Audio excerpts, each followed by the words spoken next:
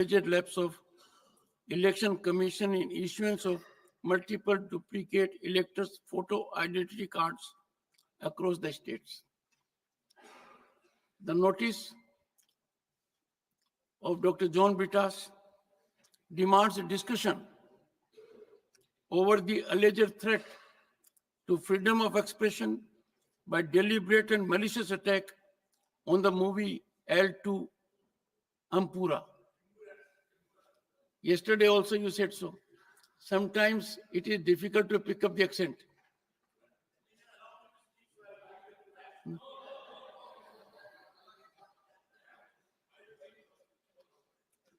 The notice of Srimati Renuka Chaudhary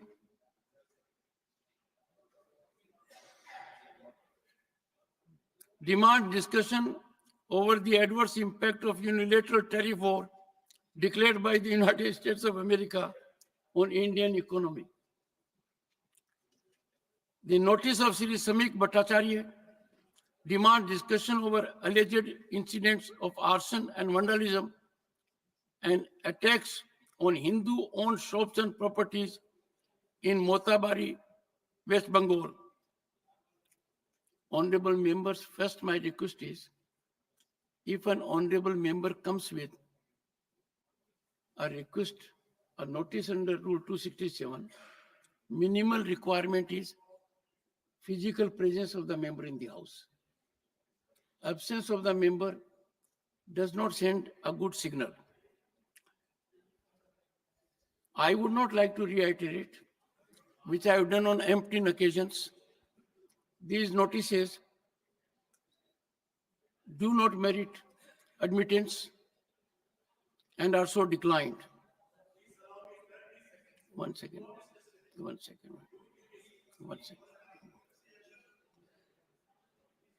This practice of allowing is never ending.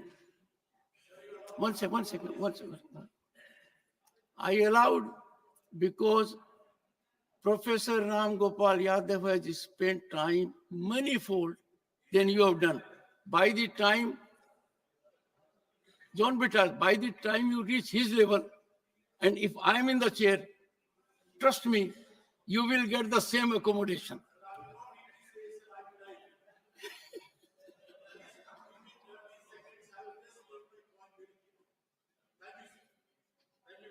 Did I say yes? Reading your face, sir. You see, Thank you very much, sir. One second. Yes, sir. We have distinguished members in the house, both sides. We have distinguished members here. I always ensure that these members get precedence. And Honorable former Prime Minister H.D. Devagowdaji was not present when I indicated to the House that after talking to everyone concerned, we have devised a mechanism that whenever the former Prime Minister would like to make an input, it will be minimum 10 minutes if his party does not have that much time. And I'm grateful for Leader of the House and Leader of the Opposition for so appreciating. Sir, the issue also needs to Let me be... give him 30 seconds. Yes, thank you very much, sir. So, Sir. Sit down. So, listed matters read with permission, Dr. John Britas, 30 seconds. Thank you very much, sir. Sir, unfortunate incidents are happening in this country. There's an assault on freedom of speech and expression, which is enshrined in the Indian Constitution. Sir, I would just say that a movie which was censored and released in the theater was asked to go back to the censor board again. And there have been 24 cuts resorted to because of the threats. And even the protagonists of the movies were depicted as anti-nationalists. If this is a situation in this country, I am fearing that the freedom of speech and expression, which is granted to the people, would be in peril. So I urge upon this House to see that such incidents doesn't happen. Even trolls and comedies are being deprecated. Sir. I'll come to you. I'll come to you. Movie should be banned. Sir. This movie should be banned. One second. Sit down. This movie. Sir. Because Hurt the feelings of Tamil Nadu. you are the You are regarding Mullai Periyar. Sir, our country is, The feelings of Tamil sir, Nadu people. hey, please sit down. Our country is fast becoming the paradise of Conclude. wounded people. Anybody and everybody is getting wounded. Please, Sir, you need to give a mark to the creativity and freedom of speech and expression. Okay. It is sacrosanct, sir. It Excellent. is sacrosanct. Nothing will go on record now. Nothing. One second. George Kurian now. I have given him time. Sir, the film is against the Christian faith. It is Christian faith and the cross. And all the Christians in India, it is opposing KCBC, CBCI, opposing the communists who want to insult the Christians in this country. That is why they are telling. Nothing will go on record. See, No. today you can see the CBCI and KCBC, they passed the resolution against this film. I am a Christian. Don't insult me. These communists want to insult every religion. They want to insult every religion. Why they are insisting? Every religion. Shri Mohammad Nadim al-Haq demand to confer Bharat Ratna to Indian origin astronaut Sunita Williams. Only what Shri Mohammad Nadim al-Haq says will go on record. Sir, let us You had all your say, welcome you had your say. the safe return of Crew 9 to Earth after 286 days. They landed back on Earth on March 18th. Let me quote what the Honorable CM Mamata Banerjee said, and I quote, "Welcome Sunita Williams and Butch Wilmore back to Earth, finally and safely after so many days. Our daughter of India returns to us, and we are deeply, deeply happy and elated. We are profoundly happy for Butch Wilmore also. Hail their courage, hail their return, hail human glory.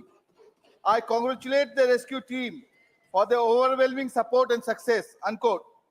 A few days after she made this statement, the Honorable CM of West Bengal spoke at the State Assembly, where she demanded that Sunita Williams should be conferred with the Bharat Ratna, India's highest civilian award. This would be a fitting tribute for her remarkable achievement.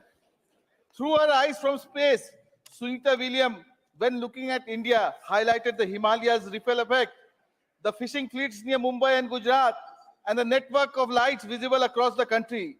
Sunita Williams' achievement would make ISRO proud, which was established in 1969. Yes, sir, great institutions were built before 2014.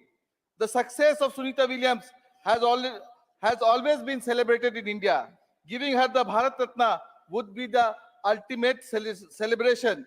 Sir, let me remind my fellow parliamentarians that Sunita Williams was honored on a visit to India in 2007. Among the many accolades she received, she was also conferred with the Padma Bhushan. I do recall that Sunita Williams said, and I quote, "There is one lady I admire a lot," unquote. In fact, that lady is now with us in Rajya Sabha. Sunita Williams was referring to Mrs. Sonia Gandhi. Despite all the accolades showered on Sunita Williams from across the world and the UPA government in Delhi, the then government of Gujarat under the then CM did not felicitate her. A few days ago, she has expressed her desire to visit her father's home country and their ancestral village. She comes from Mehsana district, the same district where PM Modi hails from. Let me ask you, sir, who is a close relative of Sunita Williams? Who is a first cousin? Also from the state of Gujarat. Her first cousin is Haran Pandya. Yes, Haran Pandya, he was a politician from Gujarat who was eliminated in a very controversial way in 2013. Sir, in 2025, we demand Bharat Ratna for a super achiever with strong Indian and Gujarati roots. Sir, सितारों से आगे जहां और there is a sky beyond the stars, and there are many more examinations for Sunita Williams. Sir, it's one thing to ask for. Sir, it's one thing to ask for Bharat Ratna for someone, and as meritorious as Sunita Williams. But in the process to cast aspersions, bring in unrelated to the context people into the picture, also bringing in people who are no longer with us, unfortunately, who passed away, are all absolutely uncalled for, if I can say in the minimum of words. I think that portion of his, the honorable member's speech should be completely taken out of records. Other than, of course, all of us will be happy to consider Bharat Ratna and other things, but there is no way reference to any persons who are no longer alive and casting aspersions on the Prime Minister should be entertained here. Those comments must be removed.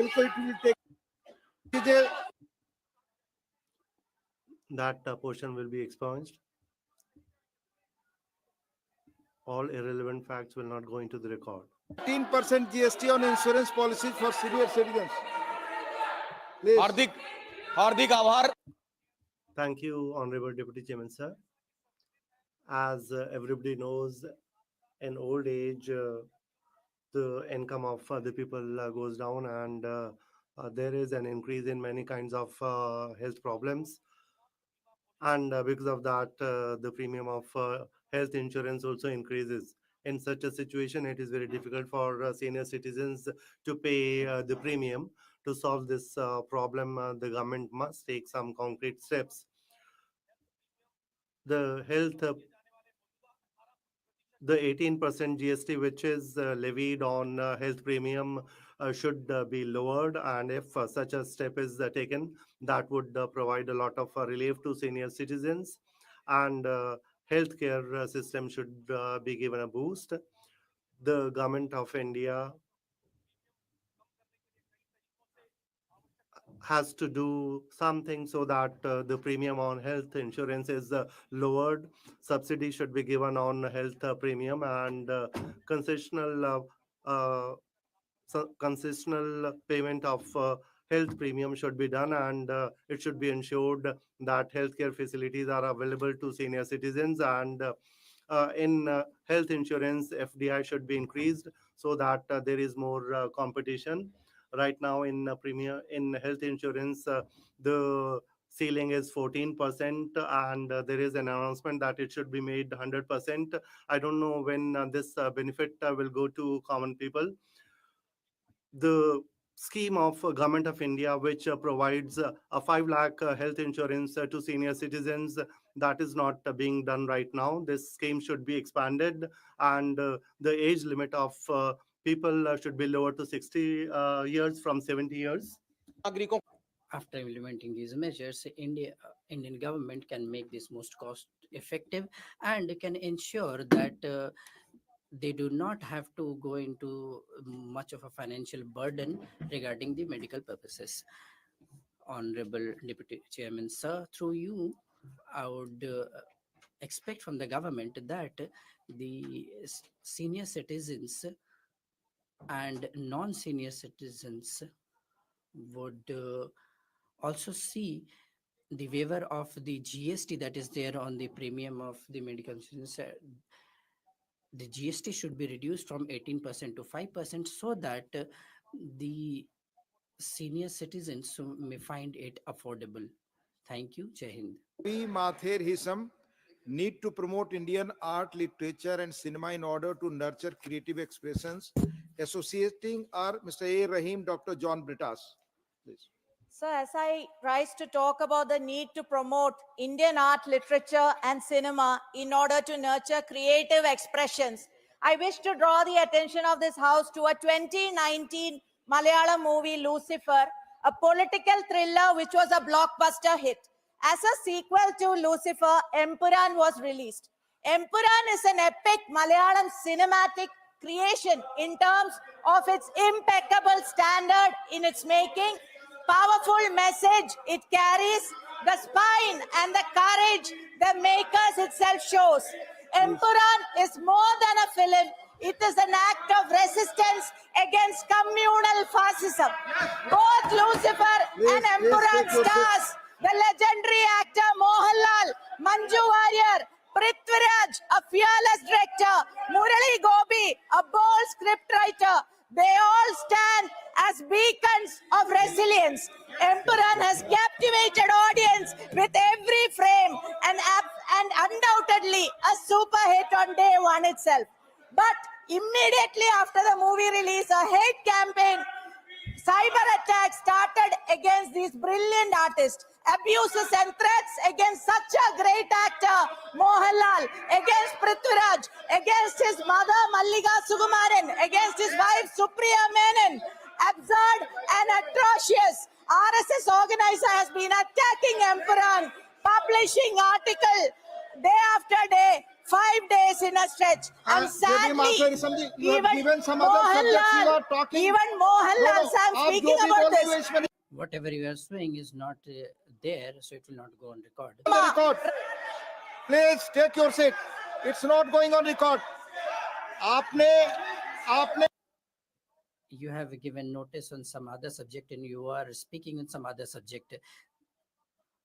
You have given this subject which is very different from what you are speaking on. Susri Swati Maliwal concerned over unregulated growth of e-rickshaws in Indian cities. Please. आपने subject कुछ और दिया था, बोल कुछ और. You give a different subject and we are talking on a different subject. Maliwal ji, you speak. That will go on the record. Thank you, sir. Yes. Thank you, sir. Sir, Please, it's Maliwal ji speaking. You take your seat. No, you take your seat. Maliwal ji, please speak. thank you, sir. Please. Sir, पहले Sir, initially, Please take your seat. sir, please stop. Please restart my time, sir. Please take it. Please. Sir, please restart my time, Please, sir. it will start now. You speak. Susri Maliwal, please speak. Thank you, sir. Sir, पहले earlier e-rickshaw was a cost-effective and eco-friendly mode of transport, but since there is no monitoring today, it has become a menace for the in Delhi roads, where we have regulations for autos and taxis. The e-rickshaws go on unmonitored.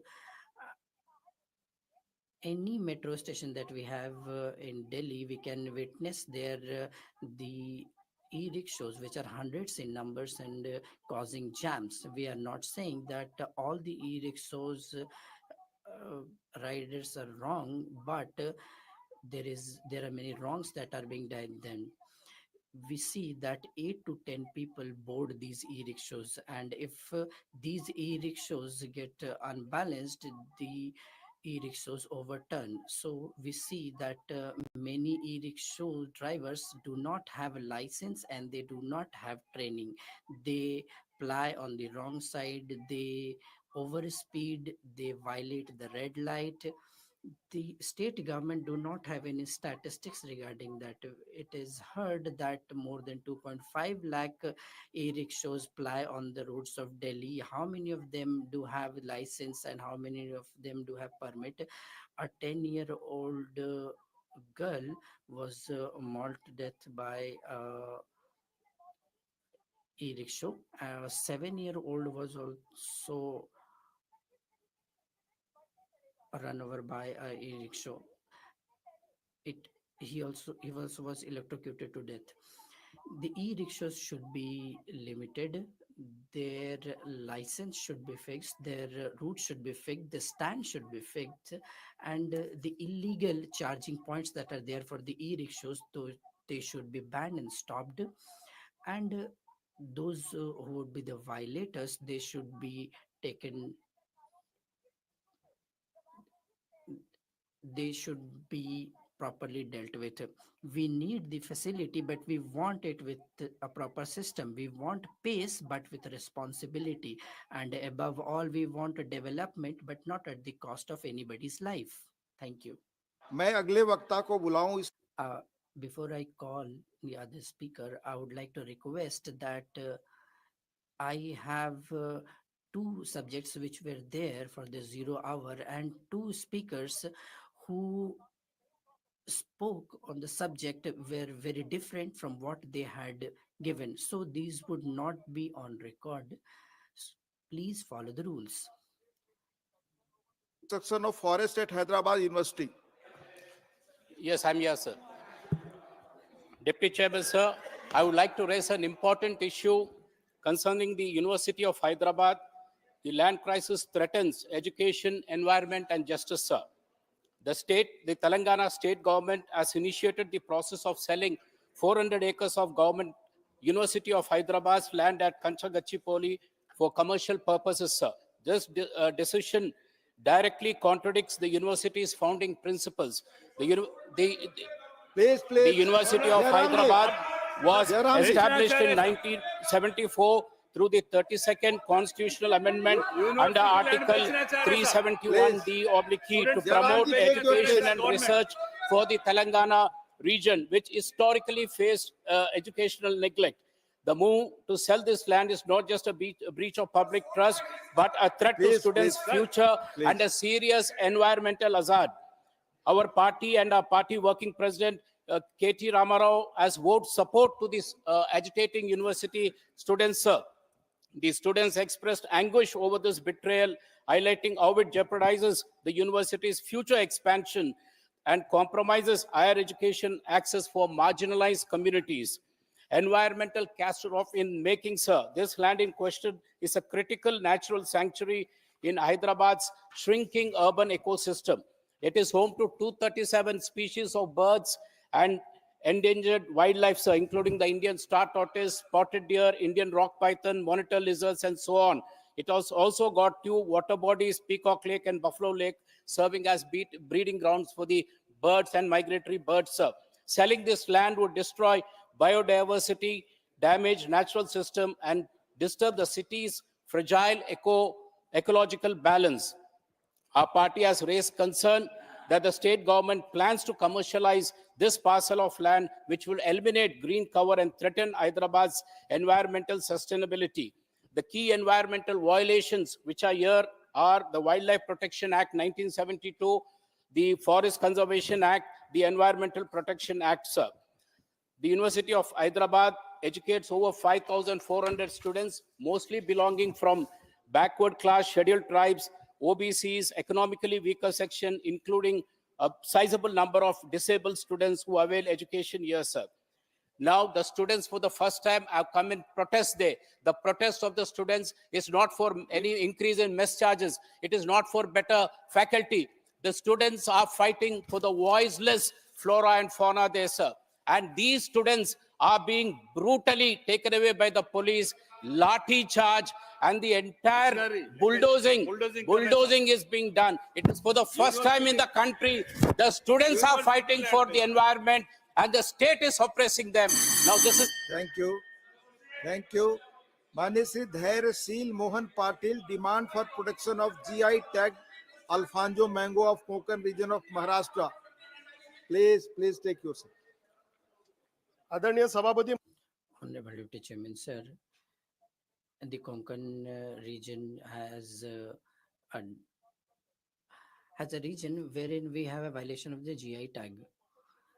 In the Konkan area, that is Hapu, say that is Alfonso mango, is known for its pulp globally. This feature is special due to the chemical and other properties of the soil and the air there and water, which means that if this plant would be planted in some other area, then the fruit that would be there would not be of this quality. So many researchers and after many investigations, Geological Indicator Act 1999, GI registry Chennai took in 5 districts of Chennai. The plant of hapus that is there and the fruit that they bear would be the authentic ones. So if this plant is planted in other areas and bearing fruit would not be considered authentic. As we have Langna mango in UP, similarly, this is there in Maharashtra, just as Malda is there in Bengal. So if we plant Langda mango in Maharashtra, that would not be authentic. GI authentication has many benefits. If you want quality and farmers have economic benefits, then in international market they have their own recognition. These days it is being cultivated there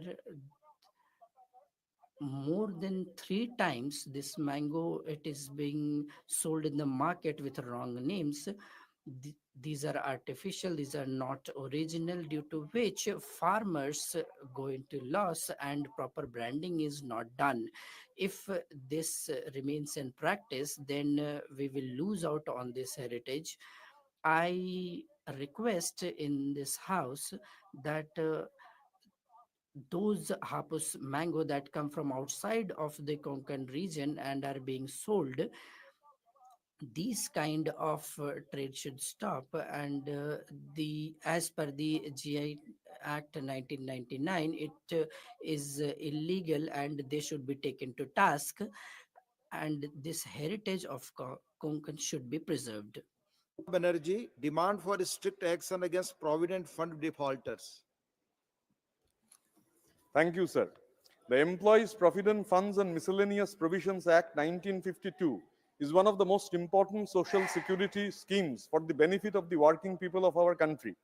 This act provides for the institution of provident funds, pension funds, and deposit-linked insurance funds for employees in factories and other establishments. Provident Fund is a central government managed retirement savings scheme where both employees and employers contribute a portion of the employee's salary to create a fund for retirement or on emergencies managed by organizations like the Employees Provident Fund organization. Sir, unfortunately enough, defaults under the EPFO has reached a record high of almost rupees 26,000 at the end of 23-24, marking an increase of 69.3% from rupees 15,254 crores the previous year, according to the official data. The private sector's default on Provident Fund deposits with the EPFO has been constantly on the rise in the last 5 years in an alarming rate. In the private sector, sir, particularly, a large number of employers are not only depositing their contributions only, but also are not depositing the contribution of the employee, which the employers are deducting during salaries. This is a dangerous and alarming trend. In order to ensure stringent measures against the PF defaulters, sir, the concerned state government must have the concrete PF data from the PF offices, which are not happening in reality. The Labour Department of the Government of West Bengal has been repeatedly requesting the additional Central PF Commissioner in charge of West Bengal, Sikkim and Andaman and Nicobar Islands to share the list of defaulters of jute mills since 2024. The concerned additional Central PF Commissioner has bothered not to give any details till date, sir. There was a written complaint to the Labour Minister, West Bengal, against a private contractor agency working at Holdia Dock Complex by nearly 1,000 contractual employees of Holdia Port regarding huge PF default. The Labour Department has been sending formal letters to the same additional Central PF Commissioner since August 2023, but till date, no concrete reply has not been received. Naturally, a suspicion of an unholy nexus between the said office and the contractor arises. The question is whether this particular office, situated in DK Block, Sector 2, Salt Lake, West Bengal, is trying to protect that particular PF defaulter at any cost. Similarly, since 2024, the West Bengal Labour Department has been writing to the regional Provident Fund commissioners of Jalpaiguri, Shiliguri and Darjeeling, requesting for the garden-wise PF dues under their jurisdiction. Unfortunately enough, sir, no concrete reply has been received from them. In order to ensure stringent action against PF defaulters, through you, sir, I will request you to Thank shift you, to Srimati Darshana Singh. Demand for mandatory provisions of first aid training for teachers and students in the schools. Srimati Darshana Singh, please. धन्यवाद. Thank you, Deputy Chairman, sir.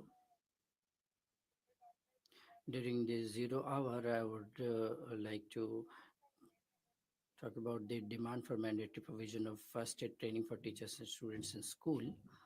Honorable Deputy Chairman, sir, through this house, I would like to request your attention towards the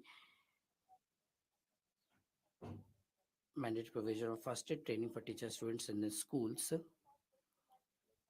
There are many accidents to occur with the students in schools. For example, they get hit or they they get bitten by snakes and other animals.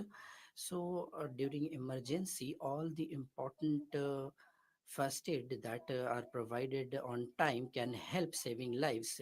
So to safeguard students' lives, the students and teachers both need to have mandatory provisions for training regarding first aid so that lives could be saved. And in this training, they should be imparted the training regarding the knowledge about how they can treat regarding the animal bites or the CPR and other important things. This would not only help students and teachers to be of help during emergency situations, but these students and teachers may help in such accidents in their neighborhood and in their families too.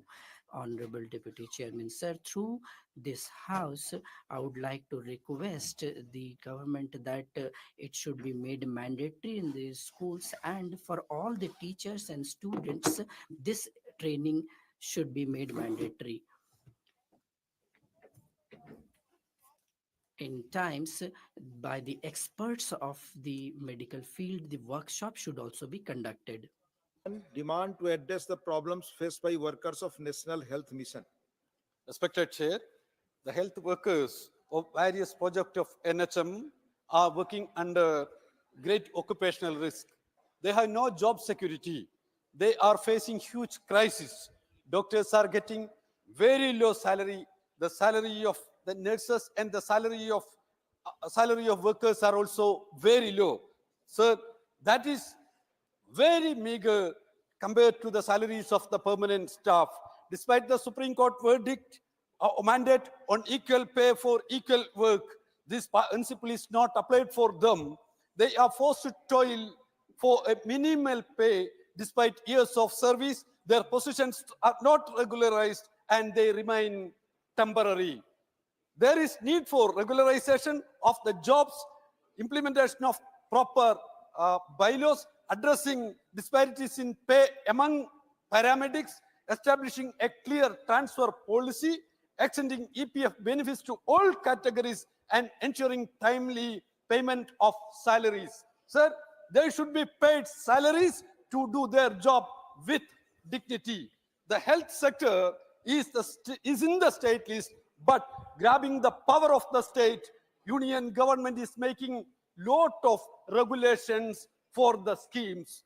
The disbursement of the money of the scheme is used as a tool for destroying the development of the concerned state. In 2005, when NRHM was started, the government said that the union government will provide accessible, affordable and quality health care for rural population, especially vulnerable groups. Now, the name has been changed to NHM, but the scheme is running in the opposite direction. For expanding the availability of welfare healthcare, the union government should provide the money to the states. The states have made huge investment in the health sector. Union government is telling that they don't have enough money in health sector. Union government is spending a very less amount. It is only 0.27% of the GDP. There is a lot of space for improvement. Strengthening the state is one of the solutions for providing better healthcare facilities, not bypassing the right of the states. That is against the spirit of the constitution. Sir, that will destroy the entire healthcare system, not only in rural India, but also in urban areas. Now here, Here in the house, Karnataka is requesting for the share of the health share in the healthcare. West Bengal is requesting for their share. Tamil Nadu is requesting. Telangana is requesting. Kerala also requesting for the share. All across India, interest of the state is trampled upon by the union government. So I request the government, Thank you. Sri Ramji Lal Sumanji need to take measures to resolve farmers' problems.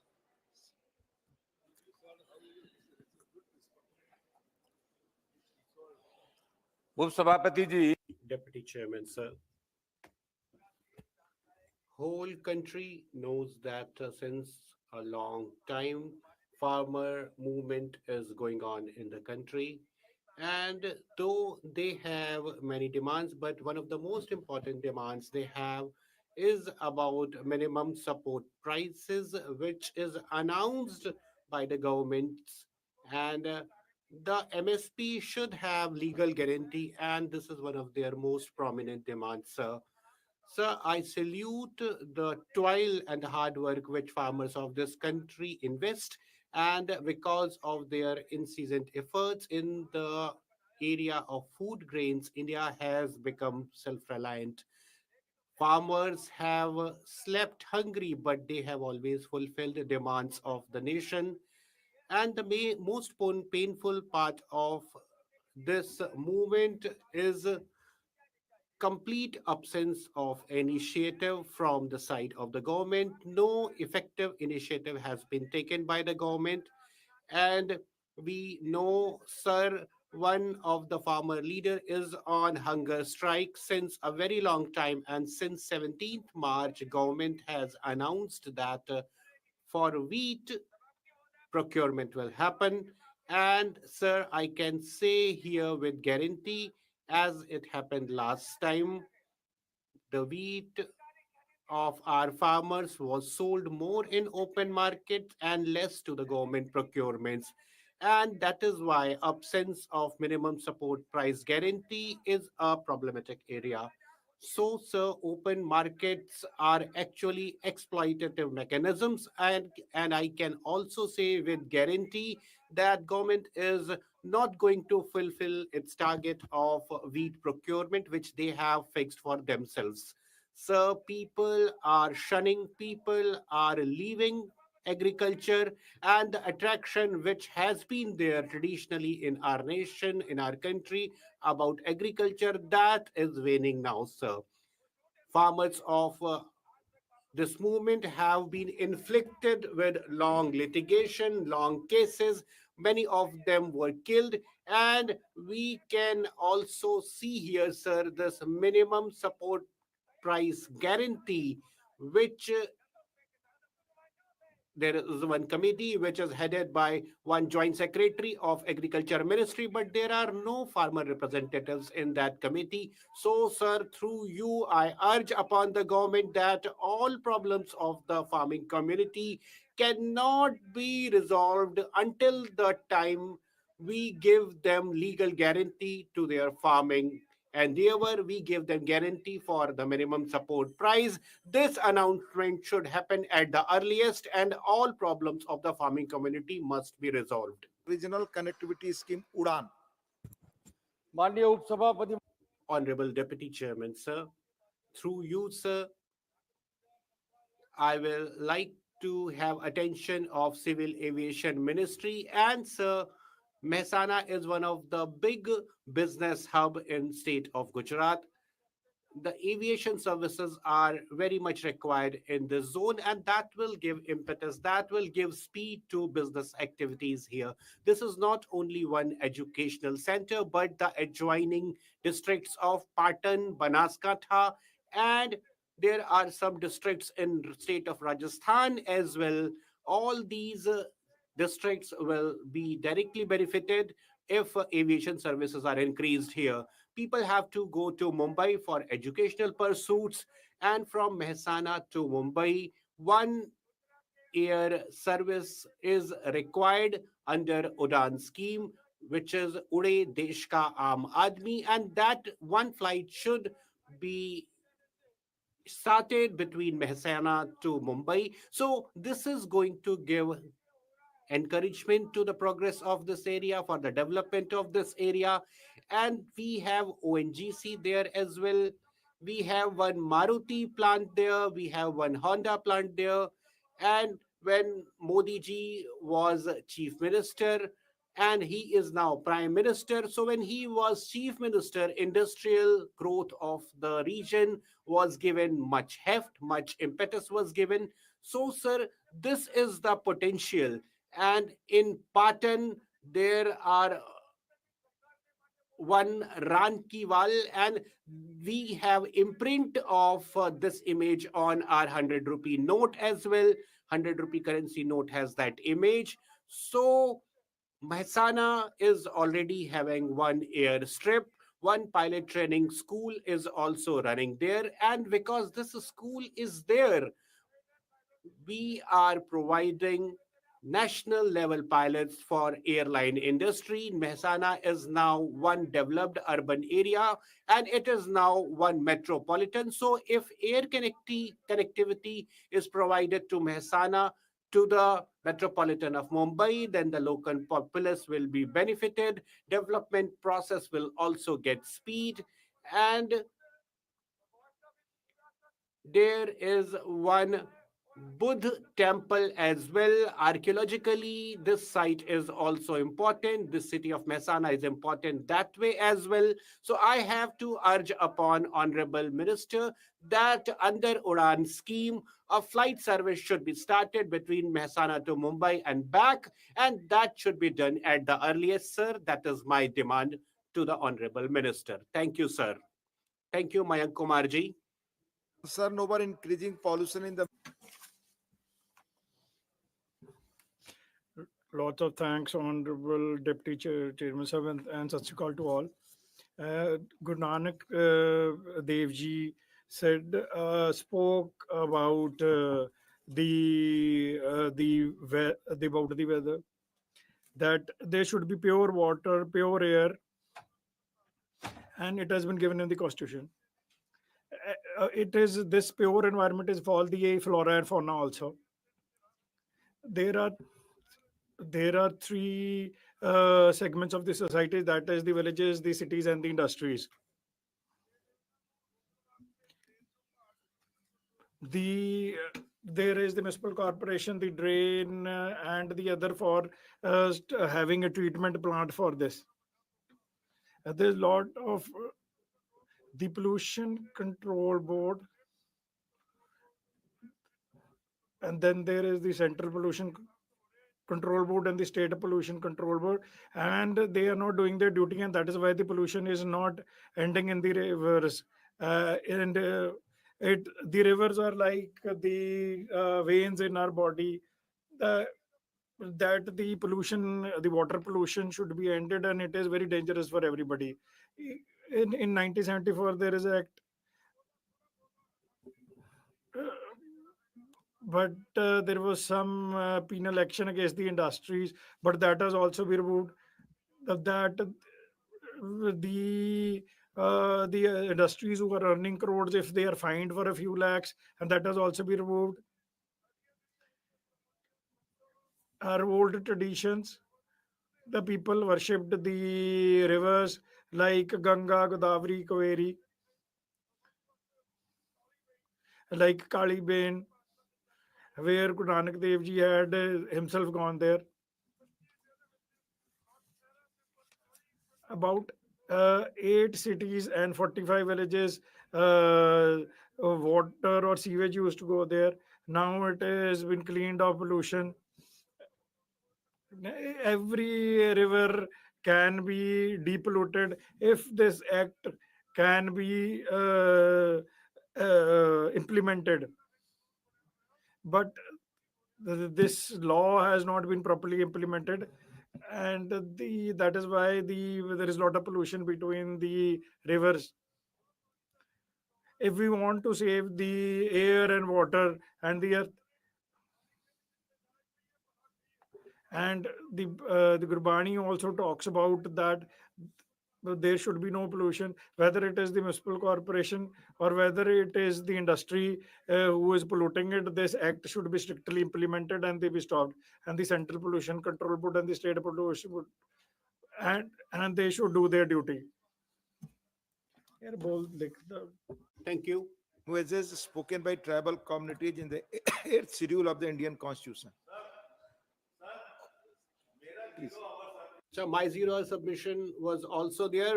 I'm calling the names which are there in the list. I am following this list only, Sanjay ji. I have to follow this list. I'm doing that only. Please sit down. I'm following this list. I'm calling names as per the list available here. Honorable Deputy Chairman, sir, I rise today to draw the kind attention of this august House to a long pending and deeply felt demand, the inclusion of Ho, Mundari, Bhumij, Kui and Sora languages in the 8th schedule of the Indian Constitution. These languages are not just modes of communication, they are lifeblood of millions of tribal people across multiple states. Their recognition is essential for preserving India's linguistic and cultural diversity and upholding the constitutional commitment to protect the rights of scheduled tribes. Sir, these languages have a rich oral and literary tradition and are spoken by large tribal populations across multiple states.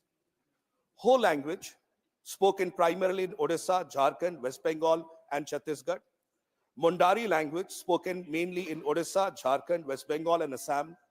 Bhumij language, spoken predominantly in Odisha, Jharkhand, and West Bengal. Kui language, spoken mainly in Odisha, some parts of Andhra Pradesh. Sora language, spoken mainly in Odisha and Andhra Pradesh. While Odisha is home to the largest number of speakers of these languages, their influence extends beyond state borders. These languages are spoken in Jharkhand, West Bengal, Chhattisgarh, Assam, Andhra Pradesh, and even parts of Bihar, forming an integral part of the linguistic heritage of Eastern and Central India. Their exclusion from the 8th schedule denies recognition, development support, and constitutional protections to millions of indigenous people across multiple states. Odisha has been at the forefront of championing this cause under the leadership of former Odisha Chief Minister and Biju Janata Dal President, Shri Naveen Patnaik ji.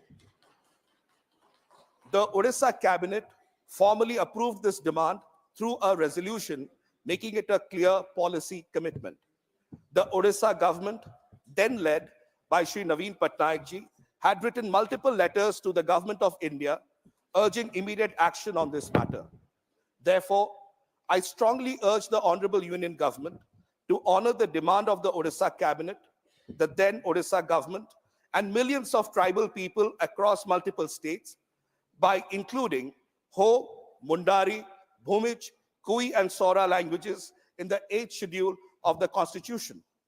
I conclude by saying that it is not a linguistic issue alone.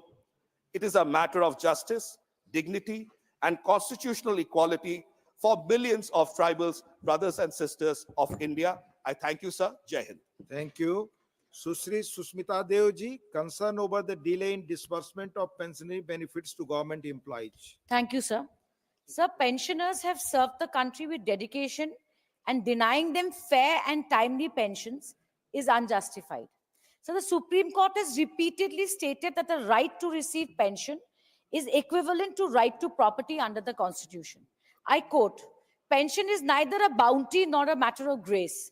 It's a social welfare measure rendering socio-economic justice to those who in the heydays of their life ceaselessly toiled for the employer on an assurance that in their old age, they would not be left in the lurch."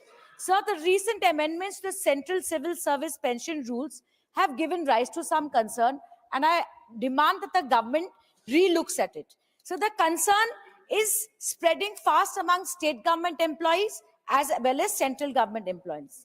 Sir, the changes suggest that pensioners who retire before January 2026 may be deprived of the benefit of the 8th Pay Commission, creating an unfair distinction between retirees. This is unjust, sir. The Employee Association and unions have strongly criticized this.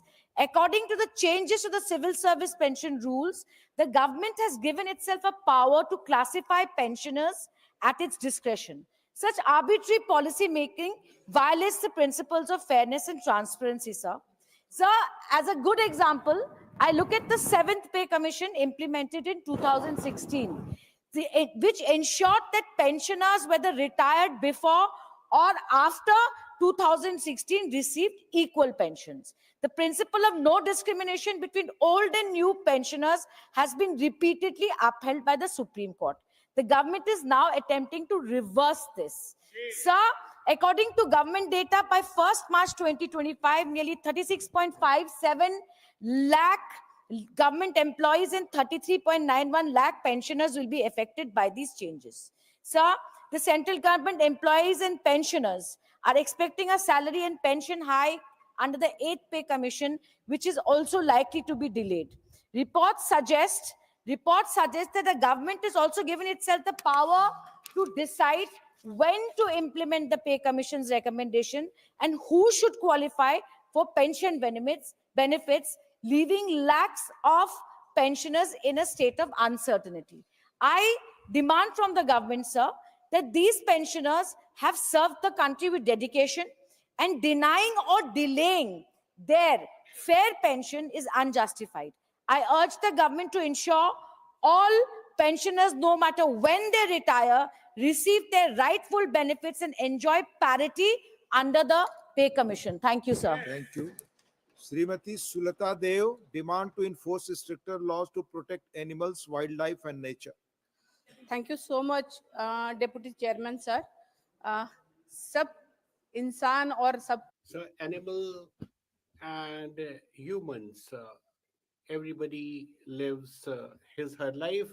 But sir, I have to voice the concern of animals here because they can't speak for themselves. And our mythology, our scriptures also teach us that in what way we have to preserve our natural habitat, including animals and birds. Many of our deities have animals and birds as their carriers. And if in today's civilization, modern civilization and modern culture, if we don't take care of these animals, then sir, this is not a fit case. And we find cruelty happening every day on streets. Even the animals which are pregnant and which are in family weight, they are trampled by vehicles. Then sir, cruelty is also happening in slaughterhouses. We are also seeing accidents happening on railway tracks, and elephants and other cattle are dying on tracks as well.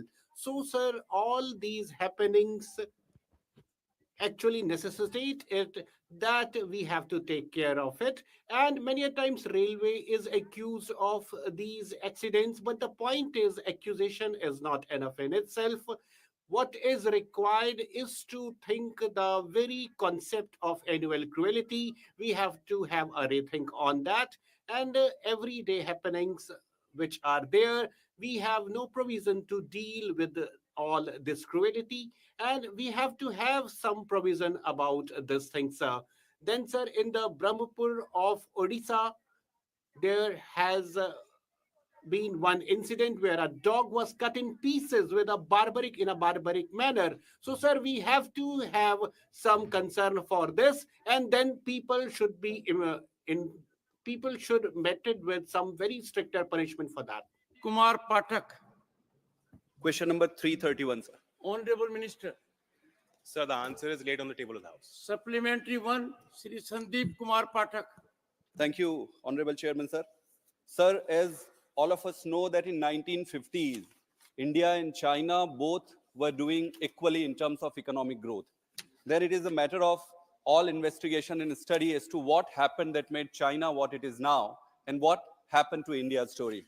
All of us understand that the industrialization was the key. And behind this industrialization, there was the vocational and skill development training. So first of all, I would like to highlight the fact that the ministry that the Honorable Minister is heading is one of the most important ministry. Under this ministry, if the answer we have received is that in 2022-23, there were 7,000 trainees who were trained. 23-24, 16,000 trainees were trained, and 24 and 25, 35,000 trainees were trained. So my question to Honorable Minister through you is, sir, whether in 1.4 billion country, this 35,000 people training in a year is sufficient? And if it is not sufficient, so what is it that the ministry is trying to work upon it? Honorable Minister. Sir, through you, I'd like to place on record the question focused on entrepreneurship training, a particular skill under PMKVY, which is a scheme. So that is why the number that is being reflected in the answer is low. Otherwise, the reach of PMKVY up till now, 1.6 crore beneficiaries have been there. Sir, in the answer, we only spoke about the particular courses that offer entrepreneurship development specifically under PMKVY. Apart from this scheme, which is a flagship scheme, there are various other programs also that target the development of entrepreneurial thinking, out-of-box thinking, critical thinking in our student base. Sir, for instance, we have two institutions which are autonomous bodies working under the ministry. One is Indian Institute of Entrepreneurship, which works out of Guwahati. Second is NISBUD, which is National Institute of Small Business Development, which is stationed in Noida. Sir, in these two organizations, we do a number of programs working with other departments and ministries. The total number of programs, for instance, let me tell you, sir, IIE, from financial year 13-14 to 15th March 2025, 10,765 programs were conducted in 3,52,552 participants. In NISBUD, 35,689 programs have been conducted from financial year 2015 till November 2024. And in these programs, 9,22,961 participants were there. Again, I reiterate, this is only for the EAP, which is the Entrepreneurship Awareness Program, the EDP, which is Entrepreneurship Development Program, and ESDP, which is Entrepreneurship Skill Development Program. These particular programs, these are the numbers that reflect under these schemes. Second supplementary, Shri Sandeep Kumar. Thank you, Pathak. thank you, sir. Ministry ne The ministry has said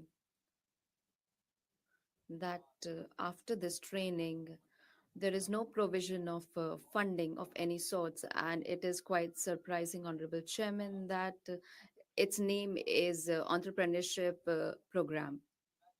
Just imagine that a woman or a sister trains to become a beautician or to become a tailor, and after attaining this training, it is quite natural that she will open up a center of her own.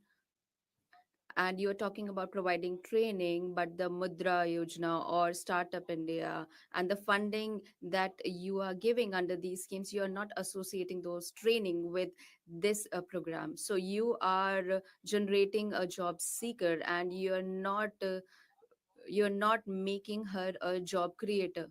So the overall purpose through the speech of Honorable Prime Minister, I think there is a major design fault.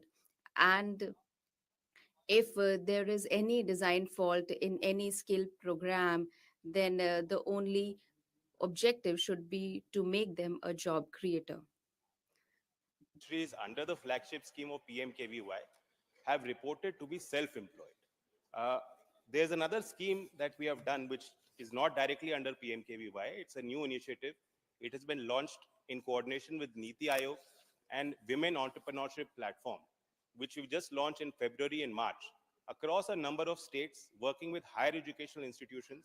Total number of 1,200 girl students have been selected for development of entrepreneurship, their abilities and competencies. And seed funding for the people, for the girl students who qualify for the last round is also provided under the scheme.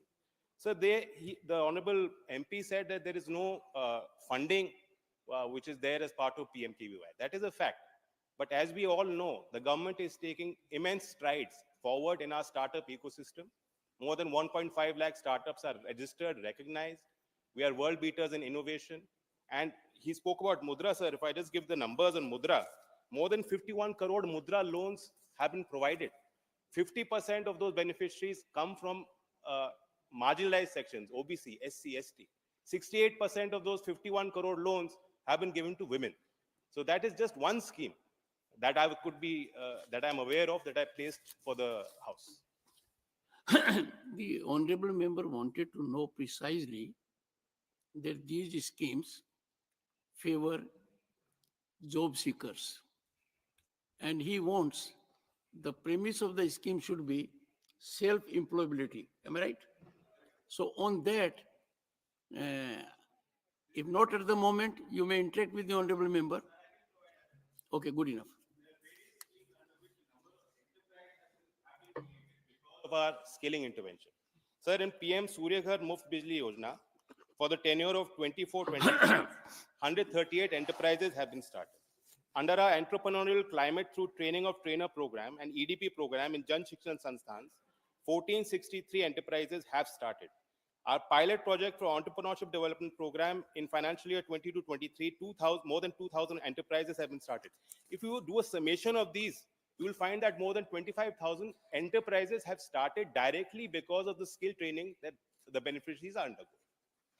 But I'm sure you'll keep the suggestion in mind also. Supplementary number 3, Shrimati Dharamshila Gupta.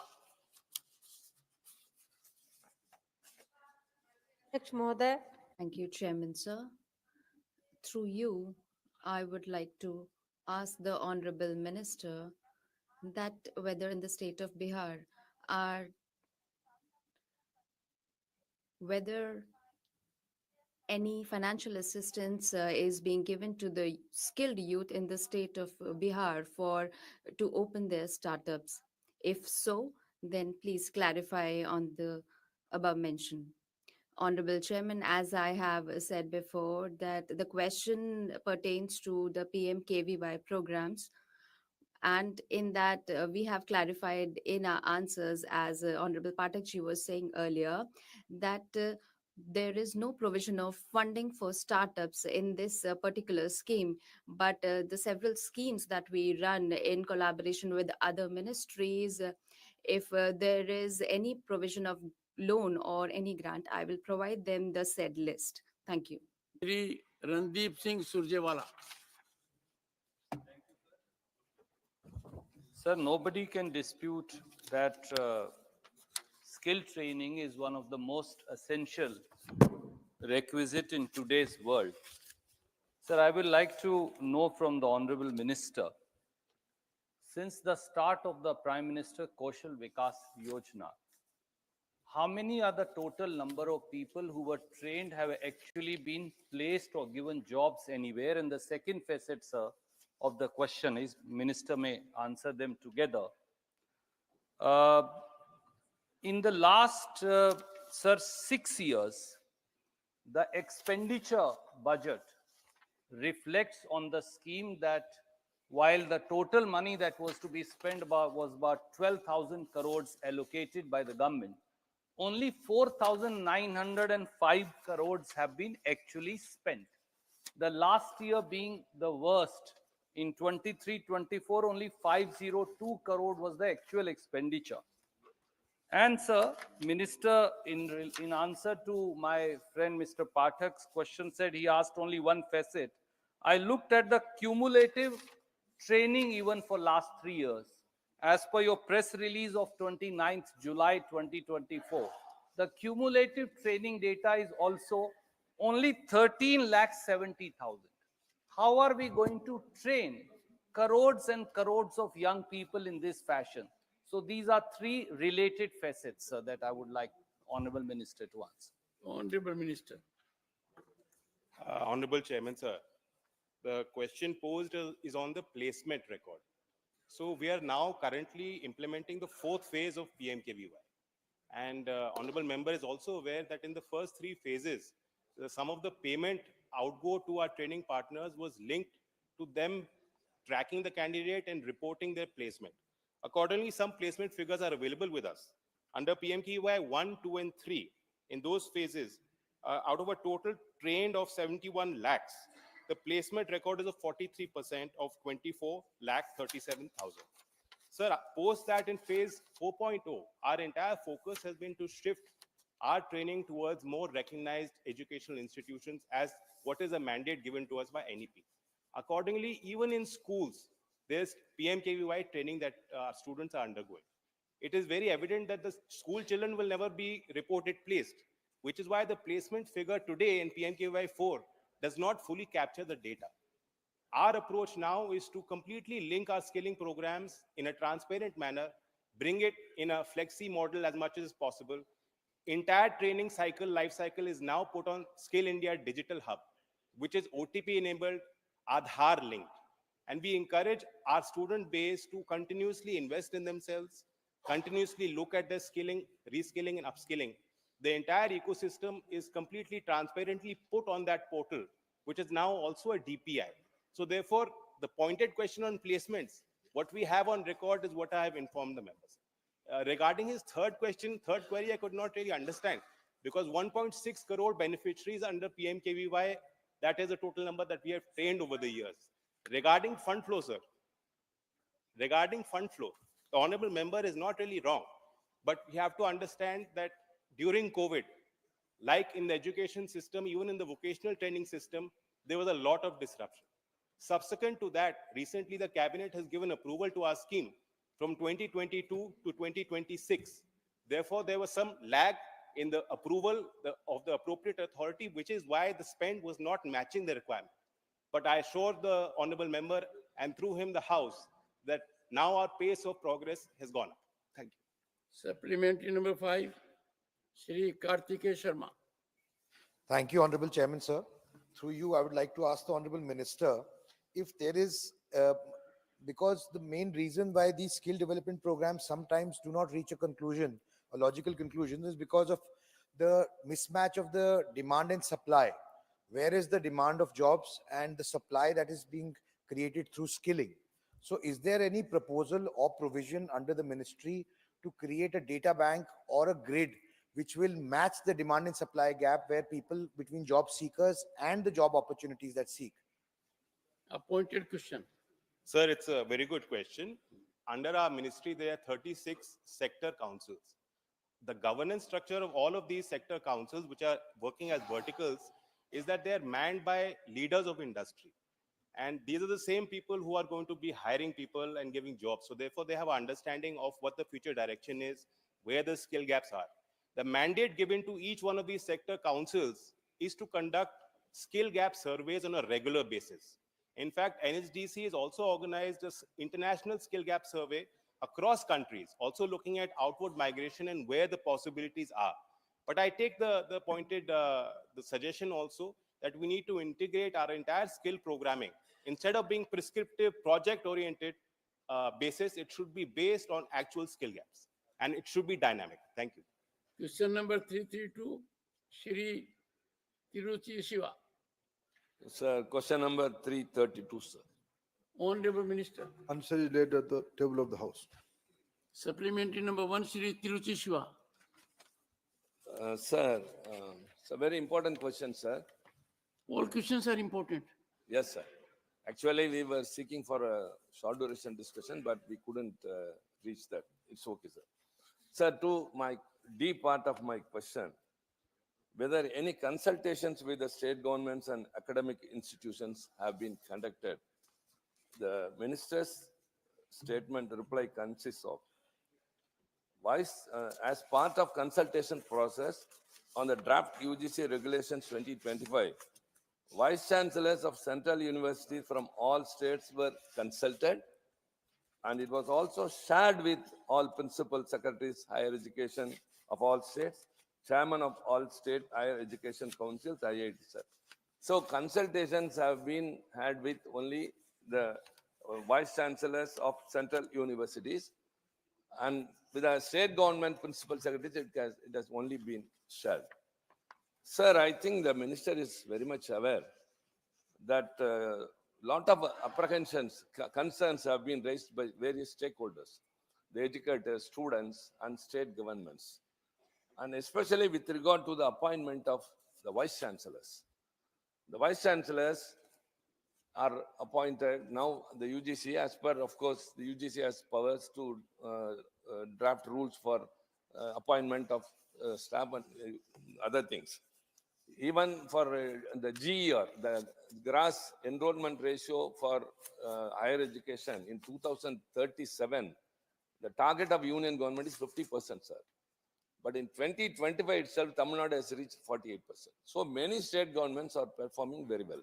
And in the appointment of the vice chancellors, now the chancellor, that is the governor, and eminent persons appointed by the UGC will be in the select committee who will select the vice chancellor. And moreover, So your the vice supplementary, chancellor need not be, sir, the question for this basic is necessary, sir. The vice chancellor need not have an academic background. Sir, the state governments have no role in the appointment of the vice chancellor. The colleges are situated in the state government's jurisdiction. They construct the infrastructure. They pay the staff members and pay scholarships, but they have no role in the appointment of the Honorable vice member, your chancellor. supplementary. My question is, why the state government has not been given any role, and how a non-academic person can be a vice chancellor of a university and can lead the colleges? Honorable Minister. Chairman, sir, honorable learned member has put three questions. Let me try to answer all the three supplementary. First, have you ever consulted with the state governments or any other stakeholders? Sir, with utmost politeness, I can inform 10 government, first of all, UGC has all authority to come out with reformist regulation timingly. This is a proposed draft resolution regulation sets envisioned by UGC, which is a statutory autonomous body. They put it in public domain. It's open to everybody, to all stakeholders. And rightly, honorable member has mentioned, UGC has communicated this to respective state governments through its principal secretary education, through chief secretaries, and all central universities, vice chancellors mentioned as a nodal person to coordinate these things. Beyond that, more than 10 state government has participated and given their suggestion. More than 52 universities cutting across all kind of universities, central universities, state university, private universities, deemed university, all kind of university has given their valuable suggestions either way. Some of them have appreciated, some of them has some suggestions, some of them have some disagreement. But we accept everything as a suggestion, and all these things are on the consideration level. The part one is the consultation. It's a widely consulted approach we have taken, and now it is also the reform draft already we have put it into the UGC has put it in the public domain, and anybody can suggest on that also. That's a regular affair of UGC. Part two of the question, whether how do you select a vice chancellor? Sir, it is nothing new. Since our country after got independence and before independence, what is the role of the governor of the state? What is the role of how to select the vice chancellor? What is the role of UGC? This all has been deliberated, discussed very detailed, in a detailed manner. Sometimes some state government differ with the approach. They went to court, High Court, Supreme Court. On all the occasions, Supreme Court has given a blanket direction. The suggestions of UGC will prevail upon everything. Number two, in recent past, due to our nature of our federal structure, due to nature of our democracy, unfortunately in few areas, few states, 2-3 states, the new debate has started. Who will select the panel of the experts?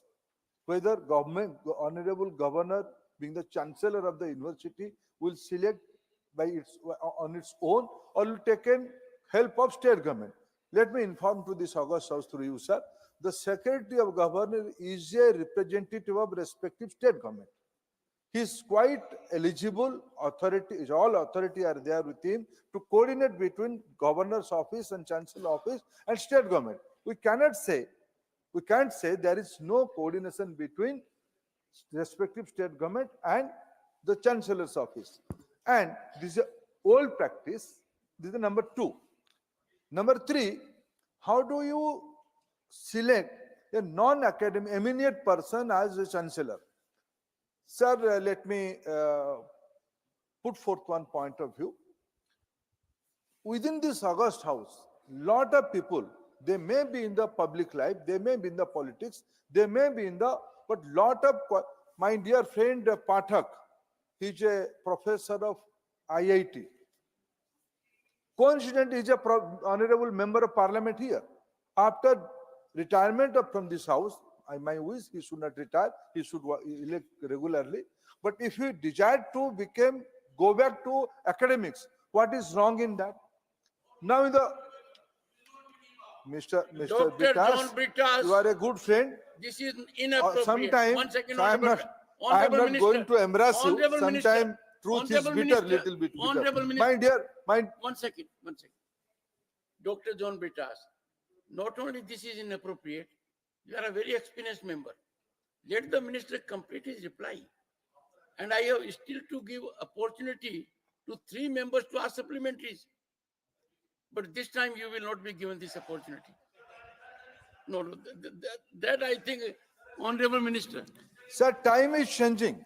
In the new era of technology, innovation, and new order of economy, who will be the leader of university? In universities function, there are 2 sets of roles. One is academics, one is administrative. Now, time has come to blend both the things. Looking into this emerging trend of the globe, emerging trend of the need of the time, this is the need of the time. So rightly, I think rightly, UGC has envisioned eminent persons should also from different walk of life should lead the university. These are the 3 polite answer of my understanding through you to House, sir. Honorable Minister, your replies are always polite. So now you are saying polite means it is more polite than earlier. Second supplementary, Shri Tiruchi Shiva. Sir, thank you very much, sir. Sir, Minister rightly pointed out an example of Mr. Pathak.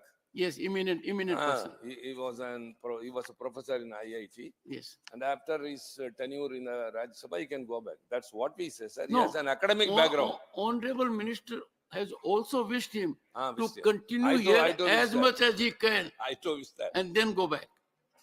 The thing is, he has got academic background. That is it. He had been an IIT professor. So when he goes back, he has an academic background.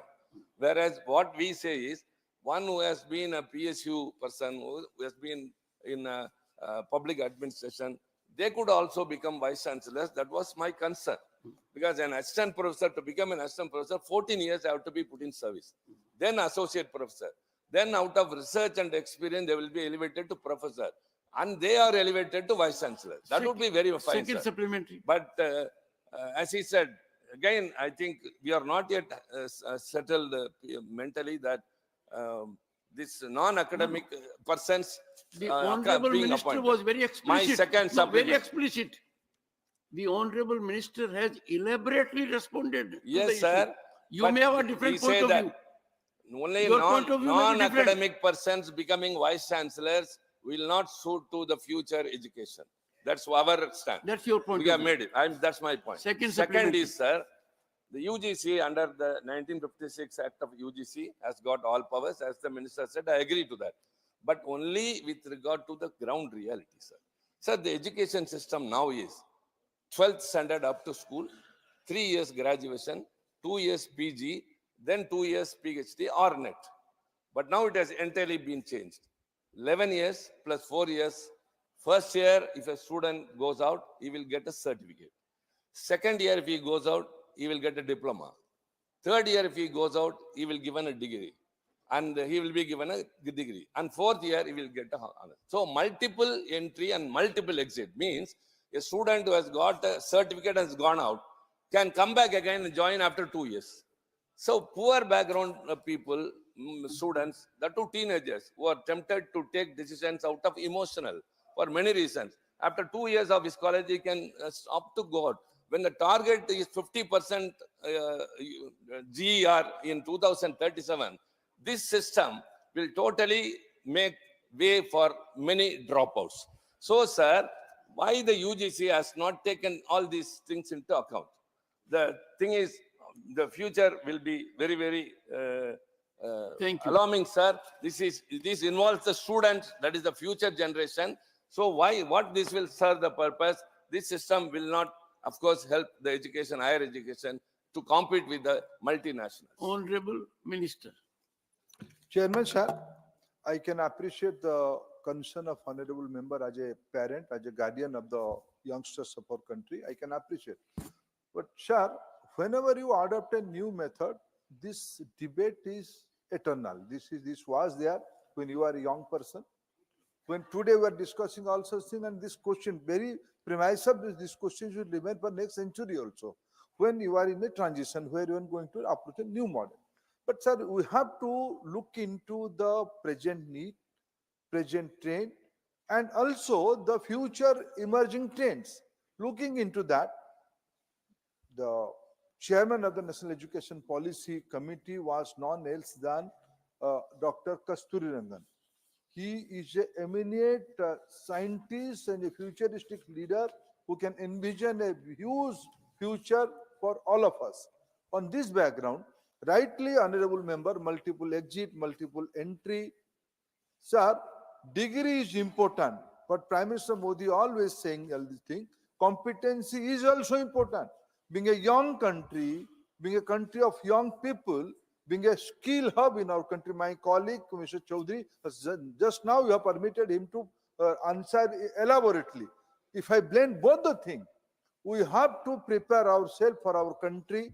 We have to prepare ourselves the need of the entire globe as a skill hub, as a knowledge hub, as a competent place of competent people. Looking into that, we have envisioned nothing related to UGC. Honorable member is mentioning the new approach of national education policy. I appreciate his concern, but I'm confident the new generation of this country will take up this challenge and come out with flying colors.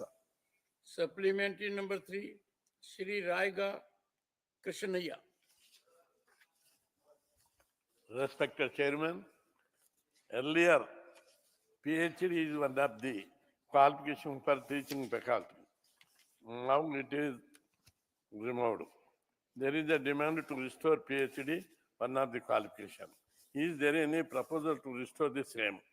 Now the PhD degree is a decorum degree. So PhD is also important degree for research orientation. In different fields, so many scientists, so many research scholars, there are innovative ideas. They are finding so many new outcomes. So, is there any proposal for imposition of PhD for teaching faculty? Honorable Minister.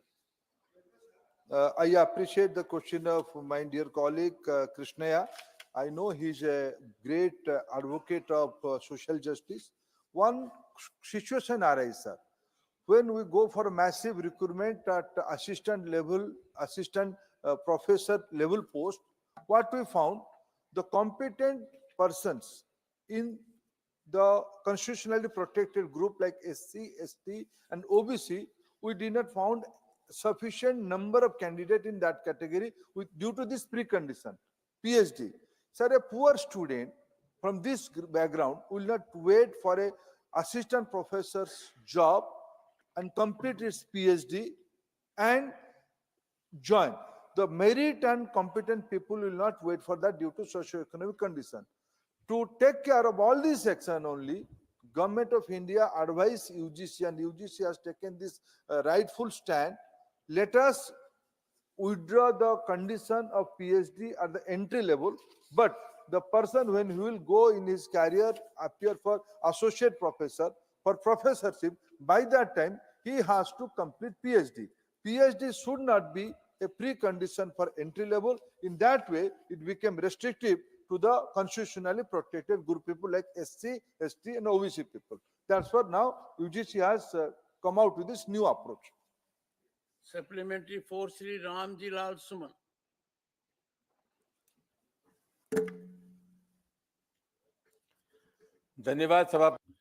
Thank you, Honorable Chairman, sir. Honorable Chairman, sir, UGC Act is that of 1956. And according to that act, if any fake university is caught, then the penalty is 1,000 rupees. That is maximum. UGC has been requesting Education Ministry regularly, continuously, that this penalty of 1,000 should be made practical. At least 5 crore rupees should be imposed and 5-year imprisonment should also be given. So I'd like to submit that we should be practical. This penal provision is just nothing. In 1956 Act, there are provisions that foreign universities cannot come to India at any cost. Now they are working in the country. So I'd like to know from the Honorable Education Minister about the provisions under the Act of UGC to be amended, how they have come otherwise to the country without amendment. Honorable Minister, Honorable Chairman, sir, the UGC Act 1956 says that UGC can amend the rules and regulations according to changing times. Likewise, the question about the fake or low-grade university provision, things have been done accordingly. Academic autonomy also, governors' autonomy also, we have a viewpoint on that. The government should be holding a stick in that context. That is another viewpoint, diametrically opposite. So the apprehension is all right, but then we cannot hold the stick also. Monitoring is required. State governments have the freedom and they have their own universities functioning in their jurisdiction. They would not function otherwise. So we are encouraging the system for that reason also. And now Higher Education Commission bill will come. And in this regard, we would find a way out. And I have said to the states that 1956 Act of UGC has actually been amended and timely changes have been brought about, and our government has also taken the call. We would go in for internationalization because we want that 14 to 15 lakh students who are studying abroad, Forex is going abroad. So we want to get it back. That is what we have to keep in view. Higher research and higher education ecosystem we have to have in the country so that foreign universities can also set up their campuses here. And UGC thought it that way, so they revised their policies. And so far, 3 foreign universities are functioning in the country, and more than 50 global quality foreign universities in various states of the country are having discussions with the governments there, and they have come to UGC also. We have parameters and we are going to permit them also according to the parameters. It is in the interest of the students. Number 5 now, supplementary.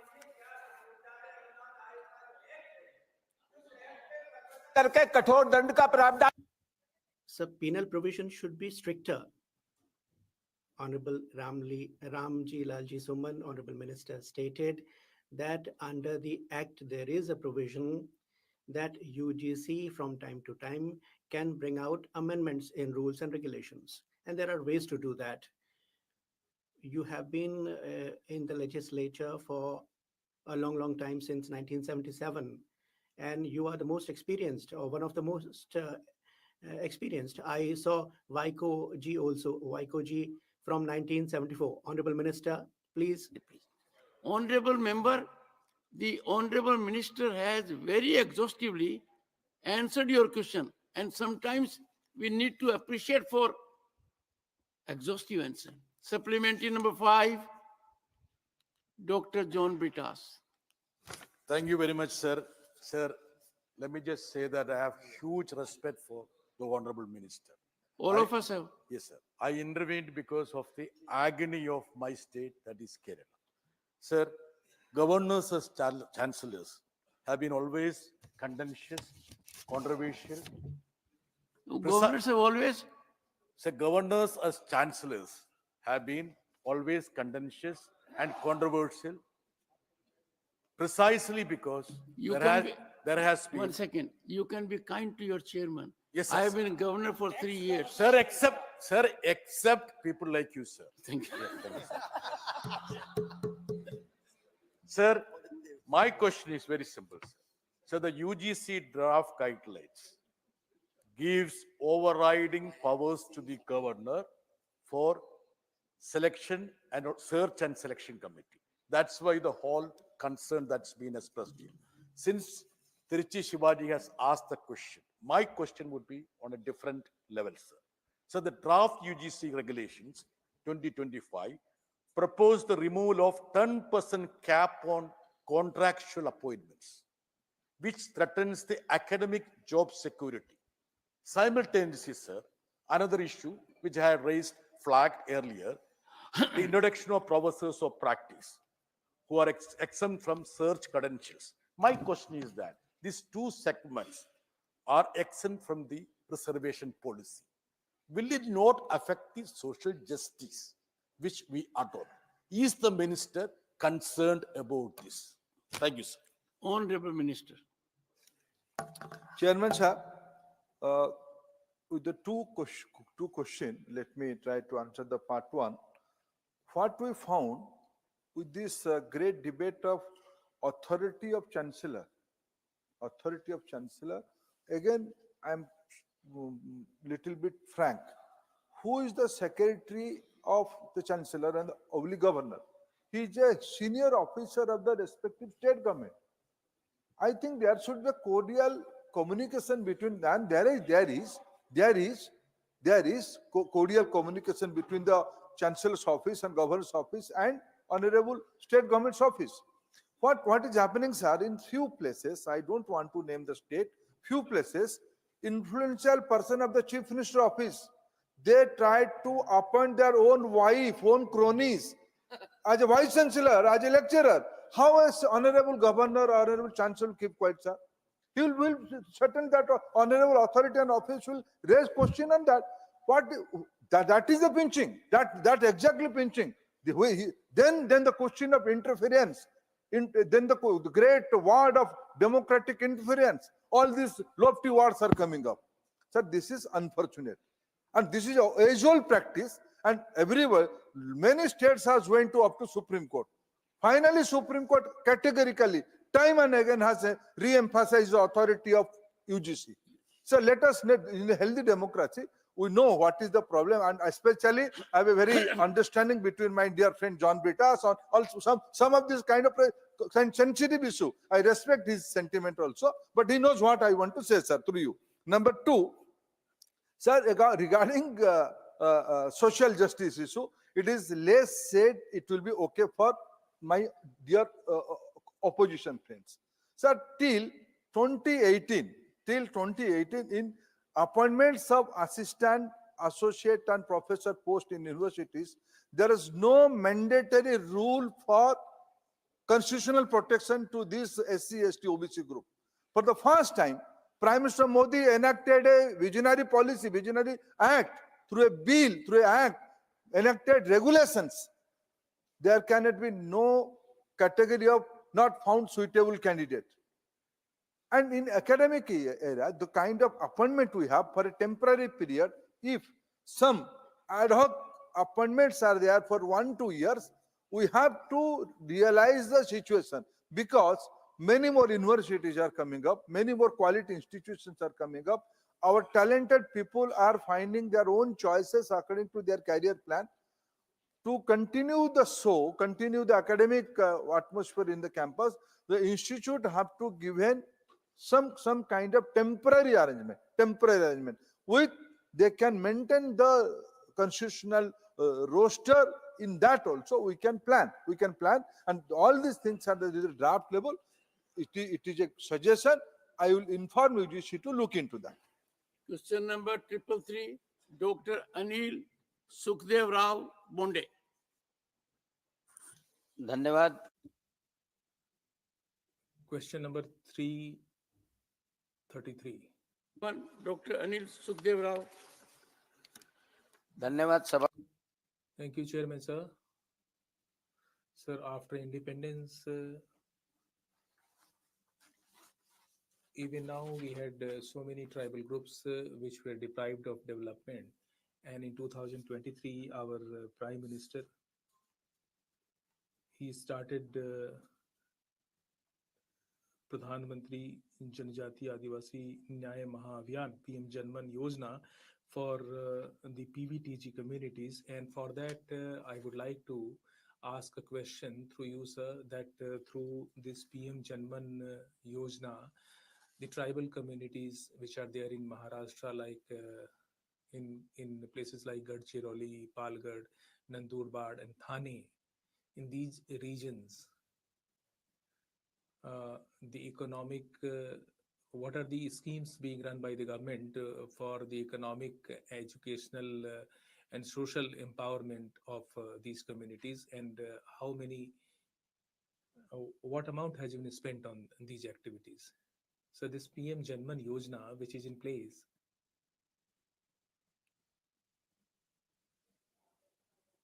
it is a new tool for PPTG communities development, and the Prime Minister has given us instruction that the 75 PVTG communities which we have in our country, which are spread in about 217 blocks,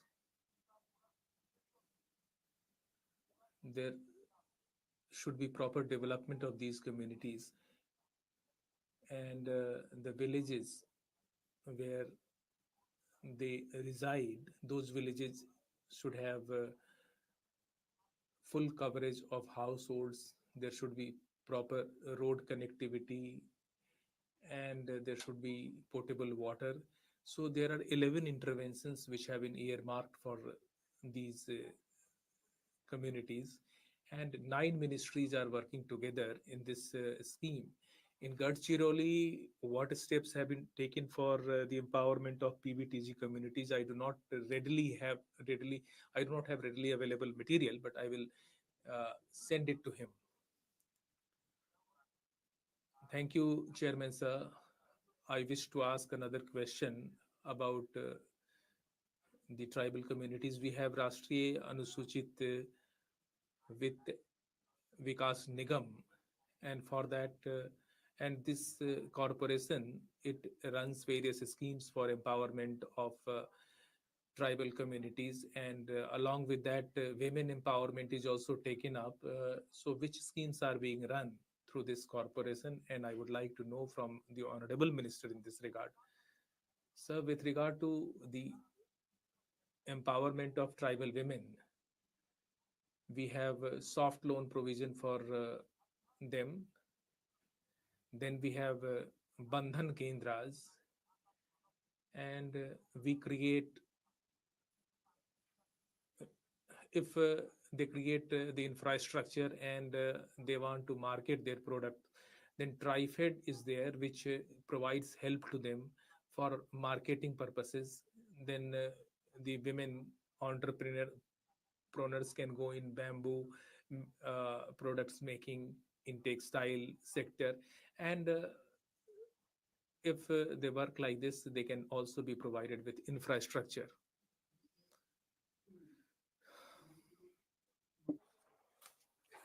Chairman, sir. Sir, through you, I would like to ask the Honorable Minister whether it is a fact that under PM Janman till November 2024, only 12% of the houses sanctioned have been completed and only 0.14% of roads sanctioned have been completed. If so, what other sanction missions targets remain incomplete and underachieved? Thank you, sir. Honorable Minister. ये figure आपने Sir, I don't think the honorable member has quoted the correct figures.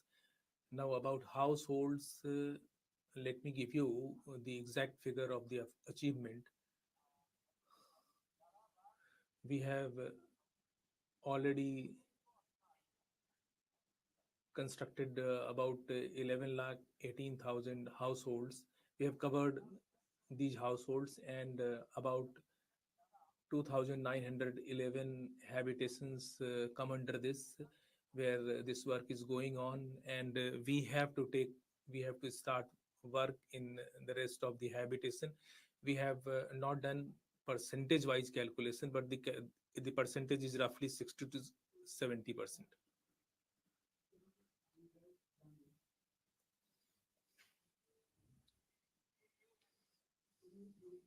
Sir, thank you for this opportunity. Sir, as we know that this is a technological era, the digital divide poses a significant barrier to the overall socio-economic well-being of particularly vulnerable tribal groups. What infrastructure developments have been undertaken under this scheme to bridge the digital divide among the PVTGS? Additionally, the Kerala government has launched its flagship project K-Phone to ensure universal internet access. Will the union government provide financial and technological assistance for the implementation of the K-Phone project in PVTG inhabited areas? technology of Sir, in order to upgrade the technology, we are laying fiber cable network in some of the panchayats, but the honorable member is speaking about certain new technologies. I will look into that.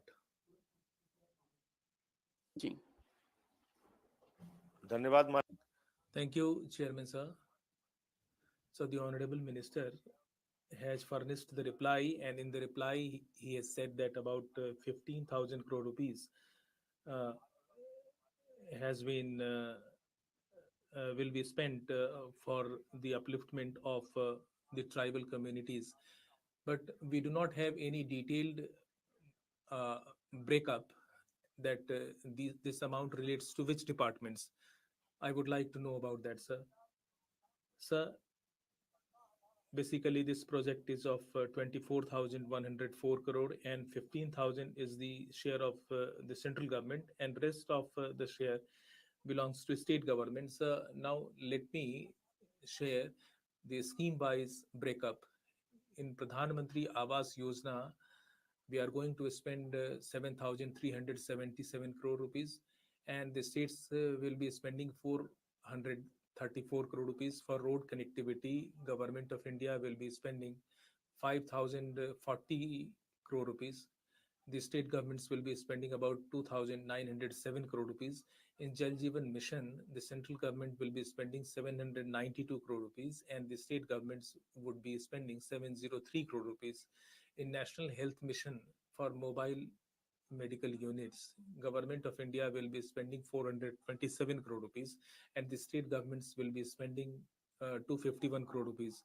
Similarly, for Sarva Shiksha Abhiyan education project, Government of India will be spending 850 crore rupees, and the state governments will be spending 520 crore rupees.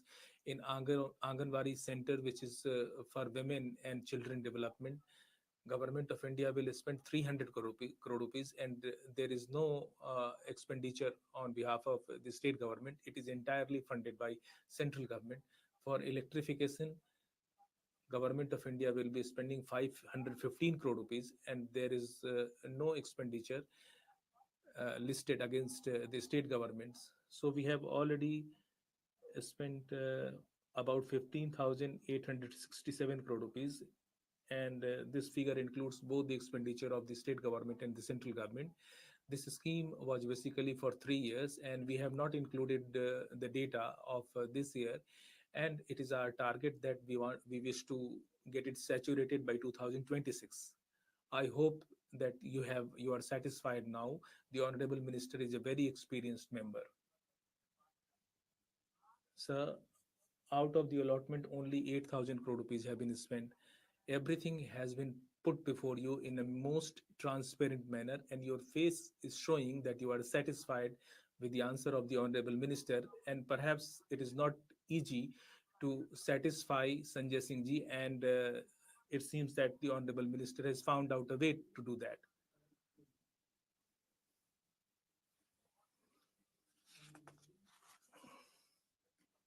So the answer has been laid on the table of the House. Sir, I had asked the question, and in part C, it has been specifically asked that what are the challenges being faced by Government of India in rolling out new education policy, and the answer which has been given by the Honorable Minister in a bureaucratic way, it does not, it nowhere mentions that the three states, they still owe about 4,000 crore rupees uh, under Sarva Shiksha Abhiyan, and this has been held back only because these states, they have not adopted to PM3 model, and in my view, it is not at all good, it is not at all fitting, and I would like to know from the Honorable Minister that the dues of these three states, by what time they will be released. Honorable Chairman, sir, today we have started we are in a new financial year, and definitely the Honorable Member, the question which has been asked by the Honorable Member, and he spoke about the three states, and I can say here in this House that out of those three states, one of the state is going to join the National Education Policy Framework very soon. So I don't think that this issue is very much relevant from my point of view. And because of electoral politics, there is some positioning in some of the states. But as far as national education policy is concerned, so through you, I would like to inform the House that that the way we deliberations were made during the Constituent Assembly debates, and we had a draft of the Constitution. Similarly, Dr. Kasturi Ranganji, he went into the requirements of the 21st century, and he also kept uppermost in his mind the vision of the Honorable Prime Minister, and a broad consultation has been done, and he certainly has taken name of some of these states, but even in those states, the implementation is being done by those states at the ground level. And when the budget discussion was going on, I had put across the relevant facts, and I think with regard to rolling out national education policy, there is there is so much of enthusiasm, and it is being approved by one and all. Sir, I did not get my answer. Sir, you are protecting us. It is my experience that even if the honorable members ask the question and they get the answer, they say that they are not satisfied with the answer. Sir, I may be a weak student, but I did not get the answer. The honorable minister said that one financial year is already over, and today we are in the next financial year. Sir, we could have understood the import of the answer when if the answer was on 1st April, but today we are on 2nd April. Sir, in the field of higher education, financing is still a big problem, and keeping in view the same thing, in 2016, the honorable minister and the government had established a higher education financing agency. I would like to know from the honorable minister that what is the current status of HEFA and how they are financing higher education today. Sir, this is a separate question, and I would send the current status of the honorable minister through you. And sir, but I would certainly like to say that in 2016, HEFA, which was established by Government of India, keeping in view the requirement of higher education sector, like creating new infrastructure, creating new classrooms and constructing auditoriums, keeping in view all these things, we came up with a new financial architecture in the form of HEFA. And I think all the institutions from Government of India, they take their services. Rest of the detail, I will send it through you to the honorable member. By what time? Sir, by day before and day after tomorrow. The National Testing Agency was given a huge responsibility of conducting nationwide entrance tests like NEET, CUET, UGC. This has created a dismay and a complete lot of trust, because this is a very lean agency which cannot take up that much of responsibility. My question is, sir, why can't the government restrict testing for entry to its own institutions and decentralize where states fill up their own seats on the basis of the marks scored in the state board examinations? Thank you, Honorable sir. Minister. Chairman sir, my esteemed colleague, dear sister Kanimoj is very intelligent person. She put a That I question. think no one will disagree. The entire house will agree to this. Sir, the basic point of the question, core of the question is, why don't you give it the NEET examination, dismantle the NEET examination and give the authority to state government? This is the base core of the question. Sir, this government is not responsible for this kind of model. Honorable Supreme Court has given a direction. The medical entrance test will be centralized, and the previous UPA government has started this model. We have to carry forward that. She was very much part of that government. She could have prevailed upon. In those days, with the leadership of their ruling alliance, they could have prevented it that. But we have to carry forward a lot. NTA is doing tremendous job with our experience. Yes, there are certain challenges in the previous years, but we are improving every year. It will be a very robust entrance testing mechanism for the country. But Honorable Minister, can the government part with its executive authority for a court? This is an issue I have indicated to the House several times. Governance in democracy has to be only by executive, because executive is accountable to Parliament, accountable to people in elections. How can executive governance be done by any other agency? And therefore, even if something significant has come from any other institution, this is an area exclusive to executive, because executive is elected by the people to govern the nation, and therefore give attention to this also. It's a larger issue beyond your ministry, but we cannot have in the country executive governance beyond the government. The government is ultimate. Supplementary number 4, Professor Manoj Kumar Jha. शुक्रिया And now you know why know, I sir. gave preference to Dr. John Britas. जी sir शुक्रिया sir Thank you, sir. Honorable Chairman, sir. Sir, through you, first of all, I would like to express my sympathy to the Honorable Minister, because he had just gone through a bereavement, and you are rightly pointing out that, because I myself have been blessed to get blessings of his deceased father, and you have certainly showed a lot of sensitivity by making this statement. So in NEP, there is a lot of emphasis on digital access, but we all know that the people who are socially and educationally backward, or the people or the children who are living in rural areas, whether the government is taking any specific step to address the digital divide. इसी साल budget Sir, in this year, सरकार ने घोषणा किया है कि So this year in the budget, the government of India has announced that in all the government schools, the funds will be allocated for broadband connectivity.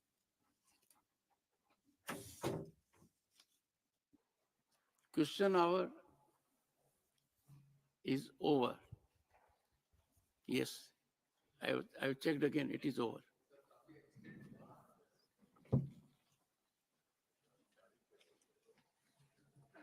The Boilers Bill 2024, Sri Piyush Goyal ji to move that the amendments made by Lok Sabha in the Boilers Bill 2024 be taken into consideration. Respected sir, with your kind permission, I move that the following amendments made by Lok Sabha in the Boilers Bill 2024 be taken into consideration. Namely, in the enacting formula, that at page 1, line 1, for the words 75th, the word 76th be substituted.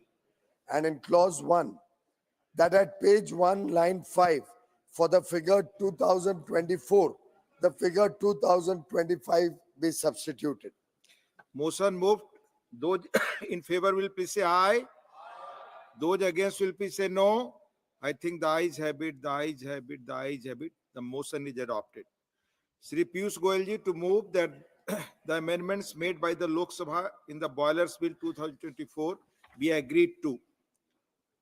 Honorable Chairman, sir, I move that the amendments made by Lok Sabha in the Boilers Bill 2024 be agreed to.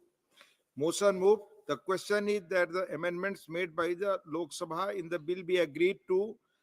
Those in favor will please say aye. Those against will please say no.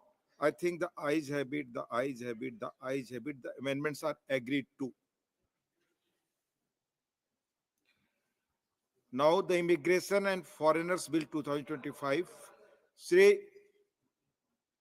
Shri Nityanand, let it move. Shri Nityanand Rai to move that the motion for consideration of the Immigration and Foreigners Bill 2025. Sir, I move that the Immigration and Foreigners Bill 2025 as passed by Lok Sabha be taken into consideration. Would you like to say something? Sir, I will say whatever I have to during the reply. What is your point of order? 9, list of business. Yes, tell me. So the list of business has been circulated. We have 2 days of the session left, sir. The BSc has allocated 3 hours for the discussion, the presidential proclamation, the statutory resolution on the proclamation of President's rule in Manipur, sir, and 8 hours for the Waqf bill, sir. Sir, we don't know in the list of business when the Manipur issue is going to be taken up. It's a very sensitive issue, number one. 2 minutes, sir, just 30 seconds. And second, sir, we've also been assured. Saket, I have got it. Please. No, let me just give me 10 seconds to finish my point of order. Let me finish so you can give your ruling. I'll take 10 seconds more, sir. Please. Also, we've been assured by the government on a short duration discussion on the duplicate epic card matter. We only have 2 days left in the session, sir. We would like to be enlightened on when it will be taken up. Honorable Chairman presided BSc meeting and he has informed the House already. Thank you. Now I will call list of speakers. Motion moved. Dr. Abhishek Manu Singhvi, please. Honorable Chairman, sir, distinguished members of this august House, I rise to oppose this bill and seek substantial changes in its pernicious character. It is clearly designed for ulterior motives by a control freak Sarkar bent upon sending out a message of fear through the architecture of omniscient Orwellian surveillance for foreigners. As I will presently demonstrate, sir, this bill is a true work of art.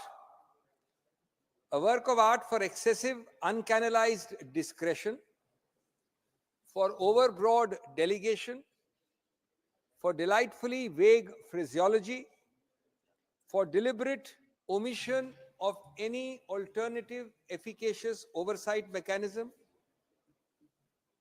for elevation of a constable to the level of a super commissioner, a license for harassment, and all based on the fundamentally false assumption that foreigners have no rights under the Indian Constitution, as also the decimation of all notions of privacy and autonomy of an individual. Sir, members of this august House, from dreams of being a Vishwaguru and enveloping the world in India's embrace of soft power, from talking of Atiti Devo Bhava, this bill sends a message that all foreigners are potential criminals, to be viewed with serious suspicion by India, where India is to act as an unwelcome fortress for its unwanted non-guests. Sir, if these words seem too harsh, let me try to make each word good in a moment. Sir, let's look at excessive delegation. Excessive delegation to lowly officials with a humongous breadth of discretion on those officials is the visiting card of this bill. Start with the heart and soul of the bill, clause 3, which by the way has no predecessor in any of the earlier 4 enactments which this bill pretends to consolidate. 1920, 1939, 1946 and 2000. No predecessor is found of this section, clause 3. The first proviso to this clause 3 has a big non-obstant override to the whole clause by empowering the central government to refuse entry to or deport any foreigner on grounds of national security, sovereignty, integrity of India, foreign relations, and curiously, public health. So far, so good. We understand these grounds, they are serious, and foreigners attaching to these grounds must be dealt with. It then adds, after these grounds, the universe of delegation. It says, quote, or on such other grounds as the central government may specify, unquote. It means, in other words, that the central government, as if it is this legislature itself, can add any number of grounds in the years to come by notifications and government orders to deny entry to foreigners or to deport them. By a process of executive extension, theoretically, grounds can be added to deny entry or stay in India, none of these grounds having been seen or approved by this august house, which is the whole purpose of legislation. That's why I said excessive delegation. Then secondly, sir, comes the killer. The second proviso to the same section, clause 3 reads, provided further that the decision of the immigration officer in this regard shall be final and binding, unquote. Sir, America में immigration judge. Sir, in America, immigration judge, appeal board in Canada, and what in India? Here, the suspicion of an immigration officer is the last decision. No appeal, no hearing, only the view of one particular officer can do away with your passport, your identity, and everything. Here, the vocabulary is very clear and the power is unbridled, and this is a autocratic rule that is being imposed. And thirdly, any oversight mechanism should be provided at least, and you have given so many rights to the executive and the government. I have seen very few such bodies where there such mechanisms are not present, and a person who comes to India, stays in India, you are imposing such restrictions on them, and you are giving these powers to the immigration officer. There is no oversight mechanism over him. Honorable Home Affairs Minister had said in Lok Sabha that the powers of the immigration officers earlier also no appeal was done against the decisions taken by the immigration officer, and he would take decision on for 24 categories of the matters. This is right. Earlier the appeals will not be made, but we did not even have section 3 earlier, and we did not have these rights also. These wider points were not there. When you have augmented the scope of the immigration activities, it should also be done. He also pointed towards America. The Office of Immigration website of America very clearly says that about 700 immigration judges are there, and over them there is Board of Immigration Appeals also, which supervises these immigration judges. And if you want to be a Viksit Bharat, you will have to learn and adopt the best practices from the developed nations, not their regressive laws.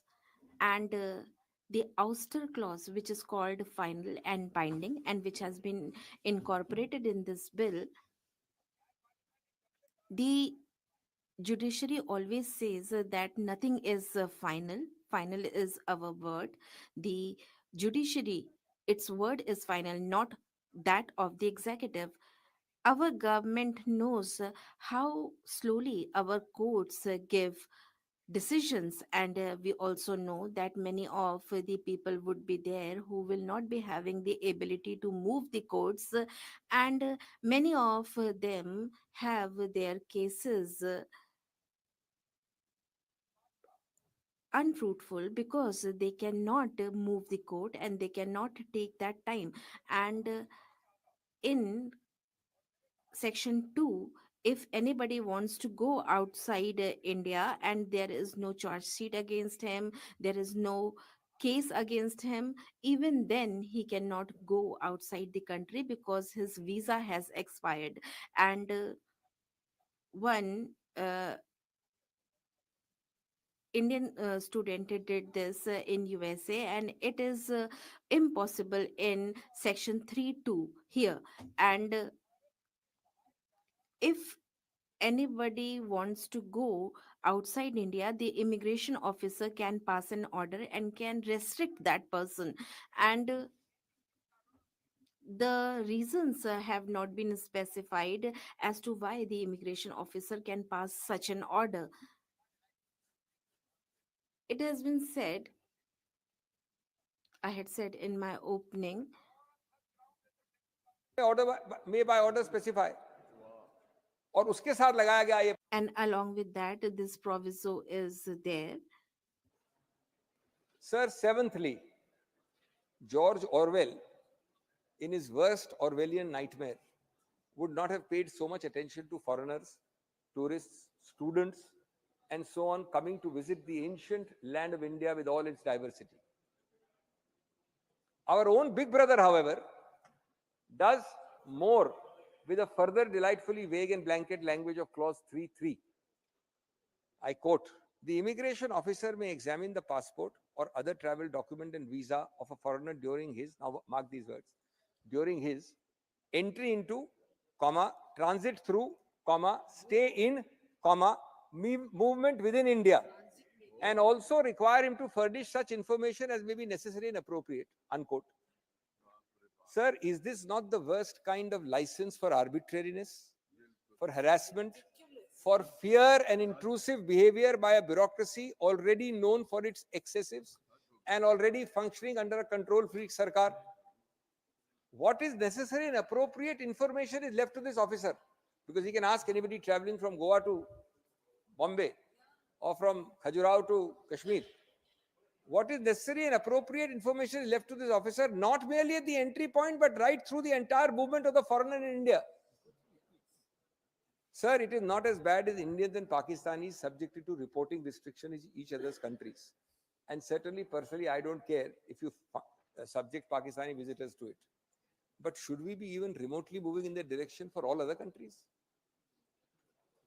Eighthly, with no appeal, no oversight, no accountability, just raw, unchecked power in the hands of a few, who will ensure that no foreigner is unjustly detained weeks after lawfully entering India? No family will be torn apart by bureaucratic overreach. Let us take an example of an over-enthusiastic bunch of teenage foreign tourists get into a heated political debate and vigorously criticize this government. God forbid the thought. You don't need to make out a separate penal offense under our Sahitas. You can put the fear of God in those teenagers holidaying in Goa or Khajuraho through the immigration officer. And more importantly, in all the friends of this teenager and the future travelers, by selectively harassing, detaining, and possibly deporting them on such vague phraseology. Mere suspicion can thus lead to all kinds of action with no adjudication worth the name. Because judges में ही नहीं, आप High Court जाइए या Supreme Court. There are no judges. Either you move the High Court or the Supreme Court. There is no appeal. There is no institution. And I am very, very surprised to see this situation wherein the decisions had to be taken, but the punishments have been given instead. Egregious examples of excessive delegation coupled with overbreadth. It says, quote, by any order, direction or instruction, to prohibit, regulate or restrict the entry or departure of foreigners into or from India, unquote. No guidelines, no limitations for such instructions, orders or directions. And they are certainly not limited to the specific tests of national security, sovereignty, integrity, foreign relations, with which I am not quarreling. These are untrammeled, uncircumscribed and unfettered language, phraseology and clauses. The opening part of the clause is without boundaries, and even the particularized sub-clauses in 7, clause 7 if you have it, seek to control the very facet of the existence of that poor foreigner. A few examples. It specifies, it can require the specification of times and routes by which a foreigner can enter, clause A. It can prohibit his departure, clause B, as I've already discussed. It can stipulate that he can be in India only at places specified, clause E. F requires him to present himself for examination anytime, anywhere. F small 4 asks him to report to authorities at specified times and days. F5 requires biometric information. F6, all this is mandatory, heavy penalties, prosecution. F6 requires subjecting himself to medical examination. And this is delightful. Last one, prohibits him from associating with persons of a specified description. This word is specified description. Immigration officer वैसे कह सकता है किसी Congress. The immigration officer can tell them not to talk to any Congress person. As may be specified, unspecified. 10thly, honorable members, was I wrong to call this a control freak sarkar? Are these not mechanisms, sir? मंत्री महोदय सुनिए, मैं दोनों आंख. Please listen to me. I am listening to you very intently. I want to assure you, I am listening to you with rapt attention. Renuka ji, Agra sit. Renuka ji, please don't speak while sitting. This is my request to you. Please don't indulge in cross commenting. I'm really very lucky that you are listening to me so intently. Control freak sarkar. Look at the thinking behind this bill. Does it think of foreigners as cattle or as en masse criminal gangsters? Is it so insecure that it wants this kind of disgusting suraksha chakra all around itself? Where are the standards, the boundaries, the tests for exercise of this mammoth power? Should we all rely on the good sense either of the sarkar or of the constable or of the immigration officer, that none of these open-ended words and clauses will be abused? Sir, 11th, the trinity of clauses, in particular 8 bracket 3, 9 and 10, 8, 3, 9 and 10, subcontract big brothers 24/7 surveillance of the foreigner to interesting entities. They subcontract surveillance 24/7 beyond Orwell to the landlord of premises where the foreigner stays. कभी गलती करके किसी. If somebody by mistake you keep a foreigner at home, that would be dangerous. To every hospital, medical institution and sleeping facility where he seeks medical help. Any and every information unspecified and unparticularized in the act is left for the future discretion of the officer. And it must be furnished by service providers like landlords, hospitals, colleges, universities, on strong pain of penalty prosecution. Large slices of civil society, friends, are therefore mandatorily by law co-opted as snooping partners with Big Brother on an all India 24/7 snooping exercise by all foreign visitors to India. 12th, in this all draftsman architecture, the draftsman seems to have forgotten that we have a small little book called the Constitution of India and some of its core provisions. He forgot that unlike several developed nations, and this is very important, India is not developed in many ways, but in these manners it is more developed than other countries. Unlike several developed nations, we hold our head proud and high as a democracy because we guarantee several rights to non-citizens as much as to citizens by the Constitution. Many other countries limit it to citizen only. Baba Sahib, when he was asked about the heart and soul of our Constitution, identified two clauses, two articles, 14 and 21. They are the first thing which anybody is taught about our Constitution. He says the heart and soul. Both 21 and 14 or 14 and 20 apply to non-citizens as much as citizens. One, that is 14, guarantees equality, non-arbitrariness, and substantive due process. The other, right to life and liberty, which is now non-suspendable even in a declared national emergency. And friends, I don't want to digress, I don't have time, but the jurisprudential journey of Article 14 is fascinating. Originally, I don't have the time, I'm not going to take time, just give me a minute. Originally, it was the equality doctrine. Don't treat equals unequally and unequals equally. From Royappa onwards in 1976, by court interpretation, 14 includes non-arbitrariness. What no reasonable person will do, apart from discrimination, separate from discrimination, non-arbitrary, second facet of 14. Third, from 1990s late or 1980s late, Maneka Gandhi's case added procedural due process. You must have due process of procedural kind in all laws, in all activities. And finally, for the last 5-7 years, we have substantive due process.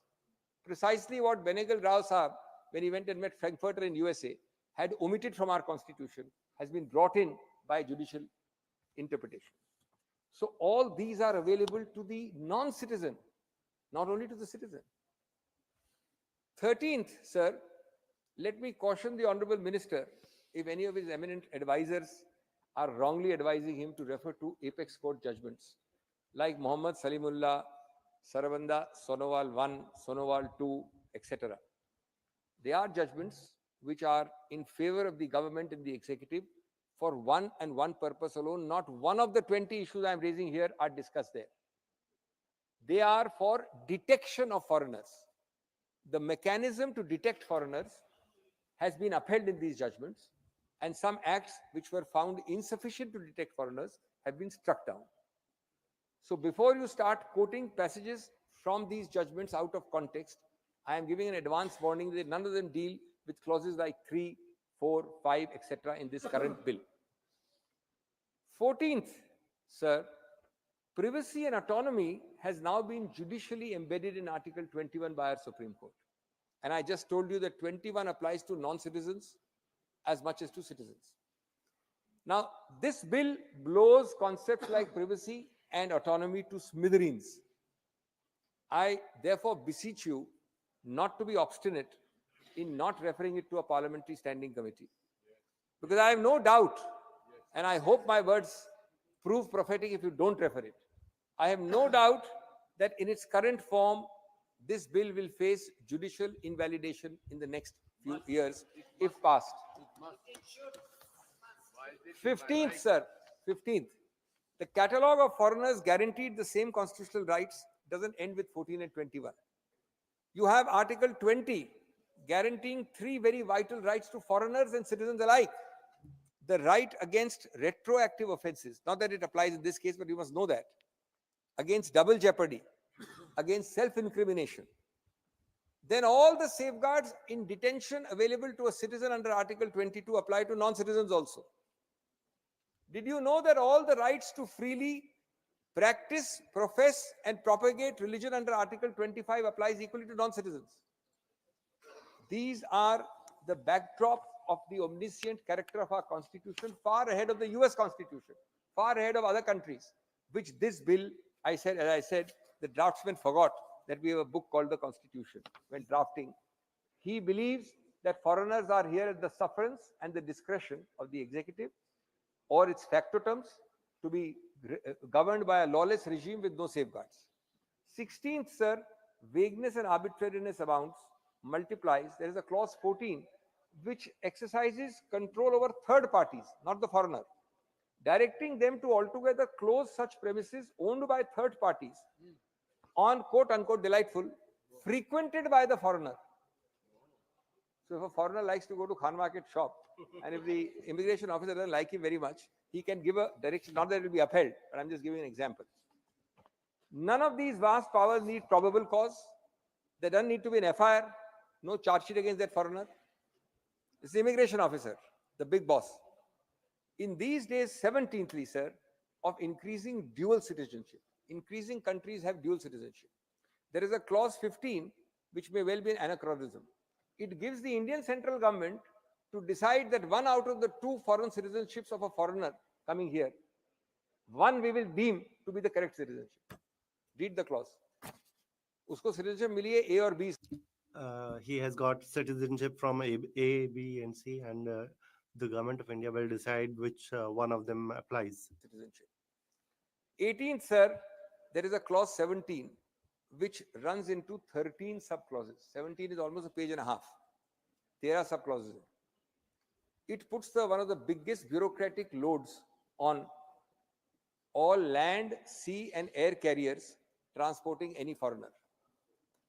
Most airlines should now only fly non-foreigners.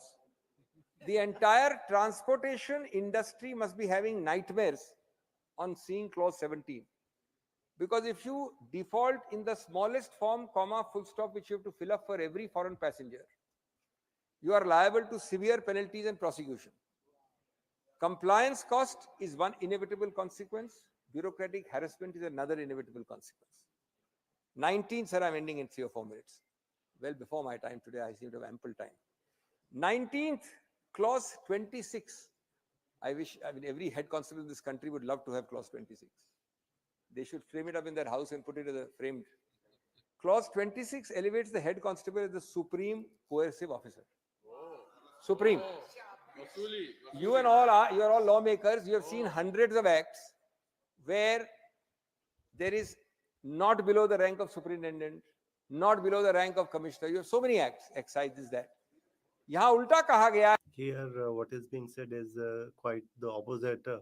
Ultimately, it will be the jurisdiction of constable. Of course, somebody can go to the court, but so far as the act is concerned, it is in the jurisdiction of head constable. Potentiality of its misuse, as reflected in the bill, is in inverse proportion. Power is that high. The person exercising the power, inverse proportion to the status given to the person who's the wielder of that power. The higher the power, the higher should be the status. It's in inverse proportion here. Even lesser acts have higher and greater authority specified. This approach can only be ascribed to a mindset treating foreigners not as individuals with dignity and respect, with identity, but as objects of our contempt and disgust. Sir, in the end, you will be surprised that I have found something in the bill worth retaining. Clauses 21, 23, and 25, 24 and 25 mitigate some of these draconian facets by mercifully, thank God for small mercies, providing for compounding of offences. These must be retained. Of course, the whole bill must be referred to a standing committee.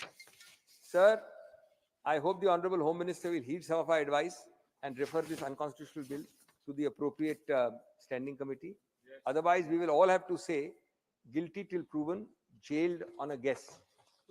Justice here is a game of chess. Injustice dressed as immigration law is still injustice. Yes. It is a bill supposedly in the name of law and order, but it is actually in the service of chaos. Yes, yes. Nyay nahi. Not justice. It is going to be absolute power. It is the order of an officer. It is going to be the last voice. When the definition of law becomes the wish of the officer, the democracy is going to be suffocated in the name of security. This bill will murder the safety and security of the citizens. There is no transparency, there is no accountability. It is only on the whims and caprices of officers. It will be decided who has the right to live in the country, who doesn't. Is it the thinking of the new India? This is not a matter of external affairs. It is an attack on democratic values. This bill has been drafted for foreign citizens. I admit that this is not for our own citizens, but it won't be late when the shadow of the bill reaches our own citizens.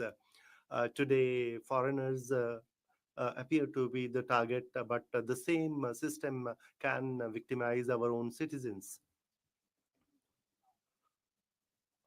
Such a kind of a control freak government is demonstrating its own feeling of insecurity. Perhaps you may be thinking that who continues to be the strongest person for a long time. We know that even if it is a very strong building, it is at the risk of getting demolished. Srimati Rekha Sharma. Thank you. The opportunity to speak on this very important bill. I stand before you in the support of a landmark bill, the Immigration and Foreigner Bill 2025. It is a bold and necessary step towards securing our borders, protecting our economy, and preserving the rich cultural fabric that makes India truly unique. For too long, outdated immigration laws have left us vulnerable to security threat, economic strain, and administrative chaos. Under the decisive leadership of Honorable Prime Minister Shri Narendra Modi ji, we recognize that a modern, fair, and well-regulated immigration system is not just a necessity, it is our duty. This bill is testament of our unwavering commitment to national security, lawful immigration, and the protection of our citizens' rights. Let us be clear. Illegal immigration is not just a policy failure, it is a betrayal to those who abide by the laws. India has always been a land of compassion. We have given refuge to Hindus from Pakistan, Afghanistan, and our neighboring countries where their human rights were under threat because of their religion. But we can't extend generosity to all as it is not it must not come at the cost of national integrity.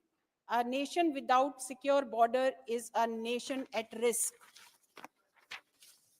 Immigration laws under Congress rule were often lenient, unstructured, and in many cases driven more in political consideration than national security or demographic balance. This made India vulnerable in several ways. In Congress Raj, Congress government turned a blind eye to large-scale illegal immigration, particularly from Bangladesh.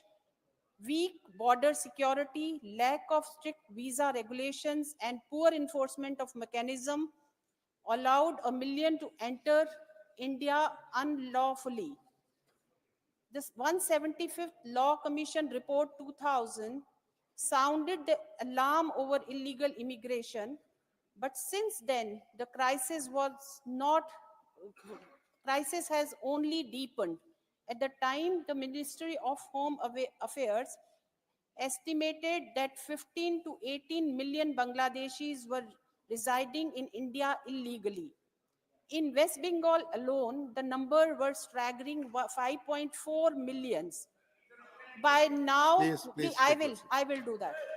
Please, Apasuba. By now, they must have increased many folds.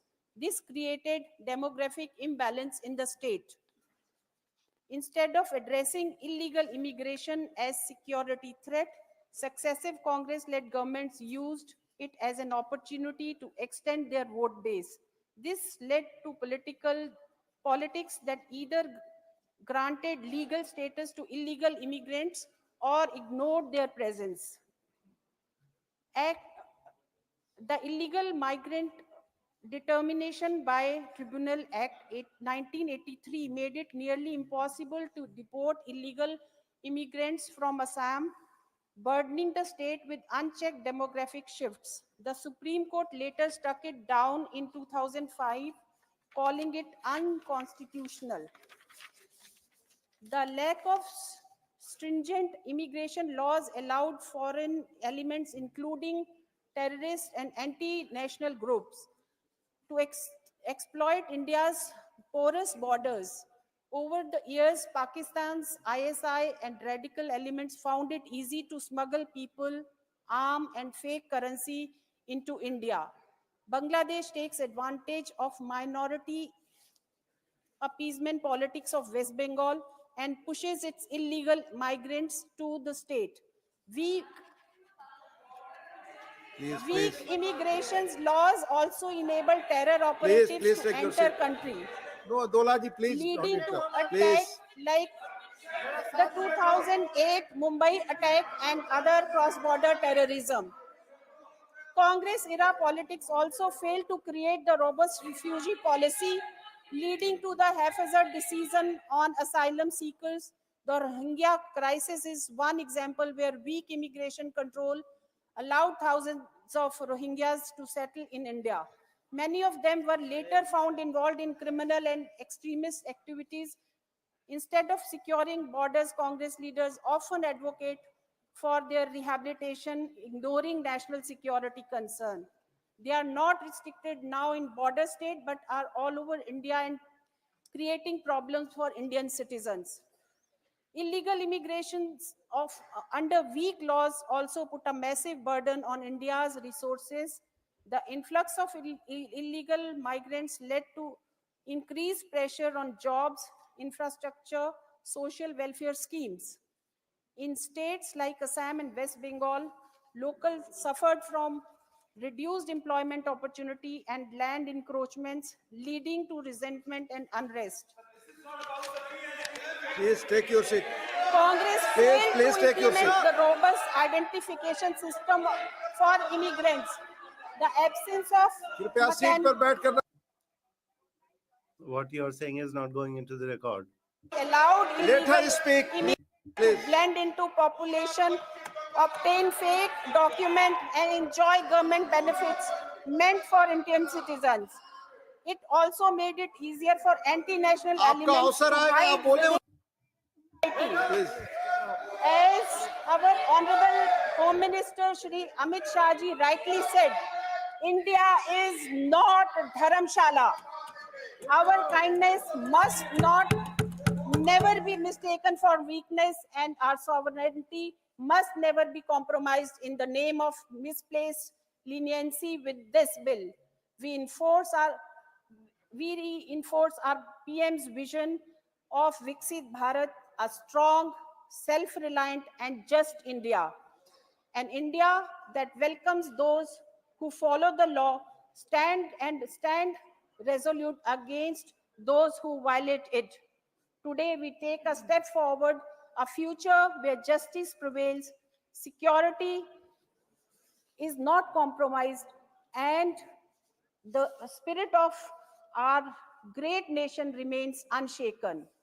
From 2018 to 2023, the Border Security Force, BSF, intercepted over 17,423 Bangladeshis attempting illegal entry. But how many more slipped through undetected? How much longer we allow this unchecked infiltration to threaten our national integrity?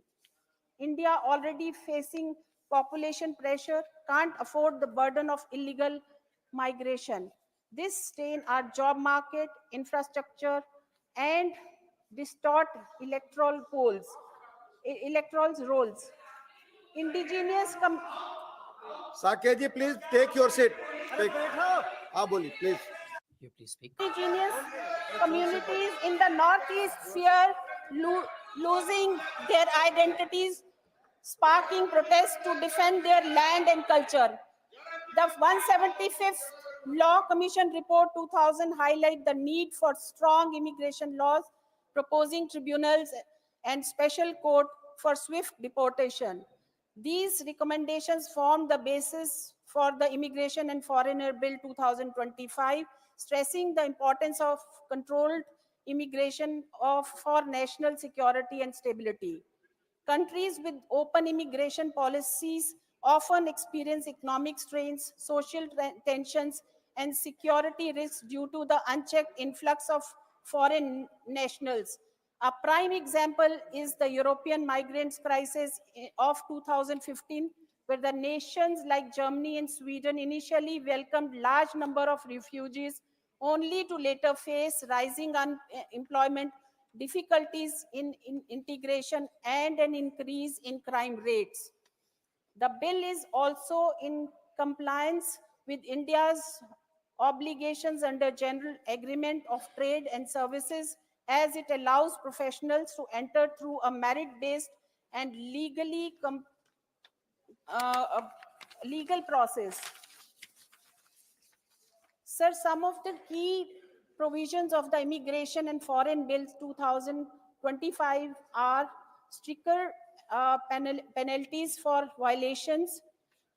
The bill proposes hefty fines and strict enforcement mechanism for violations of immigration laws, clearer regulations for universities and medical institutions, revised visa and passport rules, more power to immigration officers, and liability of carriers and transport operators like airlines and shipping agencies. To those opposing this bill for political reason, I say this is not about politics, this is about patriotism. Immigration is not a party issue, it is a national imperative. Every delay weakens us, every unchecked loophole is a risk to our sovereignty.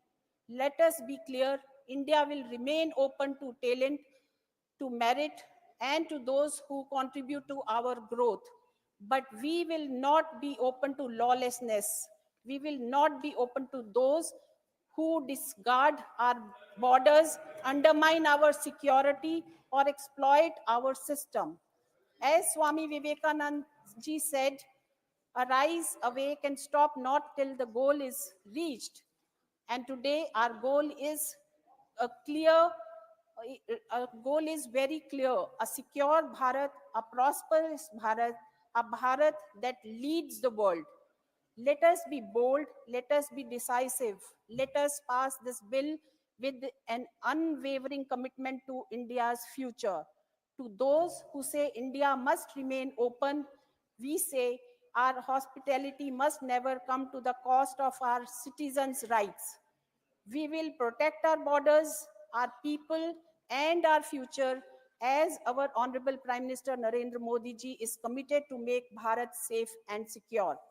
I urge every member of this House, stand for the nation, stand for the security, and stand for the people of India. Thank you. Thank you, member. The next speaker is Sushmita Dev. You have 7 minutes. Thank you very much for this opportunity to my party and to the chair. Sir, the Immigration and Foreigners Bill 2025 is a consolidation of the laws that impact the passport, visas, foreigners, etc. But there is some confusion in the narrative of the government, sir, if I may say so. If it's a mere consolidation, then they should not beat their chest about the paradigm shift that they think they're bringing after bringing this law. And if they do feel it's a paradigm shift, कि ये देश धर्मशाला नहीं है, that this country is not such where everybody can come in, and if you believe that you are indeed coming up with a strong measure, we have every reason as parliamentarians to ask this bill to be submitted to legislative scrutiny in a committee. Sir, let me start by saying this bill is repealing 4 acts. Which are the areas of law? It is illegal migration, citizenship, deportation, detention camp, borders, de-voters, Aadhaar card. all of which is central subjects and which were governed under various subordinate legislations under these 4 acts. This was a bill that should have gone to some committee for scrutiny, and to make it look like a consolidation exercise is a disservice to parliamentary democracy, sir. I lodge a strong protest from All India Trinamool Congress here. Sir, inko jab bhi mauka Sir, whenever they get an opportunity, they talk about Bengal, that the Bengal's borders are porous, we will not find land there. If in this country, if there is a state in this country in which the issue of migration, the issue of citizenship, the issue of foreigners, the issue of pushback, the issue of international border is a burning issue, and it is a Assam. And let me say that Assam is a state with double engine sarkar. It's a double engine sarkar. Sir, this government came to power in the center in 2014. The way they have played politically, जिस तरह से राजनीतिक, just as they have done politicization of the citizenship, it has also been politicized. Sir, Amit Shah ji ne 35 Sir, Amit Shah on 31st July, the Honorable Home Minister over here has told this side of the house, the opposition, that आप लोगों को that you do not know about the soul of the Assam Accord. If somebody has ripped that apart, that is done by the Bharatiya Janata Party. The day that was there, the cutoff date, that was March 1971, that was changed. They came up with CAA and they asked the Hindus that you will be provided citizenship. After the CAA came, barely 350 people have been given citizenship under the CAA. The nation was saying that CAA is unconstitutional. It violates the right to equality. Sir, I come to NRC.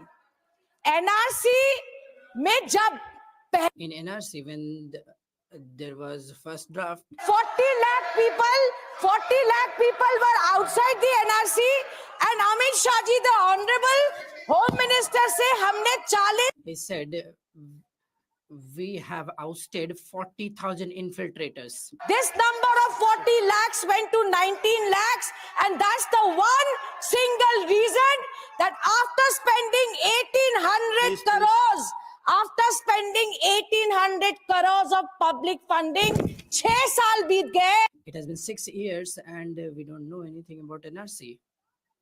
Who ran from pillar to post, who sold their house, who sold their vehicles to show papers under NRC in Assam, today don't know whether they are citizens of this country or no. Today the Registrar General of India has not notified the NRC after spending 1,800 crores. And what have they done? Ye Aadhaar card ki baat. They talk about Aadhaar card. Not been notified on the pretext of that. For more than 2 years, this government stopped the Aadhaar card of 26 lakh people in Assam. They could not get jobs.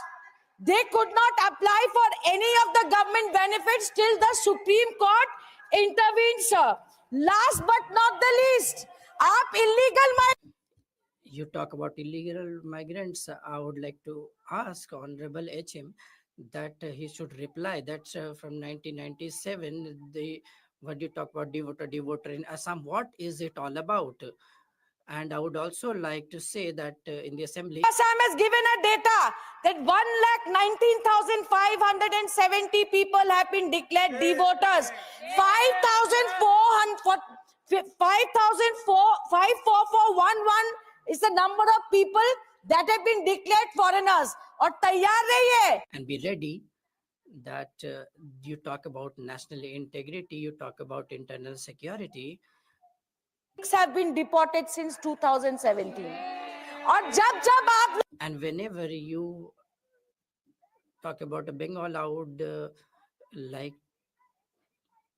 like to make them remember that you should know the history of Mamata Banerjee. That on 21st July 1993, the All India Trinamool Congress celebrates that day in Dharmakala. What is the history of that? You should first read that for voters list, what movement Mamta Di came up with and how many people were martyred. After that, after you read that, then only you can talk about Mamta Didi. This government Please sit, please. has not just betrayed, this government has not just betrayed the Bengali Hindus of Assam. This government has betrayed the indigenous people of Assam, the Assamese Hindu of Assam, sir. I just need 1 more minute. And I challenge the Home Minister कि आप NRC that you notify the NRC and then after that you come up with a speech in the parliament. consistently used the issue of citizenship. They have consistently used the issue of NRC. They have consistently used the issue of immigration time and again for polarization and dividing the society. और इसका जवाब And the people of Jharkhand have given you the answer. You talk about infiltrators and you were defeated in Jharkhand. do not polarize the society. We all Member, your love our time is up. country and we all want our borders to be Your safe. time is up. But Kindly do conclude. not polarize the nation. Thank you, sir. Thank you, member. The next speaker is N.R. Ilango. Sir, you have 12 minutes. Thank you, Vice Chairman. This bill aims to consolidate 4 different enactments. While the bill is welcomed for its efforts to modernize, streamline the existing laws, including the introduction of a universal visa system, it is important to note that it is not addressing the issues of refugees and asylum seekers. Without safeguards at entry points to assess international protection needs, the bill could conflict with the principles of non-refoulement. The principle of non-refoulement broadly protects individuals. Sir, house is not in order. Excuse me. The principle of non-refoulement broadly protects individuals from being removed countries where they face risk of torture, inhuman treatment, or threat to their lives or freedom. As a core norm of customary international law, non-refoulement is a binding obligation of all states. Sir, as far as the legal aspects are concerned, second proviso to subclauses 1 and 2 of clause 3 gives an unbridled power to the officers. It says the decision of the immigration officer in this regard shall be final and binding. Sir, this unbridled, unguided power entrusted to an executive officer, which is not appealable, will definitely invite a lot of judicial proceedings and which will definitely put the intention of this bill in question. When you are giving right to appeal to the decisions made under clauses 15 and 17, an appeal should be provided for the orders passed under clause 3 as well. Number 2, clause 3, subclause 2 says that the central government by such grounds may by order pass orders against the foreigners. The word such grounds is so broader and need to be narrowed down. The executive shall not have such a broader discretion, and these orders, the grounds, it says it has to be notified in an order, which will not pass through the consideration of this house. So this power should be included in the rules, not in the orders. Then section 16 speaks about burden of proof. Sir, it is known very well that we are following accustorial system of criminal jurisprudence. We are not following inquisitorial system. So a foreigner, if he is alleged to have committed some violation of law, it is the burden of that foreigner to prove that he is not violating law. Sir, this is not agreeable to the Indian standards of jurisprudence, so it has to be definitely addressed. As pointed out by Dr. Singhvi, that the foreigners are having certain fundamental right under Article 14 and 21, and they are having basic human rights. These stringent clauses shall not be there in this act. Sir, then, section clause 25 subclause 5 says the person will be discharged if he is compounding the offences. But the procedural law says if the charge is framed, then thereafter compounding happens, it should amount to acquittal, not to discharge. Sir, coming to the political aspect of the matter, especially Sri Lankan Tamil issues, sir, this bill is totally forgotten about the Sri Lankan refugees. Following the outbreak and ethnical riots and internal conflicts in Sri Lanka in 1983, a total of 3,04,269 refugees from Sri Lanka arrived in Tamil Nadu. During that period, the responsibility of providing relief and rehabilitation measures to those refugees was entrusted to the State Department.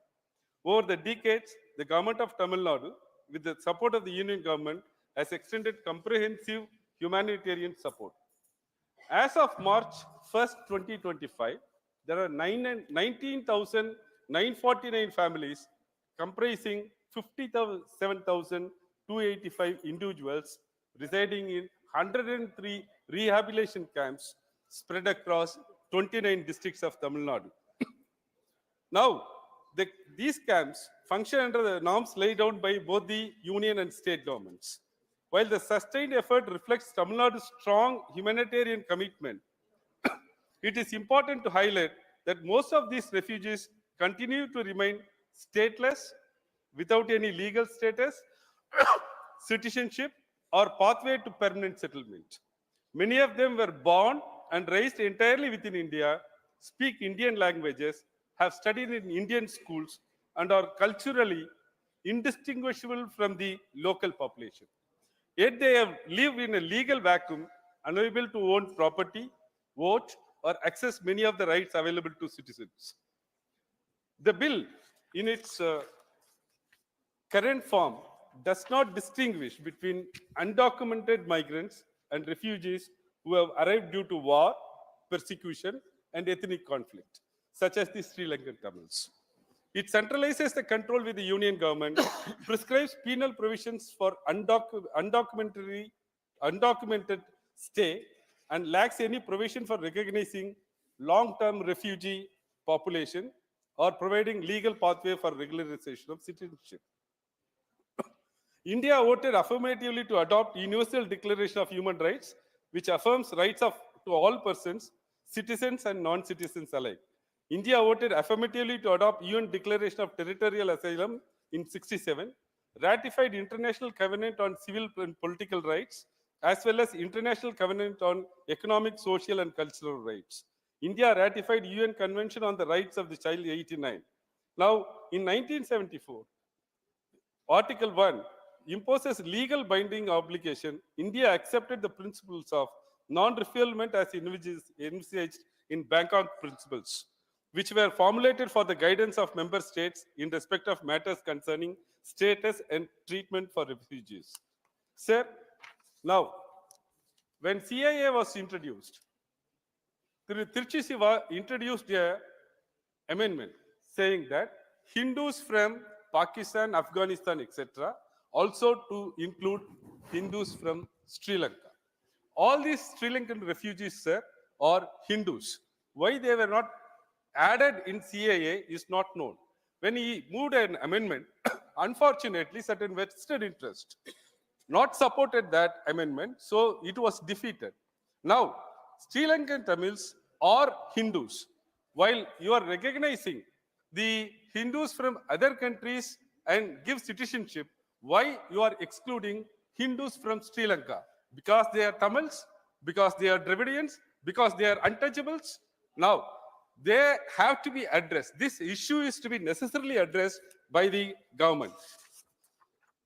Sir, while speaking in Lok Sabha, the Honorable Home Minister said, DMK MPs, when they met me, they have not raised this issue. Sir, I have to say this. From 2009, the members of Parliament of DMK are raising this issue on every available platform. The union government is not listening to us. From 2014, a partisan attitude is being shown to us. Now, Let me, for the purpose of argument, take that we have not raised this issue with you. Is it not the government's duty to look into the troubles of persons who are coming here, who are seeking asylum, who are refugees here, and to address their concerns? So I want to quote Thiruvalluvar for 1 minute. நாடோறும் நாடிமுறை செய்யா மன்னவன் நாடோறும் நாடு கெடும், which if translated to English, it says the country of the king who is not examining every day into the wrongs done will ruin every day. This government have to see what are all the wrongs done by them every day and have to address this. Also, the Home Minister said, Vasudeva Kudumbakam. That word is one family.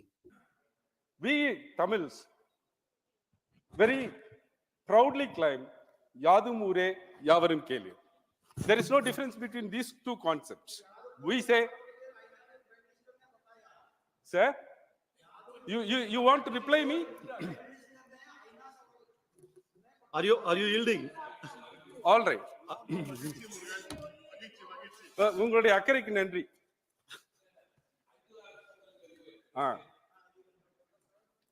Sir, so I request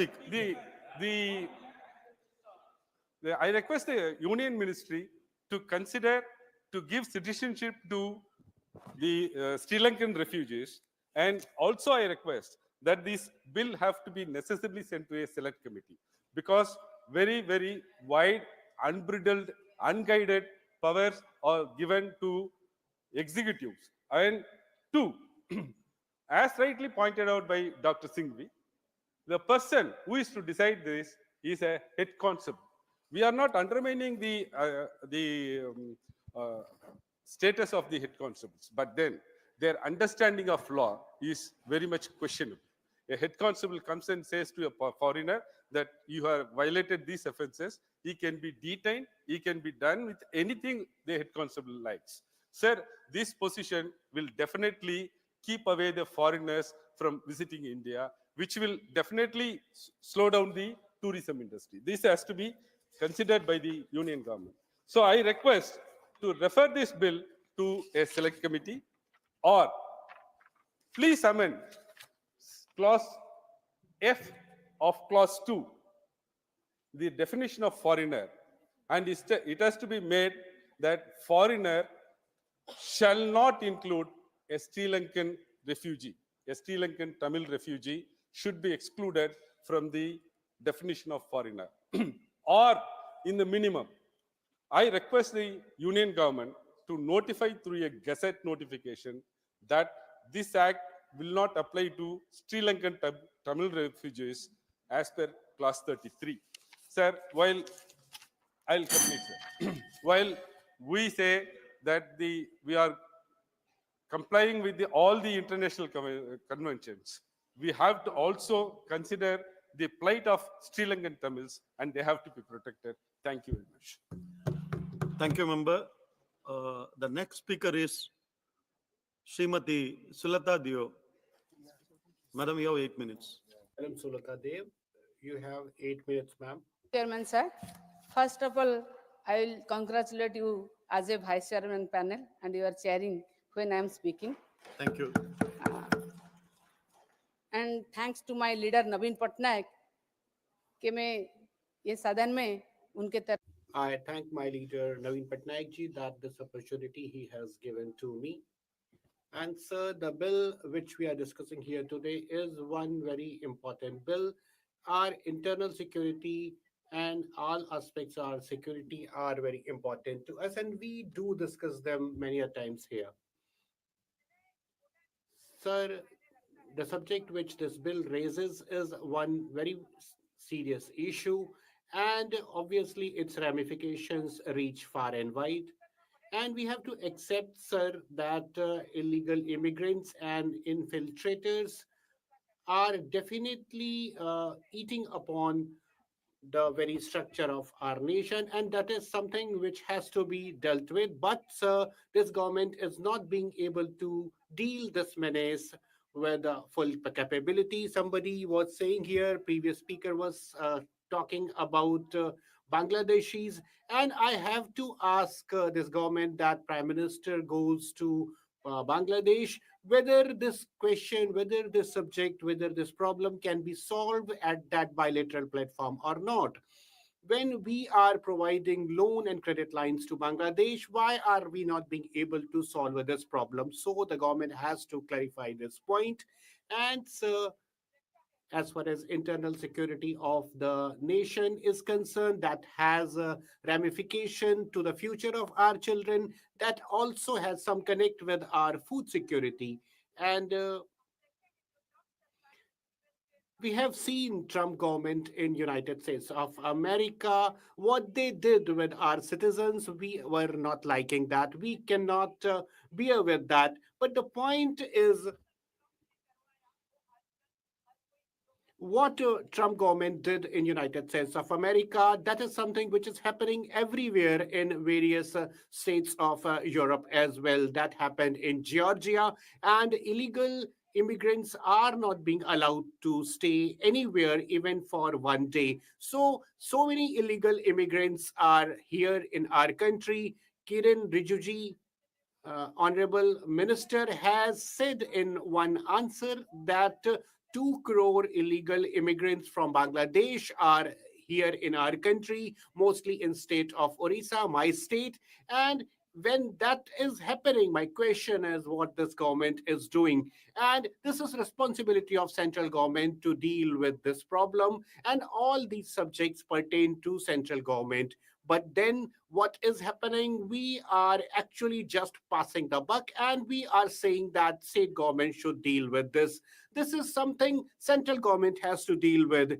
These illegal immigrants are not only increasing population in some particular states, they are spreading far and wide, and we have to know actually the exact statistics of their being in our country. We need to know that what is the exact number and why state government is sleeping over this matter. And I have to add here that these illegal immigrants, so many issues are coming up because of them. Our children are facing problems. Our children's future is also at stake. That is in dark as well. And these illegal immigrants, they are actually consuming our resources, whether they are coming from Myanmar, whether they are coming from Bangladesh or other neighboring countries. The real truth is only about this. And we have to see that drug peddling is also happening in our country. This is poison, sir, and it is known as white poison. So drug peddling cartels are also in operation in our country. And these people are many a times in connivance with these cartels. State governments is in some difficulty while dealing with these cartels.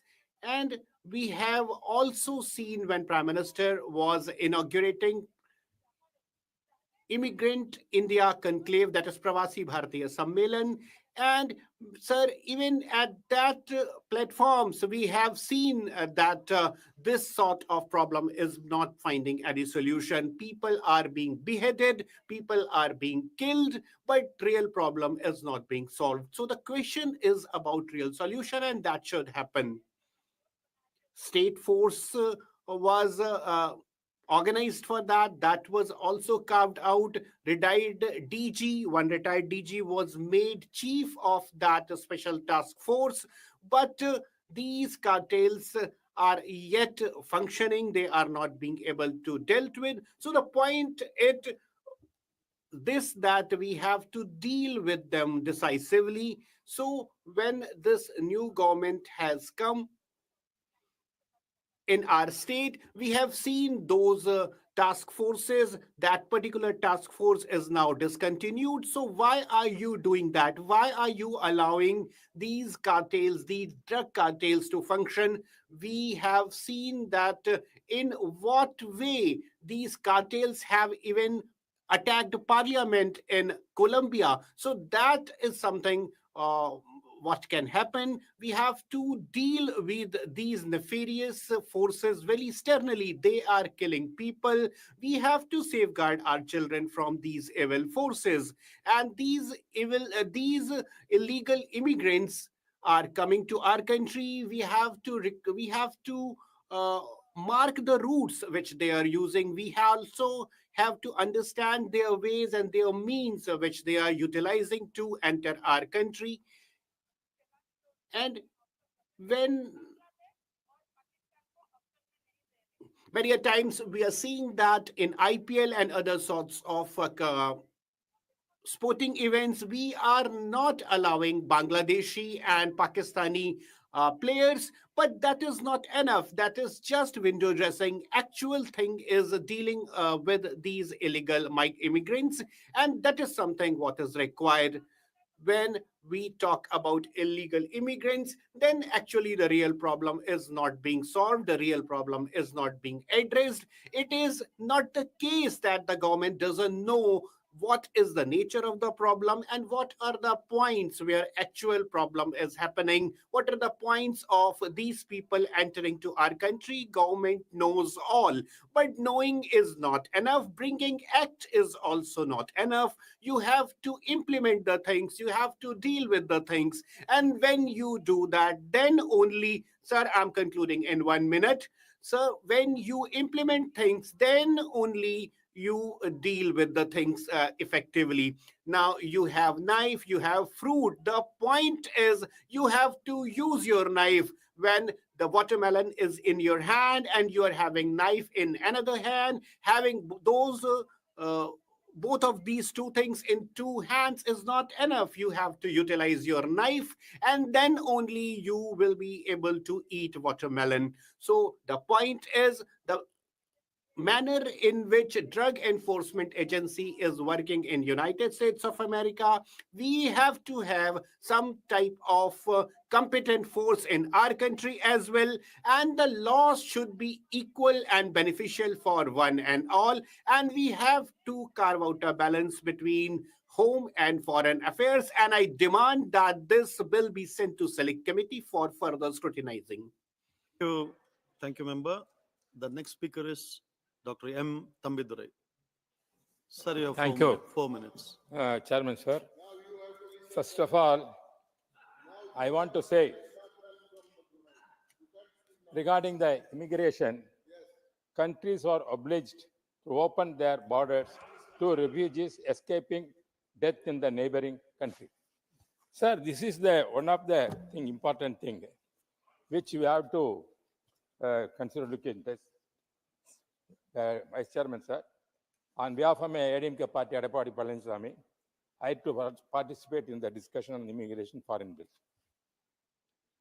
Sir, this is as our honorable member, DMK member said, I also joined in that, supporting that.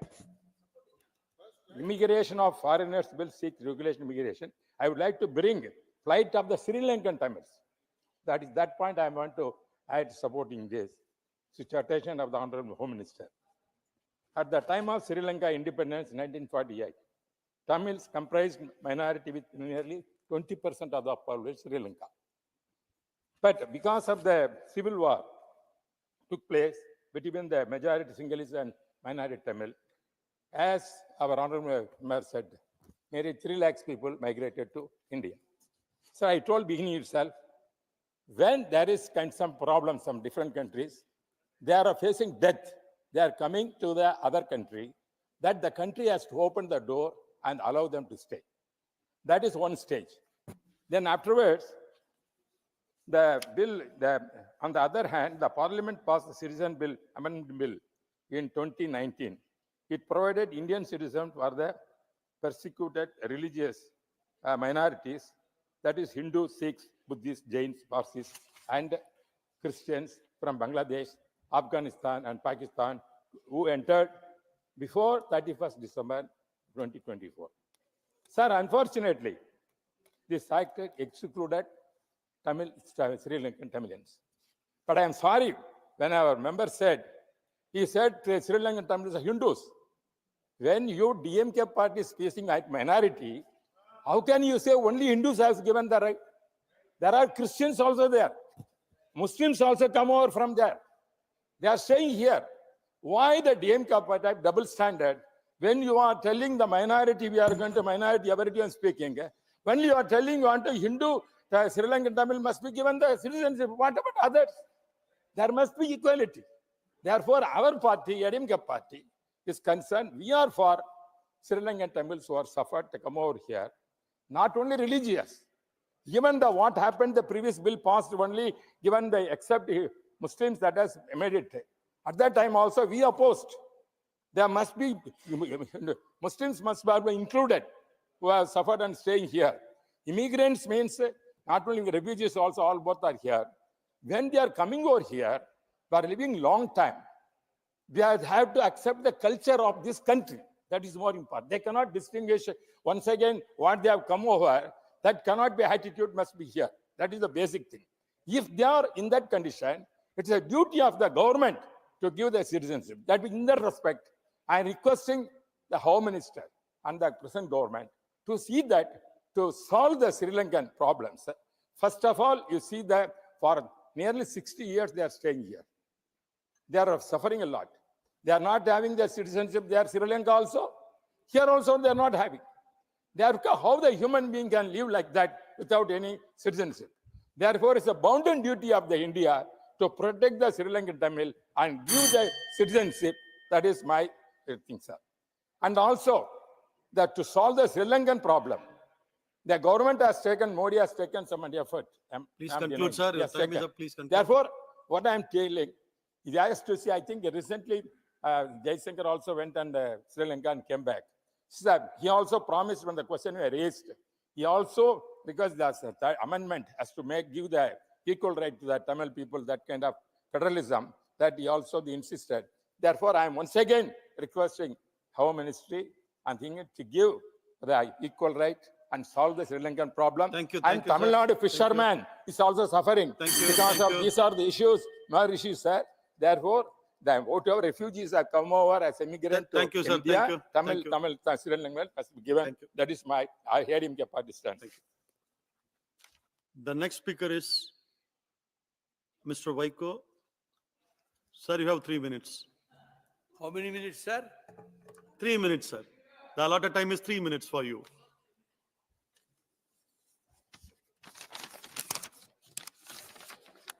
Honorable Vice Chairman, sir, thank you for giving me an opportunity to speak on this important bill.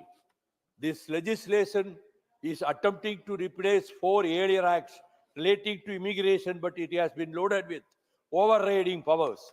If you see class 3 of the bill, it gives unbridled powers to the immigration officers.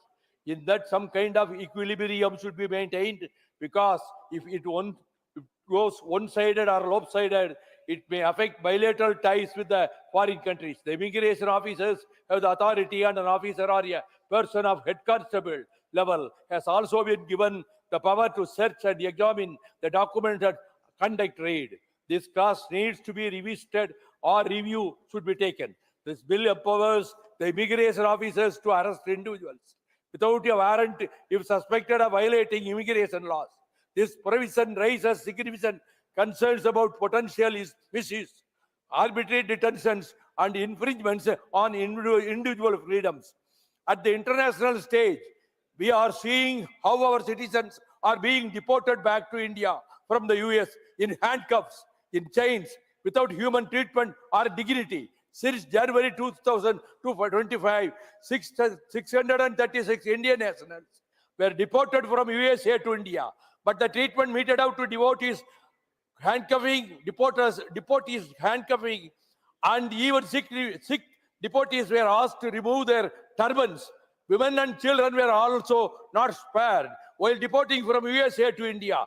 During transit for taking food and other necessities, like going to when Narendra Modi was handshaking with the US President, Mr. Donald Trump, our Indian national deportees' hands were in shackles, and not a word of condemnation uttered by Mr. Modi either during the US visit or after that. We strongly condemn this sort of attitude by the union government. When our Indian nationals were treated so inhumanly against all basic norms of natural justice and international conventions. When the Citizenship Act CAA was enacted, we insisted that a provision should be made for conferring citizenship to migrants from Sri Lanka who are of Indian nationals, the Indian national origin. The present bill also does not address the regulation of Tamil refugees in India who have come from Sri Lanka during the ethnic civil war. There are about 90,000 Sri Lankan Tamil refugees who are put up in Mandapam and other refugee camps, rehabilitation camps, and are languishing for more than 40 years. There is a dire need to Sir, have please conclude, compassionate sir. and practical approach to grant of long-term visa because it is established that they meet all the criterion laid down for LTV as they had fled due to violence and ethnic persecution of their country. Arrived without passports and treated as refugees in India. Sir, They please should conclude, not, sir. I will take 1 minute. They should not be branded as senior member. illegal immigrants. Hence, the MHA order issued on 23rd September 1986 should be reviewed and reminded. Before I conclude, I would therefore urge upon the Honorable Home Minister that they may be allowed to apply for Indian citizenship or LTV status based on the provisions of the Citizenship Act to resolve their current challenges as they are languishing in the camps and outside for more than 40 years. Thank you, sir. Thank you.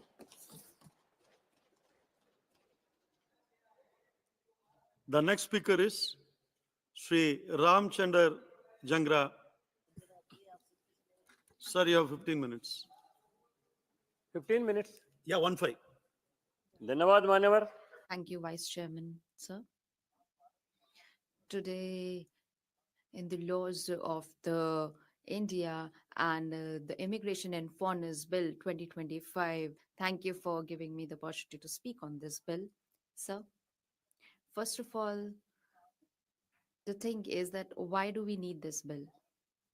India is a rising economy of the world, and till 2047 an honorable Prime Minister has envisioned that our country will stand in line of developed nations by 2047, and in such conditions the attraction has been on a rise towards our country.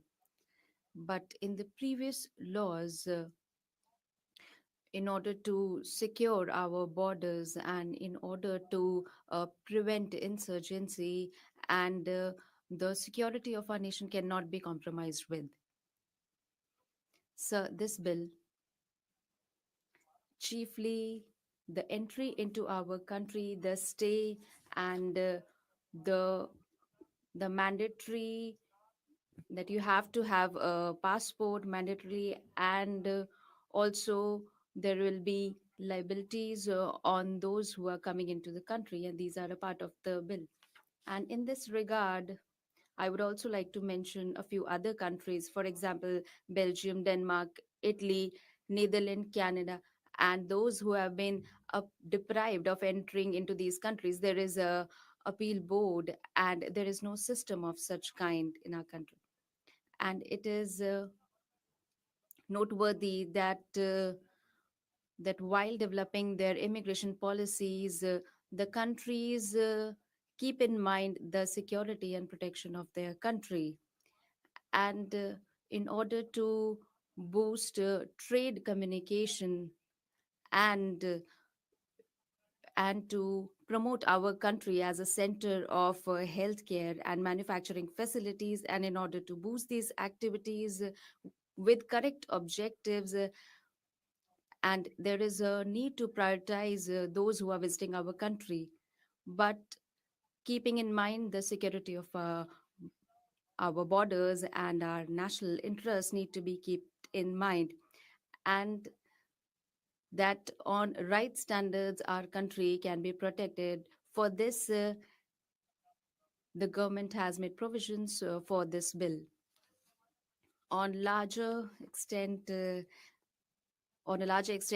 this facility is being given in the field of healthcare and tourism, and this is facilities available for various citizens of various countries, and the passports and other legal documents will be examined and to And in order to maintain the integrity and sovereignty of our country, and if there is any danger, and through this bill, the custom officer and the immigrant officer will have the power to examine such things. In this regard, I would like to talk about the visa system of America. So, the United States of America, in their embassy, there is a lookout system wherein the people who have been banned, they can be examined, and if someone applies for a visa, then for their automated system, and as against the system, they need to examine the documents, especially the embassy officer. They also search for those people who are warranted on a national level. In 1996, American Congress, they have also started a new system which gives permission to approve the circular and deny permission to those people who come to the country illegally, and they are also penalized, and they are not allowed to enter for further 5 years, and there is a provision in their visa system. But sir, due to relaxation in certain rules in our country, the problem of insurgency has been on a rise, and I would like to mention Rohingya in this regard. From Myanmar, the minority people have been illegally entering our country for the past 25 years, and during 2016-17, after the violence against Rohingyas in Myanmar, around 40,000 Rohingyas have entered our country, and most of their area, they have entering into West Bengal and Jammu Kashmir and Haryana. And with this, in order to identify the illegal immigrants and to deport them, it is a continuous process. But sir, if such provisions are there in the laws that are weak, then they cannot be implemented fully, and therefore certain special provisions have been made in this bill. In this regard, I would also like to mention Mizoram and Manipur in this regard. And illegal immigrant is also a biggest problem in Manipur, and it also leads to communal tension, but also burdens the resources of that very state. 358 long border, there is a constant insurgency, especially the Jinkuki community, people belonging to that, and those who are escaping the communal tension. And till 2023, more than 40,000 people have entered the state. And in Manipur alone, more than 560 have entered in the state. And it not only poses danger to the instability of the state, but also poses danger to the nation. Therefore, the government opines for strong rules, and that's why certain provisions have been made. I would like to also mention Mizoram. The illegal immigration is also rampant in Mizoram, and the 510 kilometers long stretch is there. And after the incident in Myanmar on 2023, more than 34,000 people, they have gone to West Bengal, and they have sought refuge there. And with this, it has also led to population changes and has also spiked concerns about tribal tension. There are several other problems, and the trafficking of weapons is also related to this. And in Myanmar, Mizoram, the resources of Mizoram are also used illegally. And therefore, the Modi government and the farsightedness of Honorable Modi ji, special provisions have been made in this bill. Because according to the Act and according to the Passport Act, during the regime of Congress, there were certain actions which were left out, and people used to enter our country, and no steps were taken to prevent them from entering our country. And that's why, with the strong commitment of Honorable Minister of Home Affairs Amit Shah ji, he has made these provisions in order to strengthen the existing framework. After 2014, there are 1,500 certain laws which were not required. They have been discontinued. And through you, I would also like to inform you that after independence, 64 years, only 1,300 laws were discontinued, which was no longer in use. But after 2014, Honorable Prime Minister Narendra Modi ji, and under his able guidance, our NDA government has discontinued more than 1,500 laws, which has increased in the protecting the country. And there are certain the steps that have been taken in order to protect our country. I would like to mention them. For our borders, during the regime of Congress, between the border of Bangladesh and India, only 21-kilometer long fencing was completed, and Indo-China road was also pending. And as opposite to that, Modi government has prioritized the strong, and they have also completed the fencing work of Myanmar and India. This also includes More in Manipur, and 10 kilometers of fencing road work has been completed. And another project has also been given approval. And with new technologies and has been implemented between the borders of Pakistan and India, and between 2018 to 2023, Indo-China border, 288 more than 288 kilometers of road has been constructed, and for police, 15,470 crores have been allocated. And today our forces, the way there is an incident on the border of a country, there are good 4-lane roads are present, and because of the vision of the Honorable Prime Minister Modi ji, such 4-lane roads have been constructed for our soldiers, so that if there is any danger to the security of our country, at the next moment, our soldiers can reach up to the site of the incident. And the provisions have been made in this bill. I would like to mention that the policy during the Congress regime, they used to increase the vote bank. They used to provide independence, because this bill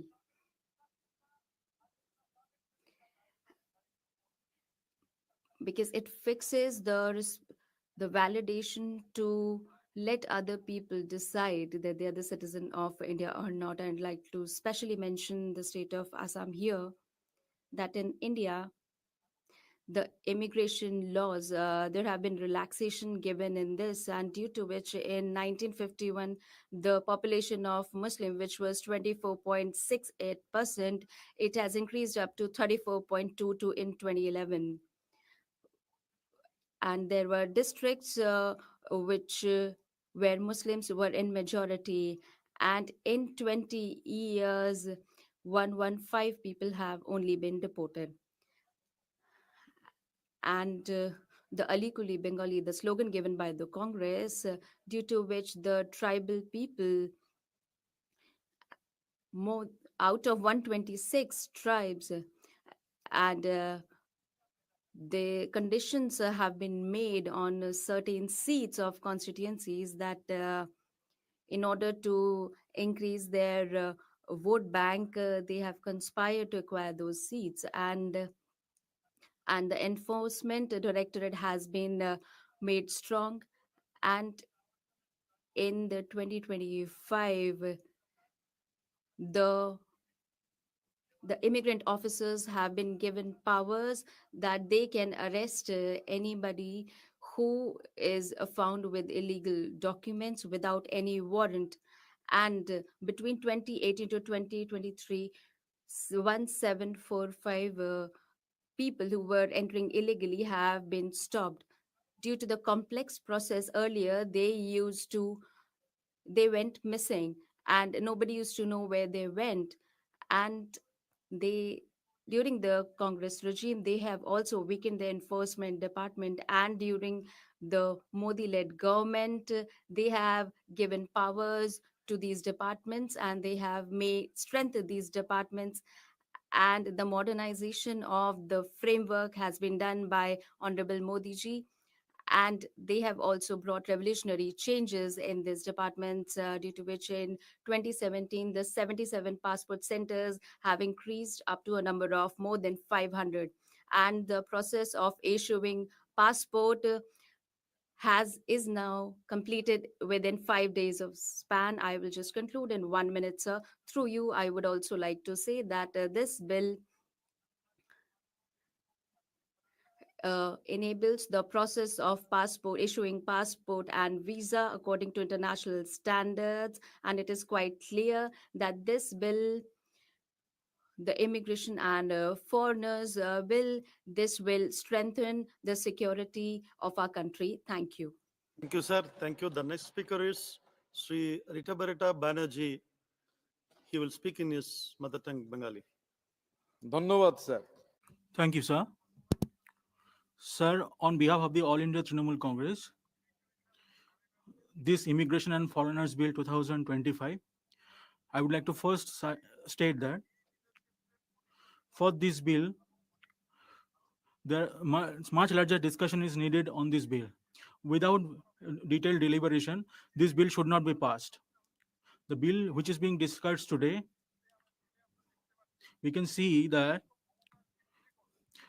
centralization of additional power is being done, and the target of this are the conspirators. International human rights, violation of human rights are being raised. Infiltrators who has fled for the fear of his life, there is a threat to his life if he is go back. That immigrant, an infiltrator, no difference is being made. And there is a need for the discussion on this matter. The Convention of the United Nations in this matter, this right, this international human rights violation, what we are talking about, if this right is violated, if there is a threat to someone's life, a question has risen due to this bill. In the last few years, so many incidents have come up of visa cancellation. Whose visas are being cancelled are those who are criticizing this government.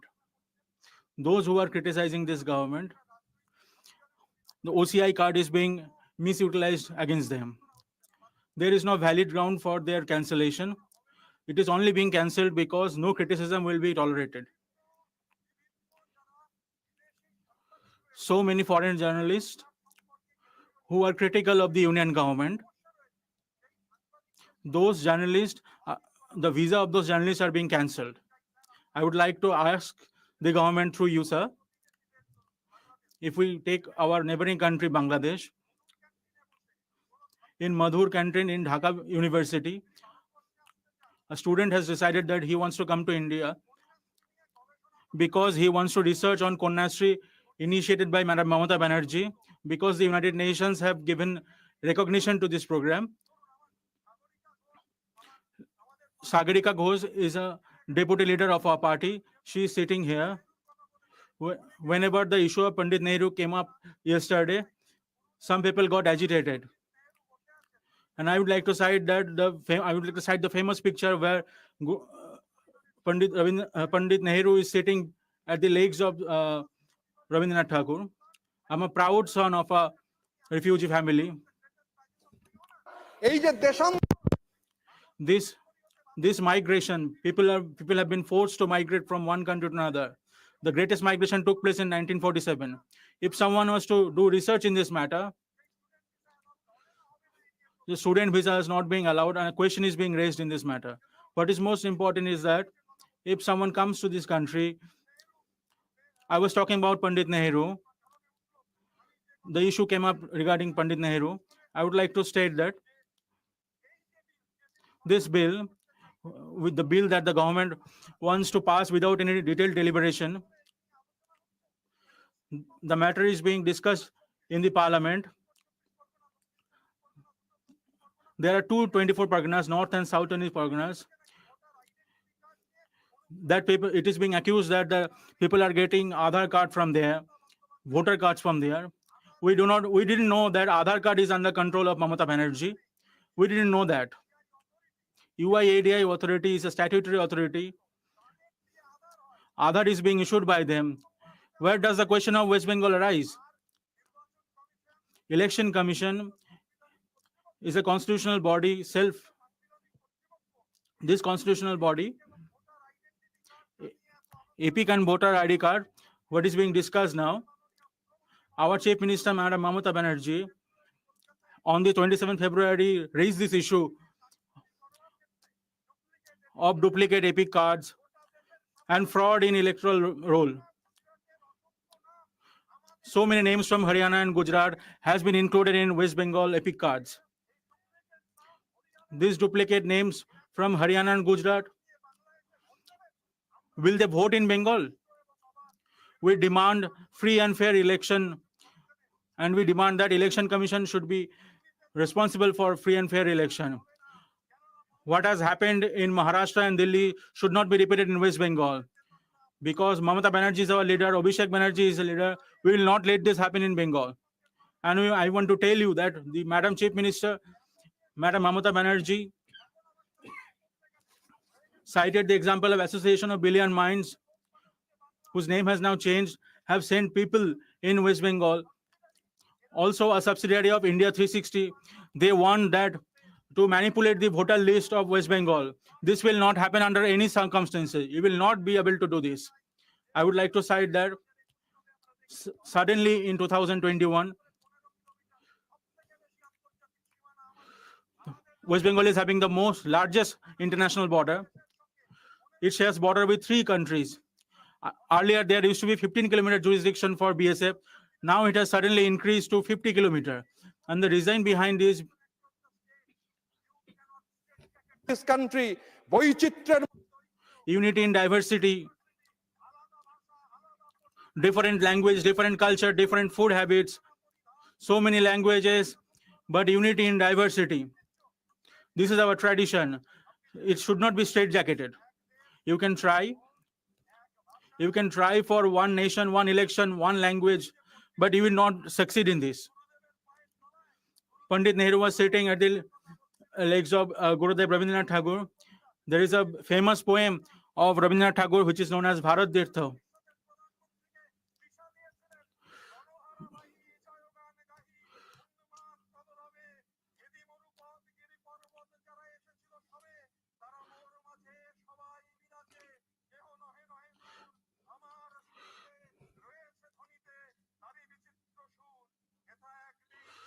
Now,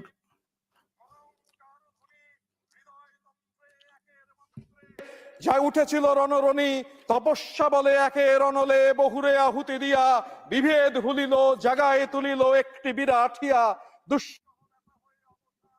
জন্ম লভিবে কি বিশাল প্রাণ।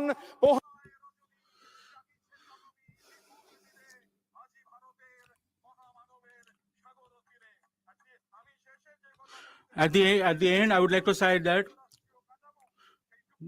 the federal structure is the essence of our democracy.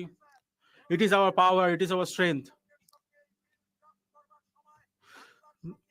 No discussion has been done with the government of West Bengal. A minimum respect has not been accorded to federal structure. This will be sent to a select committee for discussion.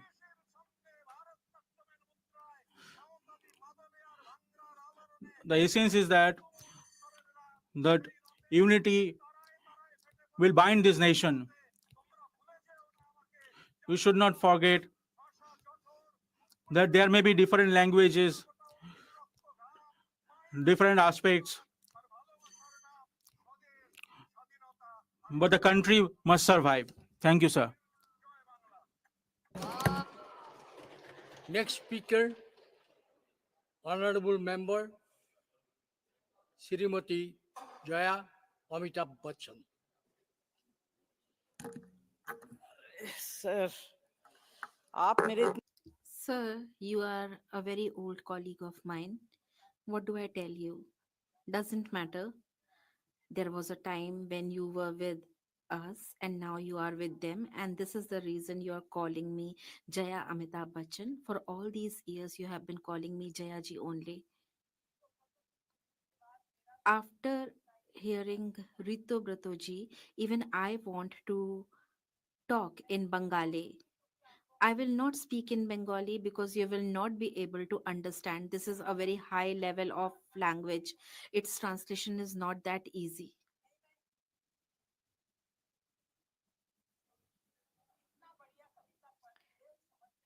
Honorable member has recited such a beautiful poetry. Could you understand? No, you couldn't understand that. So with all humility, I want to say that we have the facility of translation in 15 languages. Please speak in Bengali. We have the interpretation. We will understand. Sir, the subject is very serious, and looking at the situation prevailing in the House, it feels that this issue is being taken very lightly.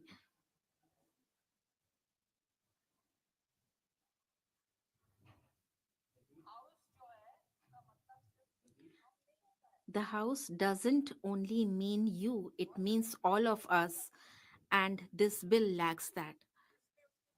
This bill lacks that spirit, and this is the reason this bill should be sent to the standing committee. very, very important bill, according to us, people who are present here. Sir, मैं ज़्यादा कुछ Sir, I will not say much. I will only like to make 2-3 points. Actual definition and the present definition of घुसपैठिया और शरणार्थी. पहले हम कहते थे Earlier we would say that Afghanistan, Pakistan, Bangladesh, those who come from these countries, they are the refugees. there is a change. I don't want to make a provocative, sorry? वो तो है. That is true, yes. If I may. अभी क्या होता है sir? So what happens is that when they interrupt, I get disturbed. Think in so many languages, then I have to translate and speak in one language. Sir, there are terms such as damage, threat to national security, and inadmissible foreigner. I don't know जिसने लिखा है. The person who has written, whether he thought in Hindi and wrote in English, or he thought in English and wrote in Hindi, because I cannot understand this. These must be clearly defined to reduce ambiguity and ensure uniform application of the law. We must create a dedicated immigration appeals board or tribunal where individuals can challenge decisions, which is very difficult keeping the present government in mind. They don't like challenges. Decisions made by immigration officers before resorting to high courts. This would make justice more accessible. if it is possible during your regime. Amend Clause 16, shift the burden of proof from individuals to authorities. This ensures fairness while maintaining accountability in enforcement, which you don't believe in.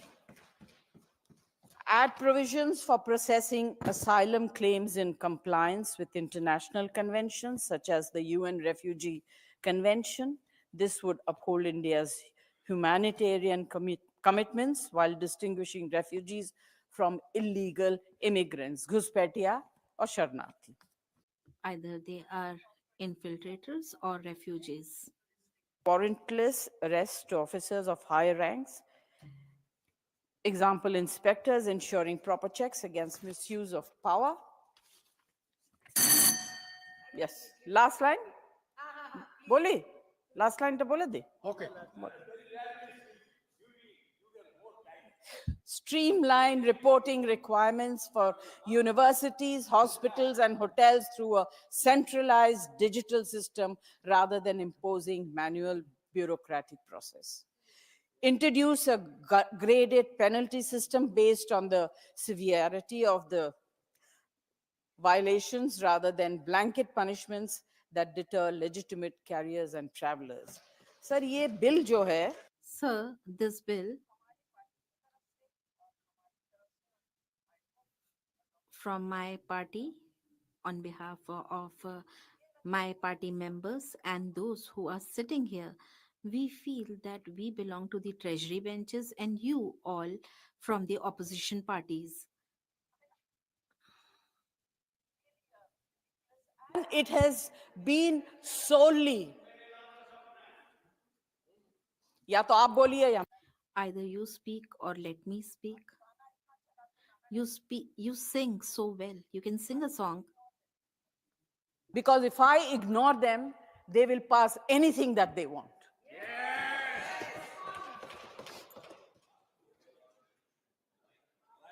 ये they have वो क्या कहते हैं कि दोनों तरफ आंख नाक कान सबको They have blinders on and they are only targeting the minorities.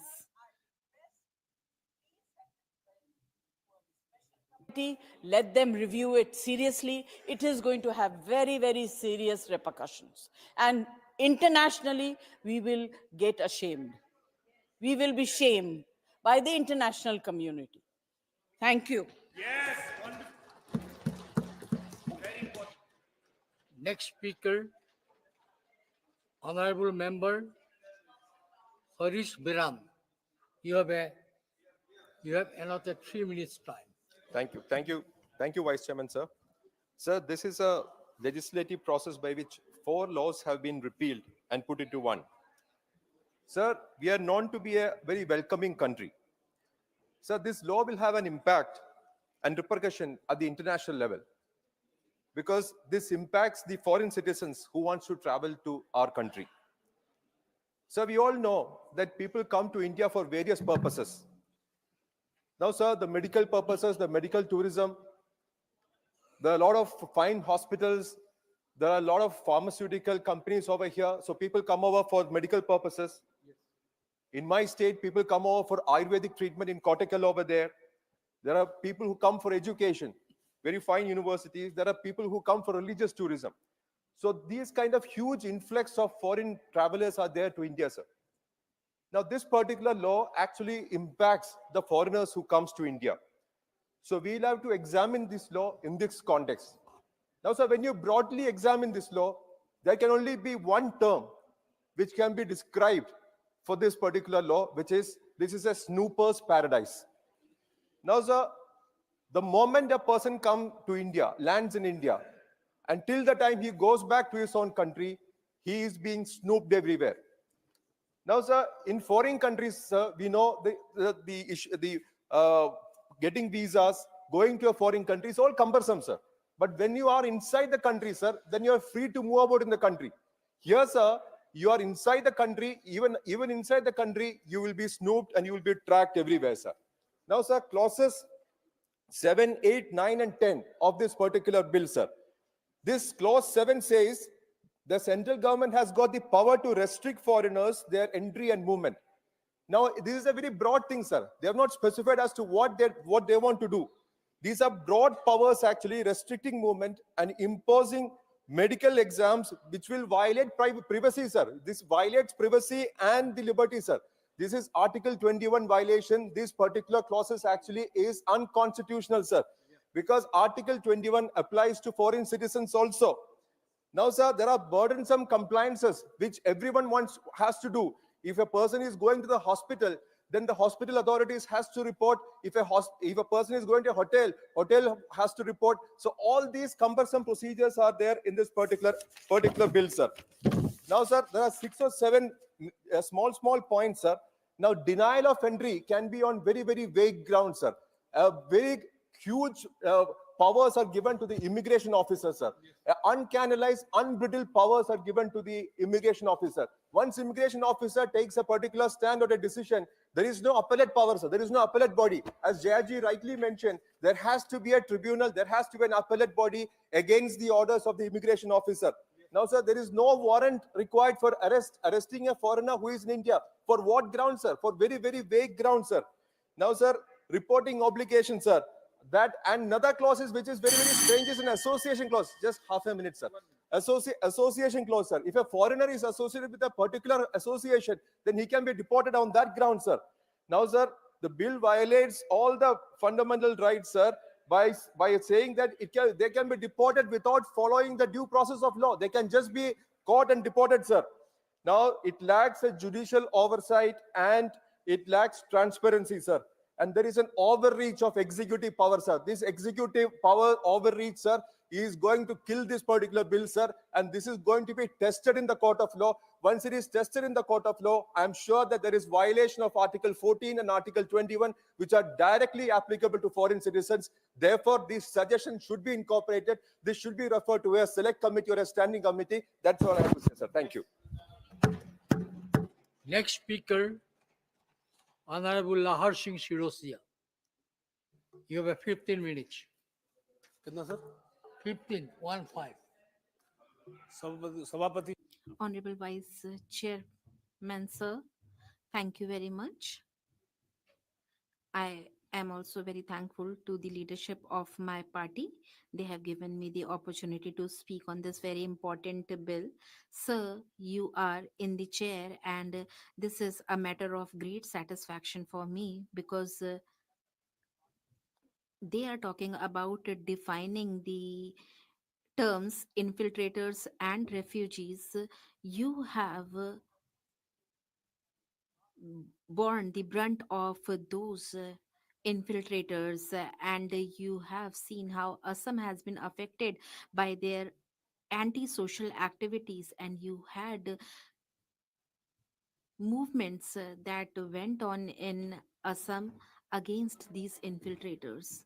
What is an infiltrator and what is a refugee? The India Alliance and Congress have expressed their views as per their thinking, their ideology, and that is the reason they asked their member to initiate the debate. बहुत विस्तार He expressed his views in a very comprehensive manner, and Honorable Minister will reply to what he said. That is his prerogative. But one thing that he said was that he wanted to know if immigrants are animals. This is what he said. He compared immigrants with animals. I would like to inform the House, and through you, I would like to inform the country that there is a big difference between animals and illegal infiltrators. The animals, they are useful to you in so many different ways, but there are people who commit crimes in the country, and there are so many members associated with Bollywood. They are sitting here. You have to understand there are some people, some criminals who are illegal infiltrators, and they have Aadhaar cards, and these illegal immigrants, they get Aadhaar cards made, they start living on rent, and they start doing businesses, and they indulge in so many kinds of illegal activities. I would like to congratulate this government for having brought this bill, which should have been brought earlier, and four colonial bills have been integrated into one bill, and national security is the priority for our Prime Minister. It has always been so, and Congress and Congress leaders have always done vote bank politics. I would like to tell you that when 1970 war was fought, many people from Bangladesh, they came here and settled in West Bengal, Assam, and in other states, and that affected the entire system. And under this bill, when a new list will be made, the Congress leaders would see what kind of a list it is, and this bill is being brought to ensure national security. Or Prime Minister, when people talk of foreign countries or neighboring countries, and whenever there have been natural calamities in foreign countries, the Prime Minister comes forward to help them. But what happens is that our neighboring countries like Pakistan, Myanmar, Bangladesh, their economy has collapsed, and people living in those countries, they come here and they get Aadhaar cards made, they get jobs, and then they indulge in illegal activities, and they try to spoil the future of our country. So these failed states in our neighborhood are creating these kinds of activities in our country. We will have to prevent that, and our Prime Minister has shown that we are a sovereign nation, and we can enact laws like a sovereign nation can. And we will have to show that these illegal immigrants who come to this country, they will be controlled, and we will have to send them back mercilessly.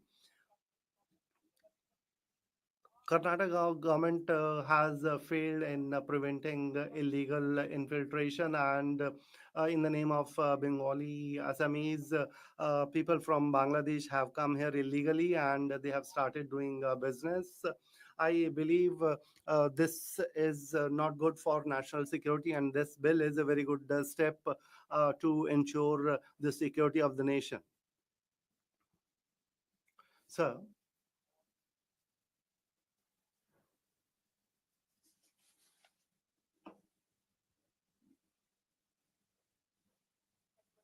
As I said earlier, we are not against any community. Whatever has happened in Bangladesh today, many Hindus have been forced to become refugees. We have brought NRC.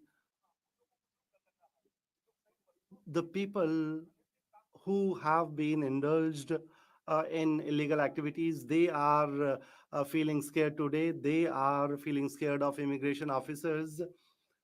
They should not get any protection, because these laws that we are going to make, this government which has got third term, this government has considered all aspects related with national security, and that is how they have come up with the provisions of this bill. Under the leadership of our Prime Minister, we have provided help to our neighboring countries in the time of natural calamities, so nobody can accuse us. The people who have a foreign mindset, the people who sit here and talk of foreign countries, they are doing all kinds of activities on the wealth of George Soros. They are very well educated people, and yet they indulge in such talk. I think our uneducated people are better than them. You imposed emergency, but the people of the country taught you a lesson. I'm surprised at the kind of arguments that have been made from that side. All these clauses of the bill are very important, but they are negating all of them. I don't understand when he stands in the court, it becomes a compulsion for him to defend murderers, to defend criminals. But today, when we are discussing this bill for national security, but that honorable member was criticizing the provisions of the bill, and I feel really very sad to see that. Rajasthan is my birthplace. People are representing different states in this house, and yet they are making very strange kind of arguments. They are making all kinds of allegations against our government, and they talk of national unity. But I believe that the entire country is watching us, and if they have to redeem themselves, they should support this bill. Otherwise, the country is not going to forgive you. With these words, I would like to congratulate the government for having brought this very important bill. And this bill shows that national security is the topmost priority for our honorable Prime Minister. And along with that, bringing about development in the country is another priority for him. This is the pledge he has taken, and for all these purposes, this bill has been brought. I believe with the passage of the bill and with the implementation of the bill, the illegal activities of infiltrators will come to an end. We have seen how during Bharat Jodo Yatra, urban naxals were traveling with Congress leaders, and such elements should be identified. The kind of terror these urban naxals are creating, that should be prevented. And if they continue to indulge in such activities, the country is not going to forgive you. One member was saying that we don't see many members in the opposition benches, and if they continue to do so, their number is going to get even more reduced. Thank you, sir. I was waiting, honorable member, to conclude before I could intervene. Sir, the honorable member has insulted the house. He has said that urban naxals have entered the house. I will sit down again if you want to continue speaking. Thank you. Thank you. Second thing, sir, he had directly accused the advocate committee. Being an advocate, I feel offended. So I would just request you, you cannot call all the advocates like that. And he's a very senior member of Sheikh Manu Singh. Is a very top man. Next speaker,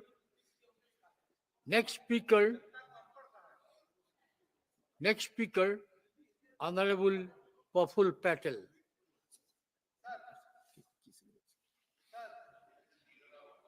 Next speaker, Kashyadev Jala. Next speaker, Kashyadev Singh Jala.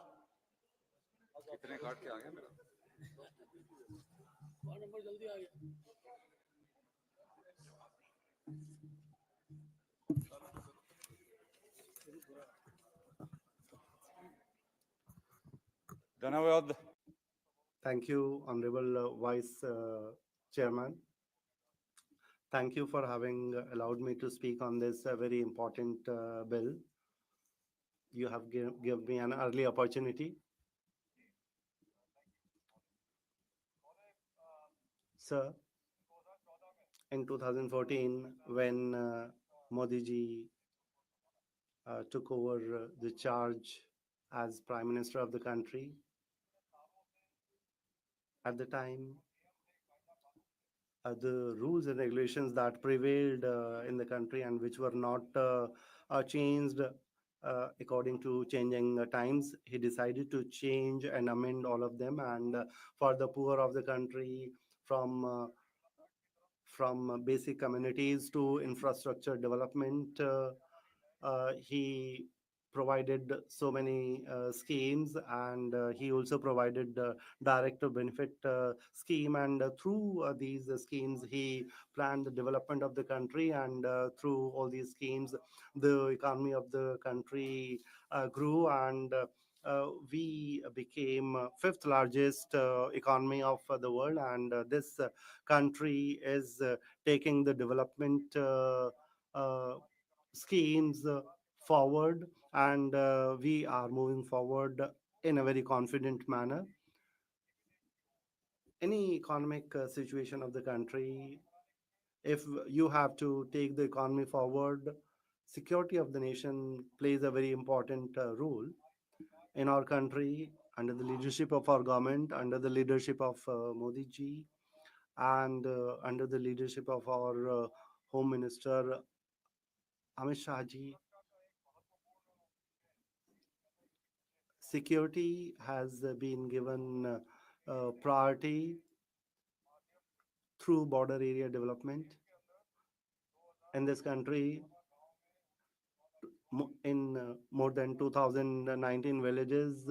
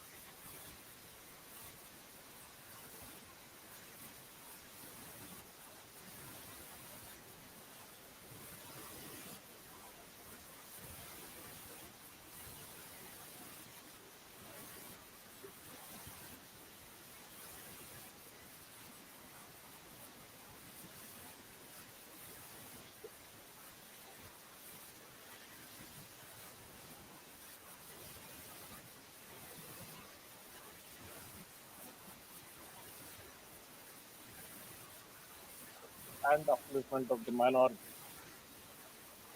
The TDP also proposed an amendment to extend the timeline for uploading work property documents on the central portal.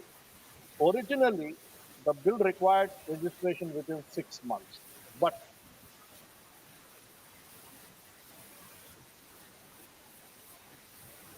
we are thankful our proposal allowing the work tribunal to grant extensions in selected cases where valid reasons for delay exist. This ensures that all work properties have sufficient time for proper registration. All this, madam, we do because we still feel that there is a need to take care of welfare and upliftment of the lives of the minorities. The TDP has put in effort to safeguard the Muslim interest and ensure their welfare. The YSRCP has merely played politics instead of working for the true development of the minorities in the state. Their representative on the JPC has attended just 18 of the 38 JPC meetings, whereas our party has attended close to 90% of the meetings to protect the rights of the minorities. They have treated Muslims as nothing more than a word bank, while we see them as an integral community that deserves protection and upliftment. The TDP's role in shaping this bill shows our commitment for Muslim and minority welfare. Ensuring the welfare of minorities has always been the top priority since the formation of our party, madam. Under the leadership of our founder, Sri N.T. Ramarao Garu, in 1985, TDP established Minorities Finance Corporation, the first of its kind in India to provide financial assistance and business opportunities to Muslims. Under the visionary leadership of Sri Chandrababu Naidu Garu, welfare, upliftment, empowerment for the minorities has always remained a priority for the Telugu Desam Party. Madam, on 25 July 2002, Dr. APJ Kalam was sworn in as the 11th President of India. Please recall that our Honorable Chief Minister, Sri Nara Chandrababu Naidu, proposed his name. Again, ma'am, in 1991, Sri Laljan Pasha Ji has been elected as Honorable Member of Parliament to this House. In 1996, TDP declared Urdu as a second official language under the leadership of CM Chandrababu Naidu Ji, improving educational and administrative opportunities for Muslims. In 1998, TDP established Maulana Azad National Urdu University in Hyderabad, one more university in Kurnool. In 2001, TDP established Hajj House in Hyderabad, one more in Vijayawada, and also launched air travel facilities. We introduced Ramzan Tofa scheme, providing financial assistance to 10 lakh Muslim families annually, spending 50 to 60 crore each year. Provided monthly salaries to imams and mozams ranging from 5,000 to 10,000. Spent 4,000 crores on minority welfare programs between 2014 and 2019. Introduced the Dulhan scheme, offering financial aid of 163 crores to 32,722 brides. Started foreign education scheme, providing 10 lakh each to 500 Muslim students annually. Held job fairs distributing 113 crore scholarships to 5 lakh Muslim students. Invested 31.64 crores in post-matric scholarships for more than 39,000 Muslim students. In conclusion, madam, why we did all this? Because we strongly believe that there is a need to take care of the welfare and upliftment of the minorities. In conclusion, the Telugu Desam Party has always stood by the welfare and upliftment of the Muslim community, ensuring their rights and development. In line with this commitment, I urge the government to consider providing flexibility to the state governments in deciding the composition of the Waqf boards. Given that Andhra Pradesh has already enacted the Andhra Pradesh Charitable and Hindu Religious Institutions Endowments Act 1987, permitting religious autonomy. Providing states the power to determine composition of the Waqf boards will ensure the welfare of the Muslim community. This step will ensure the TDP's dedication to the inclusive growth and welfare of the communities. Madam, once again, in the interest of the Muslim women, in the interest of the Muslim youth, in the interest of the Muslim downtrodden, hoping that the earlier suggestion of giving flexibility to the state governments will be considered, will be taken into consideration while framing the rules of the Act. We support the Waqf Amendment Bill 2025. Thank you, Madam, for giving me this opportunity. माननीय सदस्य श्री राजीव रंजन जी।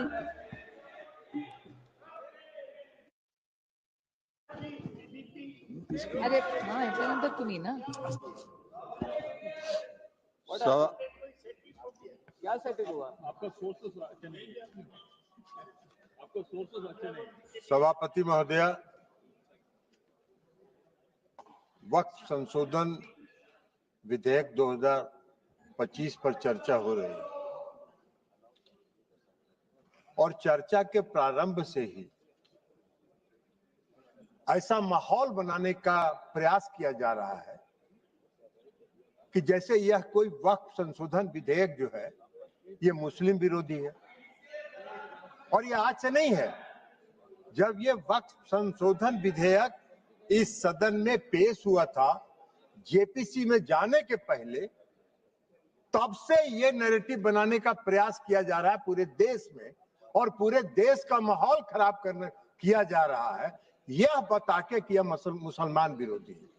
कहीं से ये मुसलमान विरोधी नहीं है, कहीं से मुसलमान विरोधी नहीं है। क्या है वक्फ? वक्फ कोई मुस्लिम संस्था है क्या? वक्फ एक तरह का ट्रस्ट है, जो ट्रस्ट मुसलमानों के हक में काम करने के लिए बनाया जाता है। मुस्लिम कोई धार्मिक संस्था नहीं है वक्फ।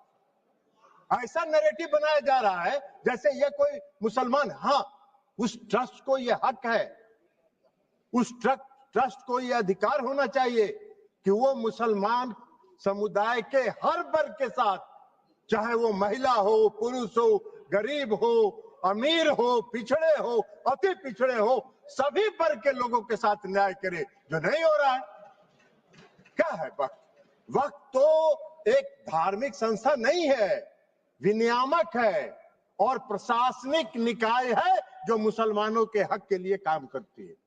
आज उसको नैरेटिव बनाया जा रहा है। क्यों नैरेटिव बनाया जा रहा है? आप मोदी जी को कोस रहे हैं। अरे भाई, मोदी जी का चेहरा अगर आपको पसंद नहीं आता है तो मत देखिए मोदी जी की तरफ, उनके अच्छे काम का प्रशंसा करिए, यही काम करिए।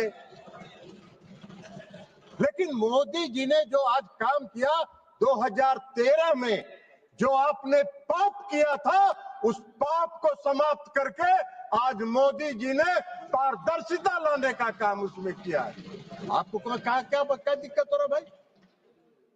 हाँ, ये अलग बात है कि आपको मोदी जी पसंद नहीं है तो नहीं है, तो मत रहे, लेकिन देश की जनता मोदी जी को पसंद करती है और इसलिए मोदी जी पारदर्शिता के साथ समाज के हर तबके के लिए काम करने का काम करते हैं।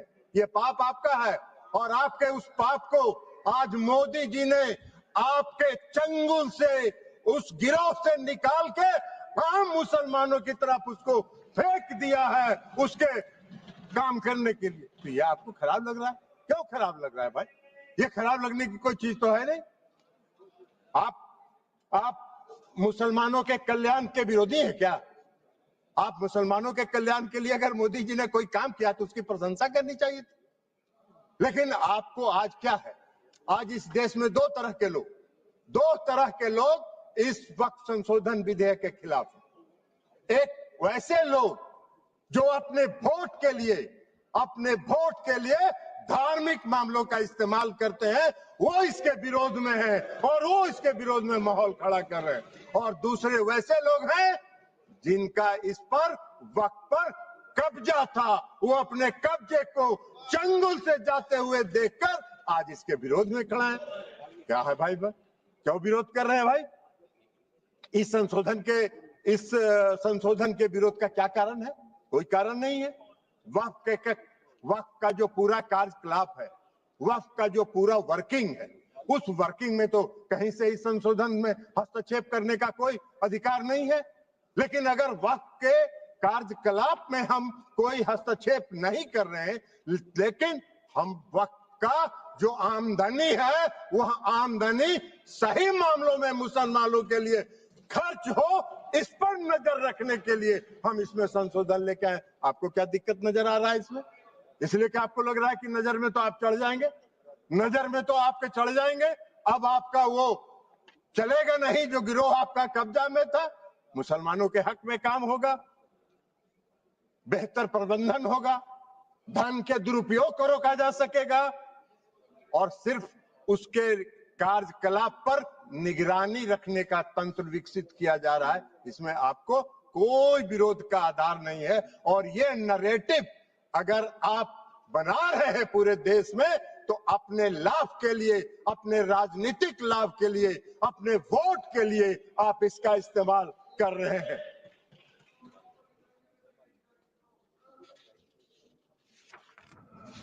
सभापति महोदया, इस संशोधन से क्या होगा? इस संशोधन से सबसे बड़ा फायदा क्या है? आज मुसलमान समुदाय के अंदर, ये नैरेटिव तो आप बना नहीं रहे हैं, मुसलमान समुदाय के अंदर पसमानदा समाज के भी लोग हैं। आप जरा बताइए हमको, पूरे देश भर का उदाहरण देके बताइए कि पसमानदा समाज का वक्त पर कोई है, वक्त में उसका बेचारे का कोई शे है? कितनी बड़ी आबादी है पसमानदा समाज की, उसका कोई शे है? आप पूरे देश में, आपके नेता, कांग्रेस पार्टी के नेता पूरे देश में चिल्ला चिल्ला के कह रहे हैं जातीय गणना कराइए, जनगणना कराइए। तो कराइए, तो मुसलमान के पसमानदा के आप खिलाफ कहां हैं? अगर उनको हक दिया जा रहा है और उनको अधिकार दिया जा रहा है। आपको बता देते हैं, आपको बता देते हैं, आपकी सेकुलरिज्म की एक कांग्रेस पार्टी के एक नेता का कल हम देखे अखबार में एक बयान छपा हुआ है कि जेडीयू सेकुलर पार्टी है, उसको देखना है। अरे जेडीयू को और नीतीश कुमार को आपके सेकुलरिज्म के सर्टिफिकेट की आवश्यकता नहीं है, उसकी आवश्यकता नहीं है। आपको हम एक बात बता देते हैं, सेकुलरिज्म की आपकी परिभाषा है समाज को वोट के लिए बांटो, भावना की राजनीति करो और वोट लेके देश पर राज करो और राज करो। यह आपका सेकुलरिज्म का परिभाषा है। नीतीश कुमार जी का और जेडीयू के सेकुलरिज्म की परिभाषा है कि बिना कोई विवाद किए हुए काम करो, समाज के हर वर्ग के लिए काम करो। आपने तो इस देश में बहुत दिन शासन किया। आपको एक मिनट सुनिए जयप्रकाश जी, आपको बता देते हैं, बिहार में नीतीश कुमार जी 20 साल से बिहार के मुख्यमंत्री हैं। आजादी के बाद से आपने कब तक शासन किया? कांग्रेस पार्टी ने बिहार में कब तक शासन किया? आजादी के बाद से नीतीश कुमार जी ने 20 वर्षों में मुसलमानों के हक में जो काम किया, आजादी के बाद से आज तक नहीं हुआ। क्या हुआ? मुसलमानों के लिए नीतीश कुमार जी ने तालमी मरकज बनाया, हुनर योजना चलाई। भागलपुर दंगा हुआ था, किसके राज में हुआ था? वेणुगोपाल जी, आपके राज में हुआ था।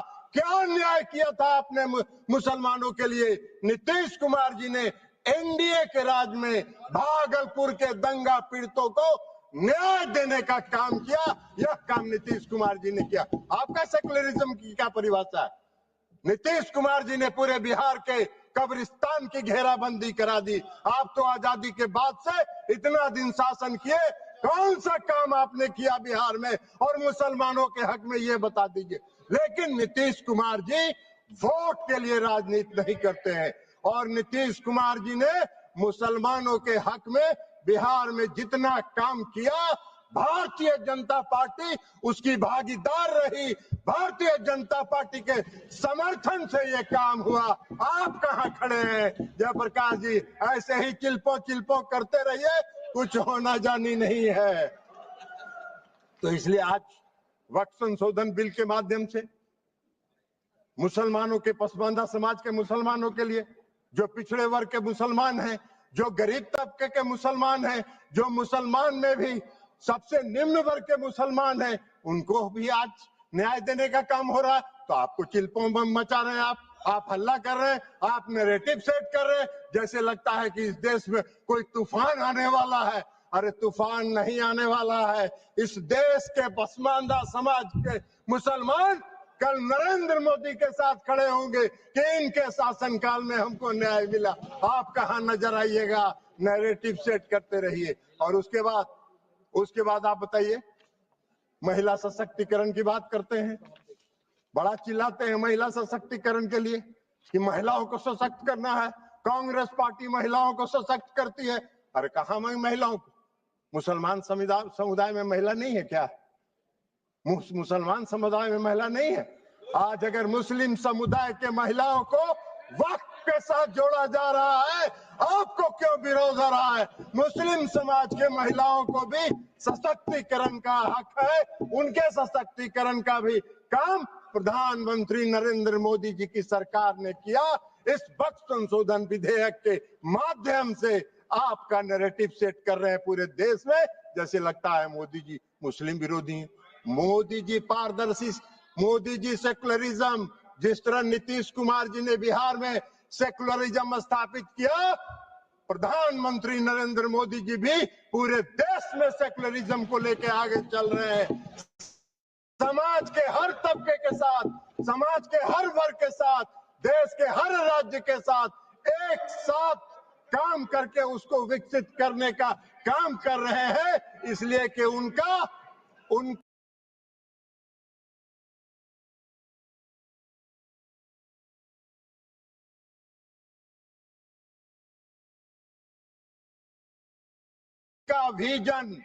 उनका विजन, उनकी सोच व्यापक है।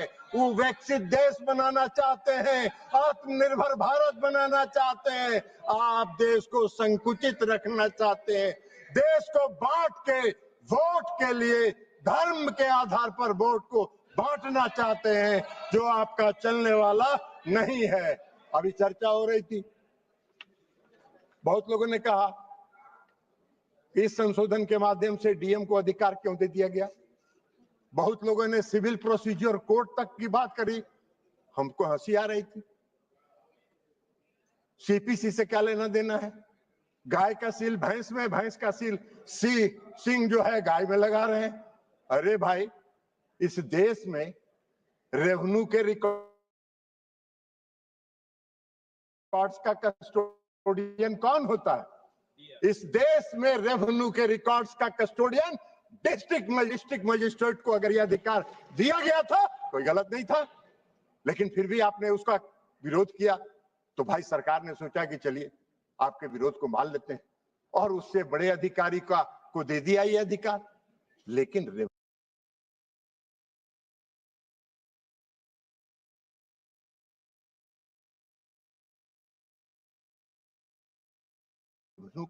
के रिकॉर्ड्स का कस्टोडियन जिलाधिकारी होता है।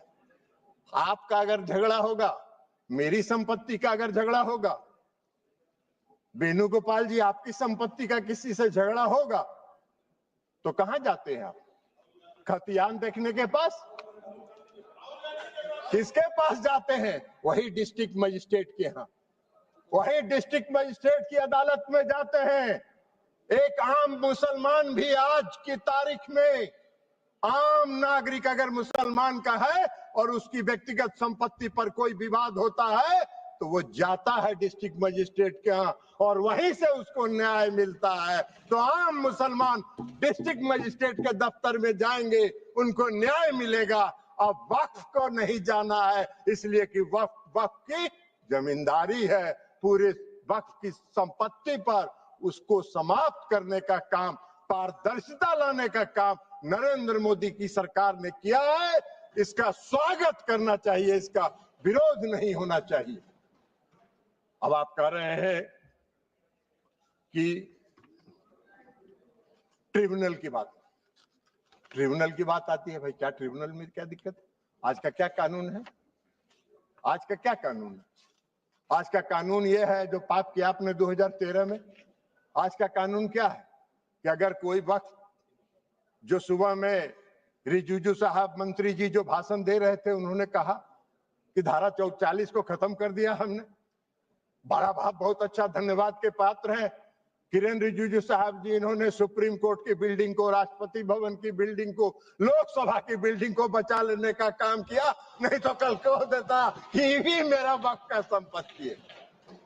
भाई आपका ऐसा कौन सा कानून है इस देश में? इस देश में ऐसा कहीं कानून होता है? कोई प्रजातांत्रिक, हम आजादी के बाद से इतने दिनों से इस देश को चला रहे हैं। कौन सा इस देश में ऐसा कानून है कि वक्त ने जिस पर रख दिया हाथ, वक्त की संपत्ति हो गई?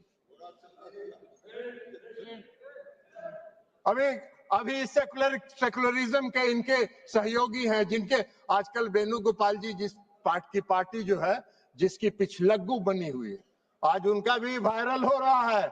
इसी लोकसभा में उनका दिया हुआ भाषण वायरल हो रहा है, जिन्होंने कहा है कि पूरे डक बंगला चौक को पटना के वक्फ वालों ने कब्जा करके रख लिया है। सख्त कानून बनना चाहिए और उन लोगों को विदा करना चाहिए। तो यही तो आपका है, यही आपका है, वायरल है। जरा बाहर निकल के वेणुगोपाल जी देख लीजिए, नहीं हो तो बोलिएगा, हम भेज देंगे, मेरे पास भी है, हम भी भेज देंगे आपको, देख लीजिएगा। तो आप वक्त की संपत्ति को अगर आज समाप्त कर दिया उस धारा को, तो बड़ा बढ़िया काम किया। हम धन्यवाद देते हैं रिजिजू साहब के, जिन्होंने इस देश को बचा लिया और इस देश के कई लोगों को इस शिकंजे में फंसने से बचा लेने का काम इन्होंने किया है। इसलिए हम उनको धन्यवाद देते हैं। अब ट्रिब्यूनल की बात है। ट्रिब्यूनल का क्या था भाई? कल इस कानून के तहत ट्रिब्यूनल में जाइए, ट्रिब्यूनल में जाके आप साबित करिए कि वक्फ का संपत्ति नहीं है, ये मेरा संपत्ति है। और उसको 5 साल तक 10 साल तक ट्रिब्यूनल सुनता रहेगा। और एक बार ट्रिब्यूनल फैसला दे दिया कि वक्फ वाले सही है, अब फिर कहीं नहीं जाइए, फिर उसी में रिवीजन फाइल करिए। यही तो आज का कानून था, जिसको खत्म करके इस सरकार ने पारदर्शिता लाने के लिए सिर्फ इंडिविजुअल को भी नहीं, अगर वक्फ को भी कोई शिकायत है तो वह भी अपील में जा सकता है, उसको भी आजादी मिल गई है। दो तरफा मामला साफ है। अब चलिए, जो सही होगा वही होगा। और यही काम नरेंद्र मोदी जी करते हैं, पारदर्शिता लाते हैं। आपको पारदर्शिता से चिढ़ है, आपको पारदर्शिता से नफरत है, तो इसमें मोदी जी क्या करें? उनका चेहरा आपको खराब लगता है तो मोदी जी क्या करेंगे? आपको पसंद नहीं है, उनके काम की प्रशंसा किया करिए। इसलिए आज जो ये संशोधन लेके सरकार आई है, ये संशोधन पूरे वक्त के कार्यकलाप को, पूरे वक्त के कामकाज पर, पूरे वक्त की संपत्ति पर, पूरे वक्त का इस्तेमाल आम और गरीब मुसलमानों के लिए, मुस्लिम महिलाओं के लिए हित में हो, इसकी व्यवस्था के साथ ये संशोधन विधेयक आया है। हमारी पार्टी जनता दल यूनाइटेड इसका पूर्ण समर्थन करती है, पारदर्शिता का समर्थन करती है। और पारदर्शिता को लाने के लिए हम आदरणीय प्रधानमंत्री नरेंद्र मोदी जी का धन्यवाद करते हैं। अल्पसंख्यक कल्याण मंत्री किरण रिजिजू साहब का धन्यवाद करते हैं और अपनी बात समाप्त करते हैं। माननीय सदस्य श्री अरविंद सामंत जी। माननीय चेयरपर्सन मैडम, वक्त अमेंडमेंट बिल 2025 पर हम अपनी विचार प्रकट करने के लिए खड़े हैं। सुबह से बहुत अच्छे भाषण भी सुन रहे हैं। मेरे मित्र रिजिजू जी ने बहुत कुछ कहा। सबसे बड़ी बात है कि मैं खुद भी जेपीसी में था और दुर्भाग्य की बात है कि जेपीसी में आखिर तक क्लॉज बाय क्लॉज चर्चा कभी नहीं हुई और यही कारण था क्योंकि जेपीसी में हमने देखा कि नॉन स्टेक होल्डर्स को भी बुलाया जाता था। अब ऐसी स्थिति में आप जब एक आध बिल लाते हो तो आपका उद्देश्य क्या है, आप क्या चाहते हो, और ये देखने के बाद हर वक्त हमें महसूस हुआ है आप लोगों की कतनी और करनी में बहुत फर्क होता है। आपको जो बिल लाने में किसी को न्याय देने की प्रक्रिया नहीं है आपके मन में। आप अगर हिंदुत्व की आज हमारे राज्य के मुख्यमंत्री ने ललकारा है कि शिवसेना और उद्धव बाला साहब ठाकरे पार्टी क्या बोलने वाली है, हिंदुत्व के साथ खड़ी रहेगी क्या, आप हमें हिंदुत्व सिखाने वाले हैं। अगर हिंदुत्व की बात करते हैं तो मैं आपको याद दिलाता हूं कि हाल ही में हमने जो पद्मनाभ मंदिर था उसका खजाना निकाला था। क्या हुआ, उस खजाने को क्यों निकाला, किस लिए निकाला।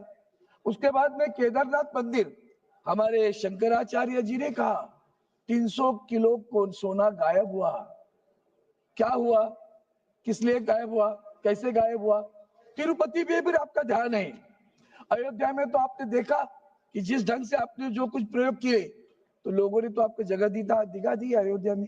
वहां के मंदिर तोड़े गए, वहां की मूर्तियां तोड़ी गई, वहां की मूर्तियां वाराणसी में भी हुआ, दोनों जगह घट गए आपके वोट, तो दोनों जगह मूर्तियां भी गायब हुई।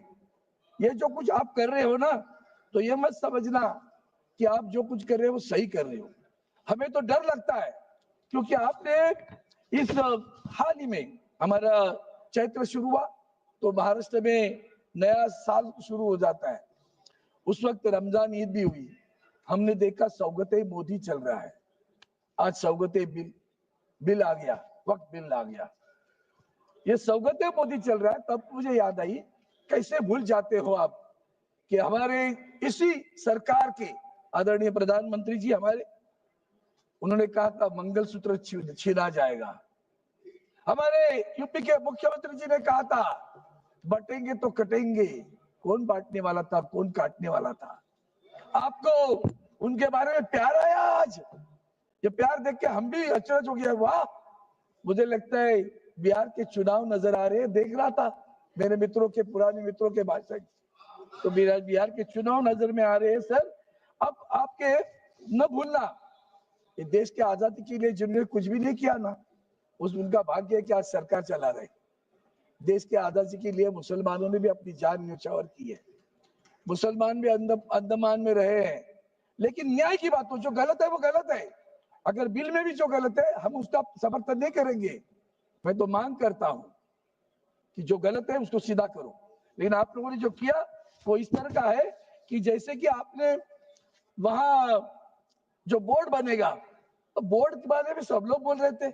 सबसे पहली बात ऐसी है मैडम चेयरमैन कि बोर्ड चुनाव होकर आता था, अब आप नॉमिनेशन करने जा रहे हो, वही तो जनतंत्र का मार खा रहा है। जब नॉमिनेशन करना है मतलब सरकार को जो चाहे उसको रख देगी, बाकी तो अधिकारी है उसके ऊपर, वो भी आएंगे, वो तो सरकारी अधिकारी रहेंगे।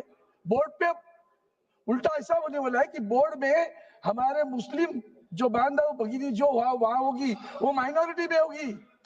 महिलाओं की बात करते हो, महिलाओं को तो आरक्षण 1995 एक्ट में है, नया नहीं किया आपने, ढोल मत बजाओ उसका, वो पहले से है, उसका आप समर्थन करते हैं। लेकिन जो दो लोग गैर मुस्लिम आप चाहते हो, हमारे मन में शंका है कि क्या आपने सही दिल से लाया है, जबकि आपको मालूम है कि बोर्ड पहले चुनाव चल जाता था, आप नॉमिनेट कर रहे हो, और नॉमिनेट करने के बाद में आप क्या करने वाले हो, तो दो गैर मुस्लिम होंगे। मैं आपको विनती करता हूं, पहले तो शांति से सोच लो क्या कर रहे हो। आप एक तरफ कह रहे हो कॉमन सिविल की कोड की बात करते हो, और जब दूसरी तरफ यहाँ दो मुस्लिम गैर मुस्लिम हमारे पग बोर्ड पे ला रहे हो। मुझे डर लगता है कि हमारे हिंदुओं के मंदिरों में भी कल गैर हिंदू अगर लाना चाहोगे। उन्होंने अभी उदाहरण बताया मंदिर का, याद रखना शिवसेना उसके खिलाफ खड़ी रहेगी। अगर हमारे मंदिर में कभी आपने सोचा भी कि किसी गैर हिंदू को उस मंदिर के बोर्ड पे लाने की कोशिश भी करोगे, तो याद रखना हम उसे विरोध करेंगे। क्योंकि ये जो चल रहा है वो आगे चलकर क्रिश्चियनों पे हो सकता है, आगे चलकर जैन देरासर पे हो सकता है, आगे चलकर सिख धर्मों के गुरुद्वारा पे हो सकता है। क्यों कर रहे हो आप? क्या आपका उद्देश्य है? क्या आपका हेतु है? क्यों चाहिए आपको ज्ञान? ये धार्मिक नहीं है, रिलीजियस एंड पायस। जो कहा जाता है डोनेशन दिया जाता है वक्त के लिए, for what purpose? It is a religious and pious. You are showing it is a government functioning. कैसे हो सकता है गवर्नमेंट का? वो धार्मिक है और धार्मिकता के लिए दिया जाता है। ऐसी स्थिति में आप कहते हो कि उसके धार्मिकता नहीं है। जैसे भी ये देरासर के मंदिर में भी आप कर सकते हो, आगे चलकर हमारे हिंदू देवस्थान है। आपने ये अभी जो मैंने मंदिरों की बात की, हमने मैं उनके साथ में था, 370 धारा खत्म करी। हमने आपका अभिनंदन किया, मैं कैबिनेट में था, बहुत खुश था।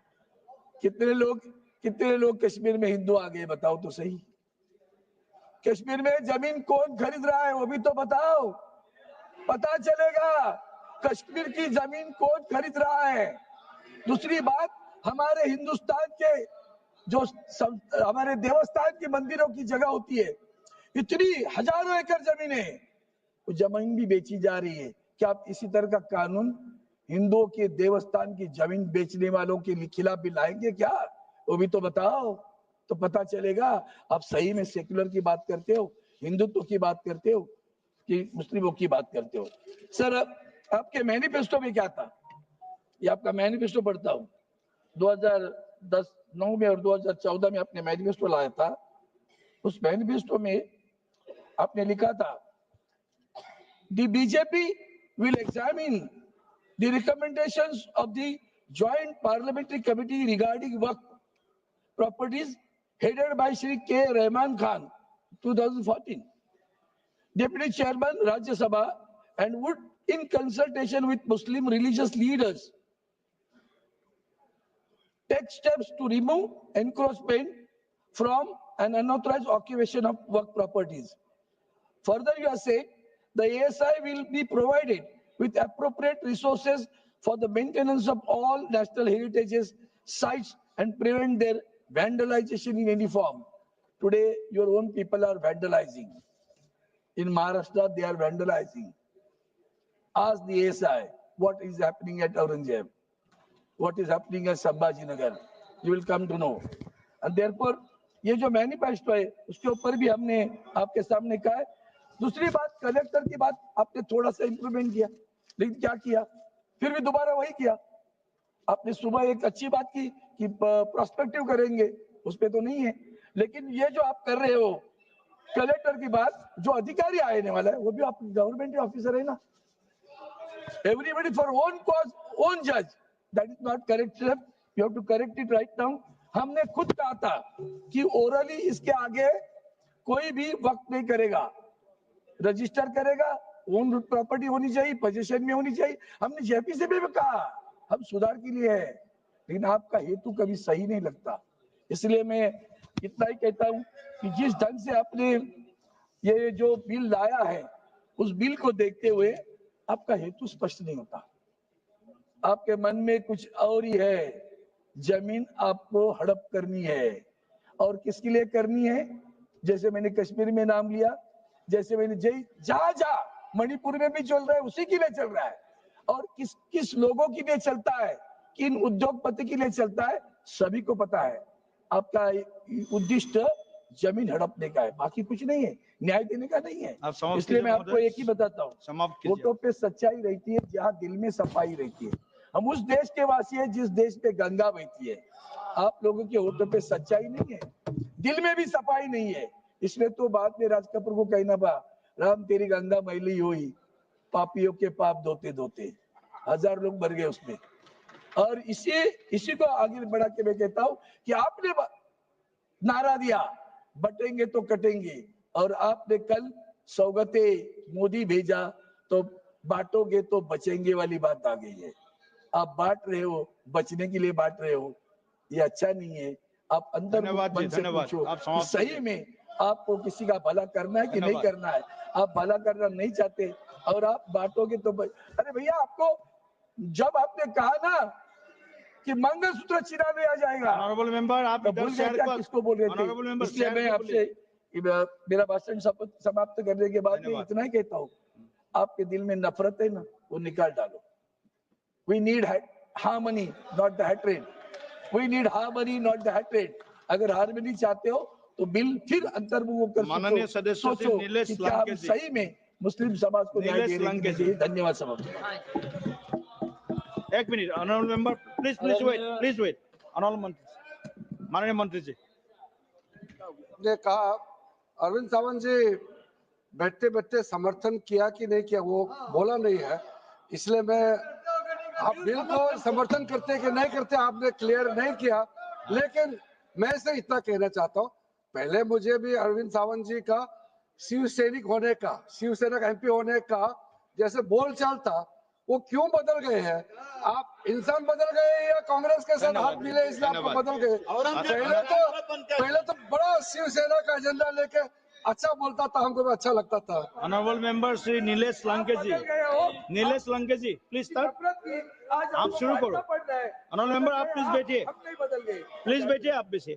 नीलेश लंके जी। आदरणीय सभापती महोदय, आज आपण जो वक्फ बोर्ड संबंधित विधेयक सादर करत आहोत त्यावर बोलण्यासाठी मी उभा आहे। सरकार म्हणते की या मागचा हेतू सशक्तीकरणाचा आहे, पण यामागे काही गंभीर आणि चिंताजनक मुद्दे यामध्ये आढळत आहे।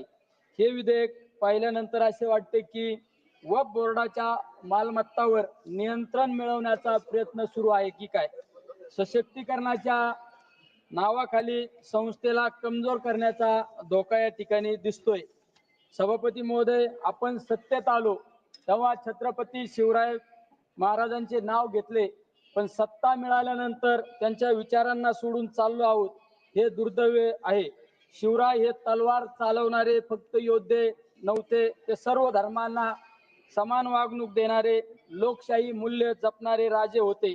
त्यांनी समाज, धर्म, पंथ, जात, भाषा न पाहता सगळ्यांना सोबत घेतलं। त्यांनी माणूस पाहिला आणि माणुसकीला जागवला। म्हणून मला आठवती ही लहानशी कविता, शिवरायांचा विचार, सर्व धर्मांना मान दिला, प्रत्येकाला सन्मान दिला, सर्व धर्मांना मान दिला, प्रत्येकाला सन्मान दिला, जातीपातीचा नको भेद, साऱ्यांना दिला एकच वेद, जातीपातीचा नको भेद, साऱ्यांना दिला एकच वेद, न्याय करूया धैर्य अपार, असाच होता शिवरायांचा विचार, न्याय करूया धैर्य अपार, असाच होता शिवरायांचा विचार।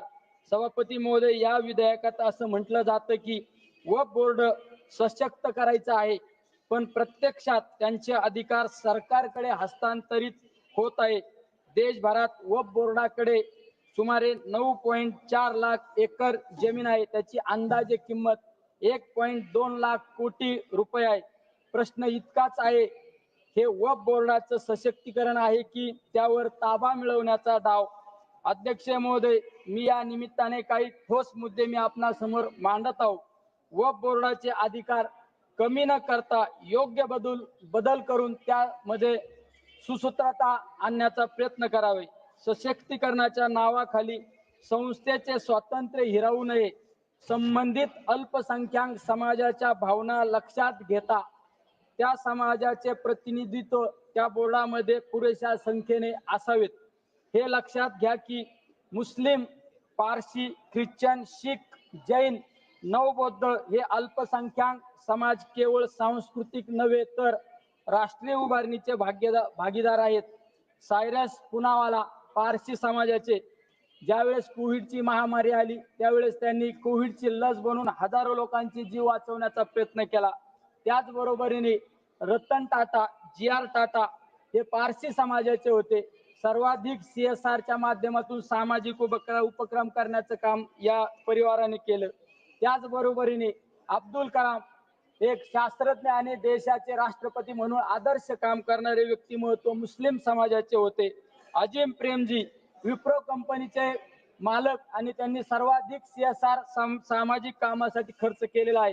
त्याचबरोबरीने मदर टेरेसा ख्रिश्चन समाजाच्या कुष्ठरोग्यांसाठी आपलं जीवनाच्या शेवटच्या क्षणापर्यंत कुष्ठरोग्यांची सेवा करण्याचं काम आमच्या मदर टेरेसांनी केलं. त्या एका ख्रिश्चन समाजाच्या. शहीद भगतसिंग शीख समाजाचे, देशासाठी हसत हसत बलिदान देणारे आमचे भगतसिंग. आचार्य आनंद ऋषीजी महाराज यांच्या नावाने आमच्या जैन समाजाने आनंद ऋषीजी हॉस्पिटलच्या माध्यमातून अनेकांना जीवनदान देण्याचं काम त्या ठिकाणी केलं जात असतं. वक्फ बोर्डाच्या अध्यक्षाची पूर्वी लोकशाही पद्धतीने निवड होत होती, आता सरकार थेट नेमणूक करणार आहे. ही बाब संविधानाच्या विरोधात आहे. अध्यक्ष महोदय, वक्फ बोर्डावरील निर्णय आधी बोर्ड घेत असे, आता तो निर्णय एक सरकारी अधिकारी घेणार. याचा अर्थ सरकारचा हस्तक्षेप यामुळे वाढेल. जर वक्फ बोर्डवर 12 वर्षे अतिक्रमण झाले आणि वक्फ बोर्डाने काही कारवाई केली नाही तर ती प्रॉपर्टी अतिक्रमण करणाऱ्याची होणार. ही तरतूद म्हणजे अतिक्रमण करणाऱ्याला कवचच एका बाजूने देत आहोत आपण. अध्यक्ष महोदय, आर्थिक व्यवहारावर पूर्वी राज्य सरकारचे ऑडिट होत असे, आता ते अधिकार कॅगकडे देऊन थेट त्रास देण्याचा धोका निर्माण होत आहे. यामध्ये अध्यक्ष महोदय, हाजी अली ट्रस्ट किंवा बिहार मधील बोधगया ट्रस्ट अशा संस्थांवरही हस्तक्षेप झालाय. उद्या हेच इतर समाजाच्या संस्थांसोबतही घडू शकते. अध्यक्ष महोदय, सभापती महोदय, आपले संविधान धर्मनिरपेक्ष आहे. संविधानातील हे मूल्य फक्त पुस्तकापुरतं न ठेवता कृतीत उतरवणे आवश्यक आहे.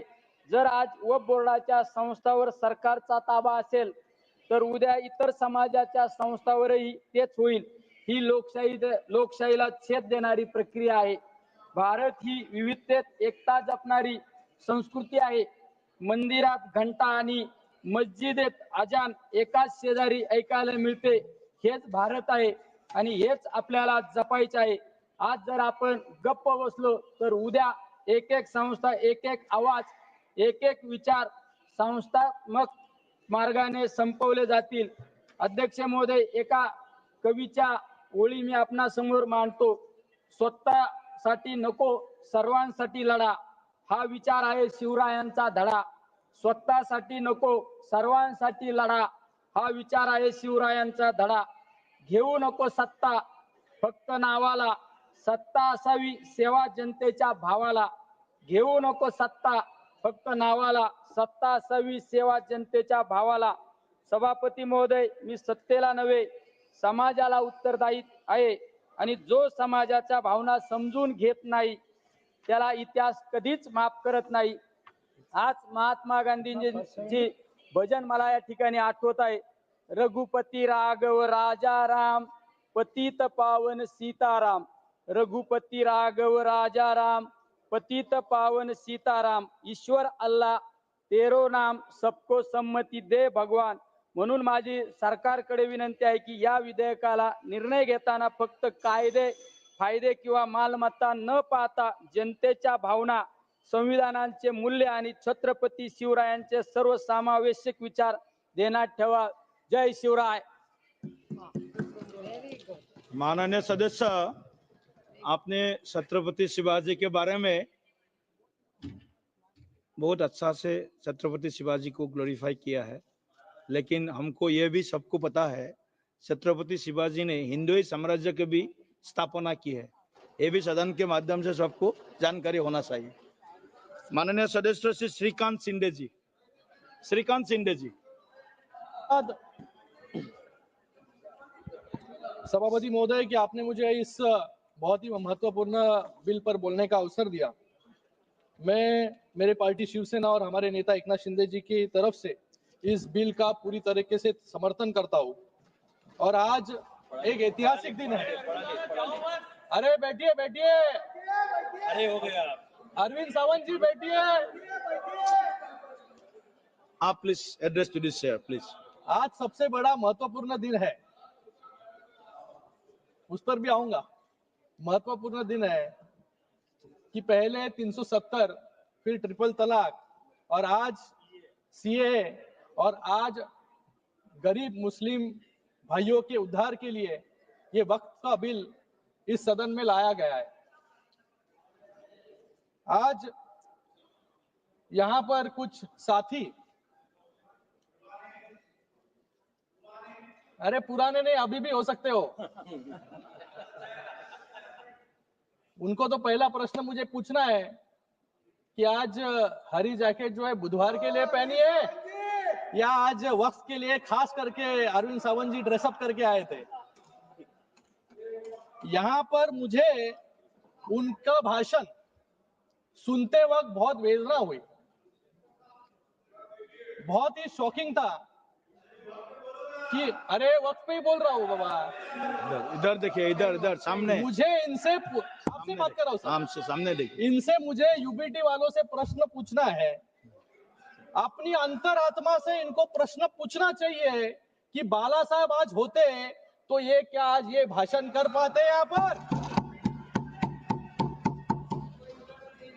आज इस सदन में एक बात साफ हो गई, ये यूबीटी वाले किसकी विचारधारा को मान रहे हैं और ये बिल का विरोध कर रहे हैं। इनके पास एक सुनहरा अवसर था अपनी गलतियों को सुधारने का, अपने इतिहास को संभालने का और विचारधारा को जिंदा रखने का, जिसके लिए कभी बाला साहब ठाकरे जी ने आंदोलन किया था। लेकिन अफसोस यूबीटी वालों ने उस विचारधारा को तो पहले ही बुलडोजर के तले जो है चुरोड़ मुरोड़ दिया है। बाला साहब की जो विचारधारा थी वो स्पष्ट थी, हिंदुत्व की रक्षा, देश की एकता और बाकी धर्मों के लोगों के लिए सम्मान। लेकिन आज अगर बाला साहब यहां होते तो यूबीटी का डिसेंट नोट यहां पर अगर पढ़ते तो उनके आत्मा को बहुत वेदना जो है होती।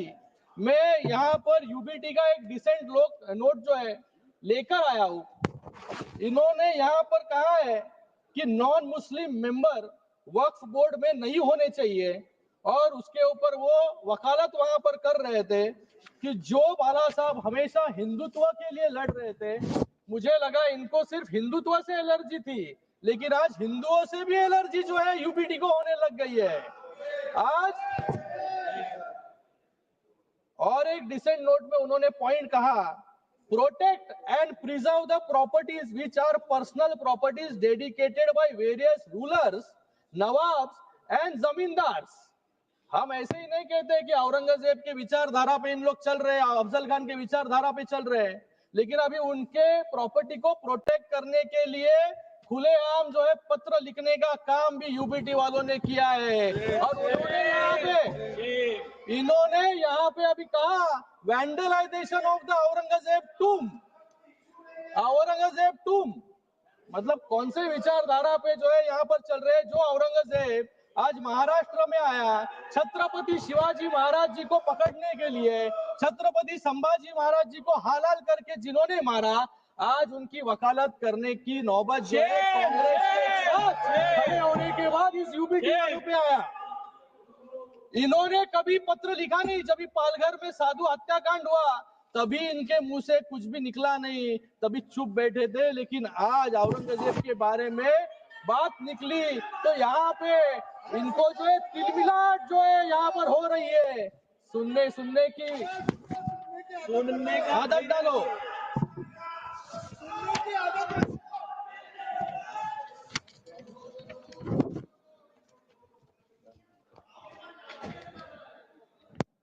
मैं यहाँ पर इन्होंने और कहा यहाँ पर 370 कलम हटाने के बाद कश्मीर में क्या हुआ। बाला साहब ठाकरे जी जब भी थे तभी उन्होंने कहा कि मुझे एक दिन अगर प्रधानमंत्री बनाएंगे तो सबसे पहले मैं 370 कलम को हटाऊंगा। आज वो 370 कलम को यहाँ पर क्यों हटाया, ऐसा प्रश्न पूछने का काम यहाँ पर कर रहे हैं। और उसी के साथ में राम मंदिर के बारे में भी कहा इन्होंने कि जो सपना बाला साहब ने देखा था राम मंदिर का, कि राम मंदिर बनाने के बाद क्या हुआ, ये भी प्रश्न पूछने की नौबत जो है यूबीटी पे आ गई है। मुझे लगता है कि आज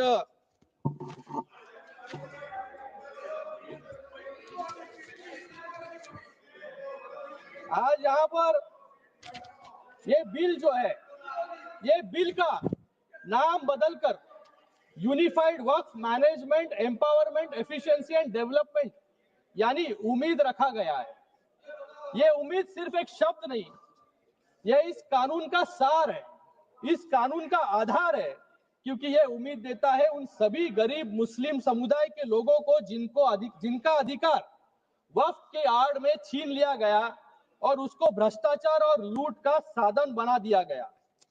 मैं विपक्ष के मित्रों का दर्द समझ सकता हूं, क्योंकि जब भी देश को उनसे उम्मीद दिखी तब उन्होंने देश को और मुस्लिम समुदाय को निराशा देने का काम किया। जिस समुदाय ने आंख बंद करके इनको वोट दिया, लेकिन उनको सिर्फ वोट बैंक बनाकर छोड़ देने का काम जो है इस कांग्रेस वालों ने, विपक्ष वालों ने किया। ये यहाँ पर हमेशा सब एक लोकसभा के वक्त भी लोगों में भ्रम फैलाने का काम इन्होंने किया, संविधान खतरे में, संविधान खतरे में। आज भी लोगों में भ्रम फैलाने का काम कर रहे हैं कि वक्फ की जमीनें जो है सरकार ले लेगी, लेकिन आज यहाँ पर वक्फ बाय यूजर, यहाँ पर एक अमेंडमेंट लाया गया कि जो ये बिल आने के बाद इसके पहले के सभी वक्फ जो अनडिस्प्यूटेड प्रॉपर्टीज है वो वक्फ पे रहेंगे। तो यहाँ पर कोई सवाल उठता नहीं है कि सरकारें उस वक्फ की जमीन को लेने की कोशिश कोई कर रहे हैं, लेकिन सिर्फ लोगों में भ्रम फैलाने का काम कुछ लोग यहाँ पर कर रहे हैं।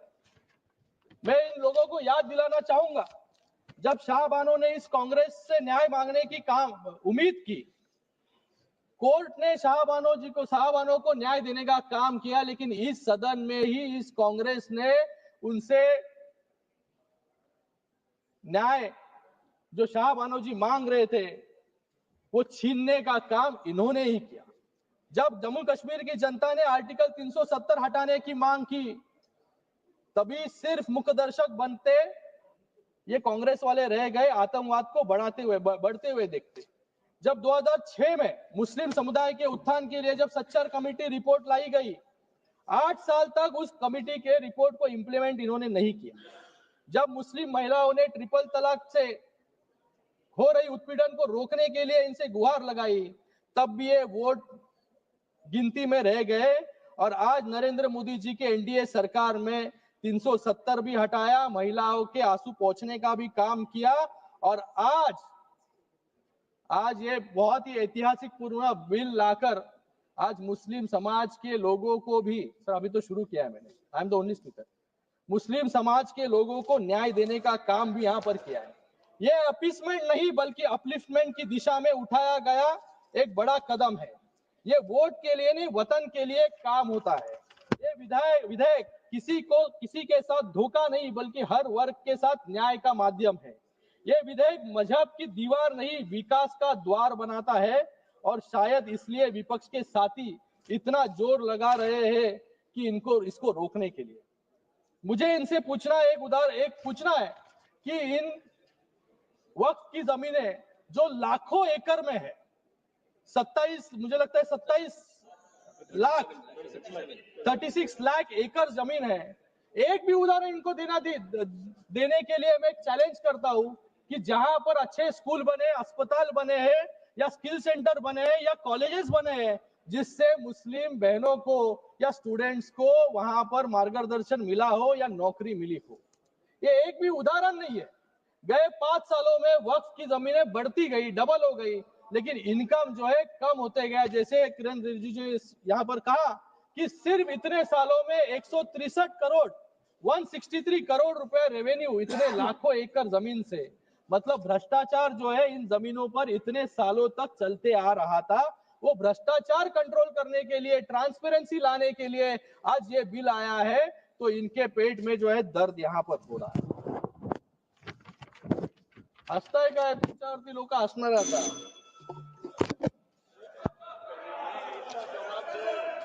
आज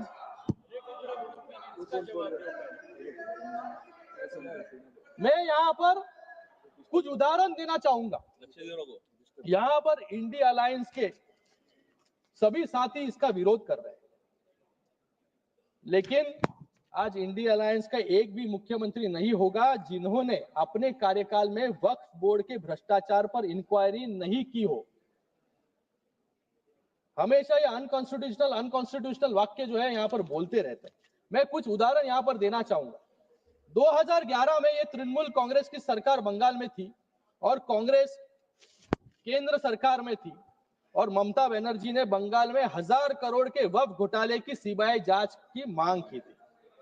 दिल्ली में 2019 में कांग्रेस ने आम आदमी पार्टी के खिलाफ मेमोरेंडम दिया था कि दिल्ली वक्फ बोर्ड में भ्रष्टाचार हो रहा है, जिसके अध्यक्ष आम आदमी पार्टी के विधायक अमरतुल्ला खान जो जेल भेजे गए। उत्तर प्रदेश में भी समाजवादी पार्टी के शासन के दौरान अखिलेश यादव जी की सरकार में मंत्री रहे आजम खान ने वक्फ का मंत्री होते हुए, सही है ना भाई, सही है, बाहर आपसे तो बात किया मैंने, आपको पता है, वक्फ के मंत्री होते हुए खुल्लम खुल्ला लूट मचाई, सत्ता के संरक्षण में जबरन जमीनों को वक्फ संपत्ति घोषित करके अपनी निजी जागीर बनाने की कोशिश की। आज 50 से ज्यादा मामले उन पर दर्ज है और आज जेल में वो सलाखों के पीछे है। आप समाप्त कांग्रेस ने भी उनका विरोध किया था।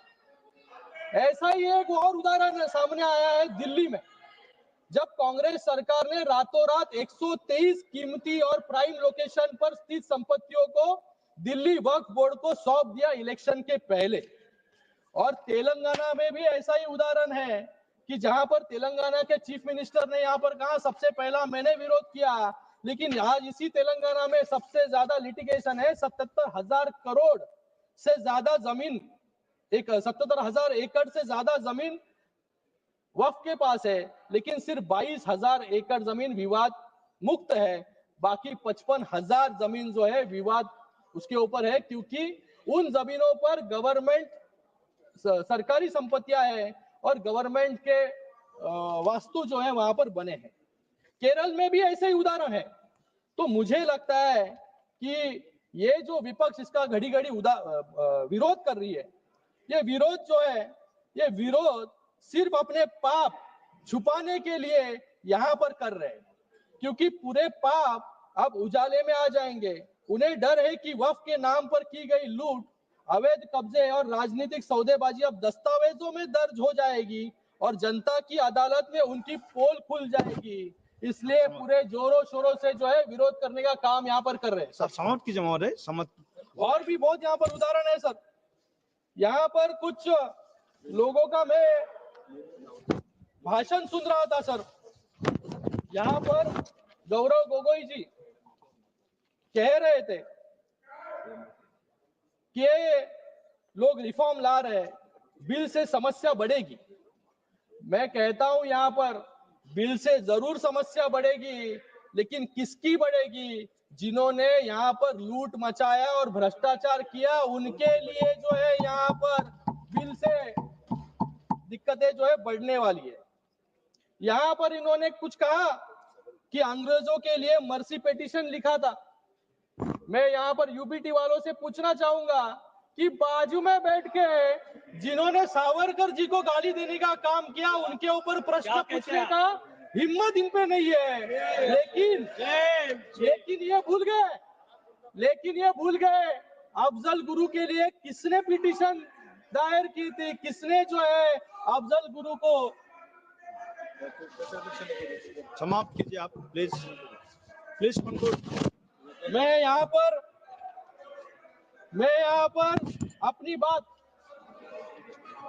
अपनी बात समाप्त करने से पहले, ये जो बिल है 2011-12 में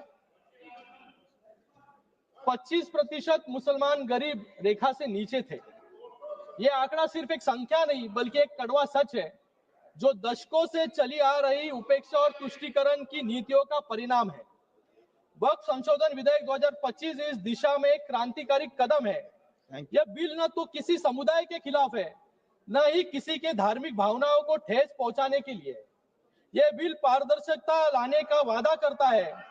ये वक्फ संपत्तियों को अवैध कब्जों से मुक्त करने का संकल्प लेके आता है। धन्यवाद माननीय महोदय, धन्यवाद। सबसे बढ़कर ये उन मुसलमानों को सशक्त बनाने का रास्ता खोलता है जिन्हें सालों तक कमजोर रखा गया। वक्फ की संपत्तियों जो मुस्लिम समुदाय के कल्याण के लिए थी, लंबे समय से भ्रष्टाचार, कुप्रबंध और अतिक्रमण की भेंट चढ़ती रही।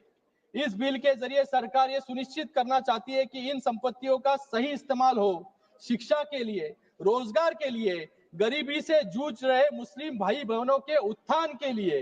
ये बिल मुसलमानों को मजबूत करने का औजार है, न कि उनका हक छीनने का कोई धन्यवाद। यहाँ पर धन्यवाद जी। हमारा विचार है।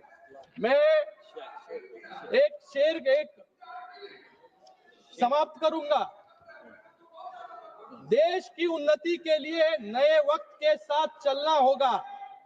देश के उन्नति के लिए नए वक्त के साथ चलना होगा और मुसलमान भाइयों और बहनों की तरक्की के लिए नए वक़्फ के साथ आगे बढ़ना होगा। धन्यवाद। धन्यवाद श्री सर। इमरान मसूद जी।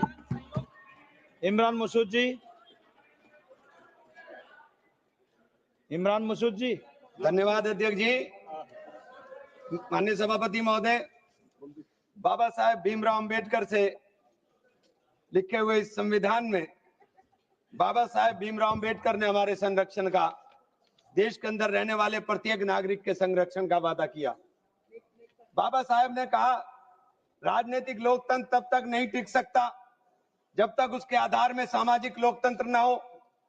और सामाजिक लोकतंत्र का अर्थ है एक ऐसी जीवन शैली जो स्वतंत्रता, समानता और बंधुत्व के जीवन के सिद्धांतों के रूप में मान्यता देती है। मान्यवर, वक्फ बिल ला करके जिन्होंने इस वक्फ बिल को ड्राफ्ट किया, मुझे बड़ा ताज्जुब होता है बार बार। वक्फ के बारे में आपको जानकारी, वक्फ है क्या? वक्फ एक फरीजा है हर मुसलमान के लिए, जो जिसकी जो हैसियत है वो अपनी हैसियत के हिसाब से अपनी प्रॉपर्टी को या किसी भी चीज को अल्लाह की राह में वक्फ करता है। और इस वक्फ के जो ड्राफ्ट करने वाले लोग थे, जो उन्होंने बिल ड्राफ्ट किया था, उनमें मैक्सिमम लोग वो थे जिनको वक्फ के बारे में जानकारी नहीं थी। और मैं एक बात बहुत दावे के साथ कहता हूं कि 90% लोग ये नहीं बता पाएंगे मुसलमान के अलावा कि पाकी और नापाकी क्या होती है। तो आप वक्फ को क्या जानेंगे? ये जो बार बार कह रहे हैं कि मुस्लिम में सदस्य, गैर मुस्लिम सदस्य शामिल होने चाहिए, नहीं होने चाहिए, वक्फ को मुसलमान समझता है, जानता है, इसकी जो जरूरत है उसको पहचानता है, इसलिए इस बात को कहा जा रहा है। वरना सारा प्रबंधन जो वक्फ बोर्ड का है वो तो सरकारों के ही हाथ में। लेकिन इसमें जो सबसे बड़ी बात है कि बार बार ये शोर मच रहा है, जेडीयू भी कहती है, टीडीपी भी कहती है और सहयोगी दल भी कहते हैं कि हमने वक्फ बाय यूजर को खत्म कराने का काम कर दिया। माननीय अध्यक्ष जी, मैं इसकी धारा 3R1 को, जिसके अंदर वक्फ बाय यूजर था, उसको हटा दिया गया और क्या शामिल किया गया, मैं ये पढ़ करके बता रहा हूं। ये बिल है, इसके अंदर लिखा है, परंतु वक्फ संशोधन अधिनियम 2025 के प्रारंभ पर या उसके पूर्व उपयोगकर्ता द्वारा वक्फ के रूप में रजिस्ट्रीकृत संपत्तियों को उपयोगकर्ता द्वारा विद्यमान वक्फ इसके वक्फ संपत्ति के रूप में बना रहेगा, सिवाय, बस आगे आ गया काम, सिवाय संपत्ति पूर्णतः या भागतः विवादाग्रस्त है या कोई सरकारी संपत्ति है। मानिए सभापति महोदय, 2005-6 में विभिन्न राज्य के बोर्डों द्वारा सच्चर कमेटी के समक्ष ये कहा गया, दिल्ली में 316, राजस्थान में 60, कर्नाटक में 42, मध्य प्रदेश में 53, उत्तर प्रदेश में 60, उड़ीसा में 53 ऐसी प्रॉपर्टी हैं जिनके ऊपर सरकार के कब्जा किया हुआ है। इसके बाद जब ये लागू हो जाएगा तो इसके ऊपर से वक्फ का अधिकार खत्म हो जाएगा। दूसरी चीज मैं कहना चाह रहा था, जब आपने सिवाय संपूर्ण और पूर्णतः लिखा और या भागतः लिखा, तो आपने पूरी तैयारी कर करके लिखा। उत्तर प्रदेश इसका सबसे बड़ा उदाहरण है। उत्तर प्रदेश में 11,400 हेक्टेयर लैंड वक्फ की, 14,000 हेक्टेयर में से 14,500 में से 11,500 हेक्टेयर लैंड को सरकारी घोषित कर दिया गया है। 78% लैंड को सरकारी बता दिया गया है।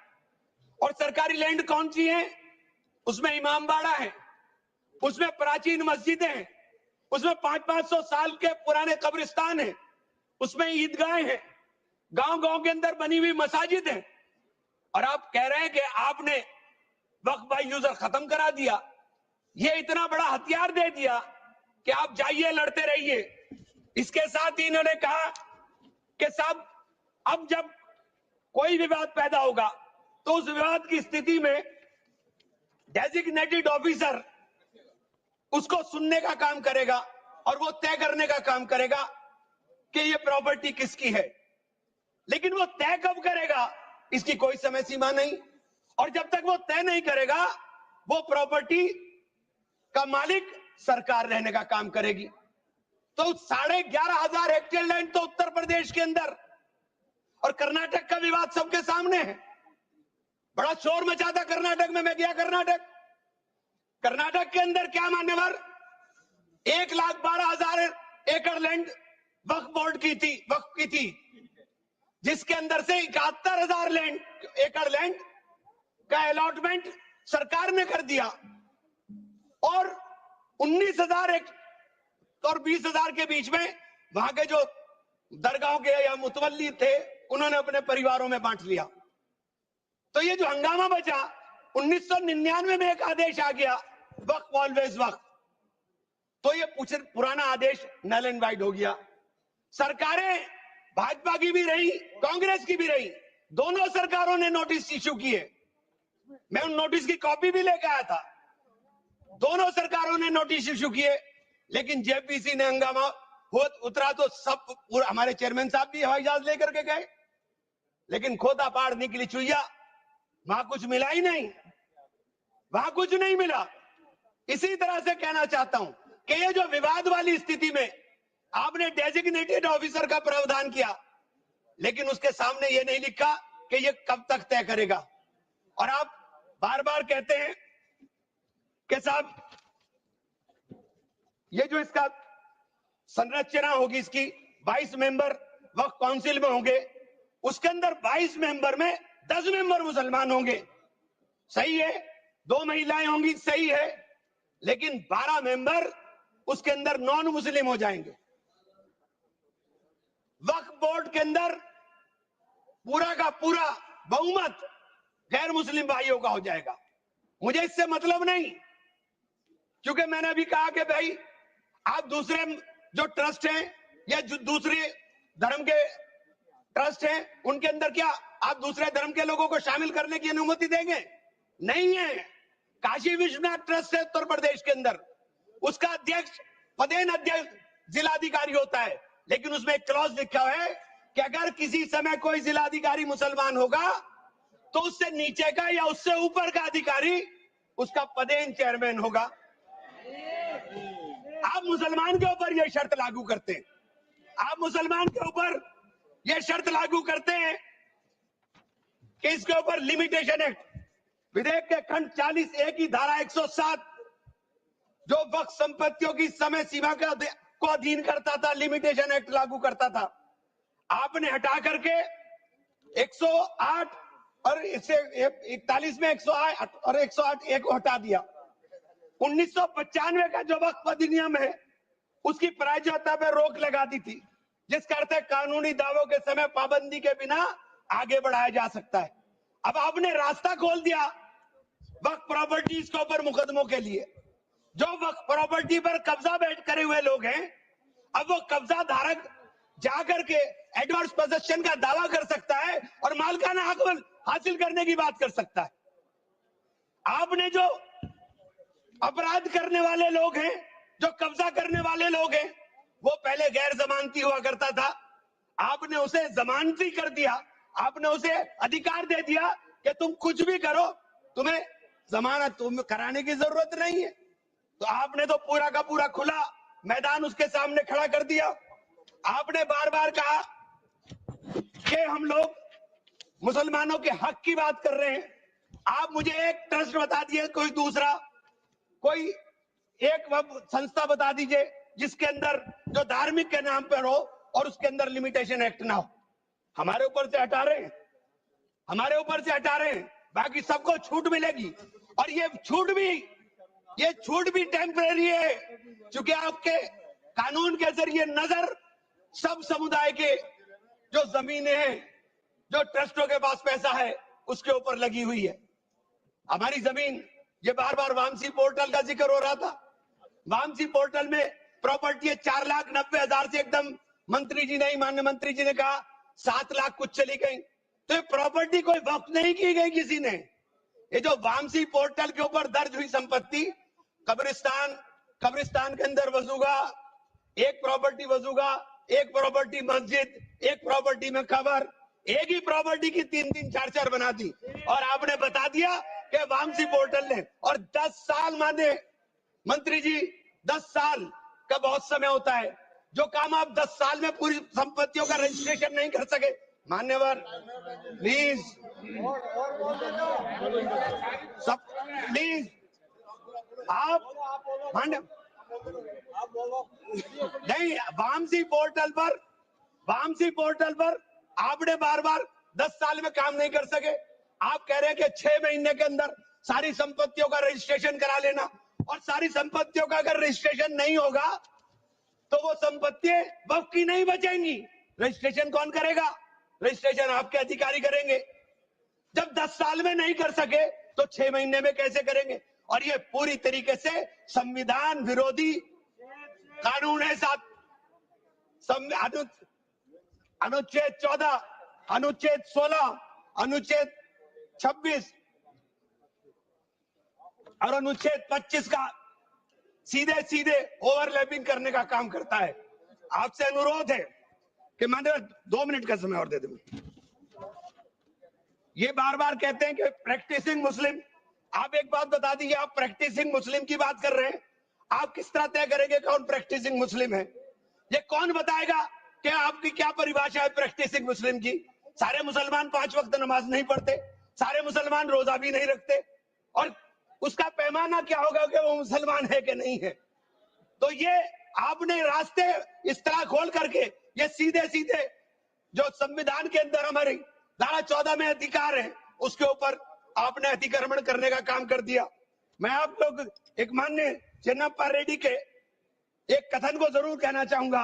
हमारी परंपरा हमें सहिष्णुता सिखाती है, हमारा संविधान, ये संविधान हमें सहिष्णुता का अभ्यास कराता है। हमें इसे कमजोर नहीं करना चाहिए, यही संरक्षण दे रहा है हमें। ये बाबा साहब के सपनों का संविधान है कि उन्होंने देश के अंदर रहने वाले प्रत्येक नागरिक को, जो गरीब से गरीब नागरिक है, उसको वो अधिकार दिया जो सामने बैठे हुए हमारे प्रधानमंत्री को होगा, वो ये अधिकार बाहर सड़क पर बैठे हुए एक मजदूर को होने का काम होगा। ये बाबा साहब का संविधान है। मान्यवर, इसे कमजोर करने का काम, मैं आप हाथ जोड़कर विनती करता हूं। अभी हमें सौगाते मोदी मिली, एक सेकंड, हमें सौगाते मोदी मिली। हमें सौगाते मोदी में ईद की सवैयां नहीं चाहिए, हमें सौगाते मोदी में शिक्षा दे दीजिए, हमें सौगाते मोदी में रोजगार दे दीजिए, हमें सौगाते मोदी के अंदर मोहब्बत दे दीजिए। ये जो गोलियां छातियों पर लगती है, ये मारना बंद करा दीजिए। हमें सौगाते मोदी में ये कानून देने का काम कर लीजिए। बहुत बहुत धन्यवाद। धन्यवाद। माननीय सदस्य श्री अनुराग ठाकुर जी।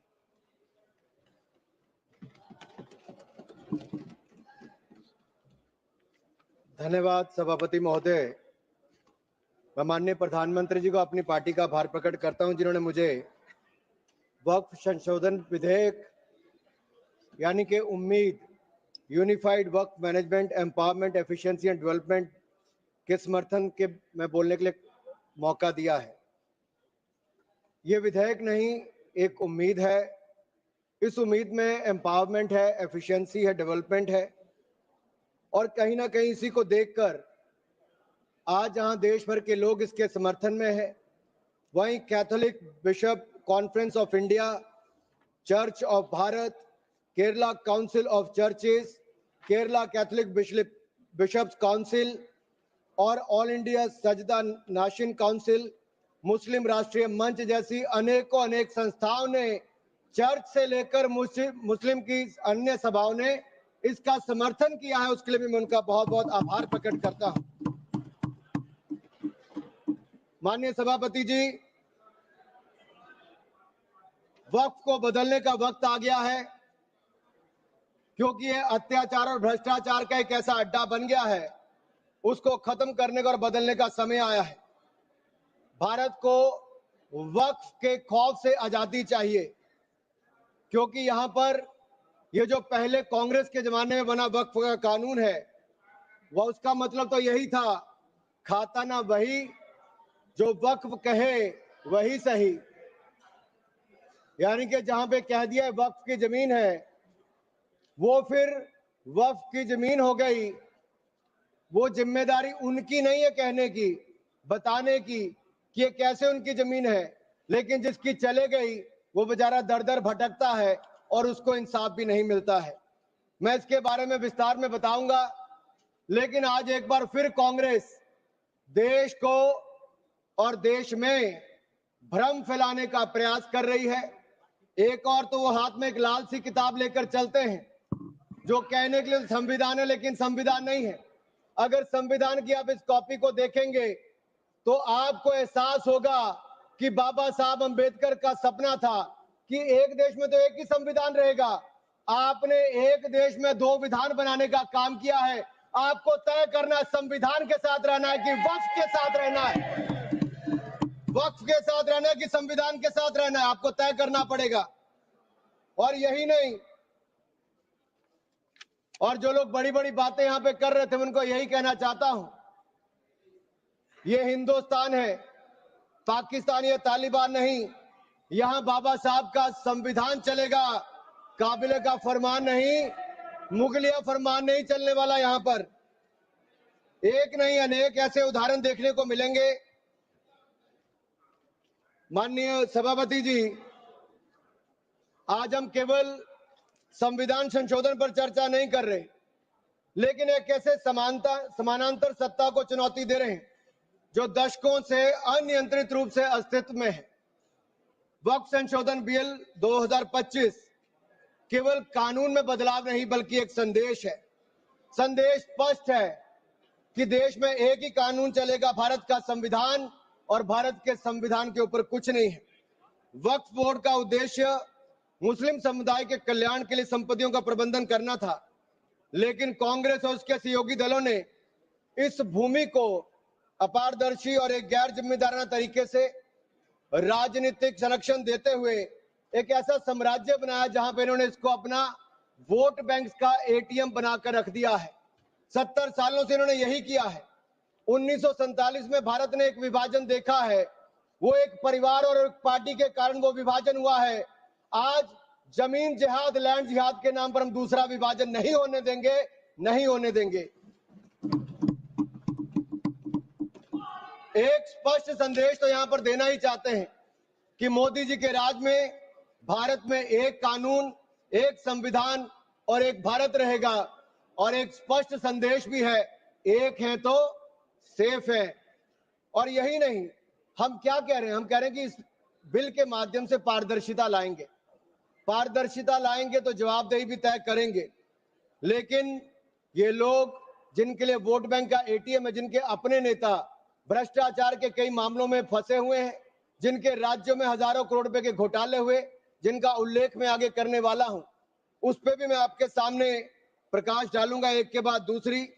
लेकिन सवाल ये खड़ा होता है कि 70 साल से ये प्रक्रिया जो चल रही है, चाहे 1964 की बात हो, 69 की बात हो, उसके बाद एक के बाद दूसरे संशोधन आए, 95 से लेकर 2013 तक इन्होंने इस कानून को इतना ऐसा बना दिया कि इसको चुनौती देने तक का भी हक कहीं नजर नहीं आता था।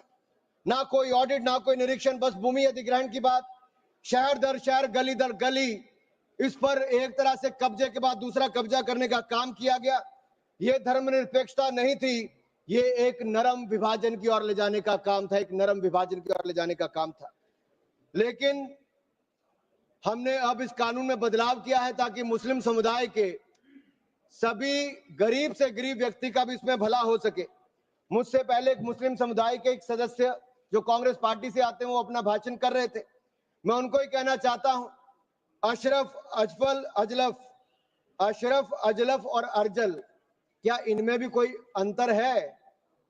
और राहुल गांधी जी से पूछना चाहता हूं, और अखिलेश जी यहां पर पहले ज्ञान बांट रहे थे थोड़ा सा, क्या मुस्लिम समुदाय में भी जातियां हैं? क्या भेदभाव है? क्या छुआछूत है? लाल टोपी वालों का मैं बताऊंगा भी 2017 में जब आपकी सरकार आने से पहले घोटाले कितने थे। एक नहीं अनेक, लेकिन इनके काले कारनामे आज खत्म हो जाएंगे सर। ये विधायक कांग्रेस की तुष्टिकरण की राजनीति का अंतिम संस्कार करने वाला है, मैं विश्वास दिलाना चाहता हूं। This will be the last nail in the coffin of Congress politics of appeasement. अगर आप देखिए, इन्होंने इससे पहले भी पंडित जवाहरलाल नेहरू जी ने पहले तो देश के विभाजन करने में काम किया, उसके बाद धारा 370-35 से देकर ऐसे जख्म दिए कि हजारों लोगों की मृत्यु हो गई। लेकिन ये नरेंद्र मोदी जी की सरकार थी जिसने धारा 370-35 को सदा के लिए खत्म करने का काम किया है। यह हमारी प्रतिबद्धता थी मुस्लिम समुदाय की बहनों की ओर, जो ट्रिपल तलाक से निजात दिलाने का किसी ने काम किया तो नरेंद्र मोदी की सरकार ने किया है। आपने तो वायदा किया था कि जो पाकिस्तान, बांग्लादेश और अफगानिस्तान में रह गए हैं उनको वहीं पर पूरा न्याय मिलेगा, लेकिन नहीं मिला। लेकिन उनको भारत में भी आकर अगर उनको नागरिकता देने की बात थी तो आपकी सरकार में 60 सालों में नहीं हुआ। सीएए कानून किसने बनाया तो वो भी नरेंद्र मोदी की सरकार ने बनाकर वो काम किया है। मैं एक बात और इसमें कहना चाहता हूं, अगर इसमें एक के बाद दूसरा देखा जाए, कांग्रेस ने कहीं ना कहीं और कांग्रेस के सहयोगी दलों ने वोट बैंक के लिए संविधान का सौदा कर लिया है और ये सौदा ही किया है। तभी तो हमने एक के बाद दूसरे उदाहरण देकर कहा कि आपने कैसे उसको अपना वोट बैंक किया, एटीएम बना के रखा। लेकिन ये जो बिल है ये अन्याय की जड़ पर प्रहार है और इस प्रहार के बाद सबको न्याय न्याय और न्याय ही मिलने वाला है। हमने कहा है कि प्रत्येक वक्फ संपत्ति रजिस्टर हो, पंजीकृत हो, उसके आंकड़े होने चाहिए और हर झगड़ा कानून के अंतर्गत हल हो, किसी डर और भय के अंतर्गत ना हो। आपको इस बात का क्यों डर है? अगर किसी को न्याय मिलता है, ट्रिब्यूनल के बाद अगर कोई हाई कोर्ट, सुप्रीम कोर्ट जाना चाहता है तो आप क्यों रोकते हो? देश में हर कानून के अंतर्गत, चाहे इनकम टैक्स का हो या कोई भी हो, आप एक के बाद दूसरे कोर्ट जा सकते हो। लेकिन वक्त में ये कानूनी रोक क्यों लगाकर रखी थी? ये बिल जो कहा गया किसी धर्म के खिलाफ, ये बिल किसी धर्म के खिलाफ नहीं है। यह बिल भ्रष्टाचार, धोखा और धार्मिक सामंतवाद के खिलाफ है और हम इसके खिलाफ रहेंगे। ये बात स्पष्ट है कि ये आस्था का विषय नहीं है। As long as Prime Minister Modi is the PM, the shops of appeasement will remain shut. This bill is not about Hindu versus Muslim. This is law versus lawlessness, constitution versus corruption, Bharat versus internal partition. और ये partition एक बार हो गया, अब आपके कारनामों के कारण बार बार नहीं होने देंगे। सर, मैं एक अंतरराष्ट्रीय स्तर पे क्या परिस्थितियां वो थोड़ा बताना चाहता हूं। टर्की में 1923 के बाद 1924 में मिनिस्ट्री ऑफ वक्फ इसको एबॉलिश कर दिया गया और वहां पे जनरल डायरेक्टरेट ऑफ फाउंडेशन बना जो रेस्टोरेशन, मेंटेनेंस और यूटिलाइजेशन वक्फ प्रॉपर्टीज का करता है और ये इसके बाद इसको लोगों की भलाई के काम के लिए पैसा लगाता है। कुवैत में भी ministry of Waqf and Islamic affairs है, ये एसेट, मस्जिद, स्कूल, अस्पताल, इन सबका देखरेख करता है और मॉडर्नाइजेशन के माध्यम से, टेक्नोलॉजी के माध्यम से इसका फायदा उठाते डिजिटलाइजेशन किया है। लेबनान में ministry of endowments and Islamic affairs है जो इसकी मैनेजमेंट और यूटिलाइजेशन को सारे को देखती है और चैरिटेबल और कम्युनिटी के काम को देखती है। सीरिया में भी मिनिस्ट्री ऑफ वक्फ है जहां पर एप्रोप्रिएट यूज हो, रेवेन्यू हो, चैरिटेबल पर्पस हो, उसके लिए काम किया जाता है। इराक में भी सुन्नी एंडोमेंट और शिया एंडोमेंट ऑफिस है और ये भी सीधा सेंट्रलाइज फ्रेमवर्क के माध्यम से काम करता है। सऊदी अरेबिया में जनरल अथॉरिटी ऑफ वक्फ है जो इंडिपेंडेंट पब्लिक बॉडी है। सिंगापुर में MUIS जो स्टैट्यूटरी बॉडी है वो मिनिस्ट्री ऑफ कम्युनिटी डेवलपमेंट के अंतर्गत है, ये वक्फ मैनेजमेंट के डिजिटल सिस्टम के माध्यम से काम करता है। इंडोनेशिया में भी इंडोनेशियन वक्फ बोर्ड है जो इंश्योर करता है अच्छे काम करने के लिए, उनके भलाई के लिए। तुनिसिया में भी, इजिप्ट में भी, रशिया में भी, फ्रांस में इसी तरह पे काम किया गया है। लेकिन यहाँ पर ऐसा नहीं किया गया, यहाँ पे इसके खिलाफ ही काम करते रहे। चंद लोगों के हाथ में, राहुल गांधी जी कहते हैं कि चंद लोगों के हाथ में देश की संपत्ति है। राहुल गांधी जी सदन में नहीं, लेकिन मैं उनको बताना चाहता हूं मात्र 200 लोगों के हाथ में अपने वक्फ बोर्ड दे रखे हैं और देश की लाखों करोड़ रुपए की संपत्ति उनको दे रखी है। क्या उनसे छुटकारा दिलाना चाहिए कि नहीं दिलाना चाहिए? क्या आम मुस्लिम को उसका लाभ मिलना चाहिए कि नहीं मिलना चाहिए? क्या मुस्लिम महिलाओं को, बच्चों को लाभ मिलना चाहिए कि नहीं मिलना चाहिए? क्या विधवाओं को लाभ मिलना चाहिए कि नहीं मिलना चाहिए? आप महिला विरोधी क्यों हैं? मुस्लिम विरोधी क्यों हैं? आप बदलाव विरोधी क्यों हैं? ये सवालों का जवाब आपको देना ही पड़ेगा।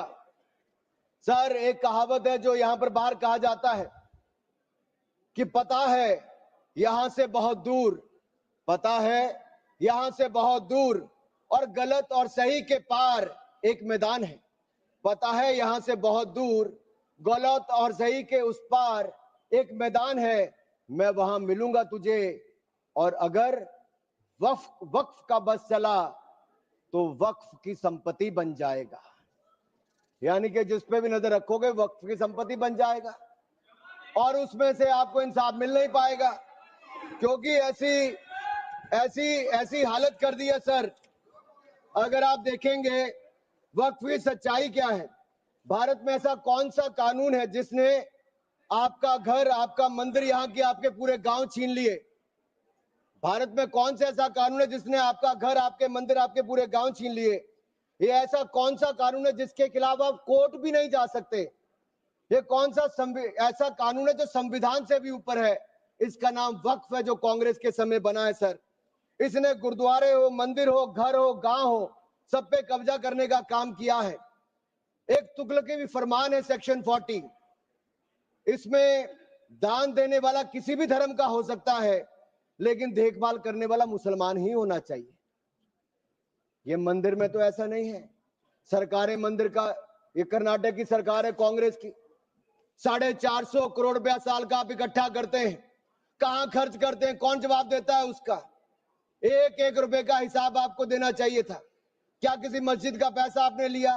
क्या किसी वक्फ बोर्ड का पैसा आपने लिया? लेकिन कर्नाटक में जो घोटाले हुए सर, उसमें इनके राष्ट्रीय अध्यक्ष मल्लिकार्जुन खड़गे जी का नाम भी आता है, जहां पर क्या हुआ सर? यही नहीं,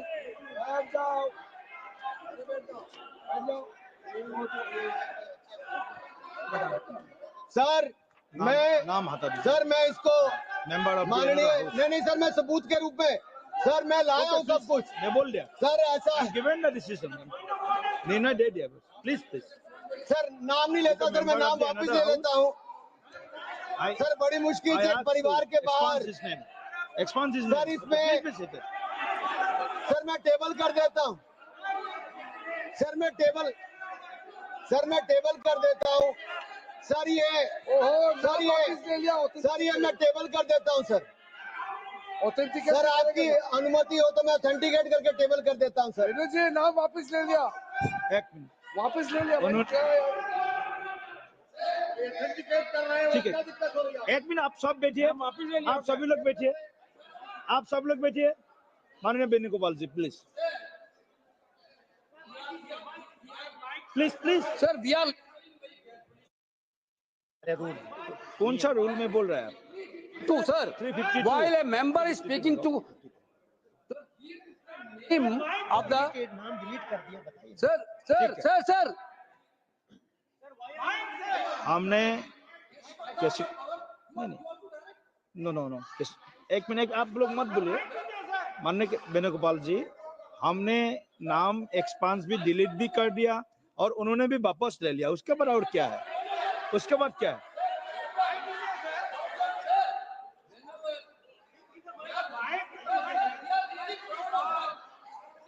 माइक दीजिए, माइक नाम बुलाइए ना। एक मिनट वेणुगोपाल जी बोलिए, आप वेणुगोपाल जी बोलिए। Please be seated, all members please. sir, while he is speaking, he is totally misled the house. Not only misleading the house, he took the name of honorable leader of opposition of Rajya Sabha here in a very bad way. We are really proud, sir, we are really proud of that. We are having a Congress president who came from the grassroots level of this country. Okay. With so people, he didn't like Mallikarjuna Kharge ji because he is leading by his casteism. Okay, thank you Venugopal ji. Please continue sir माननीय सभापति जी, आखिरकार कांग्रेस ने अपनी जातिवादी सोच को सामने ले ही आए। ये कभी जाति के नाम पे, कभी क्षेत्र के नाम पे, कभी धर्म के नाम पर बांटने का काम करते हैं। मैंने किसी जात का नाम नहीं लिया था, लेकिन आप जाति को लेकर आए हो। और यही नहीं सर, ये रिपोर्ट देखिए, ये विधानसभा, कर्नाटक की विधानसभा में कांग्रेस के एक नहीं अनेक नेताओं के नाम आए जिन्होंने वक्फ की प्रॉपर्टी को खाने का काम किया है, हजारों करोड़ के घोटाले करने का काम किया है। इसीलिए आप लोग पारदर्शिता नहीं चाहते, इसीलिए आप लोग ट्रांसपेरेंसी नहीं चाहते, इसीलिए आप लोग जवाब नहीं चाहते। सर मैं इसको ऑथेंटिकेट करके रिपोर्ट को रखना चाहता हूँ। सर यही नहीं, ये तुगलकी फरमान जो थे, मैं कर देता हूँ सर। अगर किसी की संपत्ति जिसके ऊपर उन्होंने कब्जा कर लिया हो, सर इसको साबित करने से उनको वक्फ साबित नहीं करना सर। ये जिसकी प्रॉपर्टी है बेचारा, उसको धक्के खाने पड़ते एक जगह दूसरी जगह के लिए। सर ये आम व्यक्ति के लिए एक अभिशाप है। अगर सरकारी जमीन छीनी जा सकती है, गांव के गांव छीने जा सकते, तो आप कल्पना कीजिए आम इंसान की प्रॉपर्टी को कैसे किया जाएगा। सर नो ऑब्जेक्शन सर्टिफिकेट लेके जाना पड़ता है। सर वक्फ का साम्राज्य इतना बड़ा हो गया कि 9 लाख एकड़ जमीन जो लाखों करोड़ की है। सच्चर कमेटी कब बनी? आपकी सरकार के समय बनी। 2006 में उसकी रिपोर्ट आई। आप क्यों हाथ पे हाथ धर के बैठे रहे? क्यों बैठे रहे? उन्होंने कहा था कि साल का 12,000 करोड़ रुपए की आमदन हो सकती है। पिछले 20 सालों में 2.5 लाख करोड़ रुपए की आमदन हो गई होती। आमदन होती तो मुस्लिम महिलाओं का, बच्चों का और मुस्लिम समुदाय का भला हुआ होता। लेकिन कांग्रेस पार्टी ने भला कभी चाह ही नहीं मुस्लिम समुदाय का, केवल वोट की राजनीति करके रखा। सर ये कितनी है?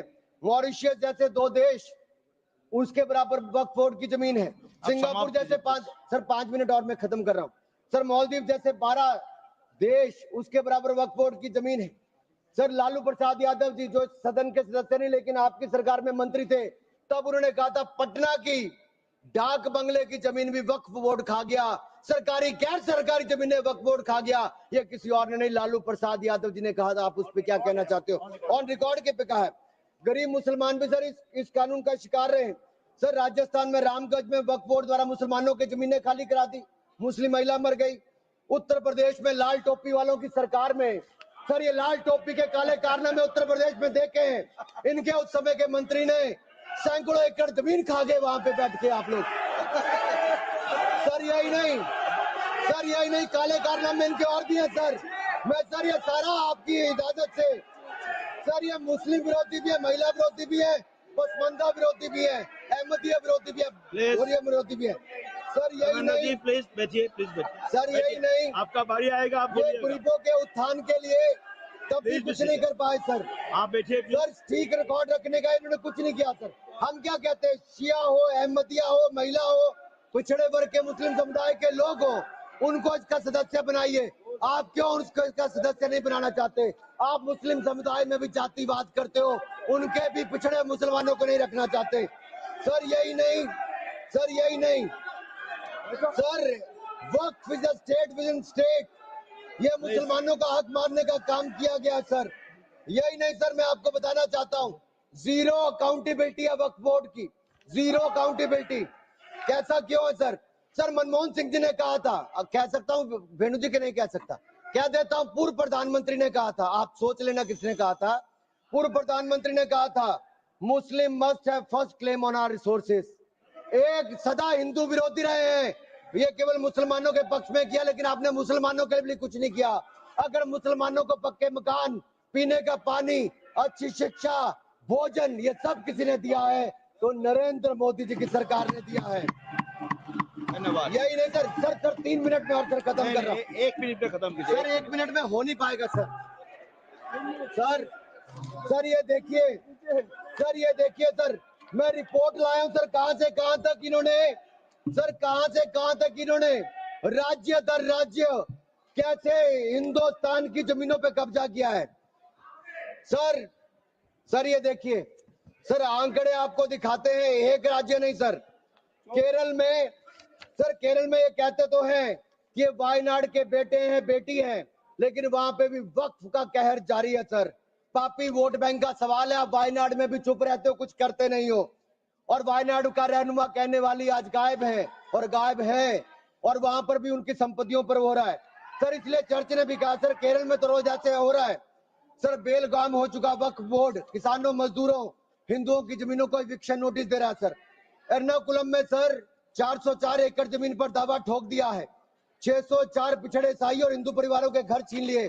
त्रावणकोर में सर राज परिवार की जमीन खा गए। केरल में कांग्रेस और वामदल ने मिलकर बिल पास कर दिया। कर्नाटक में 15,000 एकड़ की कहानी मैं आपको बता चुका हूं। तिरुचिरापल्ली में सर इन्होंने एक गांव में 1500 साल पुराने प्राचीन मंदिर के साथ लगती जमीन सर इस पे कब्जा करने की बात कही। सर सूरत के नगर निगम में सर मुगलों की संपत्ति बताने का काम किया। सर नगर निगम को भी सर बेट द्वारका के 2 द्वीपों पर दावा ठोक दिया है। क्या भगवान कृष्ण से पहले इस्लाम धर्म आ गया था? क्या भगवान कृष्ण से पहले इस्लाम धर्म आ गया था? सर यही नहीं, कल क्या आनंद भवन और नेशनल हेरिटेज पर आकर मैंने अभी बार सुना था कि आनंद भवन और नेशनल हेरिटेज पर वक्फ बोर्ड अपना दावा ठोकने वाले हैं, तो दे दोगे क्या? और यही नहीं सर, एएसआई संरक्षित स्मारकों पर भी सर यही नहीं सर, कर्नाटक में 53 ऐतिहासिक स्मारकों को वक्फ संपत्ति घोषित कर दिया है। सर यही नहीं सर, हम्पी सर्कल में 6 ऐसा संरक्षित कर लिया। सर यही नहीं सर, एएसआई के 120 प्राचीन स्थानों पर भी इन्होंने ऐसा किया है। सर ये किसान कल्याण की तो राहुल जी बात करते हैं, लेकिन कर्नाटक में इनकी सरकार में 15,000 एकड़ जमीन किसानों की छीनने का काम आपकी सरकार में आपके वक्त में किया है। सर ये किसान विरोधी है, ये महिला विरोधी है। और मैं इन सबसे कहना चाहता हूं सर, ऐसे काम नहीं चलेगा। ये कहते हैं कि पुराने कानून के तहत न्याय मिल जाएगा, सर न्याय नहीं मिलता। सर एक मिनट सर, आप देखिए वक्फ की आय जो 12,000 करोड़ रुपया साल होनी चाहिए थी, आज 1,30,00,000 रुपया रह गई है। कौन खा रहा है पैसा वक्फ बोर्ड का? कांग्रेस के नेताओं के नाम आते हैं। सर यही नहीं, पश्चिम बंगाल में 1,100 करोड़ रुपए का, तमिलनाडु में 2,000 करोड़ रुपए का, महाराष्ट्र में हजारों करोड़ रुपए के घोटाले हुए। इन सब की सरकारों में कहे गए। मैं सारे सबूत लाया हूं, सारी रिपोर्ट्स लाया हूं। आपका अनुरोध करता हूं सर कि सारे के सारे ऑथेंटिकेट करके मुझे रखने का मौका दिया जाए। ये विपक्षी दल क्योंकि ये भ्रष्टाचार में जुड़े हुए हैं, हम वक्फ बोर्ड के भ्रष्टाचार को खत्म करना चाहते हैं। धन्यवाद। सर बस ये तेरे आखिरी लाइन है सर, ये नेशनल हेरिटेज में छपा है कि महाराष्ट्र में हजारों करोड़ रुपए का घोटाला, महाराष्ट्र में छपा नेशनल हेरिटेज में, और नेशनल हेरिटेज के घोटाले के रूप में कांग्रेस के एक नेता बेल पर है जो अपनी सेवाएं यहां पर दे रहे हैं।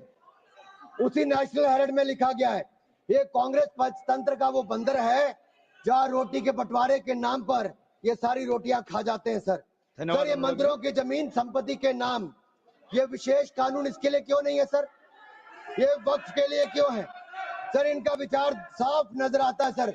ये मंदिरों का सोना पिघलाकर ये तब तो ले जाते हैं, लेकिन भ्रष्टाचार के नाम पर जमीन पर कब्जा करने के लिए वक्फ बोर्ड बना देते हैं। सर हमारी सरकार वक्फ को पारदर्शी और जवाबदेह करना चाहती है। हमारे पास काफी वक्ताओं का लिस्ट है, सबको बोलने का मौका देना है। लास्ट 30 सेकंड में लास्ट 30 सेकंड सर। सर आपने कहा था कि कोई बीच में टोका टोकी नहीं करेगा, लेकिन इन्होंने तो एक ऐसा जमींदार खड़ा कर दिया है जो एक नहीं अनेक ऐसी हजारों करोड़ रुपए की संपत्तियां खा गए। और कर्नाटक के कुछ नेताओं के, कांग्रेस के नेताओं के नाम में सर ले सकता हूं, जिनके रिपोर्ट में नाम आया सर, विधानसभा में रिपोर्ट आई है सर। सिटिंग विधायक है, पूर्व विधायक, पूर्व मंत्री, राज्यसभा के प्रतिपक्ष के नेता हैं। ये वक्त की प्रॉपर्टियों पे कब्जा करने वाले, पैसा खाने वाले हैं। और यहाँ तक कि एक 5 स्टार होटल का भी सुलह कराने के लिए इन्होंने कही। सर मैं इतना ही कहना चाहता हूँ, ये बिल मुस्लिमों के जीवन में एक बड़ा बदलाव लाएगा। हर वर्ष हजारों करोड़ कमाने का प्रावधान करके दिखाएगा। अच्छी शिक्षा, अच्छी सुविधाएं, अच्छे मकान, अच्छा इलाज और अच्छा भविष्य देने का काम ये नरेंद्र मोदी की सरकार में वक्फ बोर्ड का संशोधन बिल उम्मीद के माध्यम से एक नई उम्मीद बांध कर दिखाएगा, नई उम्मीद बांध कर दिखाएगा। बहुत बहुत धन्यवाद। माननीय सदस्य श्री अरुण भारती जी। अरुण भारती जी।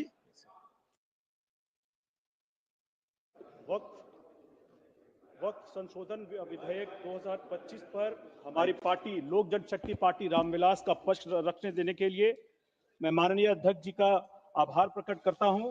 अध्यक्ष जी, जब यह विधेयक अगस्त 2024 में आया था तो उस वक्त सबसे पहले हमारे राष्ट्रीय अध्यक्ष चिराग पासवान जी ने ही मंत्रिमंडल में रहते हुए ये कहा था कि इस पर व्यापक चर्चा होनी चाहिए और इसीलिए इस बिल को किसी समिति को भेजा जाए ताकि इस पे सभी प्रभावित पक्षों के राय को विचार को जाना जाए। इस विधेयक का मूल उद्देश्य वक्फ संपत्तियों के प्रबंधन में पारदर्शिता, उत्तरदायित्व और न्याय संगत व्यवस्था को स्थापित करना है।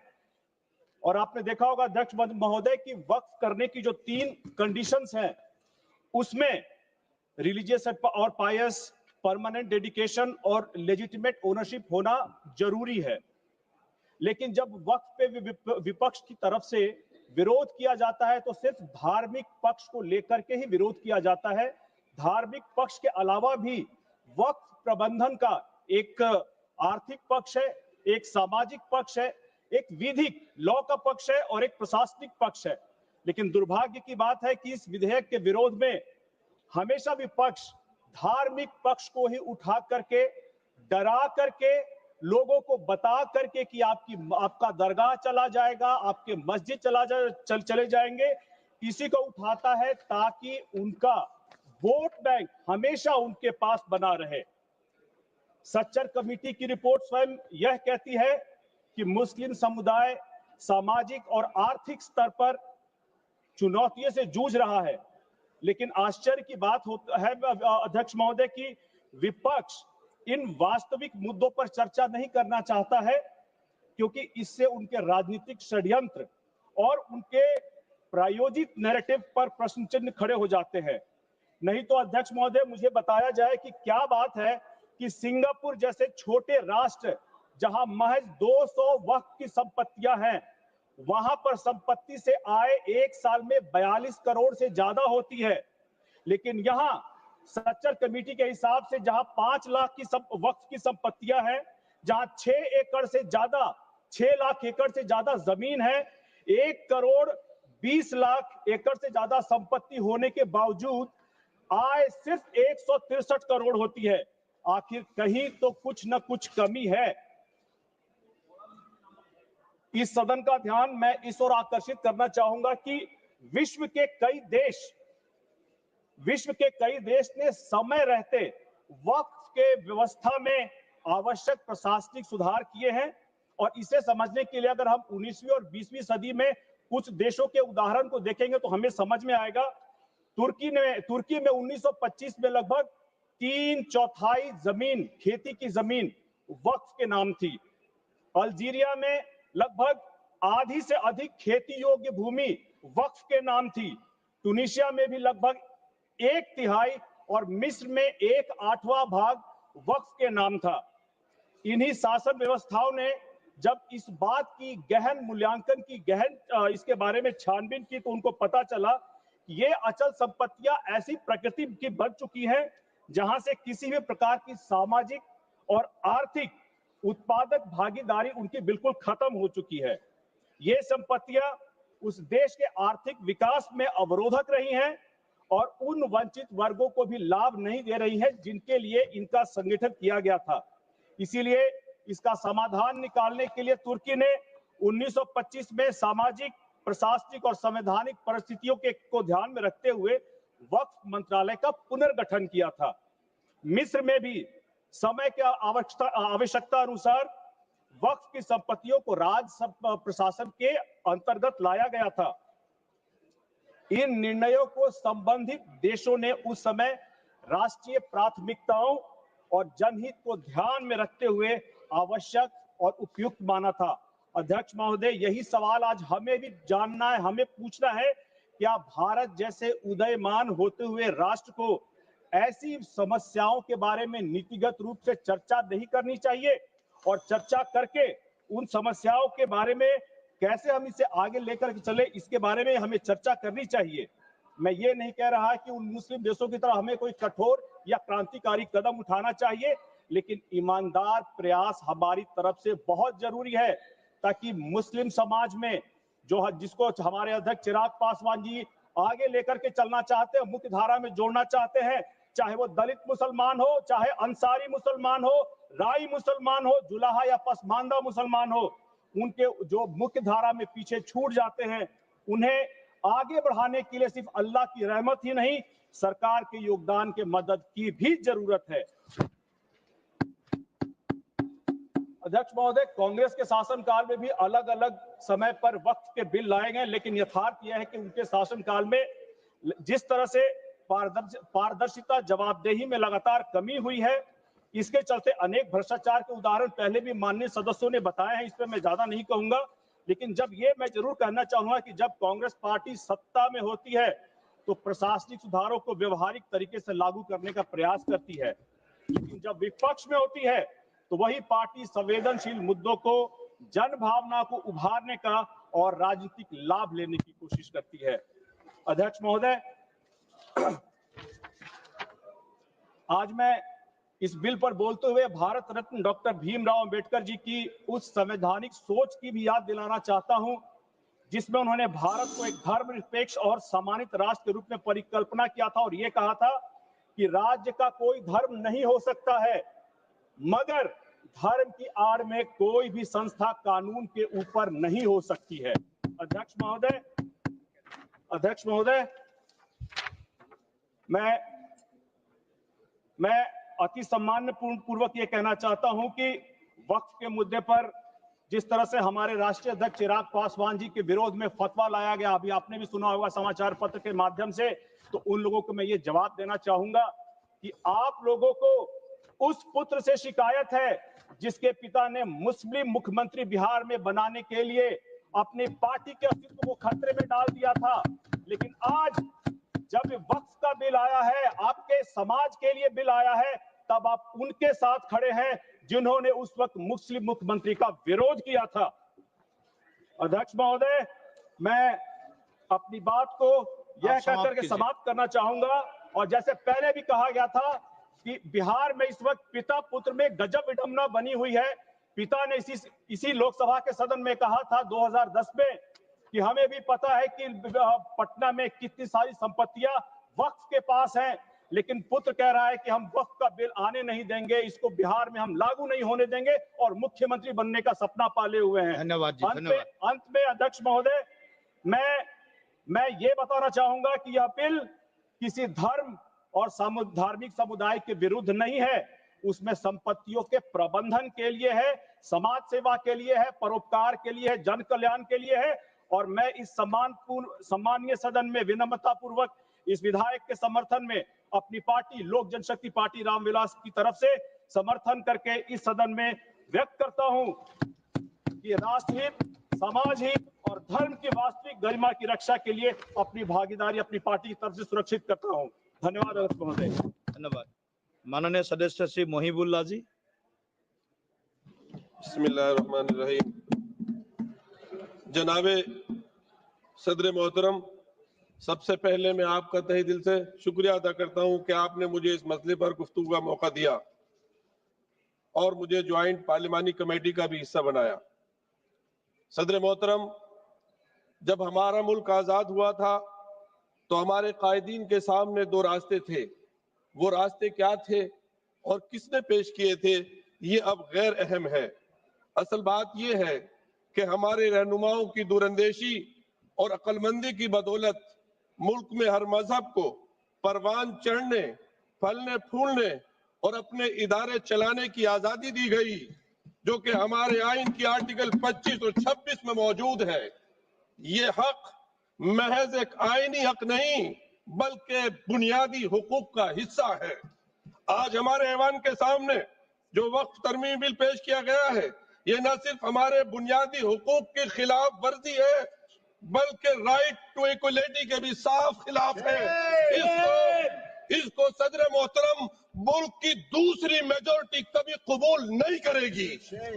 सदर मोहतरम, इस बिल में सबसे पहली तरमीमी वक्फ एक्ट के नाम तब्दील करने की है। मैं कहता हूं, नाम बदलना तो एक मामूली बात है, क्योंकि असल में जो तब्दीलियां की जा रही हैं उनका वक्फ के बुनियादी उसूलों और फिक़ही कवाइद से दूर दूर तक कोई वास्ता नहीं है। इस तरमीमी कानून का मकसद वक्फ के इदारे को कमजोर करना और उसे बेअसर करना है। तारीखी तौर पर वक्फ के जितने भी कवानीन बने हैं वो इस उसूल पर कायम थे कि मजहब में दिए गए वक्फ के उसूलों और शराइत को खत्म ना किया जाए। सन 1913 का मुस्लिम वक्फ एक्ट, जिसका माननीय मंत्री जी हवाले दे रहे थे, इसी नियत से लाया गया था कि वक्फ के उसूलों को कानूनी तौर पर तस्लीम किया जाए, ना कि उन्हें तब्दील किया जाए। सन 1923 में, सन 1954 में, सन 1995 और 2013 के तमाम तरामीम वक्फ के तहफ्फुज की नियत से लाए गए थे और इसको कुव्वत देने के लिए लाए गए थे, ना कि उसको कमजोर करने के लिए लाए गए थे। वजीर मोहतरम को यह एतराज था कि हमारी लाई हुई तजवीज पर मुस्लिम कम्युनिटी शक कर रही है। बेशक वो कह रहे हैं शक कर रहे हैं, इसलिए कि उन्होंने वक्फ के उसूलों को और फिक़ही कवानीन को मद्देनजर नहीं रखा। सदर मोहतरम, आप खुद जेपीसी में थे, मैंने सवाल किया था कि इस वक्त को ड्राफ्ट करने में कितने मुस्लिम स्कॉलर थे, तो वाहिद 12 लोगों की कमेटी में एक आदमी था, वो भी ज्वाइंट। सदर मोहतरम, मैं अब चंद चीजों की निशानदेही करना चाहता हूँ जो वक्फ की असल हैसियत और बुनियाद को खत्म करने की तरफ है। पहली तरमीम, वक्फ को अब सिर्फ मुसलमानों तक महदूद किया गया है। मैं दिल पर हाथ रखकर कह सकता हूँ सदर मोहतरम, एक जाती वाक़या बयान करता हूँ, पार्लियामेंट की मस्जिद के सामने रहकर सारे देशवासियों के लिए दुआ करता हूँ। मैं अब दुआ कैसे करूंगा जब ये महदूद कर दिया जाएगा। मैं एक वाक़या आपको बयान कर रहा हूँ। अभी राजस्थान में गया, तिजारा के पास एक गांव हसनपुर है, उस शादी में गया, अजान की आवाज आई, मैंने कहा यहाँ मस्जिद कहाँ है भाई? जब मस्जिद देखी वो बड़ी सुंदर मस्जिद थी। मैंने पूछा ये मस्जिद कैसी है? उन्होंने बताया कि यहाँ 400 साल पहले कोई दुर्वेश थे, इस पेड़, वो पेड़ भी अभी बाकी है, वो यहाँ बैठते थे और यहाँ से हमारे हिंदू महाराजा जी गुजर रहे थे, उनको बीमारी थी, वो ठीक नहीं हो रहे थे, किसी ने कहा कि उनसे दुआ करा लीजिए, उन्होंने दुआ की, वो ठीक हो गए। बाद में जब गए तो महाराज ने कहा कि अपने लिए दुआ करा के रहा, तुम्हारा वारिस कोई नहीं है। वो फिर दोबारा गए और अल्लाह ने उनको उनकी दुआ को, हमारे देश सूफी ऋषि मुनियों का देश है, ये वलियों का देश है, ये तमाम धर्मों की जो रूहानी शख्सियात है उनका देश है। आप दुआ करने से रोक रहे हैं सर, गैर मुस्लिम को वक्फ करने से रोक रहे हैं।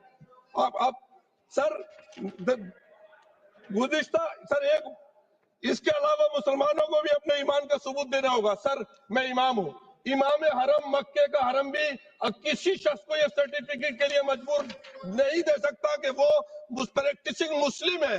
जब कोई प्रैक्टिसिंग मुस्लिम होगा ही नहीं तो वक्त कैसे होगा सर? वक्त तो खत्म हो जाएगा। Sir,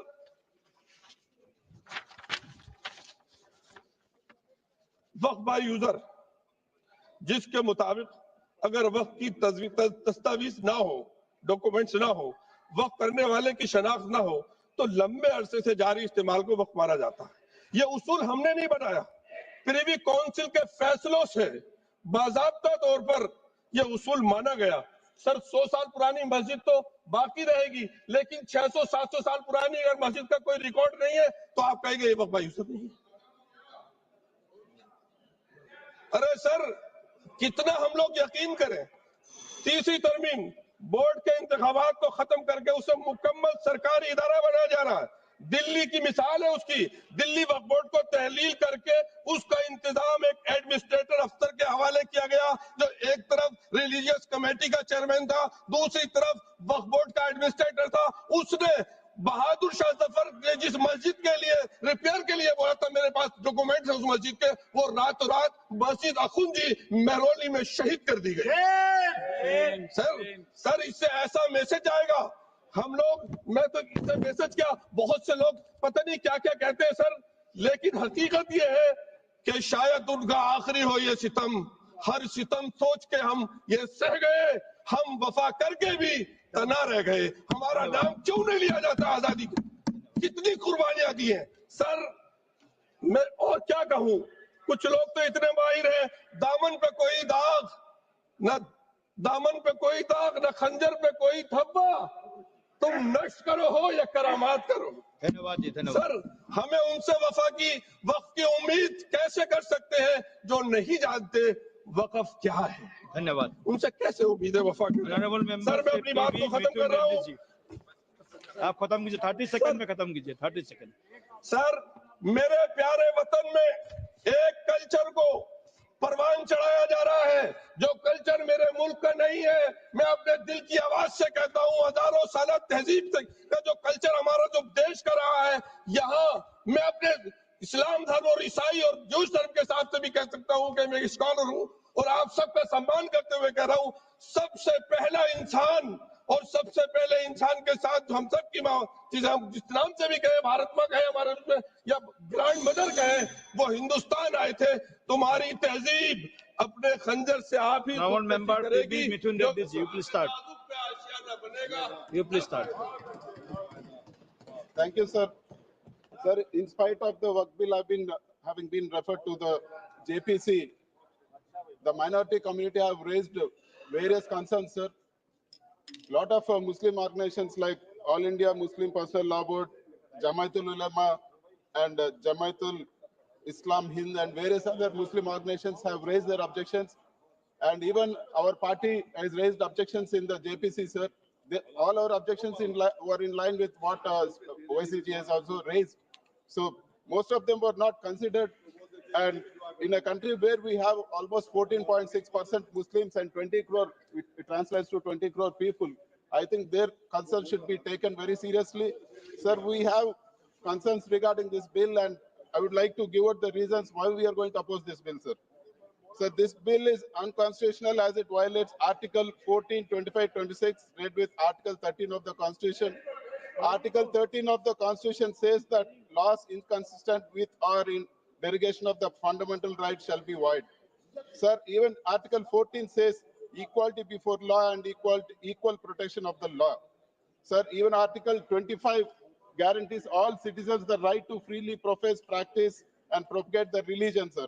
And Article 26 says that subject to public order, morality, and health, every religion, denomination, or any section thereof shall have the right to establish and maintain institutions for religious and charitable purposes, and to manage its own affairs in the matters of religion. Sir, this also violates Article 26, and there have been unnecessary changes like changing the name and inclusion of non-Muslim members under Section 9 and 14 of the bill, which is unnecessary. And also the bill weakens the Waqf Board financially, sir. Amendment to Section 72(1) reduces the annual contribution payable to the board from 7 to 5%. This provision has the potential to bankrupt a board, sir. And there are various other concerns also. So we oppose this bill, sir, and I would like to mention that Telugu Desam Party took our name. So I would like to say that what they have spoken today and what they have done today, not one minority in our state will approve of that, sir. And Y.S. Jagannath Reddy has given a word that he will stand by the Muslim community for the Waqf Board bill, and we have stood our ground. And I would like the people of Andhra Pradesh to note that Chandrababu has ditched the minority community, sir. Thank you very much. Thank you. Honorable Member Shri Sudhakar Singh ji. Sudhakar Singh ji. मैं आज इस सदन में वक्फ संशोधन विधेयक 2024 का पुरजोर विरोध करने के लिए खड़ा हूं। राष्ट्रीय जनता दल के राष्ट्रीय अध्यक्ष श्री लालू प्रसाद जी को धन्यवाद जो इस बिल पर मुझे बोलने का अवसर दिए। यह विधेयक केवल एक कानून का मसौदा नहीं है, बल्कि हमारे संविधान की मूल भावना, लोकतांत्रिक सिद्धांतों, धर्मनिरपेक्षताओं के आदर्शों और भारत की बहुलतावादी संस्कृति पर एक खुला आक्रमण है। वक्फ की संस्था न सिर्फ कानूनी प्रावधानों में दर्ज शब्दों की लड़ी है, बल्कि यह इस्लाम धर्म में आस्था रखने वाले समुदाय की गहराइयों से जुड़ी मान्यताओं, परंपराओं और सामाजिक जिम्मेदारियों का प्रतिबिंब भी है। वक्फ बोर्ड जो भारतीय संविधान के अनुच्छेद 12 के तहत एक संवैधानिक और वैधानिक निकाय है, सरकारी विभाग की तरह काम करता है। वक्फ परिषद राज्य के दायरे में है और इसके सदस्यों की नियुक्ति राज्य द्वारा की जाती है। यह न तो कोई निजी निकाय है, न ही इसकी भूमि निजी प्रकृति की है। यह अनुच्छेद 12 द्वारा शासित है। इस समिति में कलेक्टर की नियुक्ति करके इसकी कमजोर किया जा रहा है। यह कॉन्फ्लिक्ट ऑफ इंटरेस्ट का भी मामला बनता है। और यह भारत सरकार द्वारा भूमि हड़पने का एक बड़ा षड्यंत्र भी है। पिछले 10 सालों में जब भाजपा के नेतृत्व वाली एनडीए सत्ता में आई है, अल्पसंख्यक संस्थानों पर लगातार हमला कर रहे हैं। इंडिया गठबंधन की पार्टियों ने बार बार कहा कि शासन के तहत संवैधानिक मूल्यों को कमजोर किया जा रहा है। एक तरफ भाजपा खुद को अल्पसंख्यक हितैषी बताती है, लेकिन भारत की संसद के भीतर एक भी मुस्लिम प्रतिनिधि भारतीय जनता पार्टी के पास नहीं है। इससे जाहिर है कि कितना बड़ा हितैषी है। आज इनकी नजर समाज के एक अल्पसंख्यक समुदाय के जमीन पर है, कल इनकी नजर अन्य अल्पसंख्यकों की जमीन पर भी जाएगी।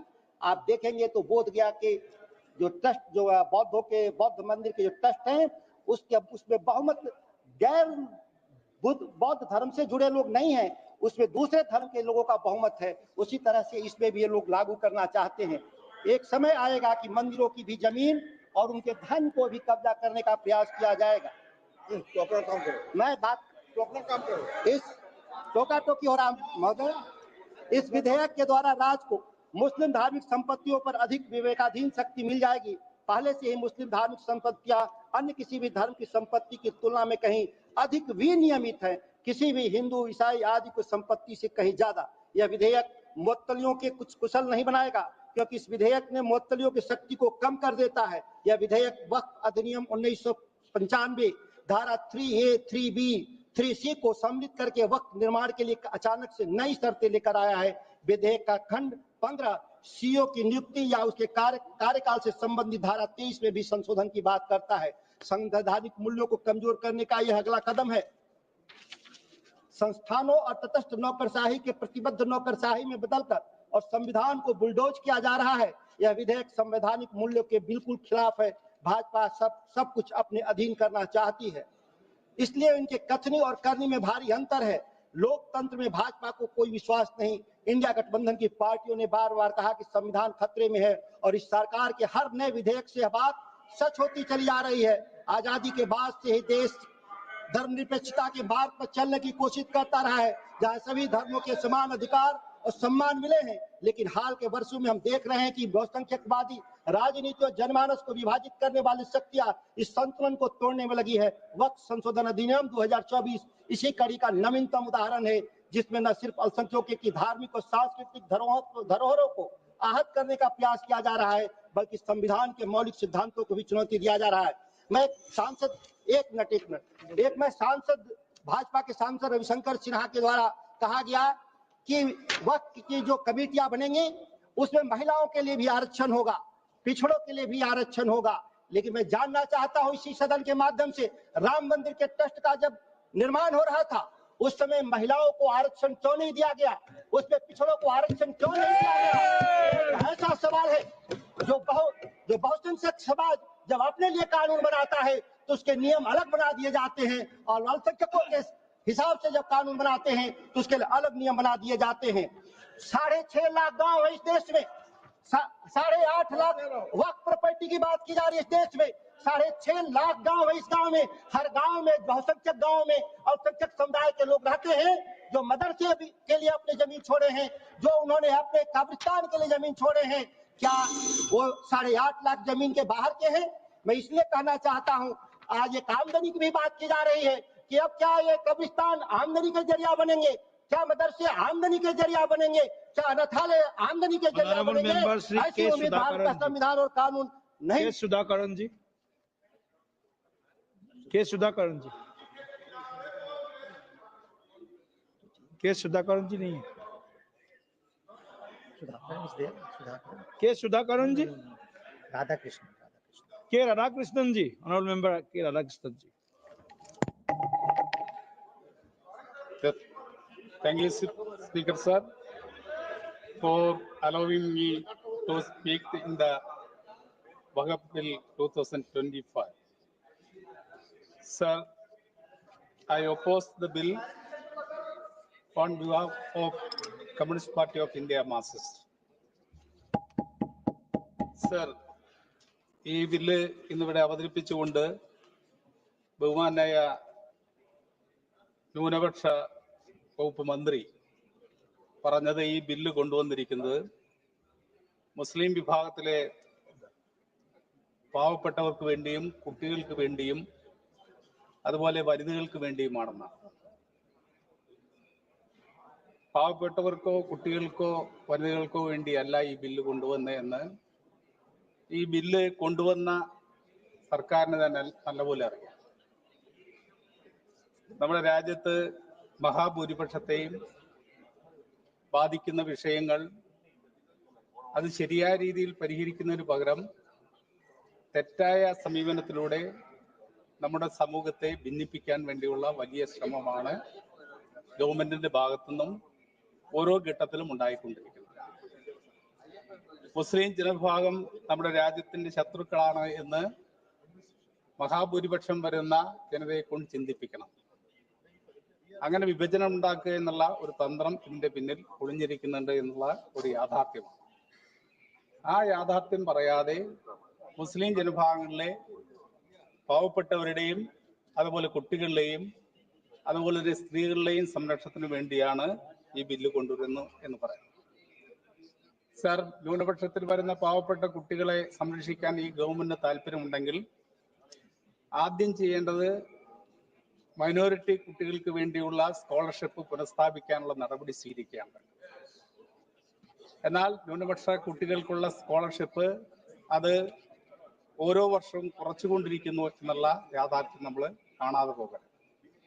അപ്പൊ ലക്ഷ്യം കുട്ടികളുടെ വളർച്ചയോ പുരോഗതിയല്ല, മറിച്ച് അവരുടെ തകർച്ച തന്നെയാണ്. അപ്പൊ അതുകൊണ്ട് തന്നെയാണ് ഈ ബില്ലിനെ പ്രധാനമായിട്ടും communist party of India Marxist എതിർക്കാൻ കാരണം. സാർ, ഈ ബില്ല് ഭരണസ്ഥാപനങ്ങളിലെ സ്വയംഭരണത്തിന് നേരെയുള്ള കടന്നാക്രമണമാണ് എന്നുള്ള കാര്യത്തിൽ യാതൊരു സംശയമില്ല. ഇവിടെ നേരത്തെ ഒട്ടേറെ നേതാക്കൾ ചൂണ്ടിക്കാണിച്ച കാര്യങ്ങളാണ്.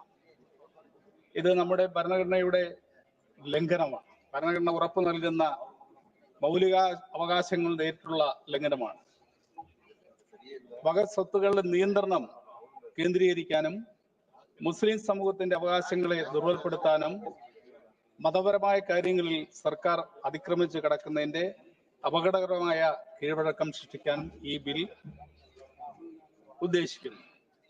സർ, എല്ലാ മതവിഭാഗങ്ങൾക്കും സ്വന്തം കാര്യങ്ങൾ കൈകാര്യം ചെയ്യാനുള്ള അവകാശം ഉറപ്പു നൽകുന്ന ഭരണഘടനയുടെ ആർട്ടിക്കിൾ 26 ഇവിടെ അത് ലംഘിക്കപ്പെടുകയാണ്. സർ, മുസ്ലിം സമൂഹത്തിന് അവരുടെ മതപരമായിട്ടുള്ള കാര്യങ്ങൾ നിർവഹിക്കുന്നതിനുള്ള അവകാശമുണ്ടാകും. അത് നിഷേധിക്കുന്ന സമീപനം സ്വീകരിക്കാൻ പാടില്ല. എന്തുകൊണ്ടാണ് ഈ സമീപനം സ്വീകരിക്കുന്നതെന്ന് നാം പരിശോധിക്കേണ്ടതാണ്. വഖഫ് ബോർഡുകളിലെ അമുസ്ലിമുകളെ ഉൾപ്പെടുത്തുന്നത് മുസ്ലിം സമൂഹത്തിന്റെ മതപരമായ സ്വയംഭരണത്തിലുള്ള നേരിട്ടുള്ള കടന്നാക്രമണമാണ്. സാർ, ഇത് മറ്റ് സമൂഹത്തോട് അല്ലെങ്കിൽ മറ്റ് മതങ്ങളോട് ഈ സമീപനം സ്വീകരിക്കാൻ തയ്യാറാകും. Sir, I just start. Please give me. Sir, ഞാനൊരു ഒറ്റ കാര്യം സൂചിപ്പിക്കുകയാണ്.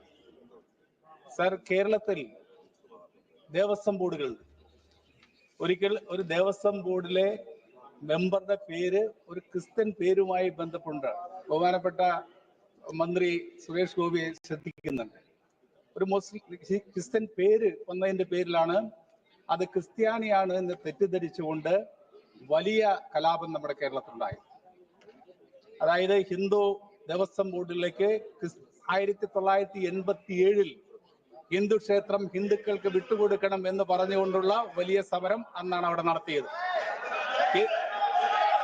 Sir, sir, sir,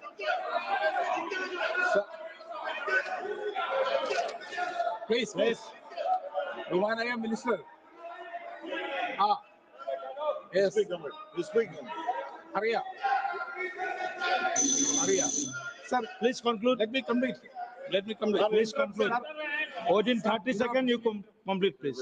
30 seconds. Sir, അതുകൊണ്ട് തന്നെയാണ് പറയുന്നത്, ഓരോ മതവിഭാഗത്തിനും അവരുടേതായിട്ടുള്ള താല്പര്യങ്ങൾ സംരക്ഷിക്കാൻ വേണ്ടിയുള്ള അവസരം നമുക്ക് ഉണ്ടാക്കി കൊടുക്കാൻ കഴിയണം. മുസ്ലിം സമൂഹത്തെ ഒറ്റപ്പെടുത്താനുള്ള ഈ ശ്രമത്തിനെതിരായിക്കൊണ്ട് നമ്മുടെ നാട് ആകെ ഉണർന്നു പ്രവർത്തിക്കേണ്ടതാണ് എന്ന് ഞാൻ സൂചിപ്പിക്കുകയാണ്. സാർ, ഇവിടെ ഒരു കാര്യം മാത്രമാണ് എനിക്ക് സൂചിപ്പിക്കാനുള്ളത്. അതായത് ഈ ബില്ലിനെ അനുകൂലിക്കുന്നവർ ശ്രദ്ധിക്കേണ്ട ഒറ്റ കാര്യം, സാർ, നമുക്കറിയാം ഹിറ്റ്ലർ ജർമ്മനിയെ എങ്ങനെയാണ് ഫാസിസത്തിലേക്ക് കൊണ്ടുപോയത്. അന്ന് ആ ഹിറ്റ്ലറുടെ ഫാസിസത്തെ സപ്പോർട്ട് ചെയ്തിരുന്ന ഒരു കവി മാർട്ടിൻ ലിയോൺ മുള്ളർ എന്ന് പറയുന്ന ആ കവി പിന്നീട് പറയുകയുണ്ടായി. എന്താണ് പറഞ്ഞത്? അദ്ദേഹത്തിന് വിലാപകാവ്യമാണ്. അദ്ദേഹം പറഞ്ഞു, അവർ ആദ്യം വന്നത് കമ്മ്യൂണിസ്റ്റുകാരെ തെരഞ്ഞാണ്. അപ്പൊ കമ്മ്യൂണിസ്റ്റുകാരെ തെരഞ്ഞു വന്നു കഴിഞ്ഞ സമയത്ത് ഞാൻ അതിനെ എതിർത്തില്ല, കാരണം ഞാനൊരു കമ്മ്യൂണിസ്റ്റ് അല്ല. രണ്ടാമത് അവർ വന്നത് സോഷ്യലിസ്റ്റുകളെ അന്വേഷിച്ചാണ്. സോഷ്യലിസ്റ്റുകളെ അന്വേഷിച്ചാണ് വന്നത്. അപ്പോഴും ഞാൻ പ്രതികരിച്ചില്ല, കാരണം ഞാനൊരു സോഷ്യലിസ്റ്റ് അല്ലായിരുന്നു. പിന്നീട് അവർ വന്നത് ട്രേഡ് യൂണിയൻ നേതാക്കളെ അന്വേഷിച്ചാണ് വന്നത്. അപ്പോഴും ഞാൻ പ്രതികരിച്ചില്ല, കാരണം ഞാനൊരു ട്രേഡ് യൂണിയനിസ്റ്റ് അല്ല. പിന്നീട് അവർ അന്വേഷിച്ച് വന്നത് ജൂതന്മാരെ അന്വേഷിച്ചാണ്. അപ്പോഴും ഞാൻ പ്രതികരിച്ചില്ല, കാരണം ഞാനൊരു ജൂതനായിട്ടില്ല. എന്നാൽ അവസാനം അവർ വന്നത് എൻ്റെ അടുത്തേക്കാണ്, എന്നെ അന്വേഷിച്ചാണ് വന്നത്. അപ്പോഴേക്കും എനിക്ക് വേണ്ടി പറയാൻ ആരും ഉണ്ടായിരുന്നില്ല എന്ന് അദ്ദേഹം പറയുന്നുണ്ട്. അതുപോലെ തന്നെയാണ് ഈ ബില്ലിനെ അനുകൂലിക്കുന്നവർക്ക് ഭാവിയില്ലാത്ത അവസ്ഥ ഉണ്ടാകാതിരിക്കാൻ മുൻകരുതലെടുക്കാൻ കഴിയണം എന്ന്. आपका नाम लिया है, आप कुछ बोलना चाहते? He mentioned your name. Sir, I definitely do want to keep the decorum of the House and also the position that I am in. But unnecessarily, my name was taken to rake up a certain situation which is worming in the state of Kerala. Right. I will tell you, these people in the Assembly of Kerala have passed a resolution. Tomorrow, after the Rajya Sabha decision, that resolution is going to be drowned in the Arabian Sea. You just wait for this episode. It is happening. The people of Kerala. Okay. Sir, Thank you. I cannot yield. I will not yield. I will not yield. Thank you. No. Please. No. Honorable Member Sri K.C. Benugopal ji. K.C. Benugopal ji, please. Please be seated. Honorable Member, please be seated. Please. Gopi ji, please. Gopi ji, please. Please be seated. Asauddin ji, please. माननीय सदस्य श्री केसी Thank बेनुगोपाल you, Honorable Chairman, for giving me an opportunity to speak on one of the important piece of legislation brought by the government.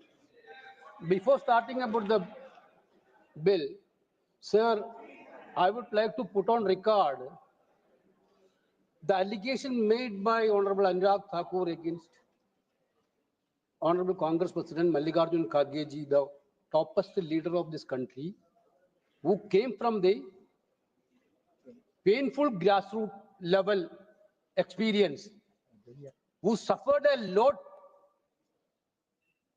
being a marginalized society. The way in which the attack has given to Congress President Mallikarjun Kharge ji is not at all acceptable, sir. Sir, I'm telling you, he quoted some records. If he can show that Honorable Congress President having a possession of any of such illegal land from the Waqf, I'm challenging him. Yes. If you can show that. Yes. They were completely misleading and trying to malign the topest personality, that too coming from a grassroots level social worker. Every time these people used to do it, attack Kharge ji. Every time used to attack Kharge ji. So they didn't like that people. Anurag ji, you may have your own mindsets. You may have your own mindset, which is run by your party. You may have, but don't attack, don't insult, don't use allegation for narrow political motives, sir. Sir, this coming to the bill, sir, I thought that in this, sir, I thought, sir, you have to protect me, sir. Sir, I thought that in the introduction of this bill also, I have spoken. in this house, we are all came as a representative of the people. The great country, Bharat, being the member of parliament of our great country, we are representing our people to demonstrate, to debate on the issue related to peoples. I expect that so many legislation are coming in during this period. I expect that legislation last so many years, our farmers are in the street. They are asking for doubling MSP, of legal guarantee for doubling MSP. The bill is not coming. The youngsters of this country, they are totally unemployed. They are in despair. Therefore, the country expecting something, legislation to change, the drastic change for the youth of this country, not coming. The legislation, piece of legislation given priority by this government, you can see that to have only one agenda, to divide our own Bharat Mata on the name of religion. To divide Bharat Mata on the name of religion. This is the only one agenda. Yes. Kiran Rijiju is speaking. While speaking, you are repeating. This is not against minority. This is not against. Why this type of guilty conscience in your mindset? Why this type of guilty conscience? Why? Rijuji. Just now Radhakrishnan told, in this provision bill, you are providing non-Muslims in the Waqf board, central Waqf board and state Waqf board. You are giving that every religion that is of the. I will show you.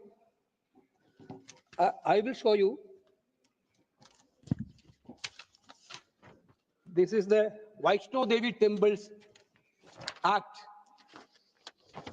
What is the Vaishno Devi Temple Act saying? No, not different. Temple is not different. Let me complete. So he told in his speech, that Hindu religions also. माननीय सदस्यों, इस महत्वपूर्ण विषय पर बोलने वालों की सूची लंबी है। अगर सभा की सहमति हो तो 8 बजे तक का समय बढ़ा दें।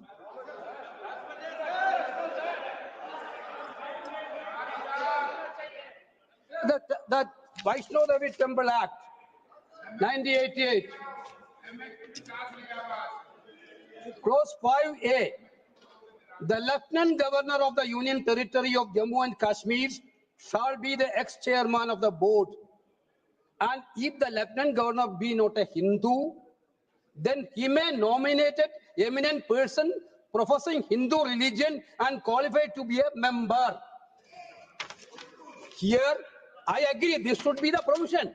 I agree, I am totally supporting this provision. Then, why you are discriminating with the Waqf board? Waqf board also by religion. Honorable member. This is also religion. Honorable member, please. It is also religion. Address chair. It is also religion. Sir, in Kerala, Radhakrishnan talked about that.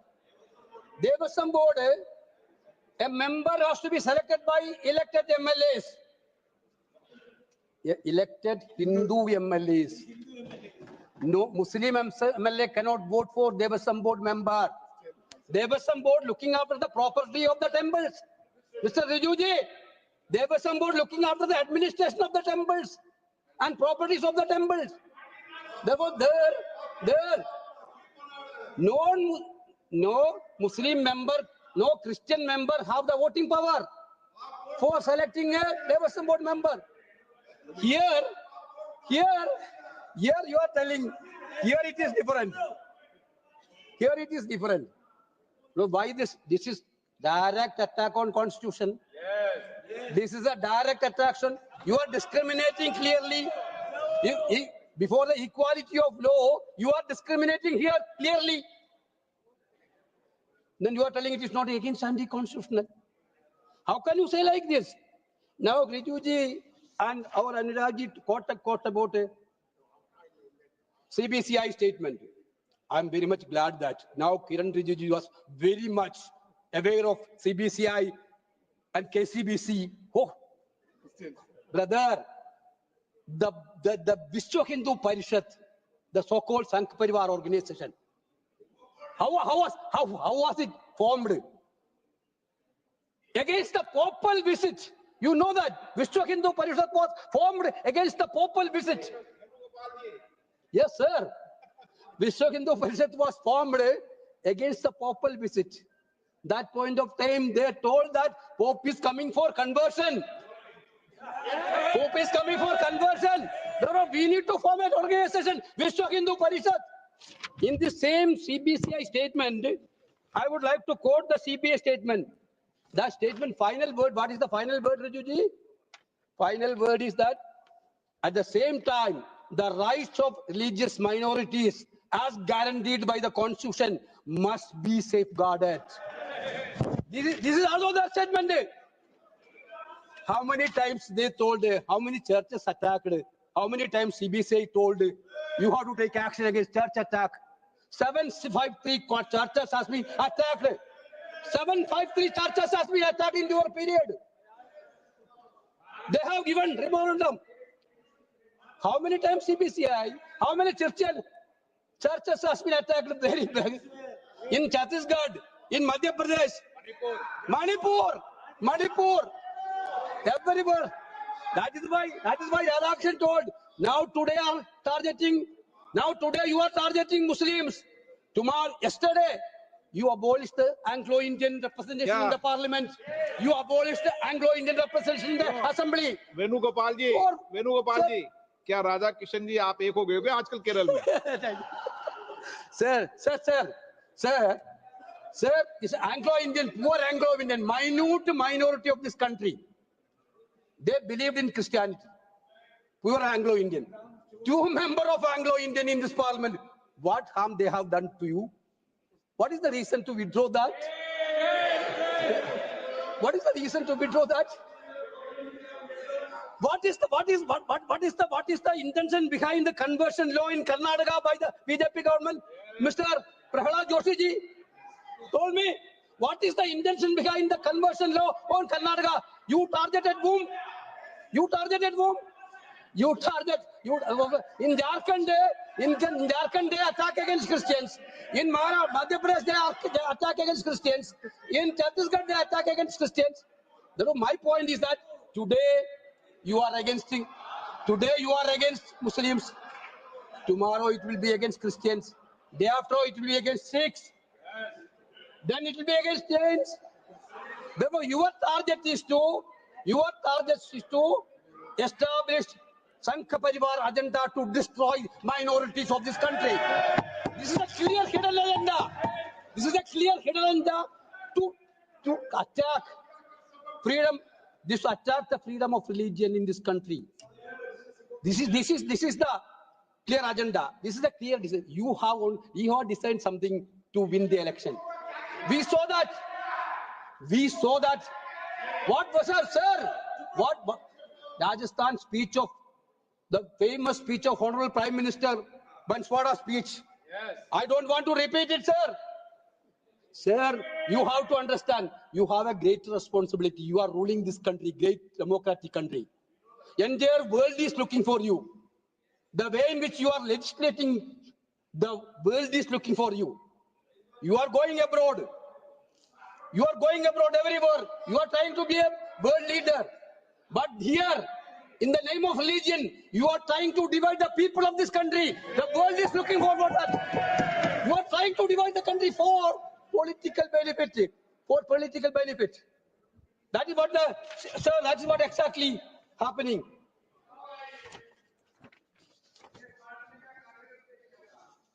Sir, one provision of bill, our colleagues, Gaurav and other colleagues spoke about that provision. Therefore, who will identify the person who professed 5-year Islam? Kiranji, you are going to start a separate portfolio for that, finding out 5-year professing Muslims. Are you going to start a separate department for that? Just that, is it going to stand in the rule of law? How can you identify 5-year anybody in this country? That is the beauty of this country. Anybody believe in any religion at any point of time, he has the freedom. Now you are totally restricting that freedom. You are telling, if you are a believer of 5 years, then only you can do wakaf. What is it? Sir, in Kerala, sir, one famous temple is the Attugal temple. There women, lakhs of women will do puja, pongala. He will tell us pongala during the temple. This time also, Suresh Kobi also was the first. Sir, when the pongala, lakhs of women, 3 days, 4 days without food, everything, they should sacrificially, they will worship the God. That point of time, on the way, both of the way, one side Christian church, one side Muslim mosque. The priest from the Muslim mosque will come and give water to these devotees. People from the church will come and give water to these devotees. This is the atmosphere of this country. You can see Sabarimala temple. I used to go there every year. This last year was my 35th year. Going Sabarimala every year. I used to go Guruvayur every month, sir. I'm a Hindu religion believer. But my religion told me, Loka samasta sukhino bhavanto. Not be hatred for single votes. You want to divide this country on the name of religion. Then you didn't believe the people on delivery. Because you didn't deliver at all. You didn't give an employment. You didn't give anything to people. You only about believing on religion to divide the people. Therefore, I think a little bit broad-minded chahiye, sir. From a ruler sahab should to show little bit broad mind. This piece of legislation, which you are talking about the Munambam, that also told. I'm telling you, the concern raised by the Christian churches, the people of Kerala on Munambam, we are wholeheartedly supporting that. People who are deciding there should get justice. No doubt about it. We are, no. The peace. Yeah, brother. Everybody know that. That's why I told about the origin of Vishwa. That's why I told about the origin of Vishwa Hindu Parishad. That's why I told about the Manipur incident. That's why I told about the church attack. Now you are coming for bishops. They will understand who are you, the real figure of you. They will understand. The cause of that Munambam. We are 100% totally with the tenants of that Munambam people. They want a legal remedy. Therefore, we will stand for that. But in the name of that, all things, targeting religious freedom is going to cause consequences. The government is not bothered about these consequences. Therefore, this country wants peace, harmony, togetherness. This bill is going to start with that. With these words, I am concluding, sir.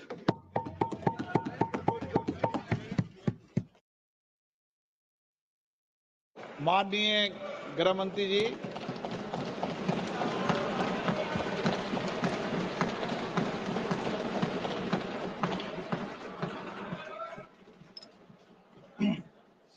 माननीय अध्यक्ष जी, आज जो मेरे साथी मंत्री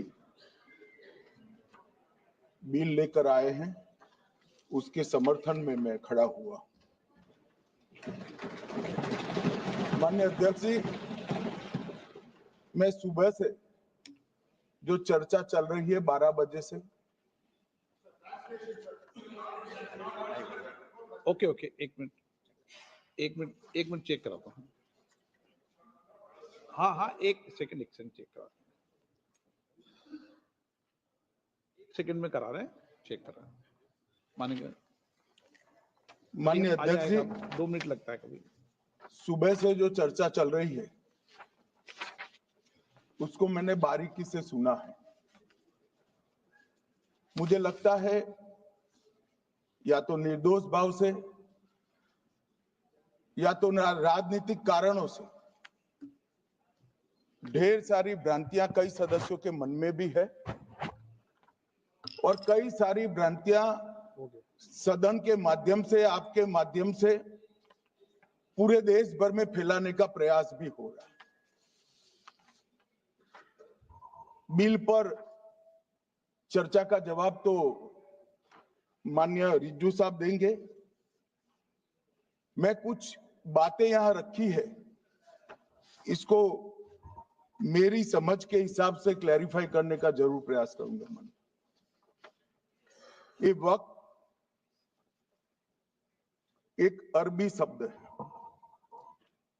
वक्त का इतिहास मान्यवर कुछ हदीसों से जुड़ा हुआ मिलता है और आजकल जिस अर्थ में वक्त शब्द का प्रयोग किया जाता है, इसका मतलब है अल्लाह के नाम पर संपत्ति का दान, पवित्र धार्मिक उद्देश्यों के लिए संपत्ति का दान। मान्यवर वक्त का समकालीन अर्थ, अभी जो अर्थ हम समझ रहे हैं, वो इस्लाम के दूसरे खलीफा श्री उमर के समय में अस्तित्व में आया। एक प्रकार से इसकी आज की भाषा में व्याख्या करें तो वक्त एक प्रकार का चैरिटेबल एंडोनमेंट है और जहां एक व्यक्ति संपत्ति, भूमि या मूल्यवान संपत्ति धार्मिक या सामाजिक भलाई के लिए दान करता है बिना उसको वापस लेने के उद्देश्य से, वहां वक्त की रचना करती। इसमें दान देता है, वो शब्द का बड़ा महत्व है। दान उस चीज का ही कर्ज किया जा सकता है जो हमारा है। सरकारी संपत्ति का दान मैं नहीं कर सकता मान्यवर, किसी और की संपत्ति का दान मैं नहीं कर सकता। दान उसी चीज का किया जाता है जो हमारा है मान्यवर। इसी विषय पर ये सारा जो बहस चल रहा है भारत का जहां तक सवाल है, दिल्ली में सल्तनत काल के प्रारंभ में मुइज़ुद्दीन घोरी के समय पर पहली बार वक्फ अस्तित्व में आया। अंग्रेजों के जमाने में 1863 के धार्मिक दान अधिनियम से चलता था। बाद में चैरिटेबल प्रॉपर्टीज एक्ट 1890 से चला। उसके बाद 1913 में मुसलमान वक्फ वैलिडेटिंग एक्ट अस्तित्व में आया। तब तक ये सारी प्रक्रियाएं चैरिटेबल एक्ट के तहत चलती थी। मान्यवर आजादी के बाद वही एक्ट को 1954 में वक्फ के केंद्रीकरण के लिए बदला गया। 95 में वक्फ न्याय अधिकरण और वक्फ बोर्डों की स्थापना की। अब ध्यान से सुनिएगा मान्यवर, वक्फ परिषद और वक्फ बोर्ड ये 1995 से आए। ये पूरा झगड़ा जो चल रहा है, आपने नॉन हिंदू को रख दिया और नॉन मुस्लिम को रख दिया, गैर मुस्लिम को रखा। वो झगड़ा वक्फ में दखल करने का है। पहले तो वक्फ में कोई गैर इस्लामिक सदस्य आएगा ही नहीं, ये स्पष्टता समझ लीजिए। ना मुतवल्ली गैर इस्लामिक होगा, ना वाकिफ गैर इस्लामिक होगा। मान्यवर वहां कोई प्रोविजन नहीं है। जो धार्मिक संस्थाओं का संचालन करते हैं उसमें कोई गैर मुस्लिम व्यक्ति रखने का प्रावधान किया भी नहीं है, हम करना भी नहीं चाहते हैं मान्यवर। इसलिए जो बड़े बड़े भाषण करते हैं कि समानता का अधिकार चला गया, दो धर्मों के बीच में समानता नहीं रही, मुसलमानों के धार्मिक अधिकारों के बीच में दखल खड़ी हो जाएगी, कुछ नहीं होने वाला मान्यवर। इस दृष्टि से देखें तो 1995 तक वक्फ की काउंसिल और वक्फ बोर्ड था ही नहीं। वो तो 95 से आया। और मान्यवर, ये जो भ्रम खड़ा किया जाता है कि ये एक मुस्लिम भाइयों के धार्मिक क्रियाकलापों के अंदर, उनके दान की हुई संपत्ति के अंदर दखल करने का है, ये बहुत बड़ी भ्रांति फैलाकर माइनॉरिटी को डराकर अपनी वोट बैंक खड़ी करने के लिए किया जा रहा है। मान्यवर, कहां पर गैर मुस्लिम सदस्य रखे जाएंगे? परिषद में और वक्फ बोर्ड में। उसका काम क्या है? उनका काम धार्मिक क्रियाकलापों को कुछ चलाने का नहीं है।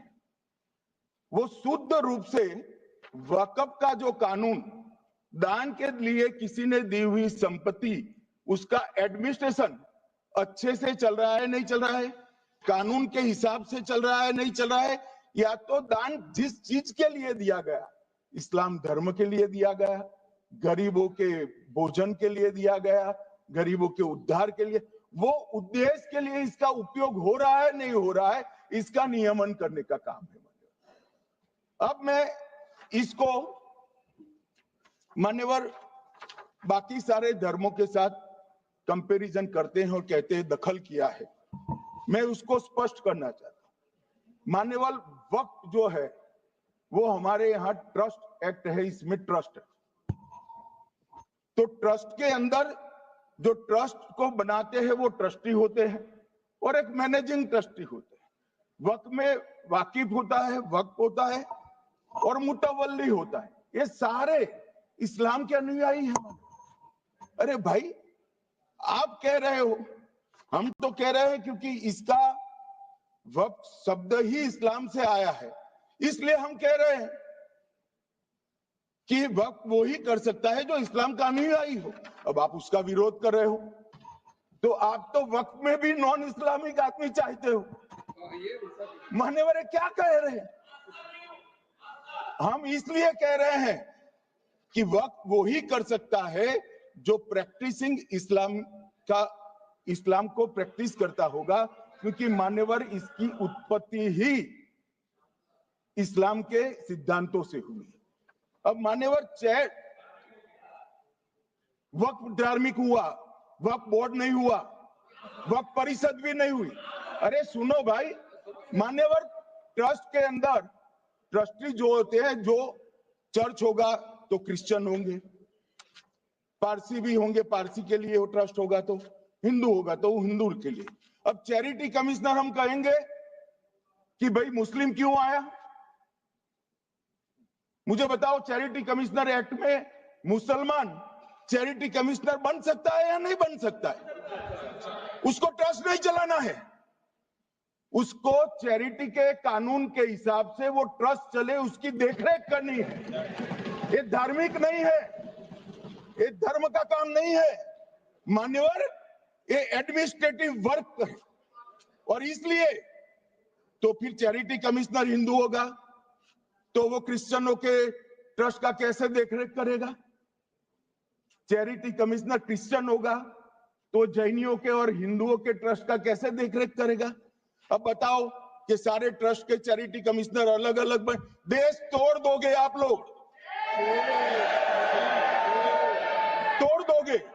हमने साहब, मैं अभी भी आपके माध्यम से, इस सदन के माध्यम से देश भर के मुसलमान भाइयों बहनों को कहना चाहता हूं, आपके वक्फ में एक भी नॉन मुस्लिम नहीं आएगा। ये एक्ट में ऐसा कोई प्रावधान नहीं। मगर जो वक्फ बोर्ड है और वक्फ परिषद है, उसका काम क्या है? वक्फ की संपत्तियां मान्यवर बेच खाने वाले लोगों को पकड़कर इसके बाहर निकालने का।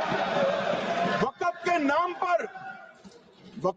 नाम पर औने पौने दाम में संपत्तियों को 100 साल तक किराए पे देने वाले लोगों को पकड़ना है।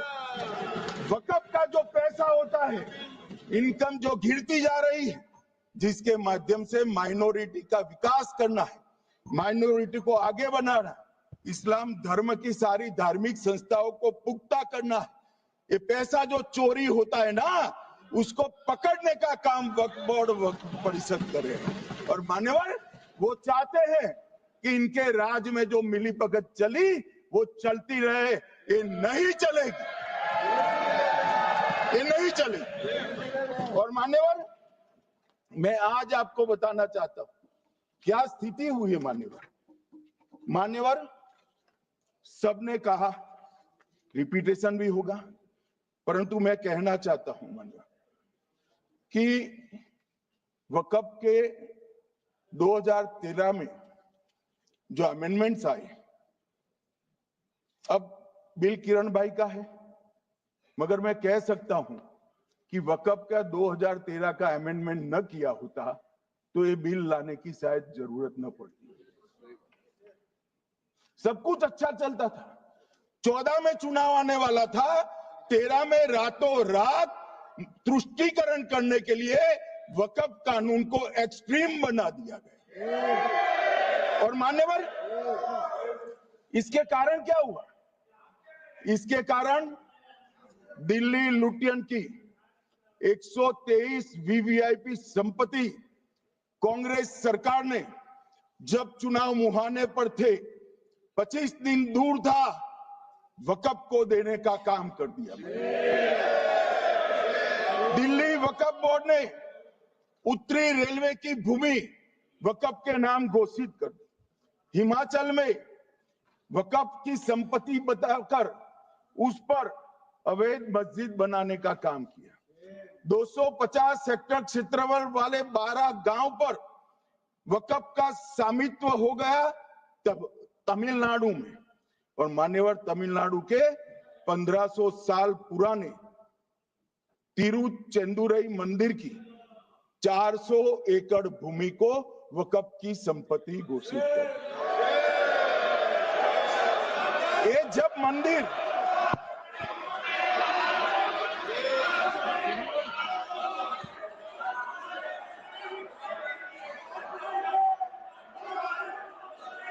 आपको मौका मिले जब अपनी बात कह देना, प्लीज बैठिए। मान्यवर कर्नाटक की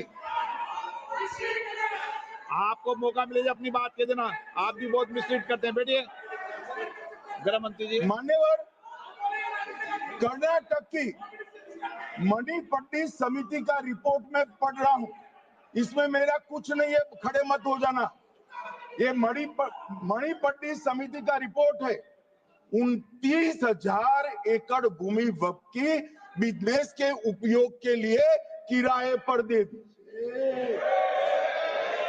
मान्यवर 2001 से 12 के बीच 2 लाख करोड़ की वक्फ की संपत्ति निजी संस्थानों को हस्तांतरित कर दी 100 साल की लीज पर। मान्यवर बेंगलुरु में उच्च न्यायालय में बीच में पढ़ना पड़ा, 602 एकड़ भूमि को जब्त करने से रोकना पड़ा। विजयपुर कर्नाटक के होनवाड़ गांव की 1500 एकड़ भूमि पर दावा कर उसको विवाद में डाला और 500 करोड़ की संपत्ति जिस भूमि का मूल्य है वहां 5 स्टार होटल को महीने 12,000 रुपए के किराए से दे दिया। अब मान्यवर ये कहते हैं कि इसका हिसाब किताब न करो, इसकी देखरेख न करो। भाई ये पैसा जो है देश के गरीब मुसलमान का है, ये गन्ना सोटों की चोरी के लिए नहीं, ये इसको रोकने के लिए। और इनके जो ठेकेदार बैठे हैं मान्यवर, ये यहाँ गरज गरज कर बोलते हैं, खुद को समझे बगैर बोलते हैं, कुछ समझ कर बोलते हैं। उनको लगता है कि इससे हम जीत जाएंगे। मान्यवर कर्नाटक में दत्तापीठ के मंदिर पर क्लेम किया, टाली परंबा 75 साल पुराने एक दावे के आधार पर 600 एकड़ जमीन का दावा किया और ईसाई समुदाय की भी ढेर सारी जमीनों पर कब्जा कर लिया गया। मान्यवर आज देश के कई गणमान्य चर्च और चर्च के समूह वक्फ बिल का समर्थन कर रहे हैं। उनको लगता है कि इसका विरोध कर हम मुस्लिम भाइयों की सिंपैथी जीतकर अपनी वोट बैंक पक्का करेंगे, उसमें कोई फायदा नहीं होगा अखिलेश। इसलिए कि 4 साल में मुस्लिम भाइयों को मालूम पड़ जाएगा कि कानून तो उनके फायदे में है। और इसके साथ ये दक्षिण के सारे जो सांसद बोल रहे हैं, अपनी अपनी कॉन्स्टिट्यूंसी में सारे चर्च को मान्यवर नाराज कर रहे हैं, उनको पता नहीं, सारे चर्च को नाराज करें। सारे चर्च ने रिजोल्व किया है कि हम खिलाफ इसका हम समर्थन करते हैं। मान्यवर, तेलंगाना में 66,000 करोड़ की 1700 एकड़ जमीन पर दावा कर दिया। असम में मोरीगांव जिले की 134 एकड़ भूमि पर दावा हुआ। बिहार का मैं लालू जी के कोर्ट के साथ बाद में बताता हूं। गुरुद्वारा से संबंधित हरियाणा की 14 मरला भूमि को वक्फ को सौंप दिया। और मान्यवर, प्रयागराज में चंद्रशेखर आजाद पार्क को भी वक्फ घोषित किया। और मान्यवर, महाराष्ट्र के वडानगे गांव में महादेव की मंदिर पर दावा किया। और बीड में कंकलेश्वर मंदिर की 12 एकड़ जमीन वक्फ बोर्ड ने जबरन ले ली। मान्यवर, ये सब जब जो चल रहा है, इसमें आज भी मैं स्पष्ट करना चाहता हूं, वक्फ जो कि मुस्लिम भाइयों की धार्मिक क्रियाकलाप और उनके बनाए हुए दान से ट्रस्ट है, उसमें सरकार कोई दखल करना नहीं चाहती है। मुतवल्ली भी उनका होगा, वाकिफ भी उनका होगा, वक्फ भी उनका। परंतु वक्फ की संपत्ति, इसका रख रखाव ठीक से हो रहा है नहीं। वक्फ का संचालन कानून के हिसाब से हो रहा है, निजी उपयोग के हिसाब से।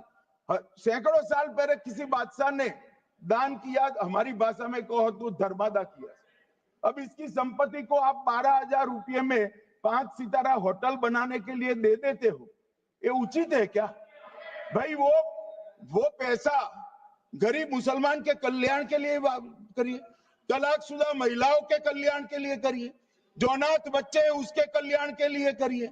मानिए, और ये करने की जगह बेरोजगार मुसलमान युवाओं के लिए स्किलिंग का काम करिए। लाखों करोड़ों रुपए की भूमि मान्यवर, और इनकम 126 करोड़ रुपया। रेलवे की जितनी जमीन है, जिसमें हजारों करोड़ लाखों करोड़ का रेलवे का कारोबार चलता है, इतनी भूमि वक्फ के पास है और इनकम 126 करोड़। मान्यवर कहते हैं कि इनकम का क्या उद्देश्य है?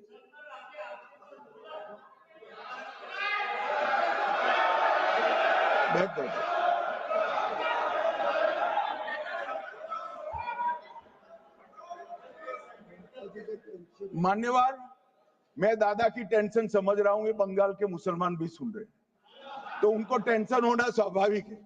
मान्यवर, लालू प्रसाद जी, आज आरजेडी के सारे सदस्य बोले, जब 2013 का अमेंडमेंट आया, मैं लालू जी का तो पूरा पढ़ना चाहता हूं, बाकी सदस्यों का सिर्फ टोकन पढ़ूंगा। लालू जी ने क्या कहा? मैडम, सरकार जो यह संशोधन विधेयक पेश किया है, सरकार की पहल का हम स्वागत करते हैं। शाहनवाज हुसैन जी और अन्य माननीय सदस्यों ने अपनी बातों को यहां रखा, मैं उसका समर्थन करता हूं। आप देखिए, सारी जमीनें हड़प ली गई है, चाहे सरकारी हो या गैर सरकारी। वक्फ बोर्ड में जो काम करने वाले लोग हैं, उनके द्वारा सारी प्राइम लैंड को बेच दिया गया है। पटना में ही डाक बंगले की जितनी प्रॉपर्टी थी, सब पर अपार्टमेंट बन गए। इस तरह की काफी लूट खसोट हुई है। हम संशोधन विधेयक तो आपको अंत में लाए हैं, समर्थन करते हैं, लेकिन मैं चाहता हूं कि भविष्य में आप कड़ा कानून लाइए और ये जो चोरी करने वाले लोग हो, उनको जेल की सलाखों के पीछे डालिए। अब साहब, लालू प्रसाद की इच्छा इन्होंने तो पूरी नहीं की, नरेंद्र मोदी जी ने पूरी कर दी। ये लालू जी ने कहा था, एक कड़ा कानून लाइए। मान्यवर शरीफुद्दीन शरीफ, उन्होंने कहा, मंत्री जी समझते हैं कि शायद इससे मुसलमानों का वोट मिल जाएगा, लिहाजा मुसलमान लोगों ने भी खुद ही तबाही मचाई है। इसलिए मैं गुजारिश करूंगा कि इसके लिए आप सख्त कानून बनाइए, उनके हाथों में हथकड़ियां पहनाइए और जो उनके कब्जे किए हैं वो जमीनों बेचकर गरीब और तलाकशुदा मुस्लिम बहनों का कल्याण करिए। इसके बाद श्री हमीदुल्लाह सैयद लक्षद्वीप से थे, उनका भी इसी टोन का भाषण है। और मान्यवर, मैं आज की बात नहीं कर रहा हूं, 2013 का जो बिल कांग्रेस पार्टी लेकर आई, इसके विरोध में इनके समर्थकों ने जो कहा था, मान्यवर ए। और क्या होगा भाई इससे? पारदर्शी ऑडिट होगी, आज ऑडिट ही नहीं हो रही, रिपोर्ट ऑनलाइन जमा करने की सिस्टम नहीं है, वो होगी, रिपोर्ट देनी पड़ेगी, बैलेंस शीट जमा करनी पड़ेगी, ऑडिट होगी, कैग के रिटायर्ड ऑफिसर ऑडिट करेंगे और मान्यवर पारदर्शिता आएगी। इससे क्यों डरना चाहिए किसी को? पारदर्शिता से क्यों? और वक्फ बोर्ड और वक्फ परिषद, इसका कोई ऑर्डर हम ऐसा नहीं लिख रहे हैं कि कोर्ट में नहीं जा सकते। आपने तो कर दिया था कि एक ऑर्डर को कोई कोर्ट में चैलेंज ही नहीं कर सकता, पूरा संविधान वहां समाप्त कर दिया मान्यवर। और मान्यवर, हम तो इसको कहते हैं कि कोई भी चैलेंज कर सकता है कायदे की अदालत में। इस देश में संविधान का राज है, ग्रीवेंसेस जिसका भी हो कोर्ट में जा सकता है। 2013 में जिसकी भूमि हड़पी, इसके ग्रीवेंसेस को भी कोर्ट के फोरम से बाहर करने का पाप एक कांग्रेस पार्टी ने किया। मान्यवर, एक अफवाह और फैला रहे, प्रोस्पेक्टिव इफेक्ट से आ रहा है। मैं स्पष्ट कर देना चाहता हूं, इस सदन में बोलने के वक्त जिम्मेदारी के साथ बोलना चाहिए। अगर ये कानून का पहला पेज और तीसरी तक धाराएं भी पड़ी होती तो इसमें स्पष्ट लिखा है, ये कानून का अमल जिस दिन पारित होने के बाद भारत सरकार नोटिफिकेशन बाहर निकालेगी, उस दिन के बाद होगा। मतलब रिट्रोस्पेक्टिव इफेक्ट नहीं है, मगर मुस्लिम भाइयों को डराया जा रहा है कि रिट्रोस्पेक्टिव इफेक्ट से आएगा। मान्यवर, ये कह रहे कलेक्टर क्यों रखा है? मुझे एक बात बताओ भाई, जो बता सकते हैं, अगर किसी मंदिर के लिए जमीन खरीदनी है तो जमीन की मालिकी किसकी है वो हमारे देश में कौन तय करता है? सबको मालूम है, कलेक्टर करता है सर, रेवेन्यू ऑफिसर वही है। तो अगर वक्फ की भूमि जो वक्फ कर रहा है उसकी है या नहीं है, इसकी जांच कलेक्टर करे तो इसमें आपत्ति क्या है? वक्फ तो दान है भाई, और दान अपनी संपत्ति का किया जा सकता है, किसी और की संपत्ति का नहीं किया जा सकता। गांव में कोई बेचारा अमेरिका गया है 4 महीने पढ़ने के लिए, घूमने के लिए, आता है तो कि वक्फ घोषित हो गए। कोई कारोबार करने के लिए दिल्ली आया, आता है तो कि वक्फ घोषित हो गया। अरे ऐसा नहीं होता भाई, कलेक्टर को पूछना पड़ेगा सरकारी संपत्ति है या नहीं है, इसकी जांच करनी चाहिए या नहीं करनी चाहिए।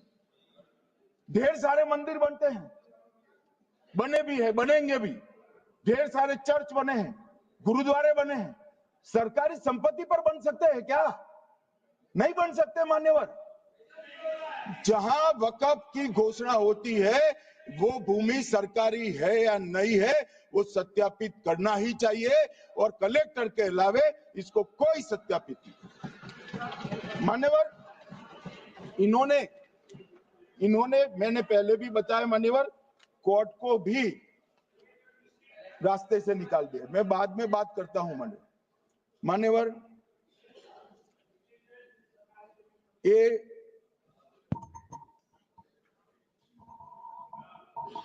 मान्यवर एक उपयोग के आधार पर वक्त की समाप्ति।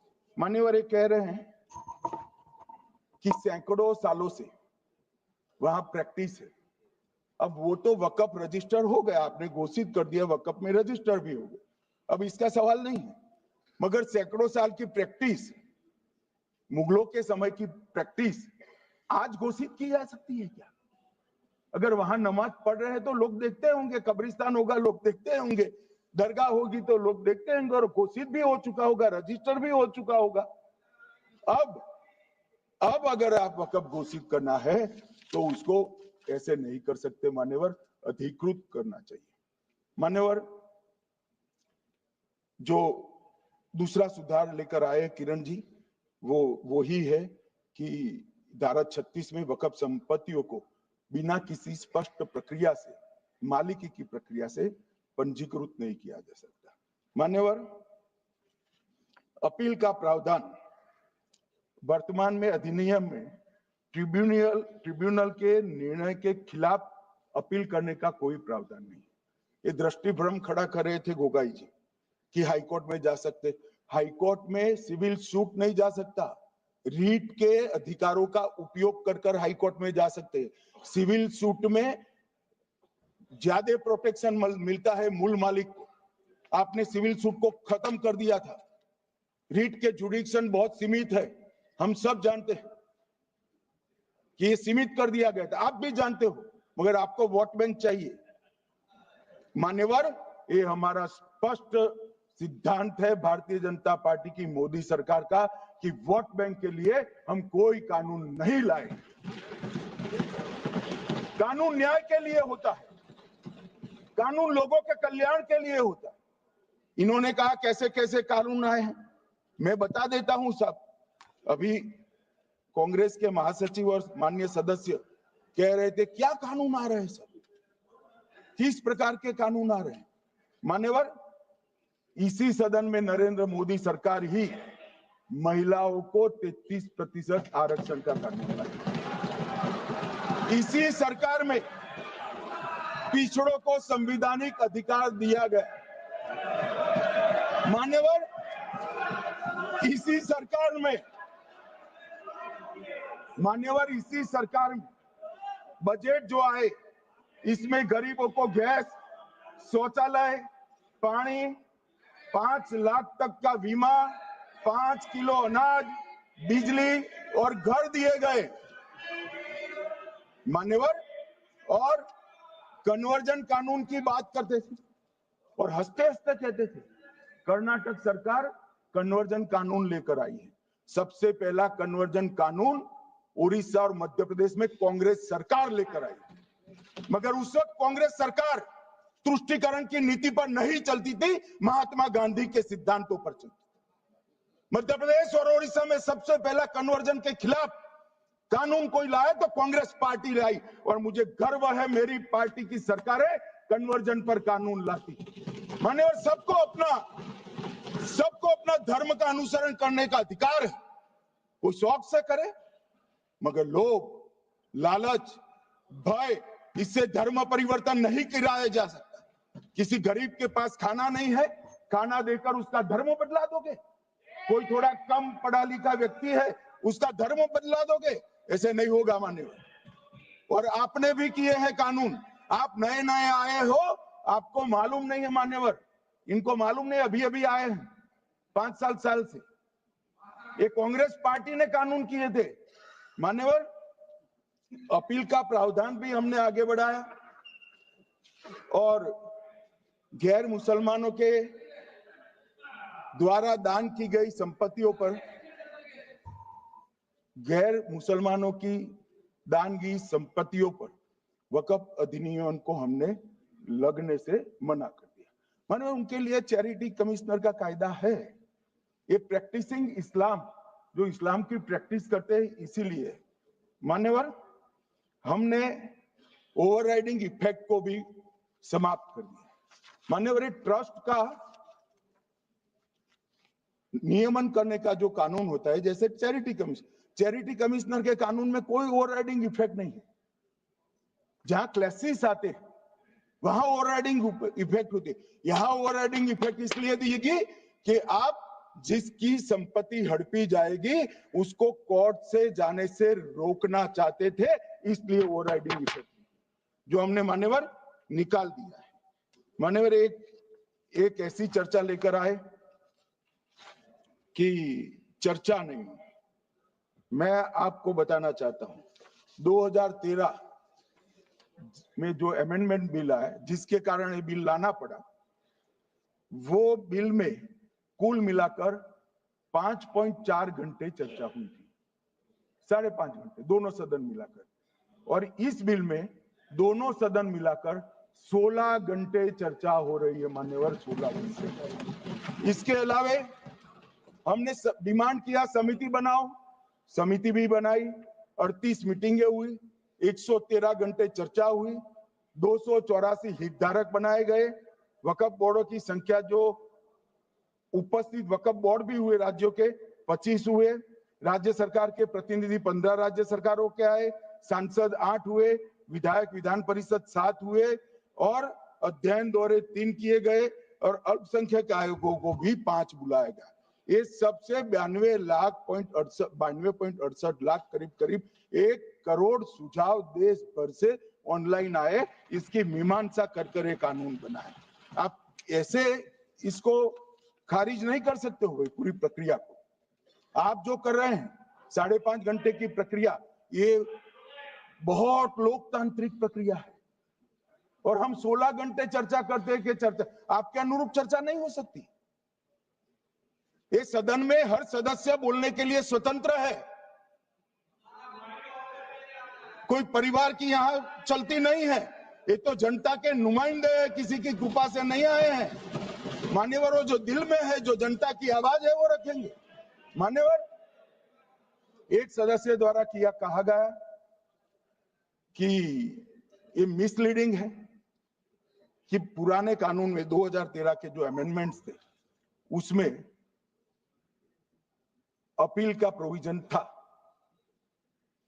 अब मैं कहना चाहता हूं 83(9) उसमें अधिकरण द्वारा किए गए किसी भी विनिश्चय का आदेश विरुद्ध, चाहे वो अंतरिम हो या फाइनल, इस पर अपील नहीं हो सकती।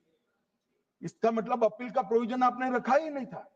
सिविल न्यायालय, राजस्व कोर्ट और अन्य प्राधिकरण उसके अधिकार क्षेत्र पर भी प्रतिबंध लगा दिया और सरकारी अधिसूचना जो बाद में वक्फ बोर्ड और वक्फ परिषद के एडवाइस से होगी, इसको भी कोई चुनौती नहीं दे सकता। मान्यवर, मुझे ये बताओ कि अभी अभी फैशन है संविधान लहराने की। ये संविधान के हिसाब से सरकार का या किसी भी निजी संस्था का कोई भी फैसला मान्यवर कायदे की कोर्ट से बाहर कैसे हो सकता है? कोई भी फैसला हो, ये देश की अदालत वो फैसले तक रुचि नहीं रखेगी। नागरिक ग्रीवेंसेस लेकर कहां जाएंगे? जिसकी भूमि हड़प कर ली गई वो कहां जाएगा? ऐसा नहीं चलेगा। आपकी वोट बैंक के लिए आपने किया था, हम खारिज कर रहे हैं, हम खारिज कर रहे हैं। ऐसा नहीं चलेगा। अदालत में जाइए, जिसको ग्रीवेंसेस है इधर और साइड से, और अदालत न्याय करेगी। न्याय के लिए तो अदालतें बनी है। और मान्यवर, यहां एक सदस्य ने तो कह दिया माइनॉरिटी इस कानून को स्वीकार नहीं करेगी। क्या धमकाना चाहते हो भाई? संसद का कानून है, सबको स्वीकार करना पड़ेगा। स्वीकार नहीं करेंगे मतलब क्या है? कैसे बोल सकते हैं कोई? हम कानून को स्वीकार नहीं करेंगे। एक कानून भारत सरकार का है, हर एक पर बंधन करता होगा और इसको स्वीकार करना पड़ेगा।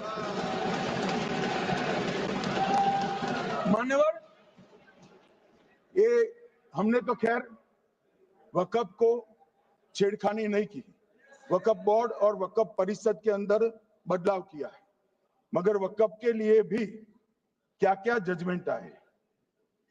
सैयद फजल पुकोया थंगल बनाम भारत संघ 10/11/28 को केरल उच्च न्यायालय ने उन्होंने कहा वक्फ बोर्ड एक स्टैट्यूटरी बॉडी है, यह मुस्लिम समुदाय का प्रतिनिधि निकाय नहीं है। इसका फंक्शनिंग मान्यवर एडमिनिस्ट्रेटिव है। धार्मिक क्रियाकलापों को तो वक्फ ने करना है, चाहे कब्रिस्तान हो, चाहे दरगाह हो, चाहे मस्जिद हो, चाहे चैरिटी का काम, वो वक्फ बोर्ड को नहीं करना है भाई। ये केरल हाईकोर्ट ने किया, इलाहाबाद हाईकोर्ट ने भी, उसने तो मुतवल्ली तक भी कहा। अगर हम मुतवल्ली तो जो धर्म का है वही रखेंगे।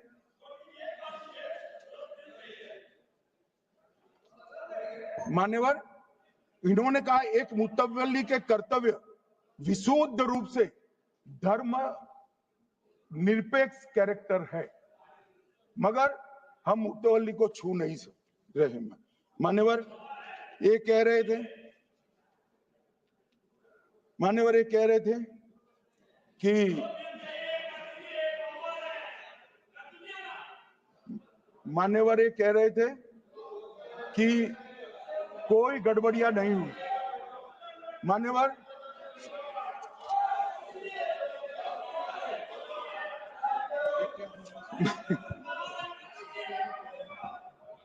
मान्यवर 2013 में अन्यायी कानून आया। भाई करने थोड़ा शांत हो जाइए। ये 26 के कारण डरे होंगे और कुछ कारण नहीं। चुनाव जो है ना अक्टूबर में, 25 में जो चुनाव है इसके कारण डरे। मान्यवर भाई बैठो मान्यवर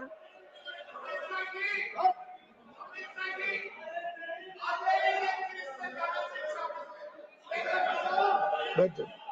बंगाल में आकर कहूंगा ये राजनीतिक हिसाब किताब का अखाड़ा नहीं है, छाती पर ठोक कर कहूंगा ज्यादा सीधा है।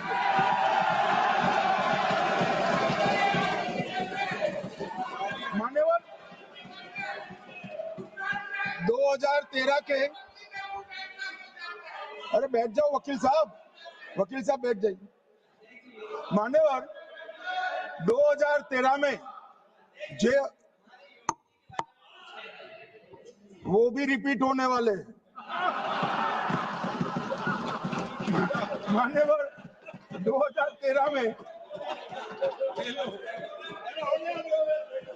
बैठ जाओ। मान्यवर 1913 से लेकर 2013 तक 1913 से 2013 तक वक्फ बोर्ड का कुल एकड़ में भूमि सब वक्फ का मिलाकर 18 लाख एकड़ था। मेरी विनंती है सभी सदस्य इसको ध्यान से सुनिए। 1913 से 2013 तक 18 लाख एकड़ और 13 से 25 तक एक कानून बनने का परिणाम क्या आया और नई 21 लाख एकड़ भूमि बढ़ गई। अब मान्यवर 39 लाख एकड़ जो भूमि है उसमें 21 लाख एकड़ 13 के बाद। अब ये कह रहे हैं कि इसका दुरुपयोग नहीं हो रहा है मान्यवर। और लीज पर दी गई संपत्तियां 20,000 थी और 25 में रिकॉर्ड के हिसाब से, हो सकता है गलत भी हो सकता है, रिकॉर्ड्स के हिसाब से शून्य हो गई। तो मान्यवर संपत्तियां कहां गई? मान्यवर बेच दी गई। किसकी संपत्ति से, किसकी परमिशन से बेचा? मान्यवर मैंने पहले ही कह दिया कि केरल और देश भर के Catholic bishop council, Catholic Bishop Conference of India, Catholic Congress Kerala, भारतीय कैथोलिक धर्मगुरुओं की महासभा, केरल चर्चों की संयुक्त परिषद, कैथोलिक कांग्रेस केरला, ये सब ने इस बिल का समर्थन करा है और कहा है अन्यायी 2013 का सुधार। हम अकेले नहीं कह रहे मान्यवर। और मान्यवर इसी एक्ट में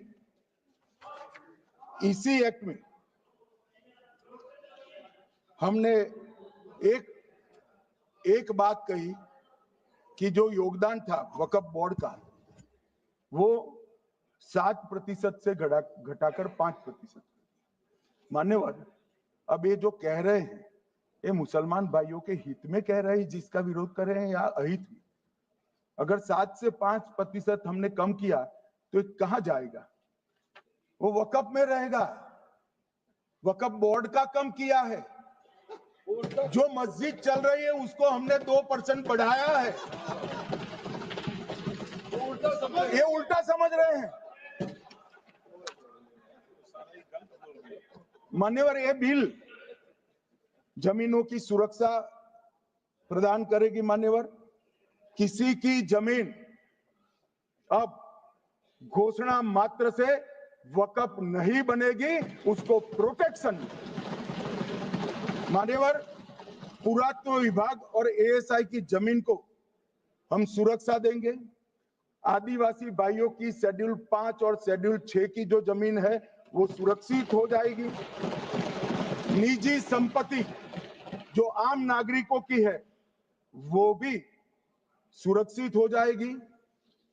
और वक्फ करने के लिए स्वामित्व को दान तो साहब अपनी संपत्ति का ही कर सकते हैं, गांव की संपत्ति का दान नहीं कर सकते। तो वक्फ निजी संपत्ति से ही स्वामित्व के बगैर नहीं हो पाएगा। इसमें पारदर्शिता लाने के लिए सूचना की प्रक्रिया को दाखिल किया गया है। वक्फ बोर्ड की वक्फ की जो संपत्ति घोषित करने की अधिकार थे उसको समाप्त कर दिए, कलेक्टर से सर्टिफाइड कराना पड़ेगा और नए वक्फ पारदर्शी तरीके से पंजीकृत भी करने पड़ेंगे। रजिस्ट्रेशन के बगैर कोई संस्था नहीं चल सकती। और मुस्लिम ट्रस्ट अब तक के जो है उसको हमने इस जो माफ करना, कई सारे ऐसे मुसलमान भाई हैं जो वक्फ के कानून को अंदर दायरे में आना नहीं चाहते। मुझे मिले थे वोरा समाज वाले, वोरा समाज है, अहमदिया है, कई सारे ऐसे समुदाय हैं, सिया भी हैं, पसमंदाओं के भी कुछ ट्रस्ट हैं। वो सभी को मैं एक आनंद का समाचार देना चाहता हूं, अब मुसलमान भी ट्रस्ट एक्ट के अंदर अपना ट्रस्ट रजिस्टर करा सकता है। इसके लिए कंपलसरी नहीं है कि वो वक्फ के कानून में भी जाए, चैरिटी कमिश्नर एक्ट के तहत वो करने वाला है। मान्यवर, भूमि के रिकॉर्ड का कार्यालय होगा, समाचार पत्र और क्षेत्रीय भाषाओं में इसकी एडवर्टाइज दी जाएगी। ढेर सारे प्रावधान मान्यवर इसके अंदर किए हैं। महिला, सिया, पसमंदा, वोरा, अहमदिया, उनका हमने समावेश किया ही है। और उन्होंने कहा, मैं सुन रहा था मान्यवर, एक फैशन हो गई, राम जन्मभूमि का मंदिर बनाने की बात आई तो इस देश के अंदर खून की नदियां बह जाएगी, मुसलमान रोड पर आ जाएगा, मुसलमानों का ये हो जाएगा, वो जहां ट्रिपल तलाक, फिर से डर, सीए आया कि मुसलमानों की नागरिकता चली जाएगी। जिन जिन ने भाषण किया है, एक मुसलमान की नागरिकता गई है तो बता दो। मुसलमान भी जानता है। और मैं तो आपके माध्यम से देश के मुसलमानों को अपील करना चाहता हूं मान्यवर, मैंने बहुत झेला है। ये कहते थे कि सीए कानून मुसलमानों की नागरिकता लेने 2 साल हो गए, एक भी मुसलमान की नागरिकता गई है तो सदन के पटल पर रखी। कितना झूठ फैलाया इन्होंने। मान्यवर, धारा 370 हटाई, ये कह रहे थे मुसलमानों का ये हो जाएगा, वो हो जाएगा, फिर से उमर अब्दुल्ला जीत कर आज शासन करें। आतंकवाद समाप्त हो गया, विकास शुरू हो गया, पर्यटन बढ़ गया।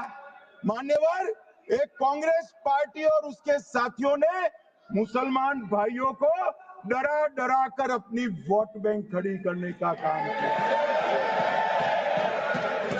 हम नहीं डरा रहे मुसलमानों को, आप डरा रहे हो भाई। आप कह रहे हो ये हो जाएगा, मैं कहता हूं इस देश के नागरिक को किसी भी धर्म का हो कोई आंच नहीं आएगी। मान्यवर, ये नरेंद्र मोदी सरकार का सरकार। मान्यवर,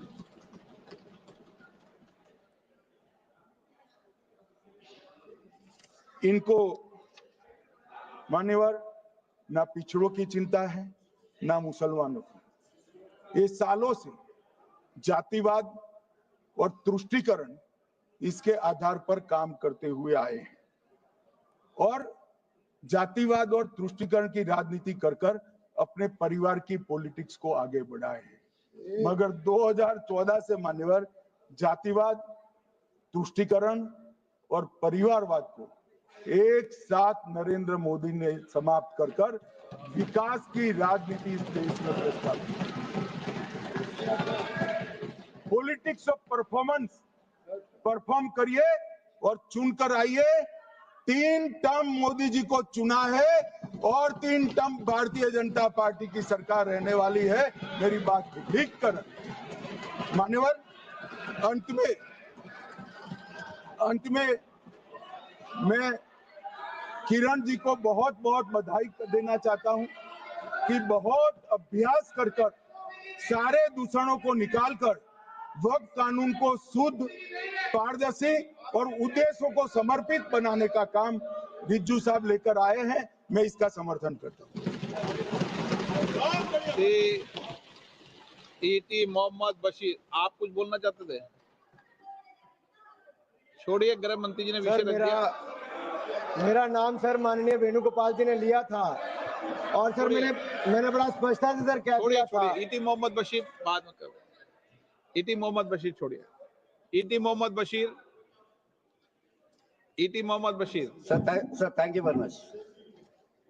Honorable Home Minister has committed a speech, lengthy speech, claiming as he is the savior of the minorities. He was announcing certain things and pretend themselves as the champion of the minorities.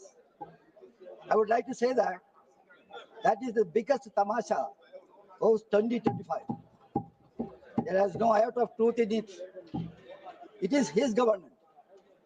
They tortured the minorities in India, physically, mentally, socially, and economically. They did that much of injustice to the minorities.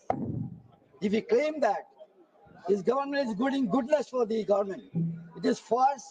They are planning to do further injustice to the Muslims. That's a classical example as far as this legislation is concerned. Then, sir, coming to the crux of the bill, I don't want to take much of the time.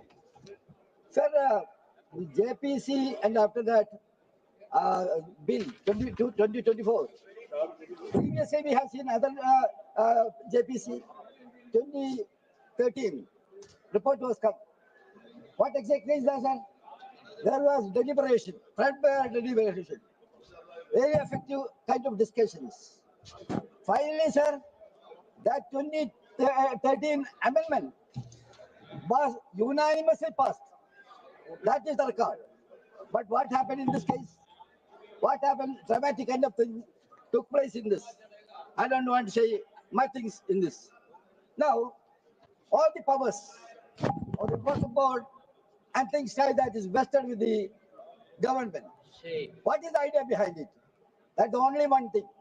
They had to make this as a low-hanging fruit so that they can take and eat it away according to their liking. That is the thing which is going to happen. Sir, this legislation is a regressive one. There is no doubt about that. As he said, the bill removed Waqf Board's power to inquire and determine whether the property is that of Waqf or not. I request all the And members who to will kindly decide be that? seated. That will be decided with the I collector request everybody to be and the seated, officers. please. Wait, 1 second, Yes, sir. I request everybody to kindly be seated. No.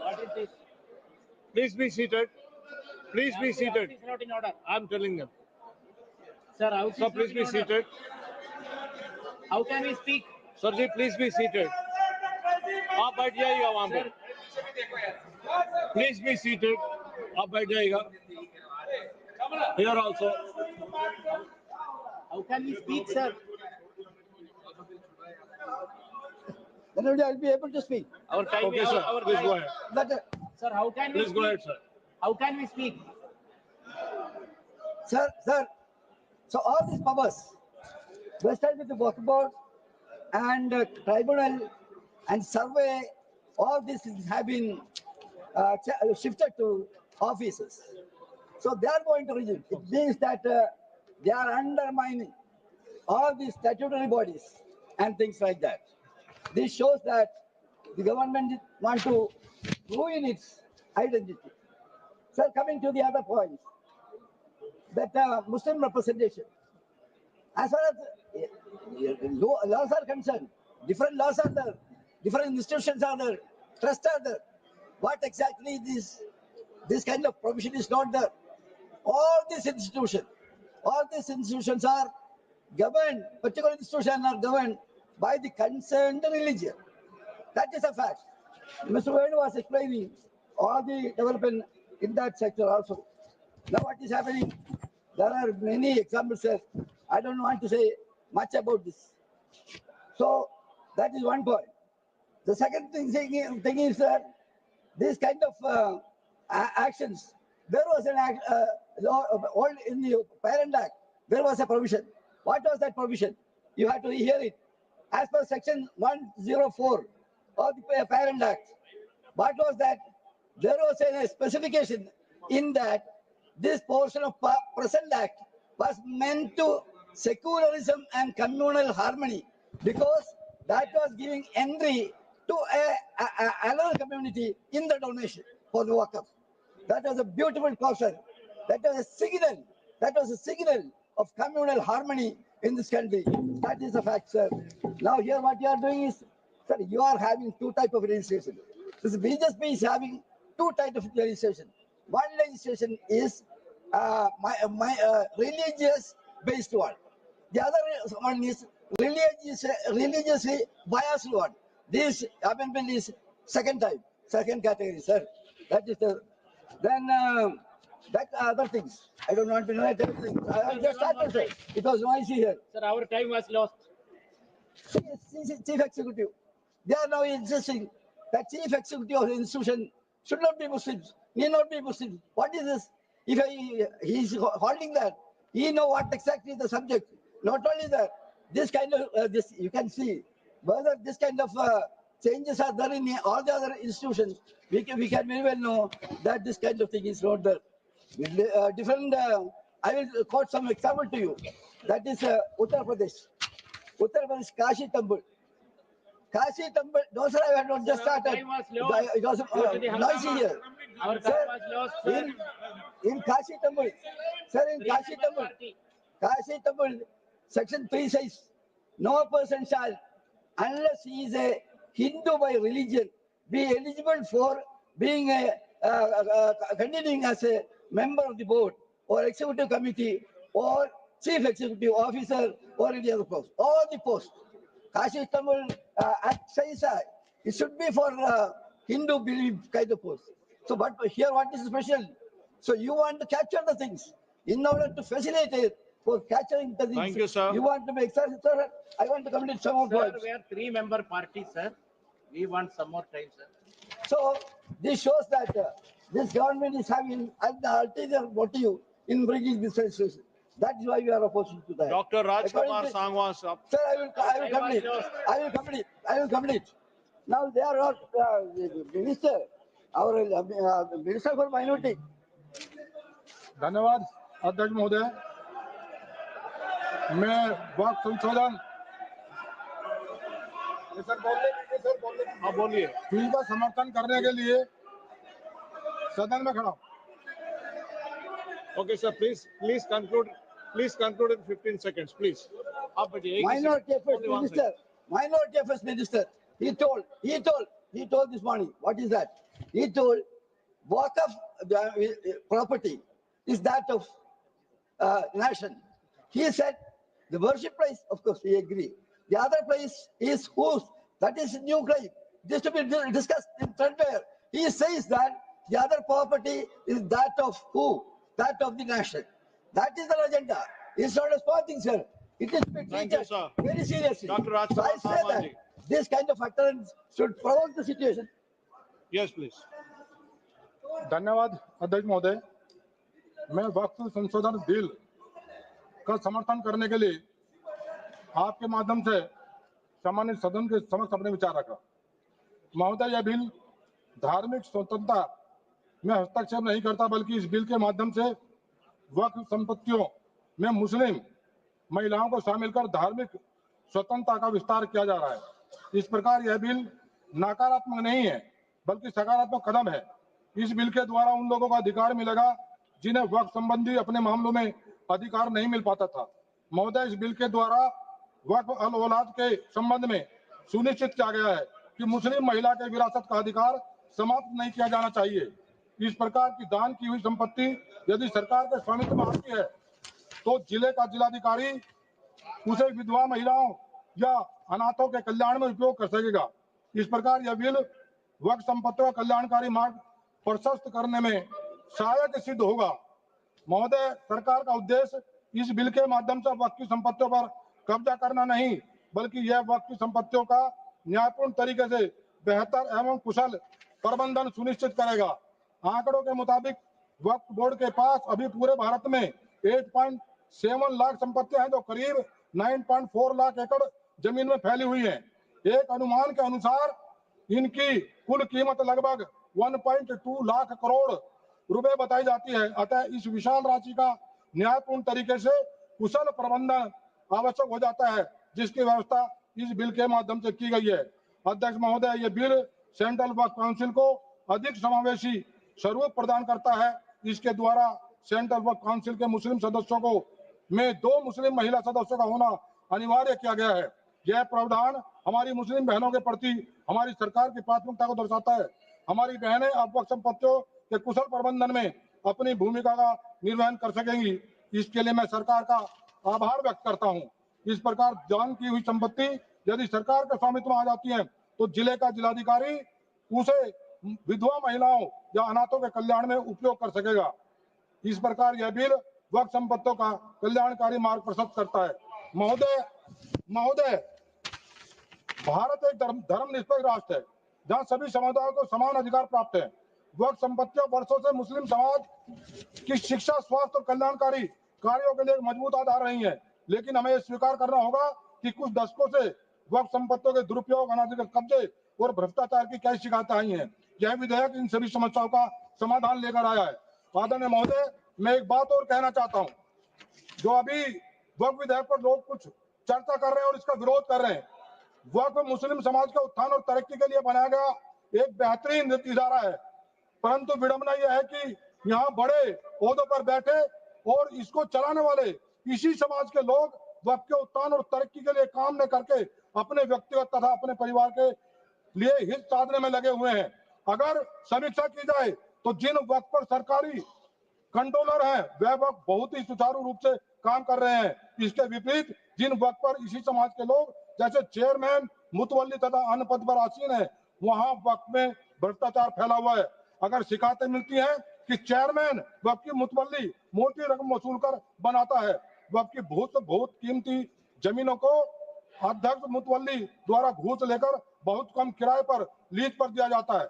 मैंने बहुत लंबे समय से मैं देख रहा हूँ, जो मेरे देखने में आया है, बड़े बड़े शहरों में जो बहुत बड़े बड़े कब्रिस्तान थे, आज वहां पर आलीशान बिल्डिंग बन गई। मुतवल्ली और चेयरमैन बोर्ड के उन्होंने मिलकर जो भूमाफिया है, भूमाफिया के साथ मिलकर बड़ी बड़ी कॉलोनियां विकसित कर दी। जो उससे धन अर्जित किया है वो पैसा कहाँ गया?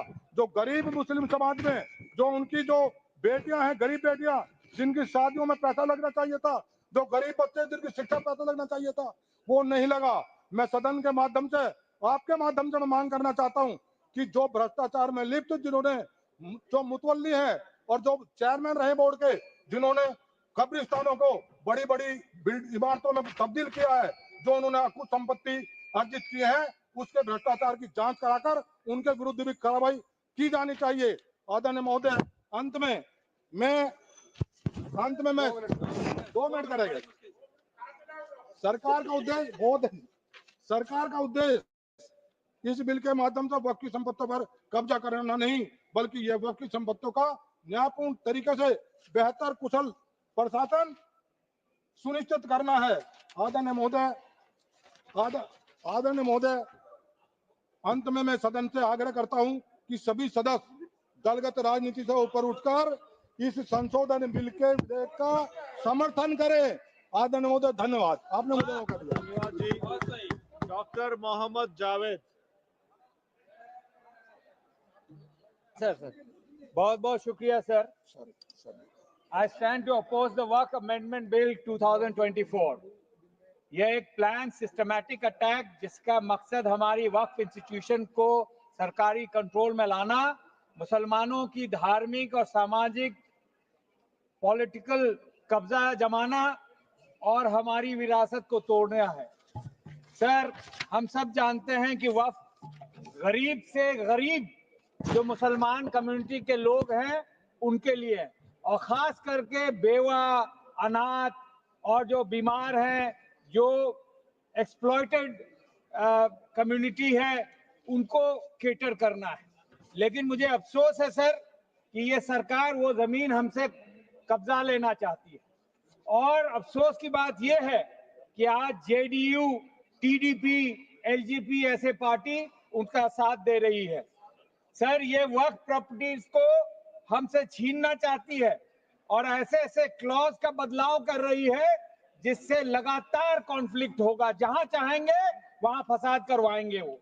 इसके अलावा लीगल केसेस इतने लंबे लंबे चलेंगे कि हिंदुस्तान की आधी आबादी कोर्ट्स में मिलेगी। सर, ये वक्फ का जो है religious act under Islamic law है, which is protected by a constitution, particularly by Article 25 and 26 of the Constitution. The JPC's failure to conduct a proper clause-by-clause discussion and its refusal to provide essential documents raise serious concern. मैं आपसे request करना चाहता हूं कि इस bill को scrap कर दिया जाए और फिर से अगर सही नीयत है इसको सुधार करने की तो इस पे विचार सब मुसलमान साथियों से लें। ये जीपीसी एक मौकरी था सर। 25 मीटिंग्स हुई जिसमें से लगभग 300 ऑर्गेनाइजेशन और 3000 लोगों को बुलाया गया। 120 घंटे की चर्चा हुई। अगर आप लोगों में बांटे तो 10 से 15 सेकंड मिला। बहुत लोगों को बुलाया गया जिससे बात तक नहीं हो पाई। 22 तारीख को आखिरी हमारा लखनऊ में था, वहां पे चर्चा हुई और चर्चा में ये कहा गया कि आप 10 दिन 15 दिन में आप जवाब दीजिए, लेकिन 2 दिन के बाद यहाँ पे आखिरी मीटिंग हुई। क्लॉज बाय क्लॉज हमें चर्चा करनी थी, लेकिन क्लॉज बाय क्लॉज चर्चा नहीं हुआ। बड़ी अफसोस की बात है सर। गवर्नमेंट जो है वो चाहती है किसी तरह, जब से आई है मुसलमानों को टारगेट कर रही है, चाहे सीए कानून हो, चाहे ongoing attack places of work act 1991 के खिलाफ हो, ट्रिपल तलाक हो, मौलाना आजाद नेशनल फेलोशिप को डिसकंटिन्यू किया हो, नया उड़ान स्कीम को डिसकंटिन्यू किया हो, मैट्रिक प्री मैट्रिक स्कॉलरशिप को 72% से घटा दिया हो, schemes of providing modern education को डिसकंटिन्यू कर दिया हो। एएमयू किशनगंज जो 15-12 साल से हम लोग लड़ रहे हैं, कई मर्तबा नीतीश जी को, कई मर्तबा यहाँ के एजुकेशन मिनिस्टर को, एजुकेशन सेक्रेटरी को, फाइनेंस मिनिस्टर को, माइनॉरिटी मिनिस्टर को, प्रधानमंत्री को, जितने अफसरान है सबको मिला, लेकिन आज तक फंड नहीं मिला। ये मुसलमानों के खिलाफ ये राजनीति करते हैं, हमारा जो हक है नहीं देते। सर, ये this bill will keep society in a state of permanent polarization.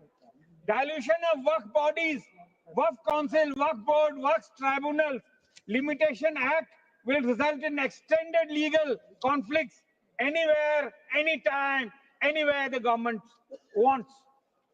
Sir, ये मुसलमान कौम को उसका हक छीन के डराना चाहती है। अंग्रेजी में कहावत है, मैं पढ़ना चाहता हूं, fear is dangerous, it sparks violence much faster than anger. मेरी दरखास्त है कि हिंदुस्तान के लोगों में आपस में लड़ाना छोड़ दें। जो अंग्रेजों से आपने सबक ली उसको आप भूल जाएं। हिंदुस्तान बदल चुका है, अब आपस में हम नहीं लड़ने वाले। सर, मेरे नेता राहुल जी और हमारे प्रेसिडेंट खड़गे जी ने लगातार सवाल उठाए हैं कि कॉन्स्टिट्यूशन पे हमला हो रहा है। ये जो बिल है ये कॉन्स्टिट्यूशन पे हमला है। Right to equality article 14, right to freedom of religion article 25, right to establish manage religious institution article 26, ये सब का वायलेशन है और ये कर रही है। इसको रोकना हमारा फर्ज है सर। टुडे ये मुस्लिम को टारगेट करेंगे, कर रहे हैं। कल हमारे क्रिश्चियन भाइयों को, बुद्धिस्ट को और जैन्स को, सिखों को इस पे भी बारी आएगी। और आखिर में क्या होगा, वो जो जब इनका लूट जाएगा जमीन लूट लेंगे तब हमारे हिंदू भाइयों तक आएंगे। तो इससे पहले कि आगे तक जाए, इनको रोकना हमारा फर्ज है। फोर्स नैरेटिव किया जा रहा है। हमारे आदरणीय ये मंत्री हैं यहाँ पे, इन्होंने गुमराह करने की कोशिश की। गोदी मीडिया, सोशल मीडिया के तहत ये लोगों में बताया जा रहा है कि कोई भी प्रॉपर्टी को वक्फ बता देता है। सर, इन्हीं के गवर्नमेंट के इंफॉर्मेशन के मुताबिक 24 में 909 वक्फ प्रॉपर्टीज आर इलीगली एनक्रोच्ड, लेकिन 2020 में ये आंकड़ा 16,931 हो गया। ये 16,000 कैसे घट गया? ये जमीनें कहां गई? इसका जवाब देना होगा माननीय मंत्री को। सर, ये कहते हैं कि कोई भी वक्फ की जमीन घोषित कर देगा, पार्लियामेंट पे घोषित कर देगा। सर, मैं सलाम करता हूं यहाँ जब स्पीकर साहब आते हैं, लेकिन मैंने तो कभी क्लेम नहीं किया। इसमें लिखा हुआ है to declare a Waqf property, survey by survey commissioner is important, is an must, and most of the cases में सर्वे कमिश्नर नॉन मुस्लिम होता है। उसके बाद क्या होता है? रिव्यू बाय वक्फ बोर्ड, उसके बाद फिर gazette notification by the government. पिछले 10-11 सालों में 75% गवर्नमेंट जो है हिंदुस्तान में वो बीजेपी या उसके अलायंस के हैं। उसके बाद भी अगर किसी को कोई परेशानी है तो उसको चैलेंज किया जा सकता है कोर्ट में। लेकिन ये क्या कहते हैं कि यहाँ पे हम लोग ये फॉलो नहीं करते। तो कौन जिम्मेवार है अगर फॉलो नहीं करते? वो खुद जिम्मेदार है। मिनिस्टर साहब ने 2 लाइन की कविता पढ़ी, मैंने ठीक से सुना ने हवा का रुख के बारे में कहा। मैं सर ये कहना चाहता हूं कि मैं आज जद पे अगर हूं तो खुशगुमान ना हो, चिराग सबके बुझेंगे, हवा किसी की नहीं।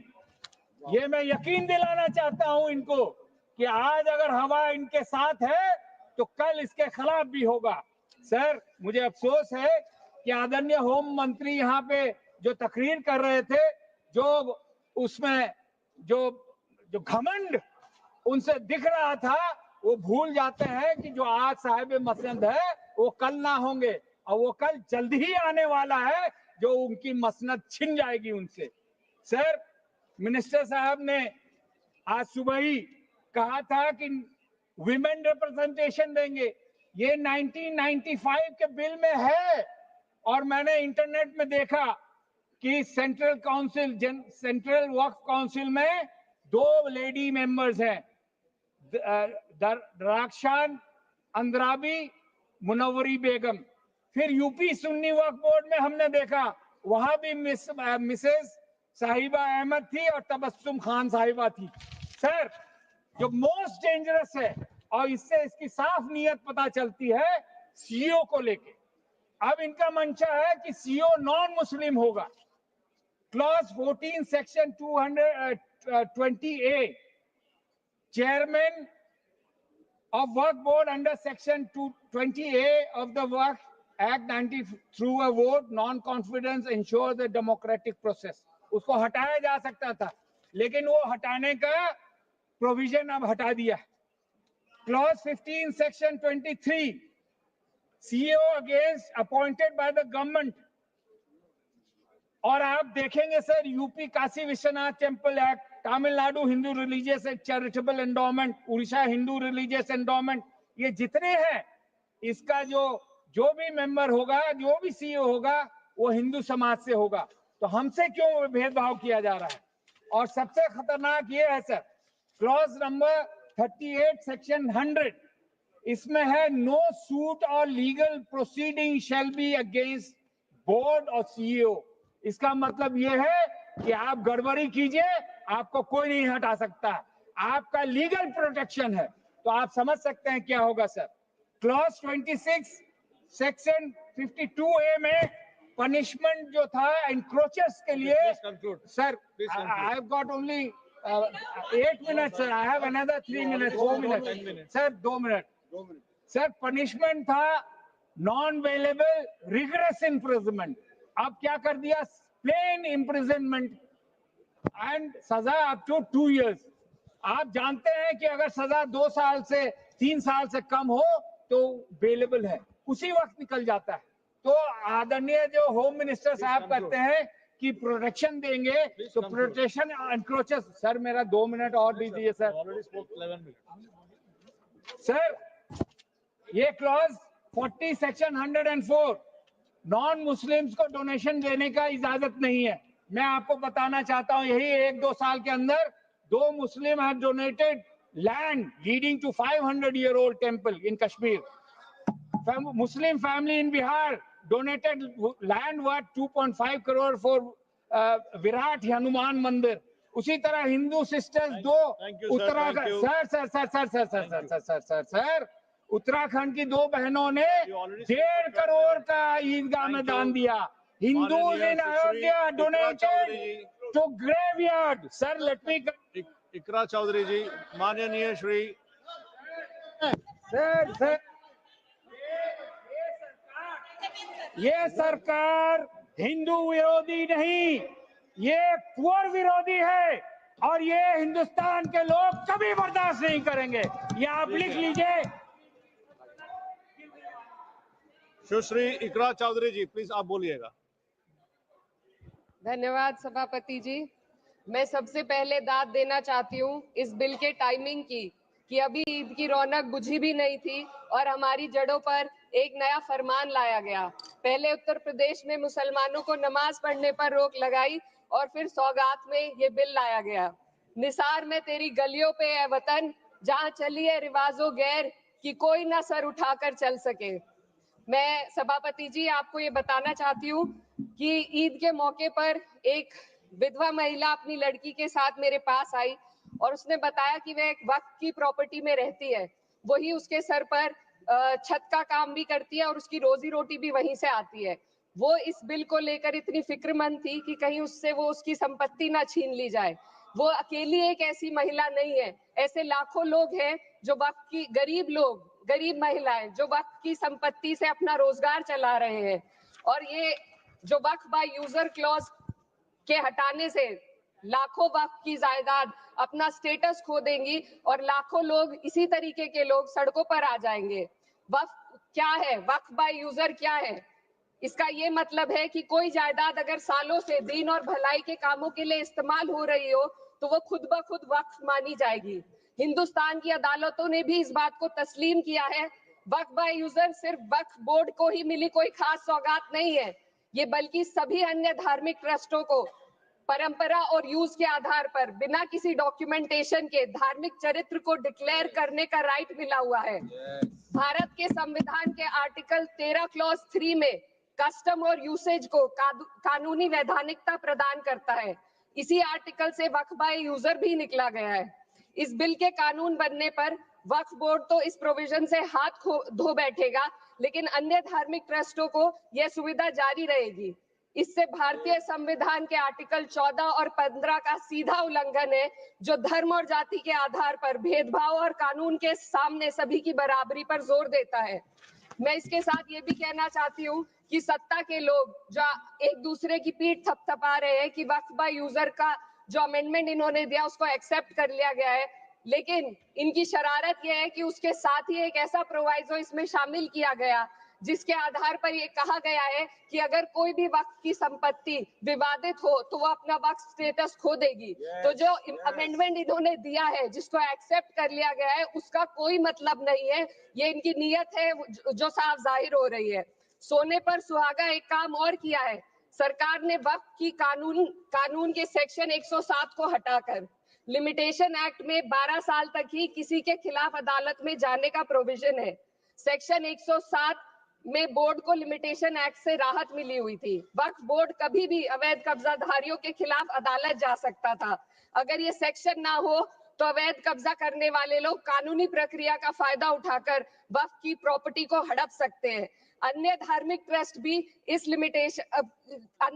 ट्रस्टों पर भी ये लिमिटेशन एक्ट लागू नहीं होती, तो फिर वक्फ बोर्ड के साथ ये सौतेला रवैया क्यों किया जा रहा है? धर्म को देखकर दोहरी नीति क्यों अपनाई जा रही है? सेक्शन 107 और वक्फ बाय यूजर को अगर एक साथ पढ़ा जाए तो इससे लाखों वक्फ की प्रॉपर्टी पर कब्जा किया जाएगा। इसलिए ये बिल मुसलमान की भलाई का नहीं बल्कि उनके वजूद और विरासत को मिटाने का बिल है। हिंदुस्तान में बहुत सारे धार्मिक ट्रस्ट हैं जिसमें उस खास मजहब के लोग शामिल होते हैं और उसका इंतजाम करते हैं, और ये बात समझ में आने वाली भी है क्योंकि जो व्यक्ति अपने मजहब के रीति रिवाज को जितना अच्छे से समझ सकता है, किसी अन्य मजहब का व्यक्ति नहीं समझ सकता।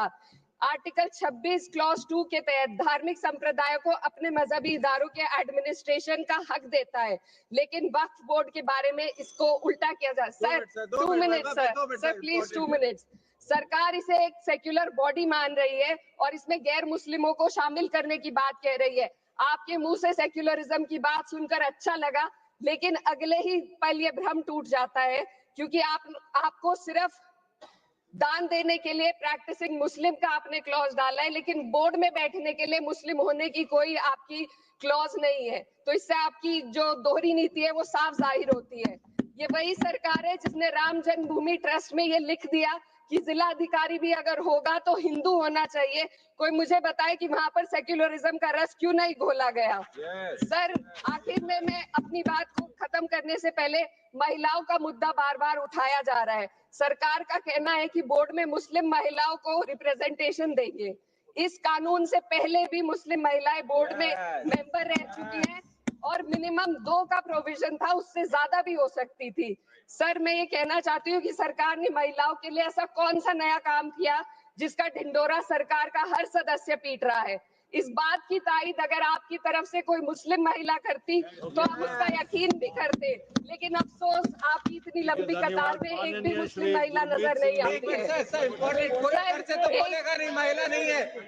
सर मैं खुद एक मुस्लिम महिला हूँ, मैं सिर्फ मैं माइनॉरिटी महिला हूँ। इस सदन में हम सिर्फ 2 महिलाएं हैं और उस नाते से मैं ये बात कहना चाहती हूँ कि इस बिल के माध्यम से मुस्लिम महिलाओं को कुछ नहीं मिल रहा है। ये हमें कुछ नहीं देना चाहते, सिर्फ टोकनिज्म हमारे नाम पर बनाकर एक नैरेटिव मीडिया में चलाना चाहते हैं। तो ये बिल मुसलमान की भलाई का नहीं, उनकी पहचान को मिटाने का है। सर अंत में मैं बस यही कहना चाहती हूँ कि कागजों की कैद में बस नाम रह जाएंगे, वो जो हमारे थे सिर्फ दावे में रह जाएंगे। इस बिल के द्वारा मीठी ईद के जायके को कड़वा करना यही असली सौगाते मोती था।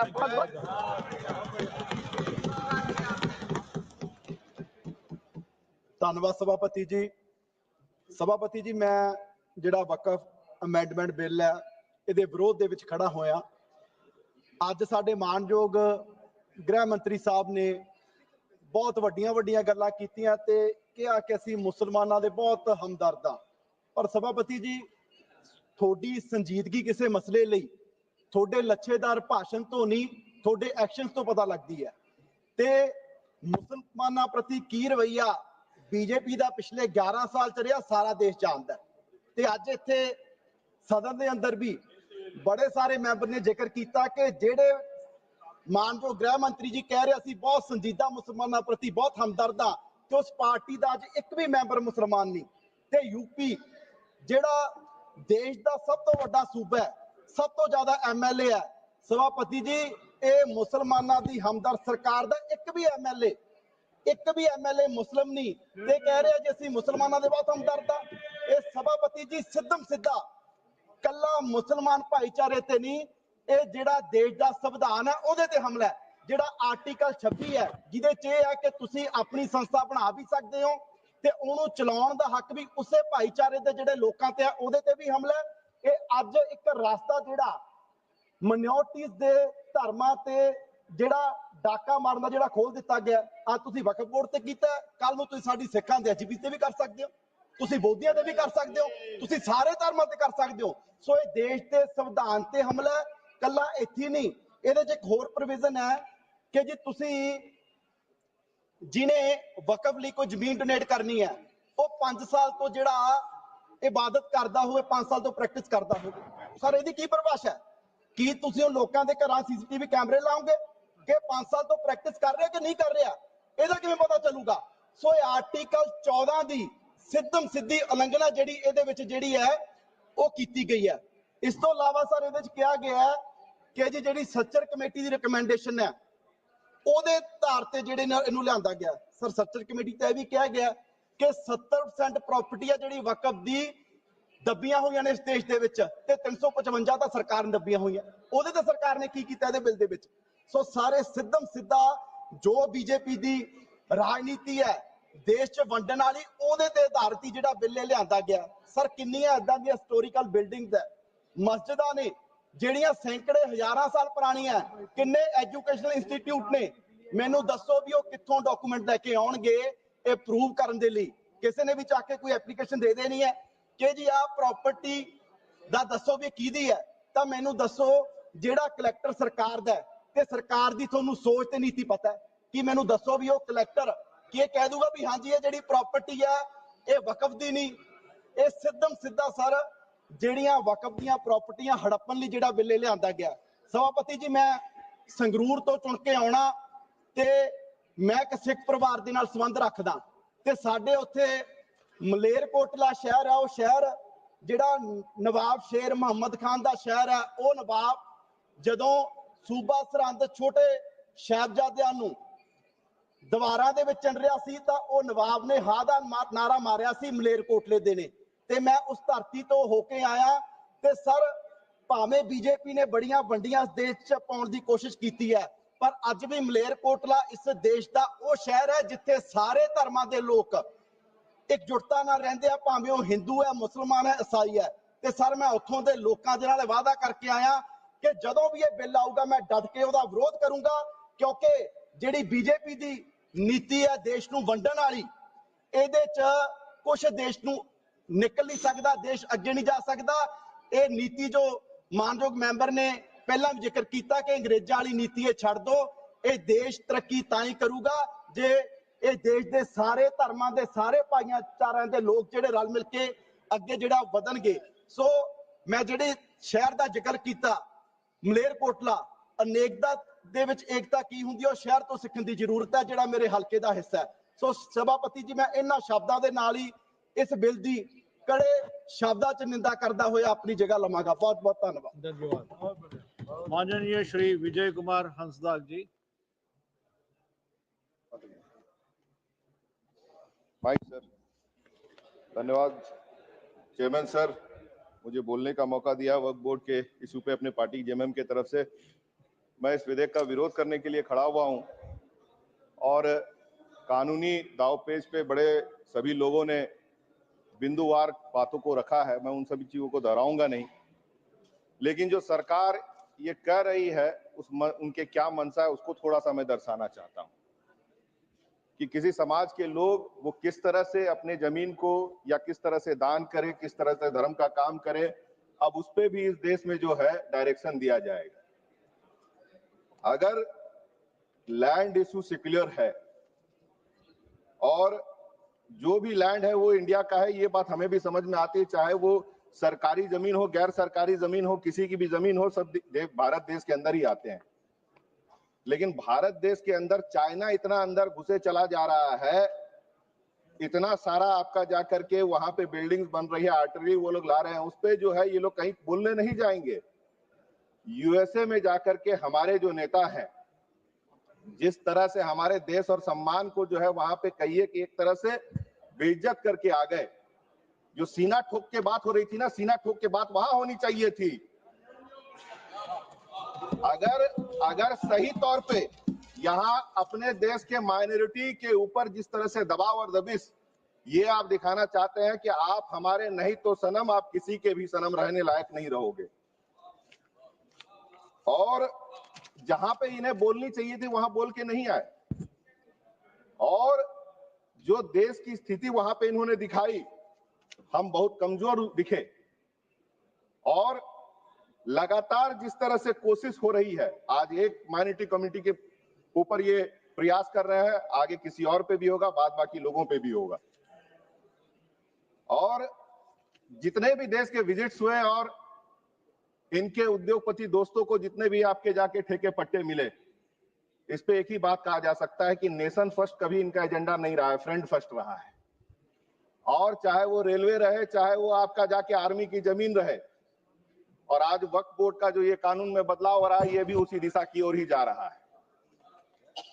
और कॉन्स्टिट्यूशन की अपहोल्ड करने की बात, महिलाओं की बात, बच्चों की बात की जा रही थी। मणिपुर की जो स्थिति रही देश के अंदर ही महीनों महीनों, वहां पे कहां पे ये महिलाओं को बचाने गए, कहां बच्चों को बचाने के लिए गए? सिर्फ यहाँ पे घंटों घंटों भाषण देने से थोड़े ना हो जाता है। जो स्थिति मणिपुर के अंदर, देश के बाहर की तो छोड़िए, देश के अंदर की स्थिति थी वो, और वहां की जो स्थिति रही उसको हम लोग भली भांति देखे कि वहां पे किस तरह से लोगों को तकलीफ झेलनी पड़ी। शुगर कोटिंग करने से कॉन्स्टिट्यूशन, वुमेन अपलिफ्टमेंट, बच्चों की सुरक्षा, अनाथों की सुरक्षा, इन सब बातों से इनका कोई सरोकार नहीं है सर। मैं ये कह सकता हूं कि कोई भी रिलीजन यहाँ इस देश में फॉलो करे, ये कॉन्स्टिट्यूशन, ये हमारी कॉन्स्टिट्यूशन की तरफ से अधिकार मिला हुआ है कि हम धर्म करें, कर्म करें, डोनेट करें, लेकिन उसमें भी आज अब इन्हें जो है दिक्कत होने लगी है। और ये जिस तरह से कह रहे हैं कि हम जो कर रहे हैं वही सबसे सही, और हम इतने सालों के बाद जो संशोधन लाए हैं, हमारी जो सोच है बहुत अच्छी है, उस सोच के ऊपर मैं उंगली उठाना चाहता हूं। क्योंकि इनकी जो सोच है, अगर जैसे इन्होंने कहा कि कोई भी लैंड का इशू जो है वो स्टेट का इशू रहता है, तो स्टेट के भी तरफ से सजेशंस लिए जाने चाहिए थे, उनको जो इनकॉर्पोरेट करना चाहिए था। जेपीसीसी के जो जॉइंट पार्लियामेंट्री कमेटी की जो रिपोर्ट्स थी या फिर उनके जो सजेशन रहा, उनको यहाँ पे इनकॉर्पोरेट नहीं किया गया। और सर थोड़ा सा समय दीजिए, अपने बात को रखना चाहूंगा कि जेपीसीसी के बातों को भी इनकॉर्पोरेट नहीं किया गया। इतने सारे मुद्दे पुराने रहे, उन सब पे इनका नजर नहीं गया 10 साल तक पे। बेरोजगारी पे नहीं गया, आपका जाके रोजगार देने पे नहीं गया, महंगाई देने पे नहीं गया। लैंड का इशू आया तो इनका नजर जरूर गया।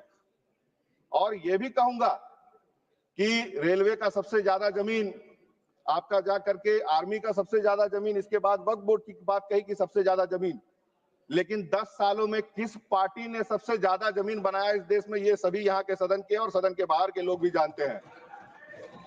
और 4 पंक्ति लास्ट में करके मैं समाप्त करना चाहूंगा। जो आज ये लोग दर्शा रहे हैं उसके ऊपर, गाली को प्रणाम समझना पड़ता है, मधुशाला को धाम समझना पड़ता है, आधुनिक कहलाने के अंधी जिद में रावण को भी राम समझना पड़ता है। बहुत बहुत धन्यवाद। माननीय श्रीमती कमलजीत सहरावत जी। धन्यवाद आदरणीय अध्यक्ष महोदय जी। आज वक्त संशोधन बिल 2025 पर आपने मुझे अपनी पार्टी का पक्ष रखने का मौका दिया। आदरणीय अध्यक्ष जी, मैं इस बिल को लाने के लिए अपने यशस्वी प्रधानमंत्री श्री नरेंद्र मोदी जी की सोच और अपने अल्पसंख्यक मंत्रालय के मंत्री श्री किरण रिजिजू जी का धन्यवाद करती हूं, जिन्होंने वक्त का वास्तविक उद्देश्य पूरा करने के लिए आज इस संशोधन को इस सदन में पेश किया है। वक्त की जब बात आती है तो परिभाषा समझनी बहुत जरूरी हो जाती है। इस्लाम में ज़कात और सदका से आगे बढ़कर सदकाए जरिया को ज्यादा महत्वपूर्ण बताया गया। सदकाए जरिया अर्थात प्रॉपर्टी का ऐसा दान जिसमें प्रॉपर्टी की इन्वेस्टमेंट करके मुस्लिम समाज के सभी वर्गों का सामाजिक और आर्थिक कल्याण किया जा सके। और आज अगर हम कहें कि दान की परिभाषा, तो कुरान शरीफ के चैप्टर 2 सूरा अल बकारा और सूरा अल अमार के वर्ष 215 और 134 में इसी भावना को प्रदर्शित किया गया है।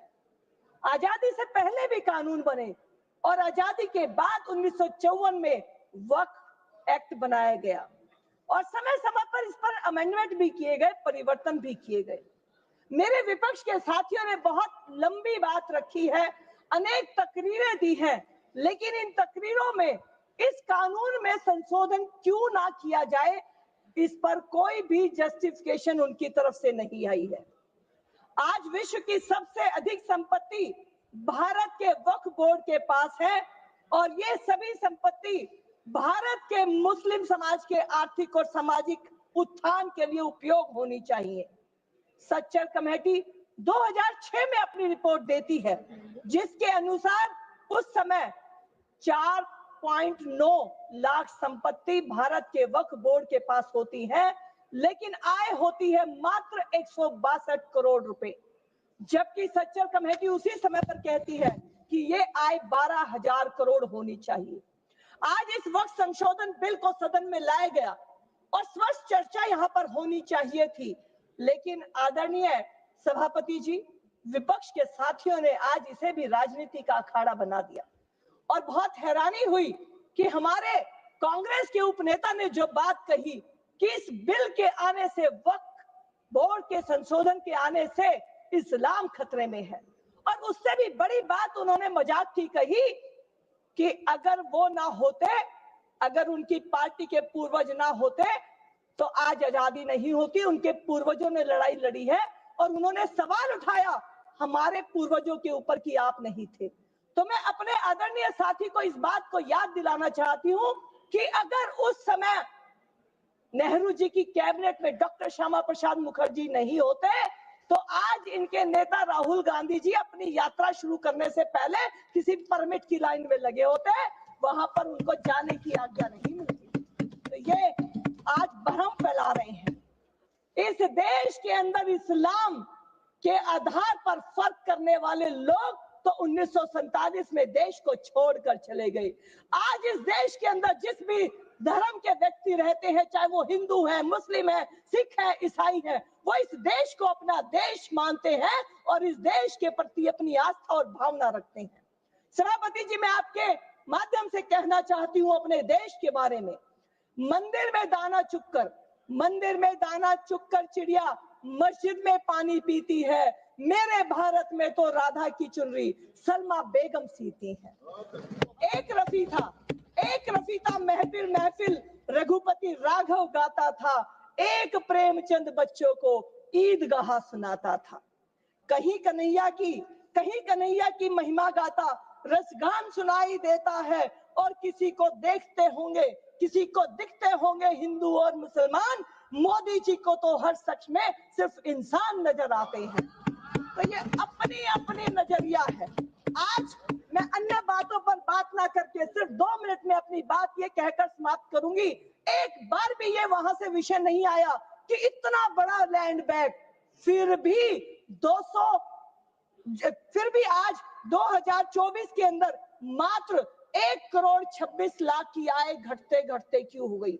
क्या कोई जवाब है मेरे साथियों के पास? वक्फ बोर्ड की हिमायत में वो लोग बोले, लेकिन एक भी सवाल उनकी तरफ से नहीं उठाया गया कि वर्ष 2006 के अंदर जो 4,09,00,000 संपत्ति थी, वो 2024 में बढ़कर 8,72,00,000 हो गई, लेकिन 2019 और 20 की 150 करोड़ की आय 2024 तक आते मात्र 1,26,00,000 हो गई। मैं एक बात सिर्फ कहना चाहती हूँ जिसकी मैं प्रत्यक्ष प्रमाण हूँ। मेरे मंत्री जी ने सेक्शन 40 को हटाया, हृदय की गहराइयों से धन्यवाद। मैं पीड़ित हूँ सेक्शन की, आप कहेंगे कैसे? मैं दिल्ली के अंबरहाई गांव से हूँ और मेरा गांव आज द्वारका के बीच में आता है। आपको जानकर हैरानी होगी, पिछले साल कुछ लोग वहां पर आ गए और उन्होंने हमारे पूजा के स्थान को, जहां हम अपने बाबा की पूजा करते हैं सैकड़ों सालों से, आकर कहा कि ये वक्फ की प्रॉपर्टी है।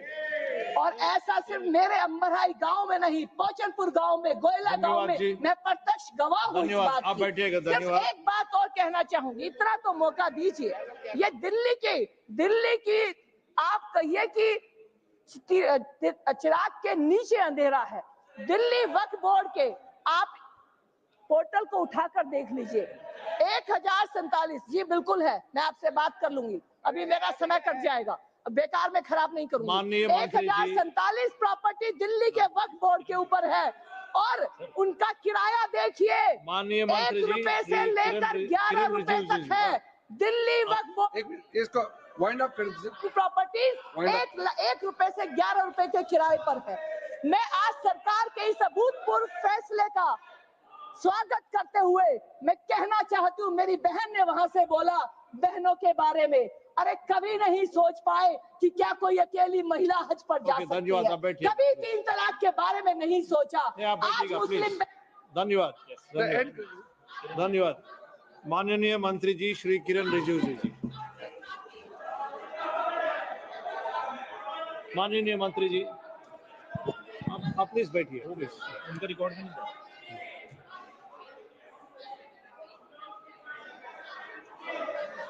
बोल दिया था उसका रिकॉर्ड नहीं हो रहा। हो गया सर, हो गया, रिकॉर्ड में नहीं जा रहा है, रिकॉर्ड में नहीं जा रहा है, आप बोलिए ना। Please sit down madam, please sit down, please sit down. Yes, माननीय मंत्री जी। रिप्लाई नहीं हो रहा। आप टेंशन में मत आइए, मैं रिप्लाई नहीं कर रहा हूँ, मैं सूचना देने के लिए खड़ा हूँ। आज सदन देर तक चलने के हम लोग सब ने एग्री किया है और बहुत देर रात तक चलेगी, इसलिए सब सदस्यों ने मेहनत से बैठ करके हम लोग चर्चा में भाग ले रहे हैं, इसलिए डिनर का अरेंजमेंट किया गया है। एमपी का डाइनिंग हॉल में फर्स्ट फ्लोर पार्लियामेंट हाउस में मेंबर के लिए डिनर का बंदोबस्त किया है।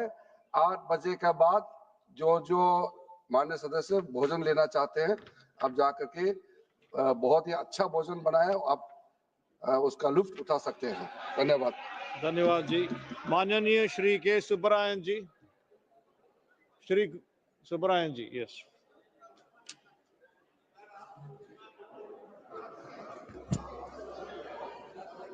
நாட்டில் இப்பொழுது சட்டம் இயற்ற வேண்டிய பிரச்சனைகள் நிறைய இருக்கின்றன.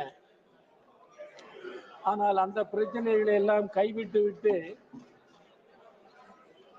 இதற்கு முக்கியத்துவம் கொடுத்து இந்த சட்டமாக்குவதற்கான அக்கறையும் அவசியமும் ஏன் நிகழ்ந்தது என்று இதை புரிந்து கொள்ள முடியும். இன்றைய ஆட்சியாளர்களை உருவாக்கி தந்த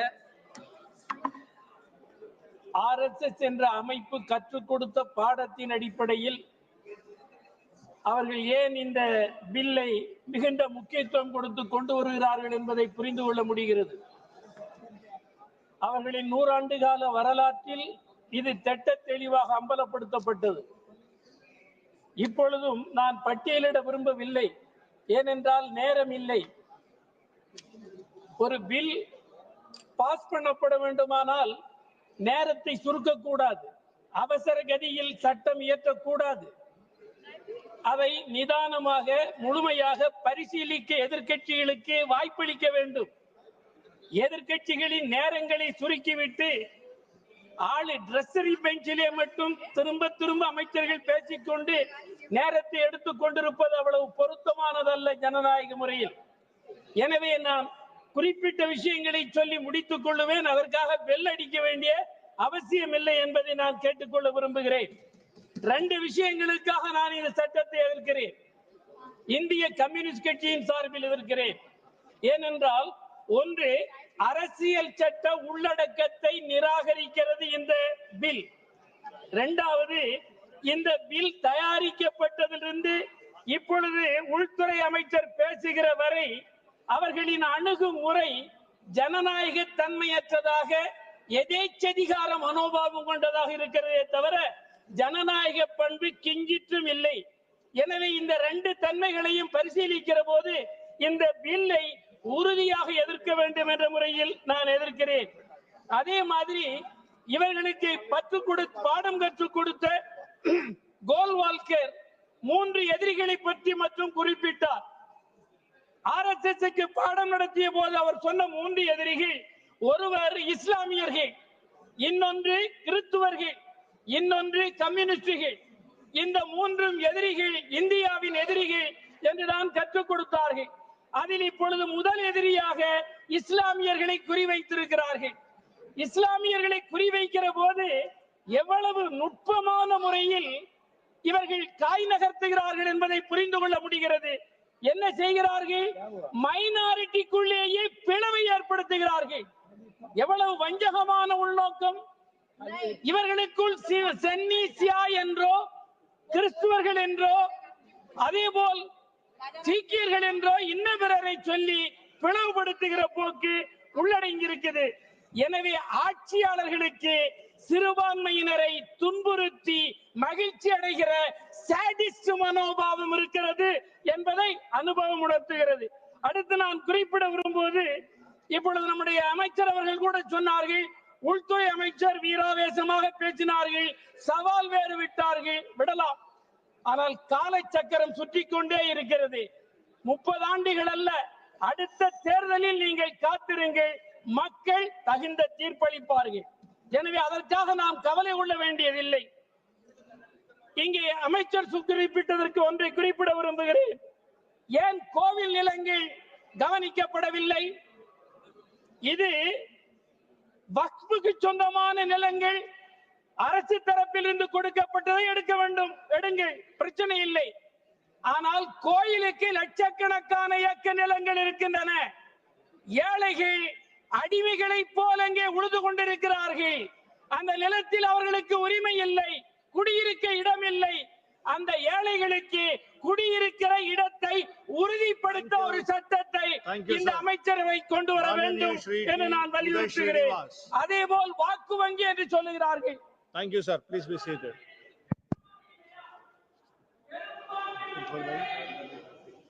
Mananiya Shri T. Uday Srinivas. Honorable Speaker, I rise to stand. Thank you. Thank you. Shri Uday Srinivas ji, aap boliye. Honorable Speaker, Please speak up. I rise to stand in support of the Waqf Amendment Bill 2025, a reform aimed at ensuring efficient management of Waqf properties across India. Sir, India's Waqf Board collectively manage land spanning over 36.18 lakh acres. These assets valued at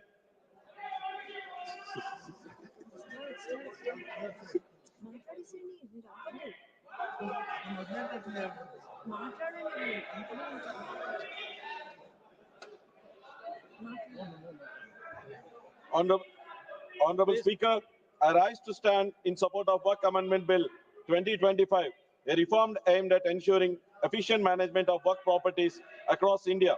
Sir, India's Waqf Board collectively manage land spanning over 36.1 lakh acres. These assets valued at over lakhs, over crores, hold immense potential for public welfare. Yet they are plagued by corruption, mismanagement, and encroachments. I would like to thank our Honorable Prime Minister, Sri Narendra Modi ji, and the Minister of Minority Affairs, Sri Kiren Rijiju ji, for bringing this crucial bill and referring it to the Joint Parliamentary Committee for detailed discussions. I also appreciate the efforts of the Joint Parliamentary Committee in refining this bill through extensive deliberations and expert consultations. Sir, one of the key amendments in this bill addresses the work tribunal structure previously. Tribunal decisions were final, leaving no redressal mechanism for aggrieved parties, resulting in prolonged disputes and a backlog of cases.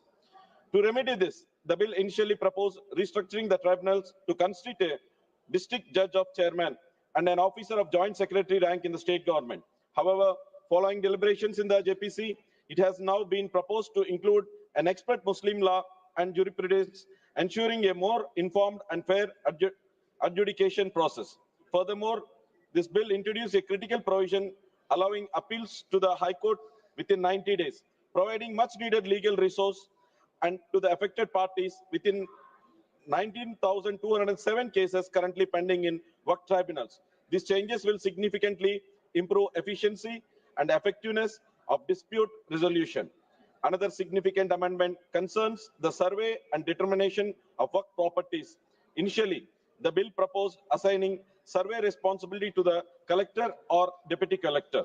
However, after extensive review, the JPC has suggested that an officer above the rank of a collector to be designated by the state government to conduct inquiries into the disputes of our Waqf property claims. This ensures that wrongful claims on the government land are handled objectively, free from the local administrative biases.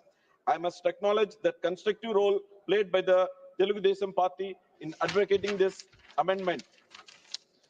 Sir, one of the key challenges in the Waqf property management has been lack of transparency and accessibility in land records. In many cases, outdated or missing records have led to manipulations of land ownership details, leading to widespread encroachment and legal ambiguities. As per the original amendment, the state government was required to upload the notified list of Waqf properties on a centralized portal within 15 days of its publication in the official gazette. However, recognizing the logistical challenges, the JPC has now recommended extending this time frame to 90 days. This extension strikes a balance between the need for the prompt publication and the practical challenges involved in compiling and verifying extensive land records.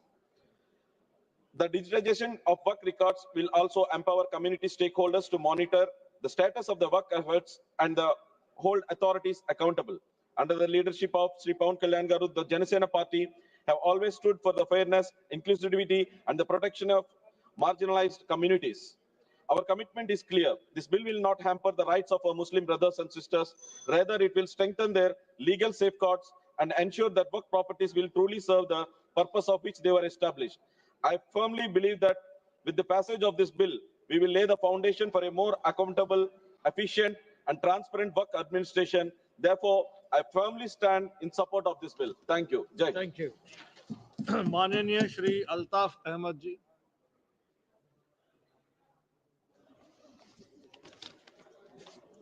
पीठासीन महोदय,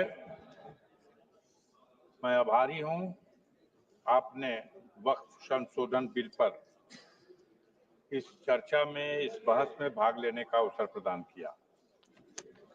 मैं पुरजोर ढंग से इस bill का विरोध करना चाहता हूं। एक मिनट सर। और इस क्रम में जी एक सेकेंड, मैं अल्ताफ अहमद जी का नाम बुलाया था। माननीय अल्ताफ अहमद जी।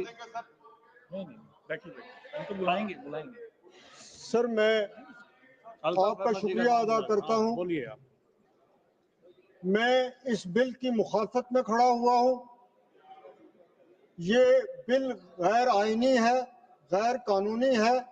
हिंदुस्तान का आईन, उसकी सबसे जो अहम बात है वो ये है कि इस मुल्क में हर एक को बराबर हक है, वो चाहे किसी भी मजहब का हो, किसी भी जात का हो या कहीं का भी रहने वाला हो।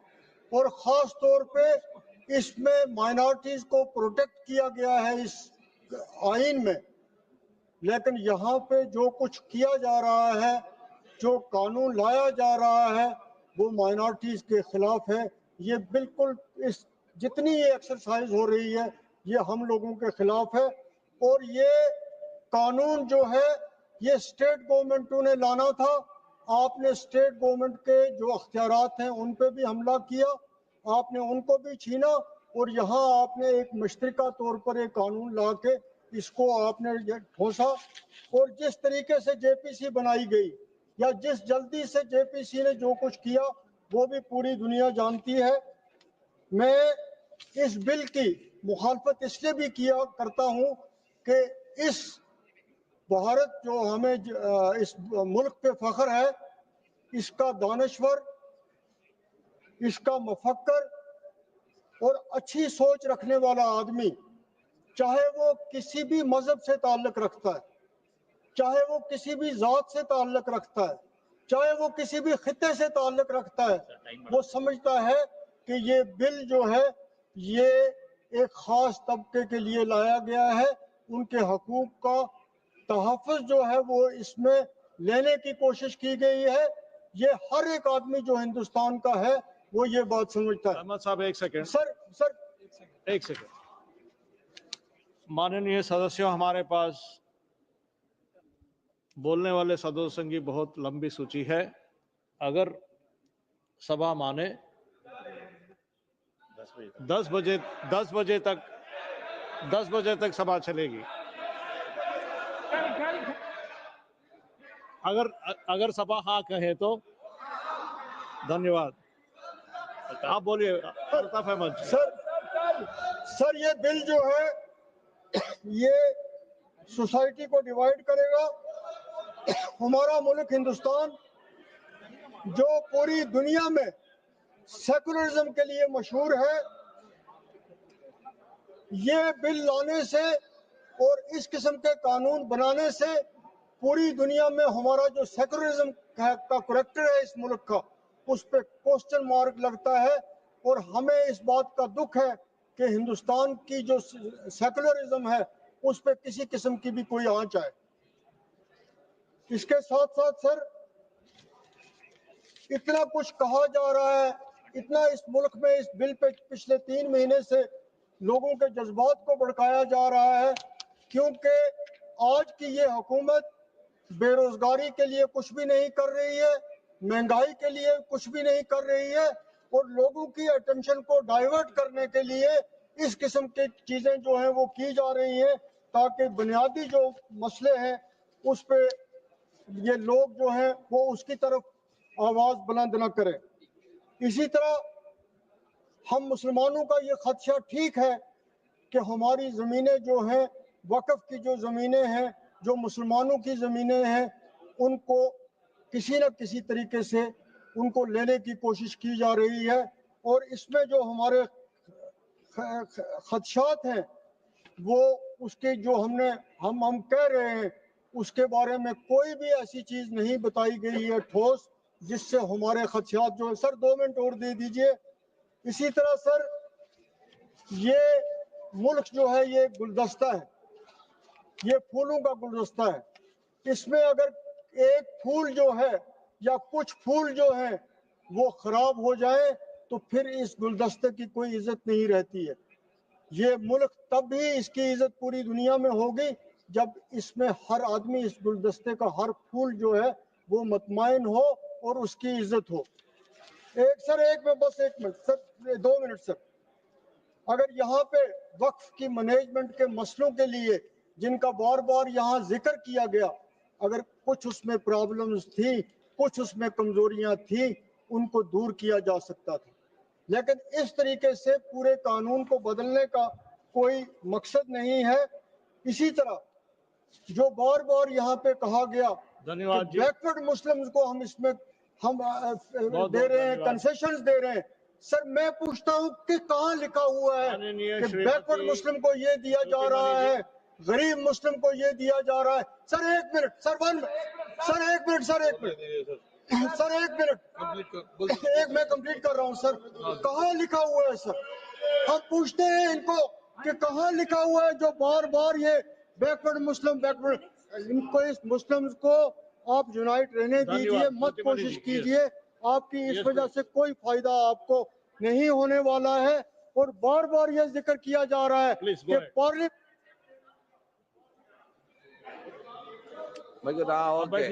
Please go ahead. Mike is here, sir. Honorable Chairman, sir, thank you for the opportunity. I rise to oppose the Waqf Amendment Bill 2025. It's a direct assault on the principle of justice, fairness, and the religious autonomy enshrined in the Constitution. Today, the ideals of equality and fairness are being challenged by the forces seeking to divide and marginalize. The Waqf Bill just is not a legislative proposal. It's the test of our commitment to justice, a contest between fairness and discrimination, the principle of our Constitution, and the politics of exclusion. The proposed amendments directly violate the Articles 14, 25, and 26 of the Constitution, 26th Constitution. My colleagues have elaborately discussed about it, so I don't get into the details. I would like to make few points. Sir, one issue which deeply concerns me is allowing non-Muslim members into Waqf board and council. As Minister said, this is not like a defense ministry, which is a government property. This is a Waqf is not a government property and governed by a Muslim's law. How you go and appoint a non-Muslim members in this Waqf board? My concern is, you are saying government can appoint people. What is the guarantee that you will not appoint RSS BJP people in the Waqf board, which can create a permanent tension? What is the guarantee that you will not appoint non-Hindu members into Hindu endowment board, non-Sikh members into Gurudwara committees, non-Christian members into church management? I am warning you, you are showing a poisonous seeds in this country, the harmonious land that will hurt us very badly. Sir, you do not want this country to move forward. You do not want to talk about education, employment, economic growth, social justice, harmony. You do not want to talk about science, technology, artificial intelligence, but the very engines will drive the modern nations. Instead, you focus on religious polarization. Hindu, Muslim, Hindu, Muslim, Hindu, Muslim. How long you are going to talk about this? Whether a Hindu, Muslim or Sikh, we all want one thing. We all want peace. We all want prosperous. We all want happiness. We all want harmony, but this government is not providing it. This government is going opposite to this. You're stuck in the past. You are living in the era of Babur and Aurangzeb. This is not enough for you. Now you have started digging the graves of 300-year-old graves. You are not ready to acknowledge the present. You are not ready to acknowledge the Indian independence movement, the world's biggest and successful movement. Why? You do not have take part in this. That is why you are not acknowledging the Indian independence movement. But Muslim brothers are not like, sisters are not like that. They fought shoulder to shoulder with other Indian brothers, Hindus, Muslims, Sikhs, everybody fought together for the freedom struggle. When our heroes have sacrificed their life, your ancestors are writing a mercy petition to British. You are saying every time your people are saying, go to Pakistan, go to Pakistan. You should remind that when Indian Muslim has a choice, when India and Pakistan were divided, they choose this country as their land. They have a choice, still they choose this. That should be respected because it's their country. You cannot discriminate them. Sir, I have one more issue. See, you are saying on the one, sir, I have tied. Section 3 of this bill, Section 3(9)(a) of this bill introduced an arbitrary restriction by saying non-Muslim cannot donate to Waqf. How can you say that, sir? How you divide somebody's, you are saying 5 years practicing Muslim. How you will find out somebody is 5 years practicing Muslim or not? You are going to put a geotag, or you are going to put a chip in their brain, or you are going to Pegasus on their phone. What is the guarantee that you will not do tomorrow? You want me to prove I am a practicing Hindu. You want to somebody else, Amar Singh ji, he is a practicing Sikh. Is this what you wanted to do this country? Is this important to this country? That's what I want to ask. Now you are technically preventing us from what we wanted to do. You want to dictate us what we want to study, what we want to eat, how many languages we want to study. This is what you are imposing us. This imposition is not acceptable to us. Dhanyavad, Speaker, sir, for this opportunity to support this historic bill to undo the constitutional fraud that was imposed on this country by the Congress party over the last 7 decades. Sir, through the Waqf amendment bills, from 1954, 1995 and the 2013 amendment, the Congress party created a parallel government system, an extra constitutional apparatus, wholly unconstitutional in nature, that was more powerful, more draconian, a Frankenstein monster, more powerful than an elected government and the judiciary combined. Sir, I'll take a minute to explain to you the constitutional fraud that was played on this country. The draconian provision of Section 40 was introduced in the 2013 amendment. This Section 40 gave the Waqf Board powers to declare any land it believed, and that is the word, Speaker, sir, I will read it. Section 40 gave the power of the Waqf Board to declare any land it believed to be Waqf land, no documentation required, no evidence required. Any land it believed, it could declare it as Waqf property. And after such declaration by under Section 40, Section 6, Section 5 mandated the revenue authorities to compulsorily change revenue records and mutation register without even affording an opportunity to be heard for the affected parties. Sir, the concept of Section 40, Waqf by user and oral Waqf, was a potent cocktail that enabled the Waqf Board to usurp any land that it wished. Sir, and those who had a problem with this, they were forced to go before the Waqf Tribunal.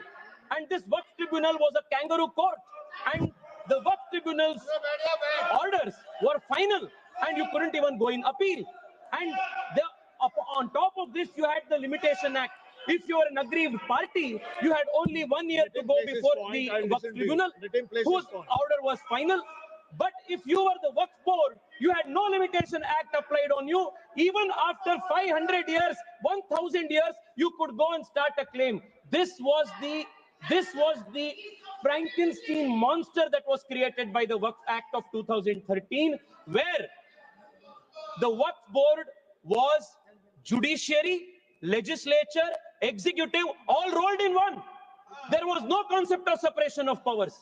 Sir, देश में छोड़िए, विश्व में ऐसा दूसरा एक body नहीं है जिसमें वकील भी आप है, जज भी आप है, जूरी भी आप है, एग्जीक्यूशनर भी आप है, ऐसा एक फ्रैंकेनस्टीन मॉन्स्टर को कांग्रेस पार्टी ने ये वक्फ 2013 अमेंडमेंट के माध्यम से इस देश में लागू किए थे sir. Because of this what happened in this country sir, हम देख रहे हैं, मैं कर्नाटका से आता हूं और लिंगायत वीरशैव परंपरा के सबसे महत्वपूर्ण जो वहां के मठ है, अनुभव मंडप बसवण्णा के, उसके ऊपर वक्फ बोर्ड ने क्लेम लगा दिए हैं। विजयपुरा डिस्ट्रिक्ट में, एक ही डिस्ट्रिक्ट में 15,000 एकड़ जमीन का कब्जा वक्फ बोर्ड ने किया है। इन वन डिस्ट्रिक्ट 15,000 एकड़ सर, किसानों के जमीन। सर आप सोचिए, जिस जमीन पे आप हजारों साल से आपके पिताजी, आपके बुजुर्ग लोग वहां खेती किए हैं, वहां उनका देहांत हुए हैं, वहां जहां सब कुछ आपके परिवार का है, उसी जमीन पे आपको वक्फ बोर्ड ने रातों रात एनक्रोचर डिक्लेयर कर दिया है। सर कर्नाटका में 4-5 ऐसे डिस्ट्रिक्ट है जहां सीरीज में आत्महत्या हो चुकी है फार्मर्स के। This is the result of this 2013 draconian amendment sir. मैं आज यहां सोच रहे थे, बैठे बैठे हम सबसे सुन रहे थे, सब बात कर रहे थे इक्वालिटी इक्वालिटी इक्वालिटी का। सर मैं आज विपक्ष से पूछना चाहता, आप मुझे बताइए, वक्फ बोर्ड जैसे बॉडी क्रिश्चियन के लिए इस देश में क्यों नहीं है? बुद्ध धर्म के लिए क्यों नहीं है? जैन के लिए क्यों नहीं है? नहीं है। आप हिंदू के लिए भी नहीं है। आप गलत बोल रहे हैं ओवैसी साहब, आप गलत बोल रहे हैं। Don't mislead the country and you can not compare HRC with Waqf board. ये दोनों बहुत अलग का है। सर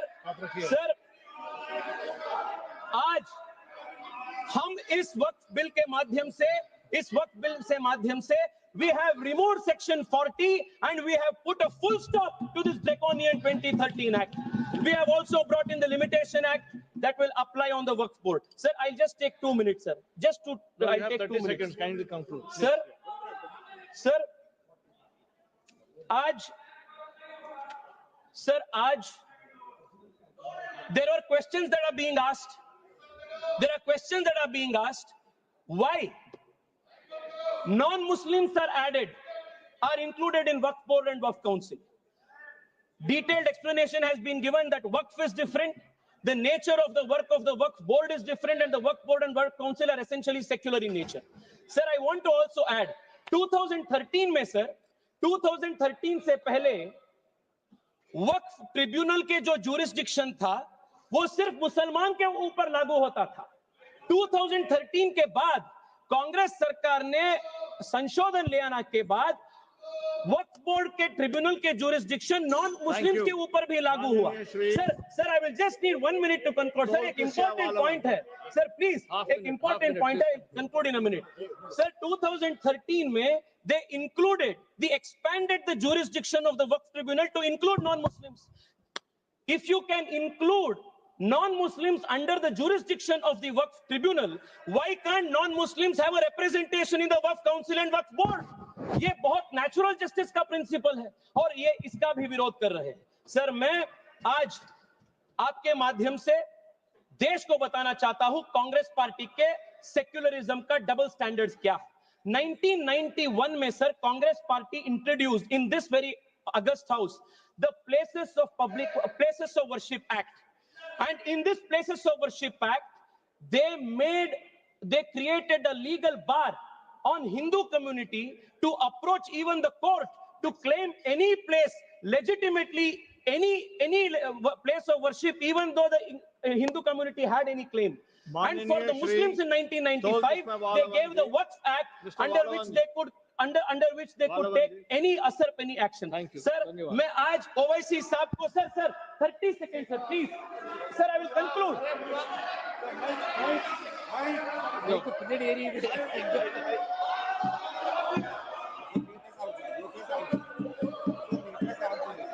மாண்புமிகு அவைத் தலைவருக்கு வணக்கம். Let him complete. I'll let him complete. I'll call you. Please conclude. No. Owaisi जी मैं आपको बचाना चाहता हूं। Tejasvi Surya ji sir please speak to the chair. Yes sir. Sir मैं आपके माध्यम से उनको बताना चाहता हूं हिंदू को आपके 1 इंच का भी जमीन का जरूरत नहीं है, जो आपके खुद का आपके रियल जमीन है।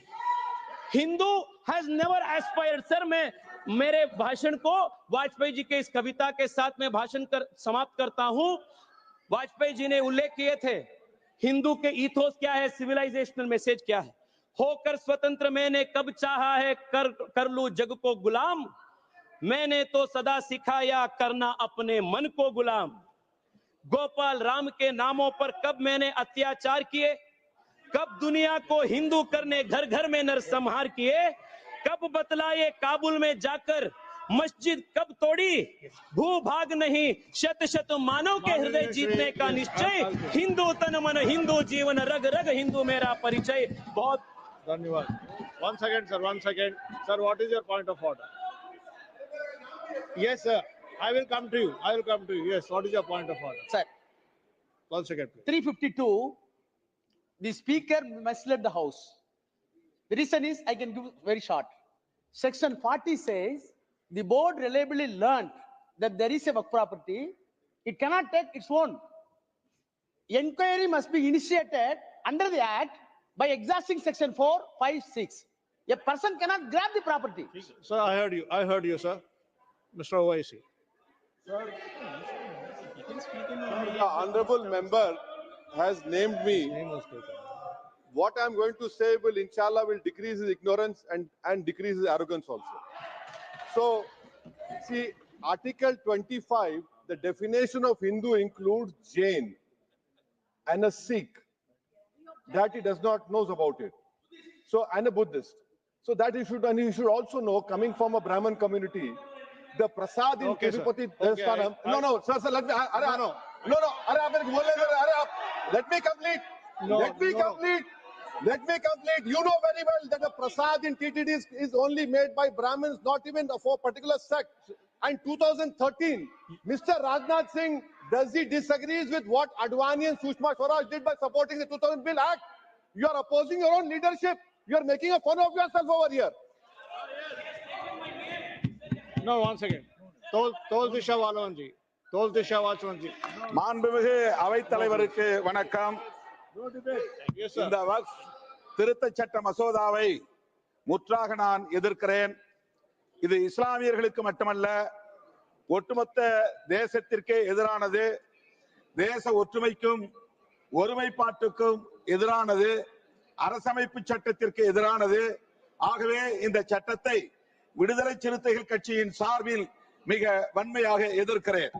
இந்த சட்ட மசோதா இஸ்லாமியர்களுக்கான சொத்துக்களை முற்றாக அபகரிப்பதற்கான ஒரு சதி முயற்சியாகவே தெரிகிறது. இஸ்லாமியர்களின் நலன்களுக்காக உருவாக்கி கொண்ட வக்ஃப் சொத்து இஸ்லாமியர்களால் நிர்வகிக்கப்படுவதுதான் நீதியாகும். ஆனால் அதற்கென உருவாக்கப்பட்டிருக்கிற நிர்வாக குழுவில் இஸ்லாமியர் அல்லாதவர்களை வாரியத்தில் 11 பேரில் 7 பேரையும், சென்ட்ரல் கவுன்சில் என்கிற அகில இந்திய அளவிலான அவையில் 22 பேரில் 12 பேரையும் நியமித்துக் கொள்வதற்கான வாய்ப்பை இந்த சட்ட மசோதா வழங்குகிறது.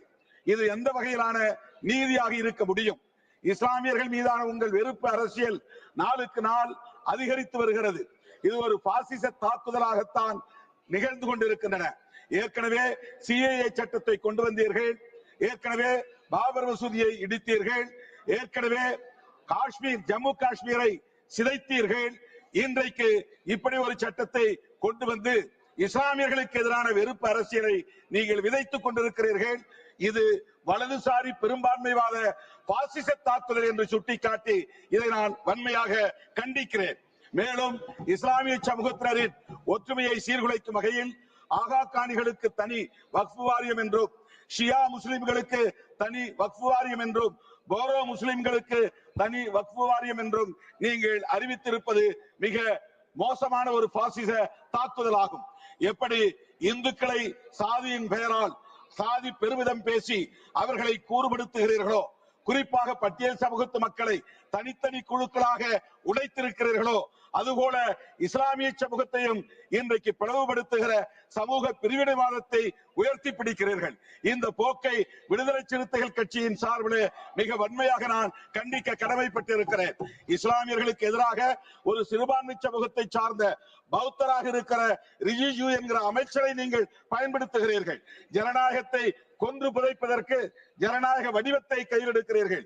அதுபோல இஸ்லாமியர்களின் ஒற்றுமையை சீர்குலைப்பதற்கு சிறுபான்மை சமூகத்தை சார்ந்த ஒரு அமைச்சரை கொண்டு பயன்படுத்துவது வன்மையாக கண்டிக்கத்தக்கது. புத்தகயாவில் மகாபோதி கோவிலில் அப்படித்தான் புத்திஸ்ட் அல்லாதவர்களை உறுப்பினர்களாக்கி வைத்திருக்கிறார்கள்.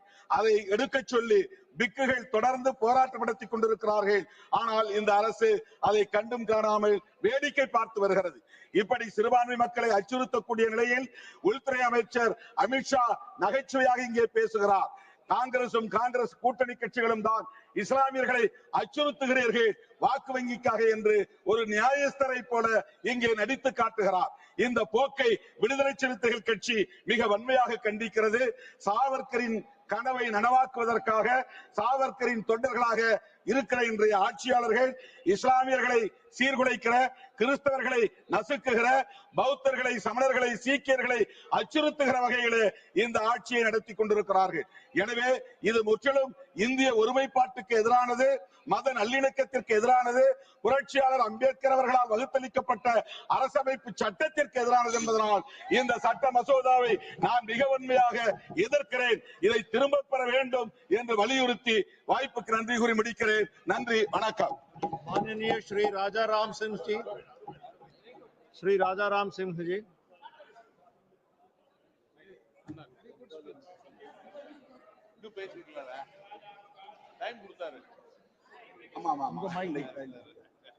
आज 2 अप्रैल है, ऐतिहासिक दिन है और अमेरिका ने जो टैरिफ लगाया है वो आज ही से लागू होने वाला है। लेकिन ऐतिहासिक इस मामले में भी है कि उस पर हम चर्चा नहीं करके माननीय मंत्री ने जो पेश किया है 2 बिल, उस पर हम चर्चा कर रहे हैं। आज अमेरिका है जिसने कृषि उत्पादों पर भारत को धमकी दी है कि टैरिफ कम करे। उस जमाने में ईस्ट इंडिया कंपनी हुआ करती थी जो मैनचेस्टर के कपड़ा मिलों को थोपने के लिए हमारे ढाका के मलमल के कारीगरों का हाथ तक कटवाती थी। इतिहास फिर दोहरा रहा है। उस समय भी कुछ ताकतें फांसी पर चढ़ रही थी, गोली खा रही थी, लड़ाई लड़ रही थी आजादी की। हमें लगा था कि इस बार जिन लोगों को मौका उस समय नहीं मिला था शायद अपनी भूल सुधारेंगे, लेकिन नहीं, हम देख रहे हैं कि फिर इतिहास दोहरा रहा है और फिर वे एजेंडा को डाइवर्ट करने की कोशिश कर रहे हैं। वे जो एजेंडा था आज का, उस एजेंडा पर चर्चा नहीं करा करके दूसरे एजेंडे पर चर्चा को ले जा रहे हैं। पोलराइजेशन की पॉलिटिक्स देश में बढ़ाने के लिए वो एजेंडा सामने ला रहे हैं। आधा काम ये पार्लियामेंट से करते हैं और आधा काम एक और संस्था है जो बाहर करती है। गांव-गांव में ये कहा जाता है कि इनका जमीन खाली होगा तो तुमको मिलेगा। क्या आज मंत्री इस पार्लियामेंट में घोषणा करने वाले हैं कि भूमि सुधार लागू किया जाएगा और पूरे देश में सारे गरीबों को जमीन दी जाएगी? ऐलान करेंगे क्या यहाँ? ऐसा कुछ नहीं करना है, ऐसा कुछ नहीं करना है। अडानी को ही सारी प्रॉपर्टी देनी है, लेकिन इस बिल के जरिए एक डिवीजन पैदा करना है सोसाइटी में, मुसलमानों को और कॉर्नर में ढकेलना है। ललन जी कह रहे थे कि नहीं नहीं, ये तो सेक्युलरिज्म के लिए है, ये सेक्युलर बिल है। लेकिन आज मजे की बात यह है कि वक्फ बिल और मुसलमान वक्फ बिल का निरसन, ये दोनों को एक साथ पेश किया गया है। ऐसा ना हो कि मैसेज देश में नहीं जाए। मैसेज क्लियर करने के लिए मुसलमान वक्फ बिल को भी बात के लिए लाया गया है कि मैसेज साफ जाए कि बीजेपी क्या कहना चाह रही है, सरकार क्या कहना चाह रही है, देश में पोलराइजेशन क्या करना चाह रही है। इसलिए हमारा कहना है कि ये बिल के खिलाफ हम हैं और इसको बंद करिए। अभी एक बात आई कि ओवरराइडिंग इफेक्ट ऑफ लॉज हो रहा है। हम कहना चाहते हैं कि 2 रंग का कानून मत चलाइए। महाबोधि टेम्पल में बोधिष्टों का पूरा मैनेजमेंट रहे, इसके लिए लंबे समय से वहां के महाबोधि बौद्ध लोग लड़ रहे हैं, लेकिन उसमें आप दूसरा नीति लिए हुए हैं और यहाँ दूसरा नीति है। तो देश में दो कानून मत चलाइए। और तीसरी बात हम ये कहना चाहते हैं कि इसी सेशन में इसके पहले आपने भाषा के सवाल पर यहाँ लंबा विवाद खड़ा किया, Hindi Tamil.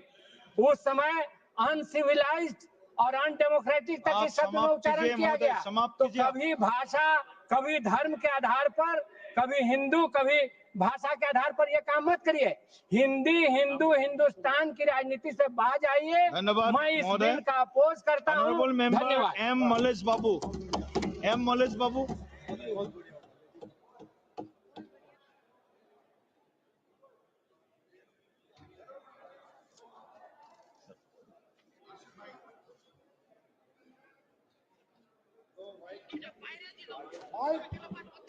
Sir, I rise to express my support for the Waqf Amendment Bill 2024, a significant legislative reform that aims to bring greater transparency, accountability, and fairness in the administration of Waqf properties across our great nation.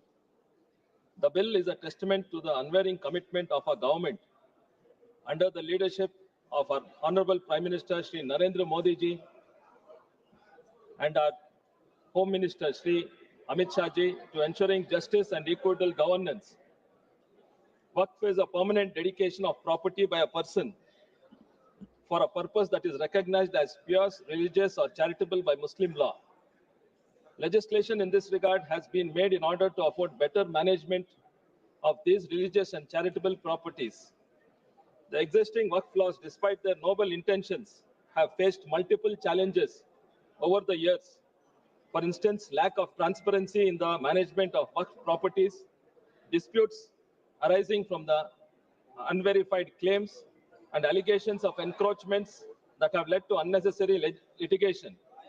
This amendment is a positive step towards rectifying these issues, fostering better governance, and ensuring that the true beneficiaries of Waqf properties are not deprived of their rightful entitlements. Reports of committees like report number 3 of the Joint Parliamentary Committee on Amendments to the Waqf Act 1995 in the Rajya Sabha dated March 4, 2008, and the report of Select Committee on Waqf Amendment Bill 2010 in the Rajya Sabha dated December 16, 2011 examined the state of Waqf in India have been cited issues in their management such as lack of transparency and efficiency in conducting surveys, encroachments, and poor maintenance of Waqfs. The Waqf Amendment Bill 2024 is crucial. The bill has given powers to officers higher in rank to district collector to conduct preliminary survey of Waqf properties. Surveys will be conducted as per the state revenue laws. The bill proposes a comprehensive digitization of Waqf properties. By redefining the jurisdiction and powers of Waqf boards, the bill ensures that disputes and claims are resolved in a fair and timely manner. It introduces stringent measures to prevent arbitrary land acquisition and fraudulent transactions. The bill mandates that the composition of the Waqf board must include 2 Muslim women. This inclusion is much more appreciated as it brings in more representation of the view of Muslim women and their needs and issues. The bill takes representation and inclusivity further by mandating also that the Waqf board ought to have at least 1 member each of the Shia, Sunni, and backward class of Muslims. Sir, I understand that some concerns have been raised regarding the bill, particularly regarding its alleged interference with religious freedom. However, let me assure that this House that this amendment does not encroach upon any religious practice or fundamental rights. Instead, it aims to protect the sacred purpose of Waqf properties. The provision for judicial oversight ensures that no undue interference takes place in matters of faith and religious endowments. Sir, 1 minute, sir. ಗೌರವಾನ್ವಿತ ಪ್ರಧಾನಿಗಳಾದ ಶ್ರೀ ನರೇಂದ್ರ ಮೋದಿ ಅವರು ಸರ್ವ ಜನಾಂಗರ ಕಲ್ಯಾಣಕ್ಕಾಗಿ ಸಬ್ಕಾ ಸಾಥ್ ಸಬ್ಕಾ ವಿಕಾಸ್ ಎನ್ನುವ ಮಾತು ಹೇಳಿದರು. ನಮ್ಮ ಜಾತ್ಯತೀತ ಜನತಾದಳ ಪಕ್ಷದ ನಾಯಕರಾದ ಶ್ರೀ ಎಚ್.ಡಿ. ಕುಮಾರಸ್ವಾಮಿ ಅವರು ರಾಷ್ಟ್ರಕವಿ ಕುವೆಂಪು ಅವರ ಸರ್ವ ಜನಾಂಗ ಶಾಂತಿಯ ತೋಟ ಎಂಬ ಮಹತ್ವ ತತ್ವವನ್ನು ಅಳವಡಿಸಿಕೊಂಡು ರಾಜಕಾರಣದಲ್ಲಿ ಮಾದರಿಯಾಗಿದ್ದಾರೆ. ಆದರೆ ಕಾಂಗ್ರೆಸ್ ಪಕ್ಷವು ವೋಟ್ ಬ್ಯಾಂಕ್ ರಾಜಕೀಯ ಮಾಡುತ್ತಿದೆ. ಶ್ರೀ ನರೇಂದ್ರ ಮೋದಿ ಅವರು ಸಬ್ಕಾ ಸಾಥ್ ಸಬ್ಕಾ ವಿಕಾಸ್ ಎಂದರೆ ಕಾಂಗ್ರೆಸ್ ಅವರು ಸಬ್ಕಾ ನಾಶ್ ಸಬ್ಕಾ ವಿನಾಶ್ ಎನ್ನುತ್ತಿದ್ದಾರೆ. ಸರ್ವ ಜನಾಂಗದ ಶಾಂತಿಯ ತೋಟದ ಕರ್ನಾಟಕದಲ್ಲಿ ಕಾಂಗ್ರೆಸ್ ಪಕ್ಷವು ಸರ್ವ ಜನರನ್ನು ಒಡೆದು ವಿಭಜಿತು ಗುಂಪುಗಾರಿಕೆ ಸೃಷ್ಟಿಸಿ ವಿನಾಶಕಾರಿ ರಾಜಕಾರ್ಯ ಮಾಡುತ್ತಿದ್ದಾರೆ. ಇದು ರಾಜ್ಯಕ್ಕೆ ದೇಶಕ್ಕೆ ಒಳ್ಳೆಯದಲ್ಲ ಎನ್ನುವುದು ನನ್ನ ನಂಬಿಕೆ. Sir, I'll just conclude, sir. Conclude, please. Conclude, please. I urge my esteemed colleagues in this house to raise above political differences and support this much-needed amendment. Let us move forward with a vision of equity, efficiency, and empowerment, ensuring that the benefits of work properties reach those who need them the most. This is the moment India will see, Honorable India will members, see Sabka Afzal Saath, Sabka Ansari ji. Vikas, and you are holding them back. माननीय सदस्य Afzal Ansari ji. With these words, sir, let me complete, sir. With these words, I'd like to convey Just that a on minute, behalf Ansari ji, of एक minute. Janata Dal Secular JDS Supremo HD Devagowda Appaji and Party President Mr. Kumar Anna, I fully extend my support to Work Amendment Bill 2024. Thank you. And I appeal to all the members Ansari of ji, this August House to endorse this. धन्यवाद पीठासीन महोदय, मैं आभारी हूं वक्फ संशोधन bill की बहस में भाग लेने का आपके ने अवसर दिया। मैं इस बिल का पुरजोर विरोध करते हुए कुछ जो इसके मुख्य बिंदु हैं उस पर चर्चा करना चाहता हूं। माननीय मंत्री जी जब ये बिल प्रस्तुत कर रहे थे तो इन्होंने कुछ विशेष बिंदुओं पर बल दिया। उन्हीं बिंदुओं पर मेरे सवाल केंद्रित हैं। इन्होंने कहा कि इस बिल के माध्यम से सरकार वक्फ की संपत्तियों का संरक्षित करना चाहती है। सवाल इस बात का है कि वक्फ की संपत्तियों को संरक्षित करने के उद्देश्य से इस संशोधन बिल की क्या जरूरत आ गई? आप वैसे भी वक्फ प्रॉपर्टी को संरक्षित करने के लिए उस दिशा में सहयोग कर सकते थे। अलग बिल बना करके आपने ये प्रयास किया और आपके मंत्री जी ने कहा कि इसके माध्यम से हम देश में जो अल्पसंख्यक बैकवर्ड तबका, पसमानदा तबका का मुसलमान है उसको अधिकार देना चाहते हैं, उसको इस प्रॉपर्टी का लाभ देना चाहते हैं। देश के बहुसंख्यक तबके का तो रिजर्वेशन ये सरकार खा गई और उत्तर प्रदेश के और भारतवर्ष के अल्पसंख्यक समुदाय के पिछड़ों का इतना दर्द है ये तो समझ में बात नहीं आती। इन्होंने ये भी कहा कि इस बिल के माध्यम से अल्पसंख्यक महिलाओं के कल्याण की योजनाएं लाएंगे, उनका कल्याण करेंगे, उनकी सहभागिता इसमें होगी। अजीब सवाल है कि जो सरकार महिला बिल तो पास किया हुआ है इस सदन, लेकिन उस महिला बिल को लागू करने के सवाल पर कान में तेल डाल के बैठी हुई है। सदन के मुखिया अपने परिवार का संरक्षण तो कर नहीं सके, उसको तो न्याय दे नहीं सके, उसको तो अधिकार दे नहीं सके और अल्पसंख्यक महिलाओं को वो अधिकार देने की बात करते हैं। इसी तरह आगे इन्होंने ये भी कहा कि इस बिल के माध्यम से जो वक्फ की प्रॉपर्टी है उस प्रॉपर्टी का हम अच्छा प्रबंध करेंगे। अब बहस हो रही है बाहर कि अरे 1 मिनट तो हुआ महाराज, ऐसा अन्याय मत करिए। बाहर ये बहस चल रही है, हमसे लोगों ने पूछा कि राष्ट्रीय स्मारकों का तो ये संरक्षण कर नहीं पा रहे हैं।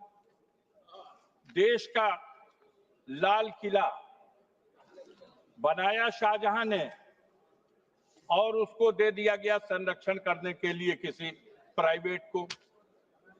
तो जो सरकार वक्फ की प्रॉपर्टियों की चिंता कर रही है उसकी कई वजहों में एक वजह यह भी आ रही है कि महाराष्ट्र में, बॉम्बे में जो सबसे ऊंची रिहायशी इमारत है, बताया जा रहा है कि वो इमारत एक ऐसी भूमि पर बनाई गई जो यतीम खाने की जमीन है।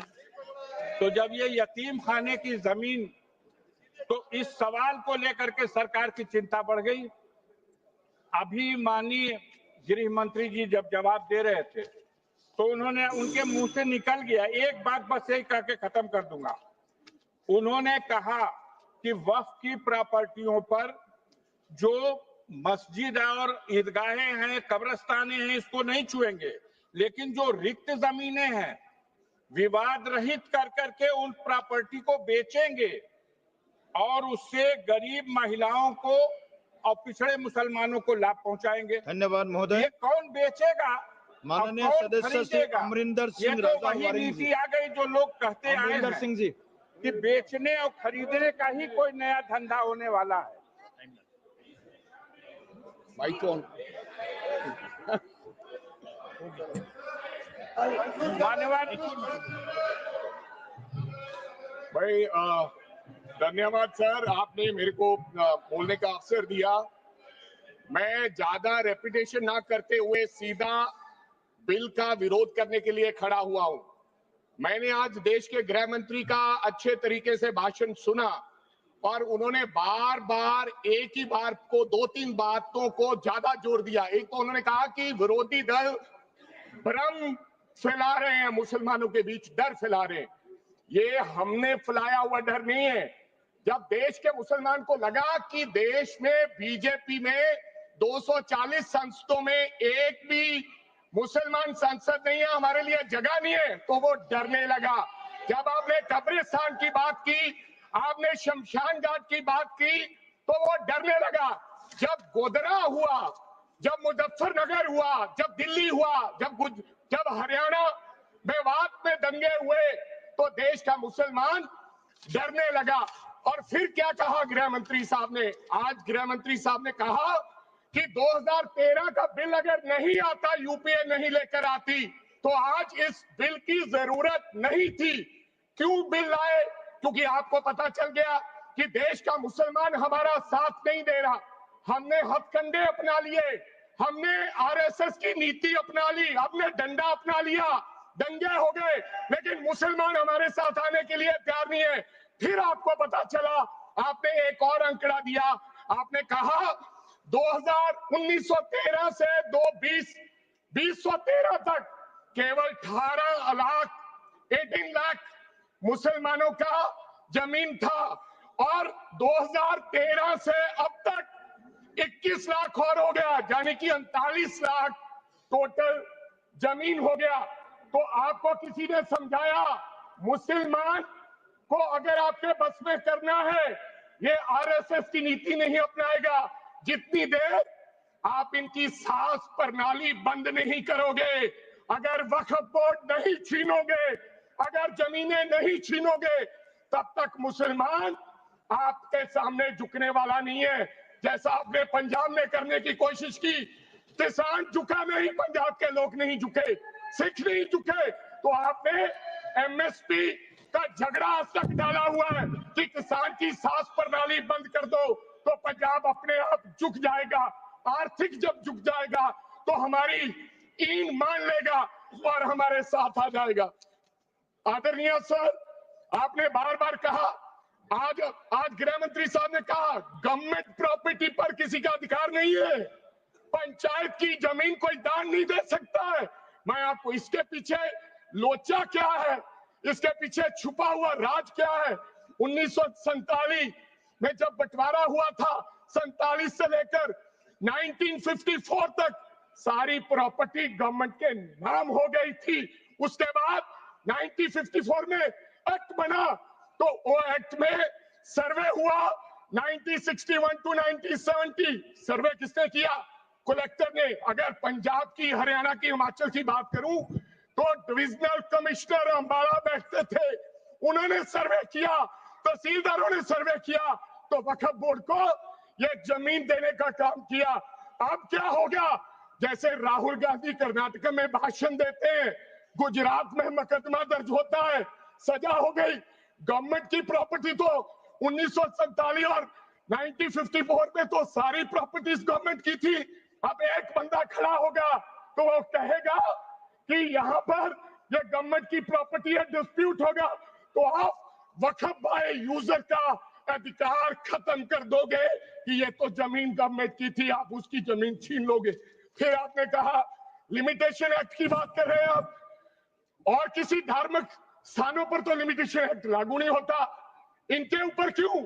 आप जानबूझकर इनको अपनी लात के नीचे से दबाना चाहते हो, इनकी छाती पर चढ़ना चाहते हो, जानबूझ के मुसलमान को मारना चाहते हो, जानबूझ के इस देश में मिनॉरिटीज को खत्म करना चाहते हो। ये पहला हमला मुसलमान पे है, फिर सिखों पे हो गया, फिर और लोगों पे होगा। और लास्ट आपने कहा प्रैक्टिसिंग मुस्लिम, एक आपने और कंडीशन लगा दी लास्ट कि 5 साल प्रैक्टिस मुस्लिम होना चाहिए, वो दान दे सकता है। मैं सरदार हूं और ऐसी कई उदाहरणें हैं पंजाब के अंदर। अगर किसी मुस्लिम के पास कब्रिस्तान नहीं था तो सरदारों ने अपनी जमीन देके कब्रिस्तान बनाए। ये कौन सा अधिकार है कि मैं किसी को चीज दान देना चाहता हूं? और इसको कौन बताएगा? रिजू साहब ये बताएंगे कि ये प्रैक्टिसिंग मुस्लिम है या नहीं है? ये सरासर अन्याय है। कल को श्रोमणी गुरुद्वारा प्रबंधक कमेटी 1925 का सिखों का जो एक्ट है, आप उसमें भी संशोधन करेंगे। आपको लगता है पहले मुस्लिम मारेंगे, फिर सिख मारेंगे, फिर क्रिश्चियन मारेंगे? ये आपकी सोच है और मैं बिल का विरोध करता हूं। This all words should be deleted from the record. Honorable member Smita Uday Wagzi. Smita Uday Wagzi.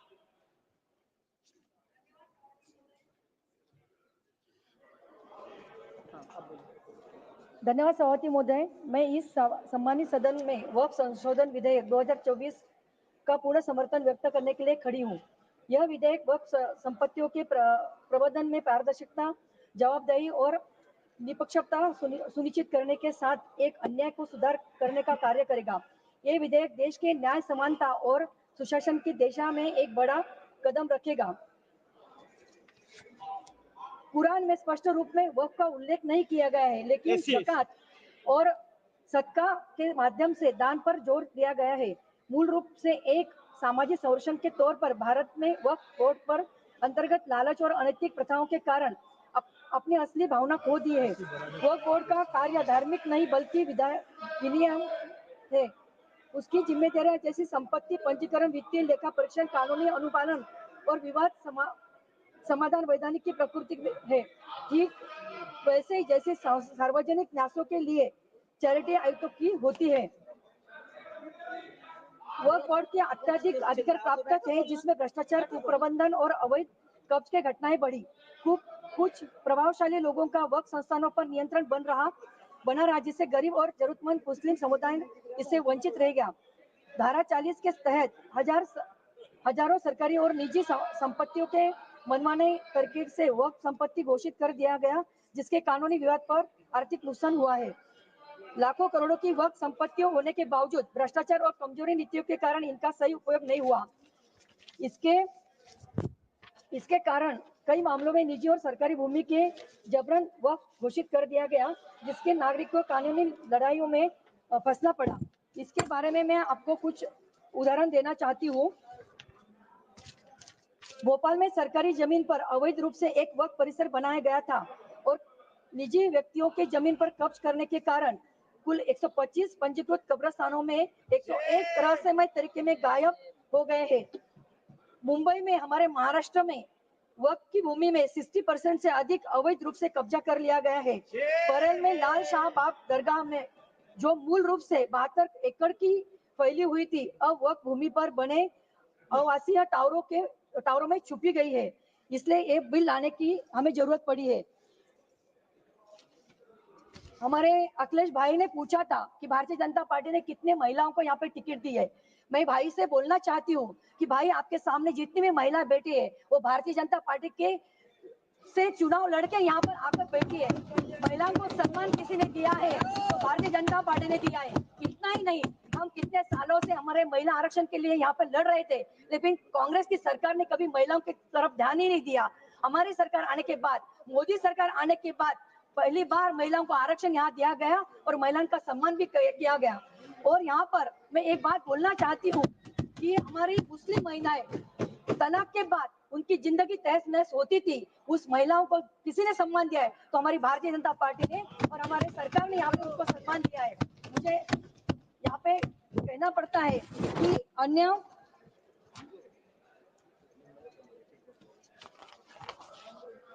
Kuwait, कतार, ओमान, सऊदी अरब, पाकिस्तान, तुर्की, बांग्लादेश, बहरीन, ईरान और मालदीव में महिलाओं के शामिल करने हेतु कोई प्रावधान नहीं रखा गया है, लेकिन संशोधन विधेयक 2024 में द्वारा भारत की महिलाओं में प्रतिनिधित्व को सुनिश्चित किया गया है। इतना ही नहीं तो हमारे महिलाओं के लिए 2 मिनट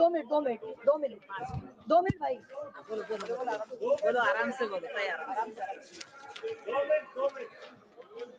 महिलाओं को वक्फ संपत्तियों में अनेक वही उत्तराधिकार और अधिकार मिलेंगे। विधवाओं को, तलाकशुदा महिलाओं को और अनाथों को वक्फ आय में प्राथमिकता दी जाएगी। वक्फ बोर्ड में महिलाओं को अनिवार्य भागीदारी सुनिश्चित की जाएगी। वक्फ संपत्तियों में इसमें मिलने राजस्व का उपयोग मुस्लिम महिलाओं को और शिक्षा, स्वास्थ्य में सेवाओं में किया जाएगा।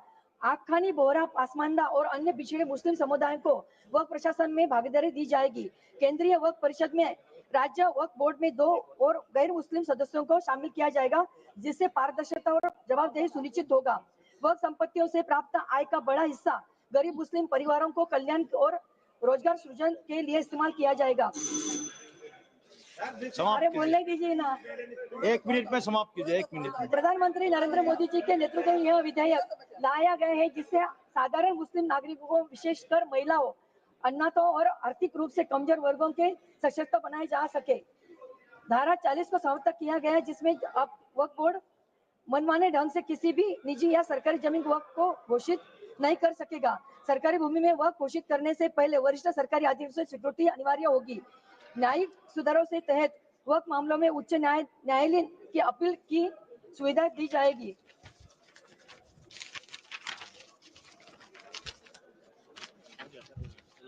यह ऐतिहासिक संशोधन आम मुस्लिम नागरिकों के लिए सच्चे सशक्तिकरण, समावेशिता और न्याय की दिशा में एक महत्वपूर्ण कदम है। सबका साथ, सबका विकास, सबका विश्वास की भावना से प्रेरित यह विधेयक भारत की मुस्लिम समुदाय की पूरे देश के लिए समृद्धि और स्थिरता लाएगा। धन्यवाद। माननीय सदस्य श्रीमती हरसिमरत कौर बादल जी।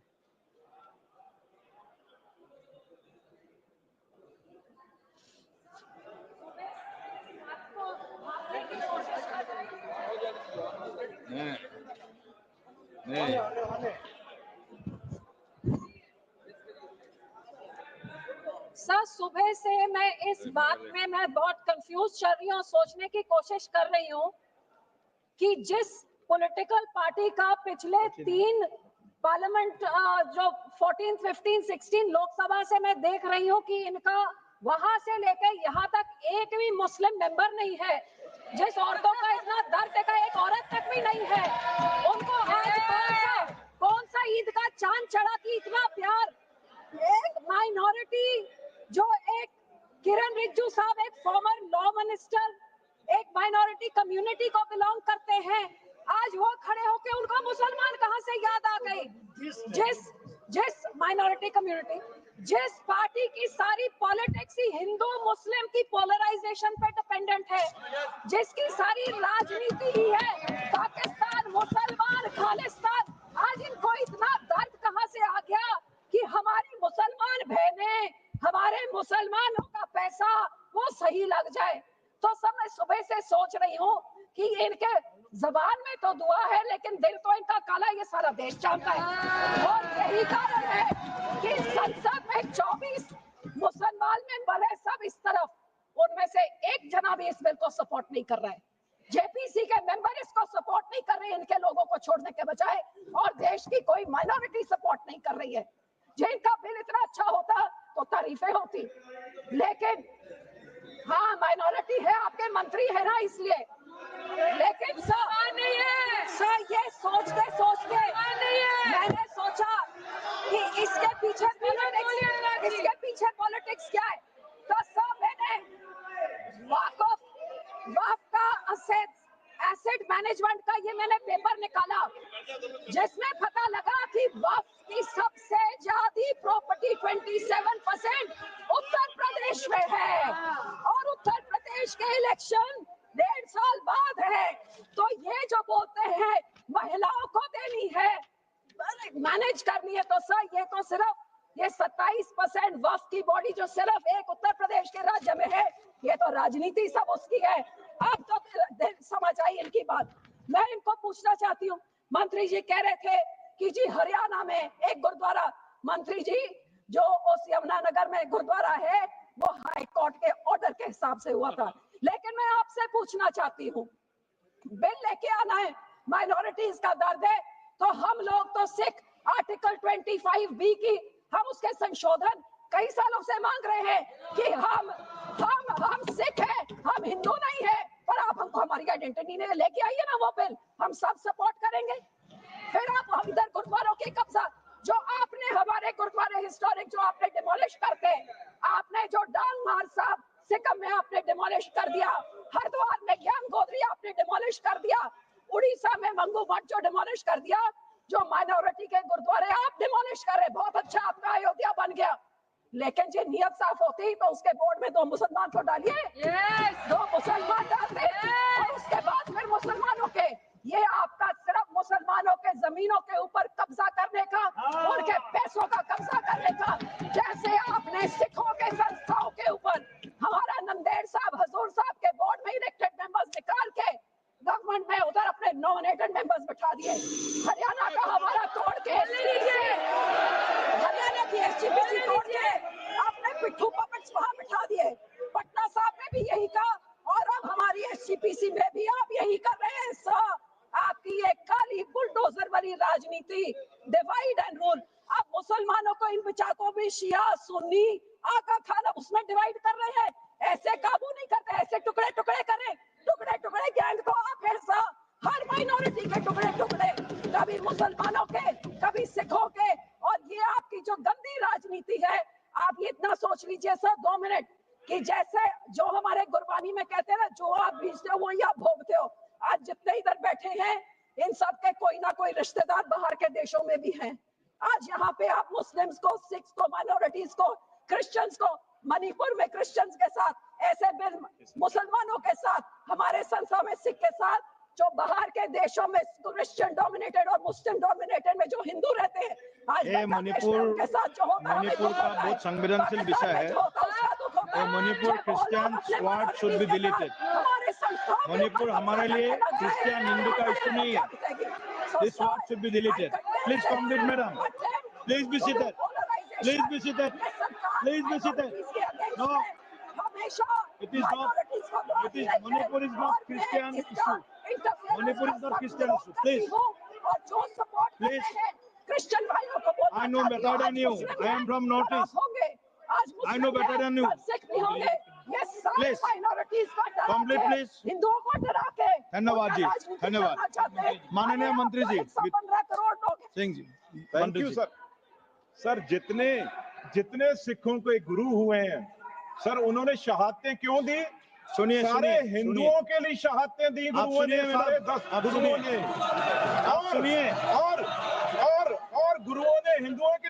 और सर दूसरी बात, ये आज कांग्रेस पार्टी भी मुगलों की बात कर रही है, ये भी मुगलों की बात कर रहे हैं। सारे गुरुओं को शहीद करने वाले, हमारे बच्चों को, गुरुओं के साहिबजादों को शहीद करने वाले ये मुगल थे, जिनकी आज कांग्रेस सपोर्ट कर रही है, उनका प्रधान सपोर्ट करके गया और ये अकाली दल सपोर्ट कर रहा है। ये मुगल थे जिन्होंने हमारे गुरुओं बच्चों को शहीद किया, उसकी बात करें। धन्यवाद। जिलेश्वर कामत जी, जिंदा चलवाया उनको नीलों में। जिलेश्वर कामत जी, श्री जिलेश्वर कामत जी। माननीय सभापति महोदय, आपने मुझे वक्फ संशोधन विधेयक 2025 पर चर्चा में भाग लेने का अवसर दिया, इसके लिए धन्यवाद। यह विधेयक राष्ट्रहित एवं मुस्लिम समुदाय के कल्याण के लिए लाया गया है। महोदय, चंद लोगों ने पूरे वक्फ बोर्ड पर अपने निजी स्वार्थ के लिए कब्जा कर रखा है और वे जनता के बीच में भ्रम फैलाकर विधेयक का विरोध कर रहे हैं। यह विधेयक आम मुस्लिम लोगों को, जिनको अभी तक इंसाफ नहीं मिल सका है, उनके हित के लिए लाया गया है। विधेयक में जो भी प्रावधान है किसी भी धार्मिक संस्था में कोई हस्तक्षेप नहीं किया जा रहा है। इस विधेयक में जो बदलाव किए गए हैं वह किसी का हक छीनना तो छोड़ दीजिए, जिनका हक नहीं मिला है उनको हक दिलाने के लिए तथा उनके विकास के लिए लाया गया है। इससे मुस्लिम समुदाय के गरीब, विधवा, अनाथ बच्चों तथा अति पिछड़ा को लाभ पहुंचाने के लिए प्रावधान किया गया है। महोदय, इस विधेयक में 44 संशोधन थे, उसमें से 14 संशोधनों में परिवर्तन किया गया है। हमारी पार्टी की तरफ से ईदगाह, बाजार, कब्रिस्तान, सारे धार्मिक संस्थाएं जो पहले से सरकारी जमीन पर थे वह संपत्ति वक्फ की संपत्ति बनी रहे, उसे निजी या व्यवसायिक लाभ के लिए नहीं दिया जाए एवं अन्य सुझाव भी मुस्लिम समुदाय के हित में दिया गया, जिसे कमेटी ने स्वागत किया तथा सरकार भी मंत्रिमंडल की सहमति से सदन में लाने का काम किया। उसके लिए मैं अपनी तथा अपनी पार्टी की ओर से आभार प्रकट करता हूँ। महोदय, इस विधेयक में सर्वेक्षण आयुक्त के स्थान पर कलेक्टर को जो रेवेन्यू का कस्टोडियन होता है नियुक्त किया गया है, यह बहुत अच्छी बात है। इसमें उन्हें वक्फ संपत्तियों का सर्वेक्षण करने की शक्तियां प्रदान की गई है। महोदय, वक्फ के रूप में पहचानी गई सरकारी संपत्ति का स्वामित्व का निर्धारण कलेक्टर द्वारा किया जाएगा। न्यायाधिकरण के निर्णय की अंतिम पता को निरस्त कर दिया गया है तथा विधेयक में उच्च न्यायालय में सीधे अपील का प्रावधान है, जो 1995 में नहीं था। विधेयक में केंद्रीय वक्फ परिषद और वक्फ बोर्ड की संरचना में परिवर्तन कर गैर मुस्लिम सदस्यों को इसमें शामिल किया गया है। वक्फ बनाने की सीमा केवल उन लोगों तक सीमित कर दी गई है जो कम से कम 5 साल से इस्लाम का पालन कर रहे हैं। मस्जिदों, कब्रिस्तानों, शैक्षणिक संस्थाओं और स्वास्थ्य सुविधाओं की स्थापना और गरीबों और विकलांगों, विधवाओं और अनाथ बच्चों को वित्तीय सहायता प्रदान करने का उद्देश्य इस विधेयक में है। विधेयक में यह भी निर्देशित किया गया है कि वक्फ अदल औलाद महिला उत्तराधिकारियों को के सहित उत्तराधिकारियों को वंचित नहीं करेगा।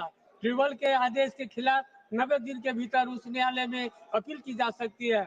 यह विधेयक राज्य सरकार के वक्फ बोर्ड के सदस्य नामित करने का राज्यों की अनुमति देता है। इस विधेयक में वक्फ की संपत्ति को पारदर्शी बनाए रखने के लिए डिजिटल पोर्टल पर अंकित करने का प्रावधान किया गया। एक मिनट, यह विधेयक पारदर्शिता लाने का वादा करता है। यह वक्फ संपत्तियों को अवैध कब्जों से मुक्त करने का संकल्प लेता है और सबसे बढ़कर यह उन मुसलमानों को सशक्त बनाने का रास्ता खोलता है जिन्हें वर्षों का कमजोर रखा गया। वक्फ की संपत्ति जो मुस्लिम समुदाय के कल्याण के लिए थी, लंबे समय से भ्रष्टाचार, कुप्रबंध और अतिक्रमण की भेंट चढ़ती रही। यह बिल मुसलमानों को मजबूत करने का औजार है, न कि उनका हक छीनने का। धन्यवाद। मैं इस अपने दल की ओर से इस विधेयक का समर्थन करता हूँ। बहुत बहुत धन्यवाद। Honorable Member Heavy Denji. Sir, the Waqf Amendment Bill 2025 is to infringe the rights of the minorities of this country. The entire presentation of the bill by the Honorable Minister was presented in such a way that this is the one and only solution and remedy for the minorities of this country. Sir, the bill will destroy the secular fabric of our country. The bill is anti-constitutional. The bill is anti-minority. So we strongly oppose this bill, sir.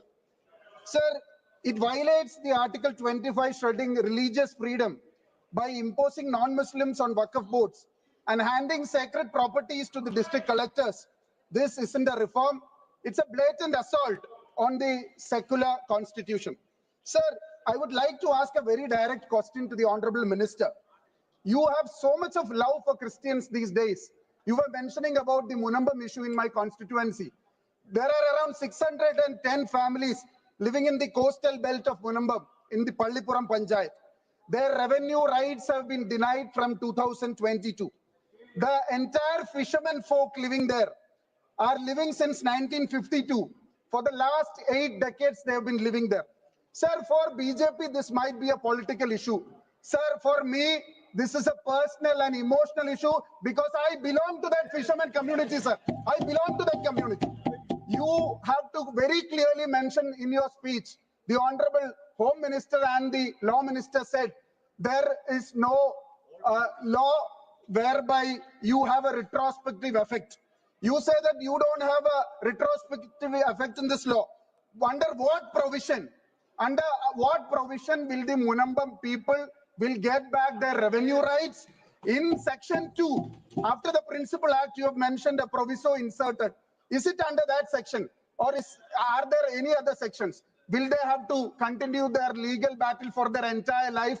This is something the BJP has been dividing Kerala, Muslims and Christians, sir. You have clearly divided the Christians and Muslims, and that is the agenda of splitting the minorities in the state. And you have to clearly mention how the revenue rights of the Munambam people would be restored. Sir, आपको कितना प्यार है sir CBCI से और KCBC से sir इतना प्यार है सर आपने बहुत सारे चीजों के बारे में बताया sir in Manipur 245 churches were burned. You didn't hear the CBCI, sir, then? Sir, in many institutions were attacked.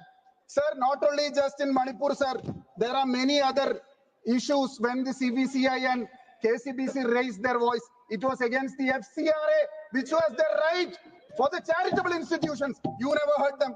The Anglo-Indian reservation, we had 2 MPs in this August House and 10 MLAs in the respective assemblies. Sir, you scrapped the law. Ravi Shankar Prasad was your first speaker. When he was a law minister, you scrapped the law. I'm challenging the BJP government. Can you bring that minority, microscopic minority, back into this August House? You have to answer this question. Sir, he is not an Anglo-Indian, sir. आपको गलत फहमी है. वो Anglo-Indian community नहीं है. आपको गलत फहमी है. This is the problem of the BJP, sir. So, sir, there are many issues in which the entire BJP has been showing the Hippocratic stance to the Christian community. There have been many issues. The anti-conversion bill in Karnataka.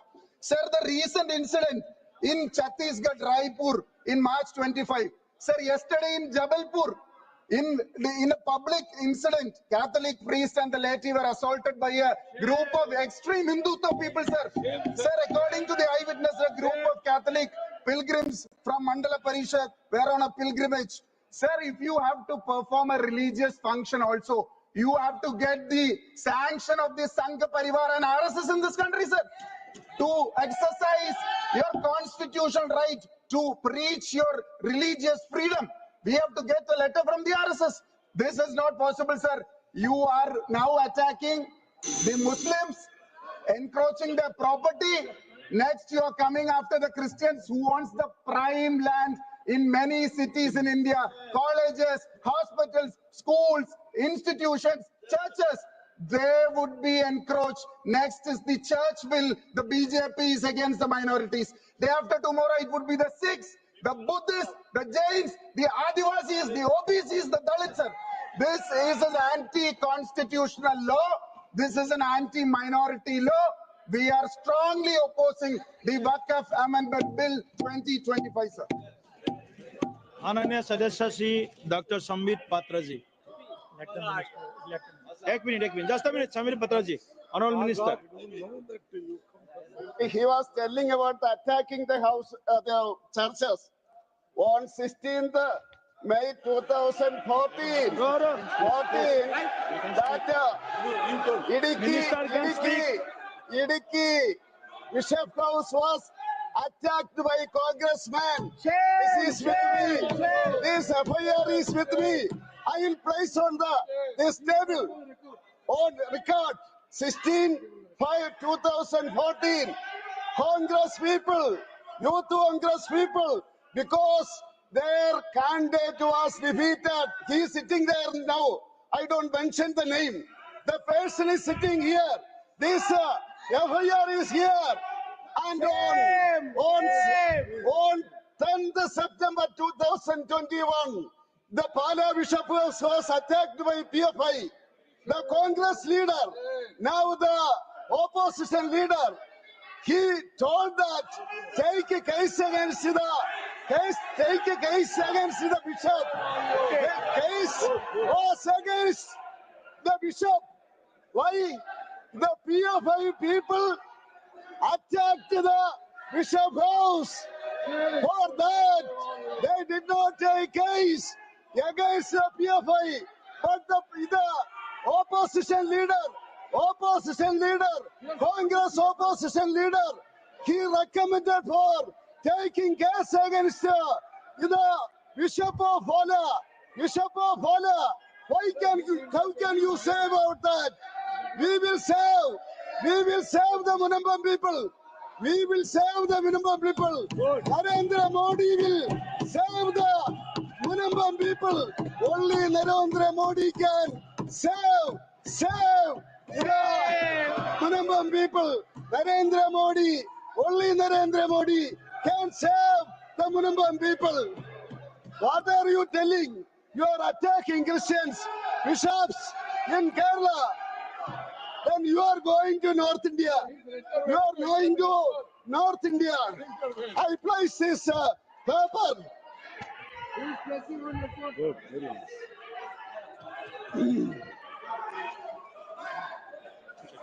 आप कौन सा point पर बोल रहा है? Point of order बोले ना? No. What provision you allowed? नहीं आप whether minister is speaking on the BJP's time or not, I don't know. But while he is speaking, you are a senior parliamentarian. You know well that minister can intervene. Minister can intervene any matter. It is you know better than us. No, thank you. Honorable member Sambit Patraji, please. No, please. माननीय सभापति महोदय, आपका बहुत बहुत धन्यवाद। आज एक ऐसा दिन है जो मैं कहूंगा कि अजीब दास्तां है। प्लीज। मुझे एक तरफ बहुत खुशी की अनुभूति हो रही है कि एक ऐतिहासिक बिल के पारित होने के समय में आज लोकसभा में मौजूद हूं, और वहीं मुझे दुख की भी अनुभूति हो रही। हम सब भारत के बच्चे यहाँ बैठे हैं और यहाँ तकरार दो पक्षों के बीच इसको लेकर हो रहा है कि क्या भारत का एक पक्ष मुसलमानों के अधिकार को छीन लेगा? क्या भारत का एक पक्ष मुसलमानों को कहीं ना कहीं डरा रहा है? क्या मुसलमान आज भारत में सिमट कर रह रहा है? सभापति महोदय, मैं आज सीना ठोक के कहना चाहता हूं कि पूरे विश्व में यदि मुसलमान सर्वाधिक सुरक्षित कहीं है तो उस देश का नाम भारतवर्ष है, हिंदुस्तान है। मैं एक छोटी सी कविता पढ़ना चाहता हूं गया प्रसाद शुक्ल स्नेही जी का। किसी को नहीं बनाया दास, किसी का किया नहीं उपहास, किसी का छीना नहीं निवास, किसी को दिया नहीं त्रास, वही हम है भारत संतान, वही हम है भारत संतान। किसी का कुछ छीना नहीं है, हमेशा दिया है। जो शरणार्थी बन के आया है उसको गले से लगाया है। और केरल की बात हो रही थी, मैं धन्यवाद देता हूं केरल की भूमि को, प्रणाम और वंदन करता हूं केरल की भूमि को। वहीं से आदि शंकराचार्य जी भी आए और केरल की भूमि में कोडंगलूर तालुक के मेथला गांव में स्थित है भारतवर्ष की पहली मस्जिद चेरामल जुमा मस्जिद। और चेरा राजा चेरामल पेरुमल ने इस मस्जिद के लिए जगह स्थान दिया था। यह है भारत का कल्चर, यह है भारत माता। और इस भारत के ऊपर आप संदेह दिखा रहे हैं। क्या स्थिति है आज वक्फ को लेकर इस्लामिक देशों में? क्या वक्फ प्रॉपर्टी इस्लामिक देशों में है? मैं इस्लामिक देशों का नाम पढ़ूंगा जहां वक्फ का वजूद नहीं है। तुर्की में नहीं है, लीबिया में नहीं है, इजिप्ट में नहीं है, सूडान में नहीं है, लेबनान में नहीं है, सीरिया में नहीं है, जॉर्डन में नहीं है, तुनीसिया में नहीं है, इराक में नहीं है। भारतवर्ष में वक्फ बोर्ड है। वक्फ प्रॉपर्टी को कानूनन सुरक्षा, लीगल प्रोटेक्शन दिया गया है। उसके बाद भी हंगामा क्यों है बरपा? उसके बाद भी हंगामा क्यों है बरपा? मैं पूछना चाहता हूं, क्या गुनाह है मोदी जी का? क्या गुनाह है हमारा? हमारा गुनाह सिर्फ इतना है कि हम सबका साथ चाहते हैं, हम आगा खानियों का साथ चाहते हैं, हाँ हम बोरा समाज का साथ चाहते हैं, हम पसमंदा समाज का जो पिछड़ा वर्ग है मुसलमान समाज में उसका साथ चाहते हैं, हाँ हम चाहते हैं महिलाओं का रिप्रेजेंटेशन और प्रतिनिधित्व हो। क्या ये गलती है? क्या मोदी जी गलती कर रहे हैं? आप बताइए। हम सबका विकास चाहते हैं, हम चाहते हैं वक्फ औलाद के अंतर्गत जब आपकी फैमिली लाइन समाप्त होती हो, उस समय अगर एक बेवा हो, उस समय यदि तलाकशुदा महिला हो, उसको नजरअंदाज करते हुए किसी भी कीमत पर प्रॉपर्टी जो है वो वक्फ पे पास नहीं जानी चाहिए। ये अगर मोदी जी सुरक्षित महिला को सुरक्षा दे रहे हैं, सुनिश्चित कर रहे हैं, तो किसी को क्या दिक्कत हो रही है। मैं यहां कहना चाहता हूं, जहां तक दान, क्योंकि वक्फ का मतलब दान होता है और हर धर्म में, मेरी बहन अभी सिख धर्म के विषय में बता रही थी, मंत्री जी भी सिख धर्म के विषय में बता रहे थे, सेवा और दान, इसके आधार पर सिख धर्म आज देश का विदेश में जाना जाता है। हिंदू धर्म, ईसाई धर्म, सब में दान का महत्व है। आदि शंकर ने आज से हजारों वर्ष, केरल के लोग भी सुन रहे हैं, मैं कहना चाहता हूं, भज गोविंदम में दान के क्या कहा था, गेयं गीता नाम सहस्त्रम गेयं श्रीपति नाम गेयं श्रीपति रूपमजस्रम नेयं सज्जन संगे चित्तं देयं दीन जनाय जवित्तम। दीन जनों को, गरीबों को वित्त दान करो, ईश्वर मिलेंगे। भगवान का नाम लो, गीता का ध्यान करो, ईश्वर मिलेंगे। और वही इस्लाम में भी ज़कात, सदका और सदके जरिए के नाम से जिक्र किया गया है। वक्फ जो दान की जमीन और पुण्य के लिए, परमार्थ के लिए, धर्मार्थ के लिए वक्फ बनाया गया है। वक्फ के बोर्ड में आज जो लोग कह रहे हैं कि वक्फ एक्ट में ये जो अमेंडमेंट है ये अनकॉन्स्टिट्यूशनल है, ये किस आधार पे कह सकते हैं? 1995 में वक्फ एक्ट आया, मतलब उससे पहले से चल रहा था। 1995 एक्ट के अंतर्गत अभी हम चल रहे हैं। 1995 के बाद आप याद करिए 2013 में भी अमेंडमेंट हुआ। उससे पहले 1954 में, 1959 में, 1964 में, 1969 में और 1984 में अमेंडमेंट्स या संशोधन हुए हैं। अगर वो सारे संशोधन ठीक थे तो आज ये संशोधन अनकॉन्स्टिट्यूशनल कैसे हो सकते हैं? मैं छोटे से एक विषय को रखना चाहता हूं। आज आप देखिए, सच्चर कमेटी ने 2006 के अपने रिपोर्ट में कहा था, सच्चर कमेटी ने कहा था कि उस समय 2006 में वक्फ के पास 4.9 लाख रजिस्टर्ड प्रॉपर्टी थी। उस 4.9 लाख रजिस्टर्ड प्रॉपर्टी से मात्र वक्फ की जो कमाई हो रही थी वो उस समय 163 करोड़ की थी।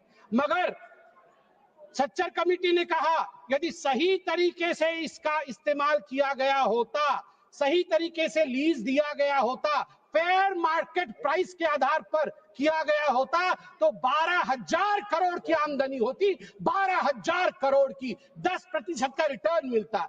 आपको जान के आश्चर्य होगा, ये 4.9 लाख रजिस्टर्ड प्रॉपर्टी बढ़ करके हमारे समय 8.72 लाख रजिस्टर्ड प्रॉपर्टी बनी। मतलब 20,000 करोड़ से 25,000 करोड़ तक की आमदनी होनी चाहिए, मगर आमदनी हुई कितनी? 2019 से 2021 के बीच में 166 करोड़, और 2025 में आपको जान के आश्चर्य होगा, अभी माननीय गृह मंत्री जी ने बताया लीज रिकॉर्ड 0 और आमदनी 9.92 करोड़ रुपए मात्र। उस समय 2006 में 162 करोड़, और जब ये डिबेट हो रहा है तो 9.92 करोड़, प्रॉपर्टी डबल हो गई, मगर पैसे घट गए।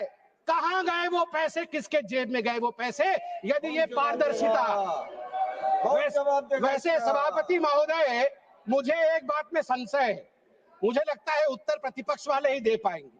आज बड़ी चर्चा हुई है, आज चर्चा में कहा गया कि सबसे ज्यादा जमीन 3 ऐसे शख्सियत है उनके पास है, रेलवे के पास, आर्मी के पास, वो देश की जमीन है, और उसके पास वक्फ बोर्ड की जमीन है। मगर मुझे इसमें संशय है, मुझे लगता है तीसरे नंबर की जमीन तो किसी परिवार के बोर्ड के पास है। अगर सही से देखा जाए, आप ध्यान से देखिए, एक परिवार का बोर्ड है, अरे है एक परिवार का बोर्ड, उसके पास हो सकता है इससे अधिक जमीन निकले। सभापति महोदय, घंटी तो उनकी बजनी चाहिए, आप हमारी मत बजाइए। सभापति महोदय, मैं आपको आप अरे मैं किस परिवार के बारे में बोल रहा हूँ, आप क्यों विचलित हो रहे हैं? वो उधर है, उधर है। अब आप चिंता मत करें, उधर है। आपको हाँ, उधर उधर उधर आप भी जानते हैं किधर है, उधर है। चलिए आप वक्त पे आइए। देखिए वक्त जो ये संशोधन हुए, इसमें एक बहुत महत्वपूर्ण प्रावधान है कि लंबे पेंडिंग लिटिगेशंस ये नहीं होने चाहिए। मैं आपको एक आंकड़ा देता हूं, लंबे समय तक चल रहे कानूनी मुकदमे जो पेंडिंग लिटिगेशंस 2013 में 10,380 केसेस थे, जो 2025 में बढ़ करके 21,618 केसेस हो गए।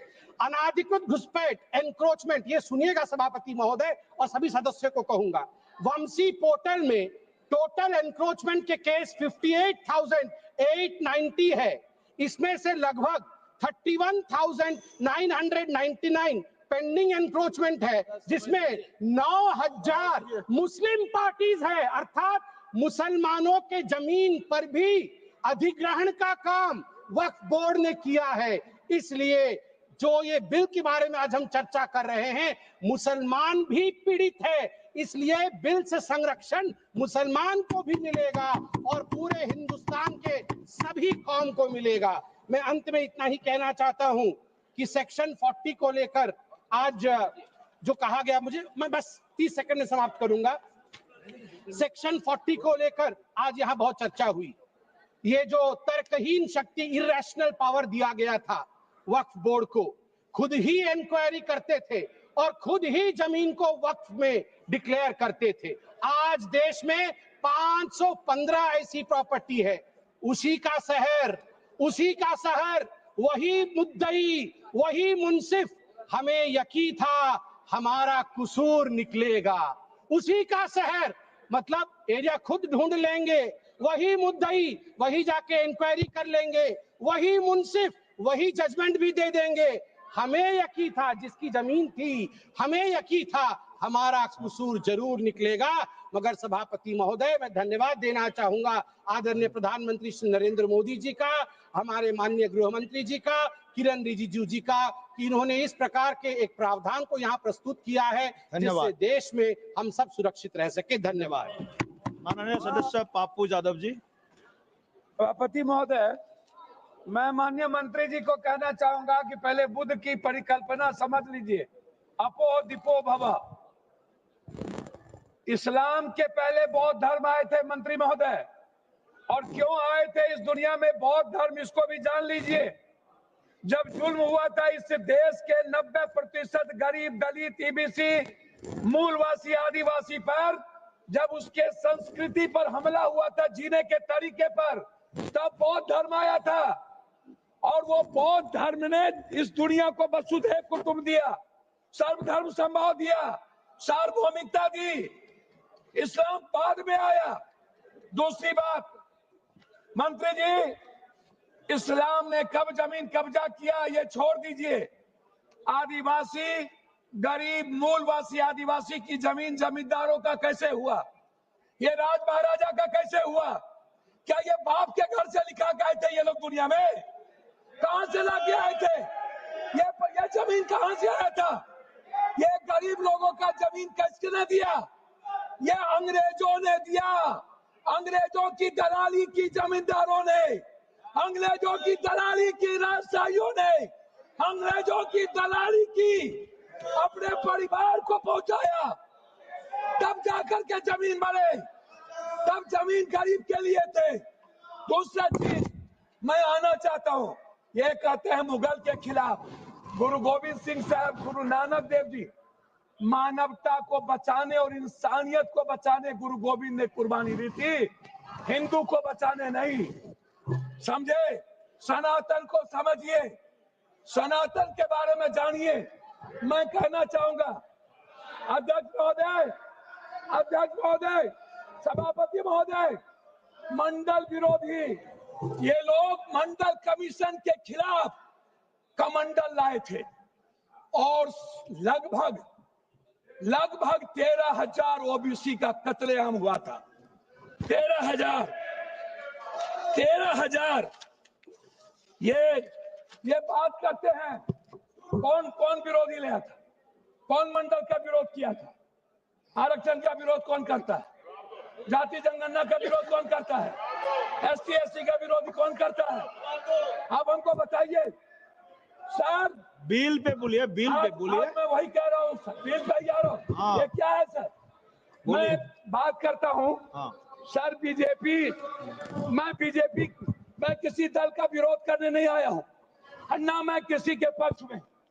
मैं आपसे एक आग्रह करना चाहता हूँ अध्यक्ष जी, माइनॉरिटीज वक्फ बोर्ड के खिलाफ जो आपने बिल लाया, ये आप कह रहे हैं कि हम उनको सुरक्षित करने के लिए, आप कहते हैं महिलाओं के लिए। मैं आपसे पूछना चाहता हूं, आरक्षण बिल जो महिलाओं का है आप इसलिए नहीं लाते हैं अध्यक्ष महोदय कि आप अत्यंत पिछड़ी जाति, पिछड़ा और दलित के महिलाओं को आरक्षण देना नहीं चाहते हैं, इसीलिए आप आरक्षण बिल नहीं लाना चाहते हैं।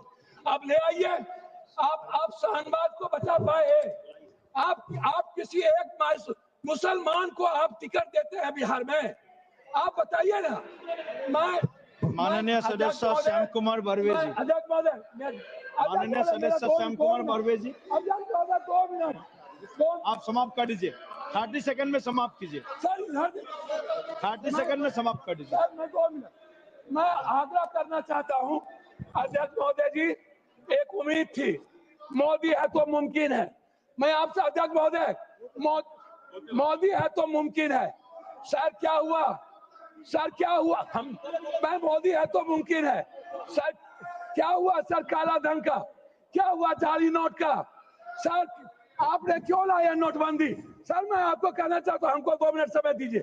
नोटबंदी इसलिए लाए, आपको लग रहा था कि मुसलमान पैसा जमा नहीं करता है और ये सूद नहीं खाता है, इसलिए नोटबंदी लाओ और मुसलमान का पैसा बेहूदगी की बात की है। मैं चाहता हूं इनकी निंदा की जाए, इनके खिलाफ कार्रवाई हो। इन्होंने कहा है कि श्याम कुमार बर्वे जी, ने जमीन लिया, उन्होंने। श्याम कुमार बर्वे प्लीज। धन्यवाद अध्यक्ष महोदय। अध्यक्ष महोदय, आज वक्त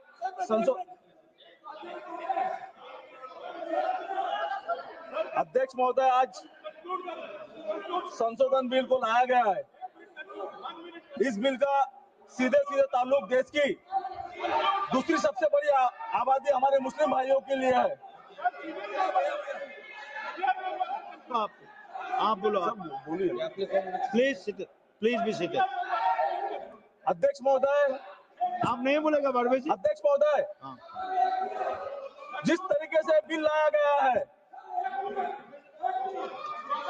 आज देश को जरूरत क्या चीज की है? आज किस चीज पे चर्चा होना चाहिए? आज देश की जरूरत क्या है? आज देश की जरूरत क्या है? आज देश के प्रधानमंत्री ने 2 करोड़ नौकरी देने की बात की थी। वो चाहे हिंदू या मुस्लिम हो, सिख हो या ईसाई हो, उसमें सबको मिलने वाली थी। क्या 2 करोड़ नौकरियां मिल चुकी? क्या देश के प्रधानमंत्री इलेक्शन के भाषण करते हैं? क्या भाषण करते हैं कि कांग्रेस चुनकर आएंगे तो ये अल्पसंख्यकों के लिए आपका मंगलसूत्र छीन लेंगी, आपका गाय छीन लेंगी, आपका भैंस छीनकर जो बड़ी आबादी है उनको दे देंगी। ये देश के पंतप्रधान अपने भाषण में बोलते हैं और वो आज बता रहे हैं कि हम मुस्लिम के हितैषी हैं। अरे किस तरीके से हितैषी है आप?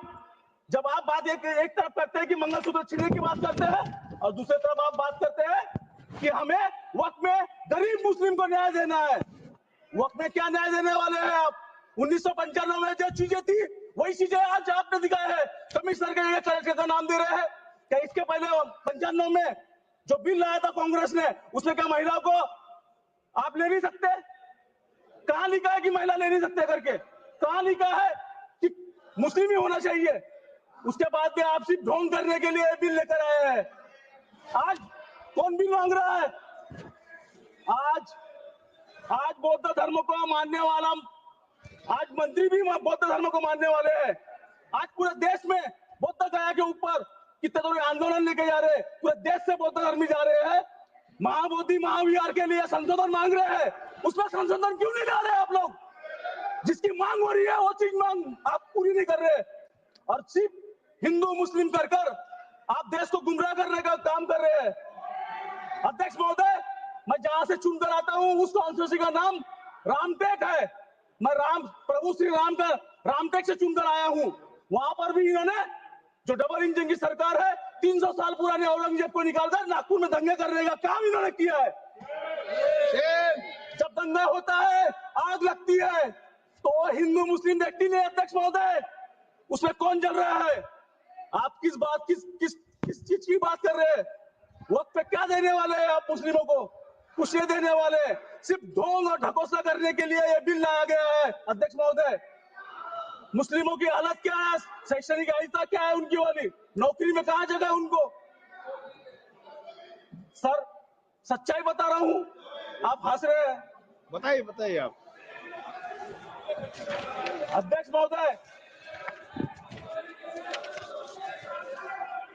महोदय, यह सरकार राष्ट्रवाद की बात करती है।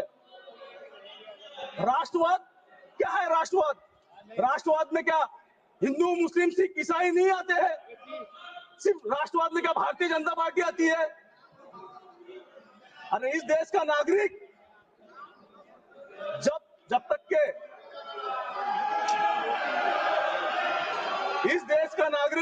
के खुद मजबूत नहीं होगा तब तक राष्ट्रवाद पूरा नहीं हो सकता है। अध्यक्ष महोदय, मैं आपको बताना चाहती हूँ 1995 में वक्फ कानून में सर्वे कमिश्नर होते थे, जिसे राज्य सरकार नियुक्त करती है, जो वक्फ प्रॉपर्टी की इंक्वायरी करते हैं और सर्वे करते हैं। उसके बाद वक्फ को दान कर सकते हैं आप प्रॉपर्टी। वक्फ किसी के ऊपर भी कैसे भी करके कोई भी जमीन ले नहीं सकता। उसके लिए राज्य सरकार है, कमिश्नर है, सर्वे कमिश्नर है। सारे लोग सारी प्रक्रिया करने के बाद ही वक्फ को दान कर सकते हैं। किसी की भी प्रॉपर्टी चाहे गवर्नमेंट की हो या किसी अदर व्यक्ति की हो, वो वक्फ को दे नहीं सकते। ये 1995 के कानून में लिखा हुआ है। क्या मैं जो पढ़ रहा हूँ वो गलत पढ़ रहा हूँ? बोलिए श्याम कुमार बारवे जी, बोलिए, खत्म कीजिए अभी। अध्यक्ष महोदय, 1995 के कानून में ये कहीं नहीं लिखा था कि कोई महिला मेंबर को आप ले नहीं सकते। आज बता रहे हैं कि हमको मुस्लिम महिलाओं को आगे लाना है। क्या वक्फ बोर्ड के माध्यम से ही आप मुस्लिमों को उद्धार करने वाले हैं? उनके शैक्षणिक अर्थ क्या है? उनको रोजगार के लिए क्या किया है आपने? आज जिस चीज की जरूरत है वो चीज छोड़कर आप सिर्फ धर्म के नाम पर लोगों को बांटने का काम कर रहे हैं। अध्यक्ष महोदय, ये बंद होना चाहिए। ये बिल का मैं विरोध करता हूँ। धन्यवाद। जय हिंद, जय महाराष्ट्र। धन्यवाद जी। माननीय सदस्य डॉक्टर निशिकांत दुबे जी।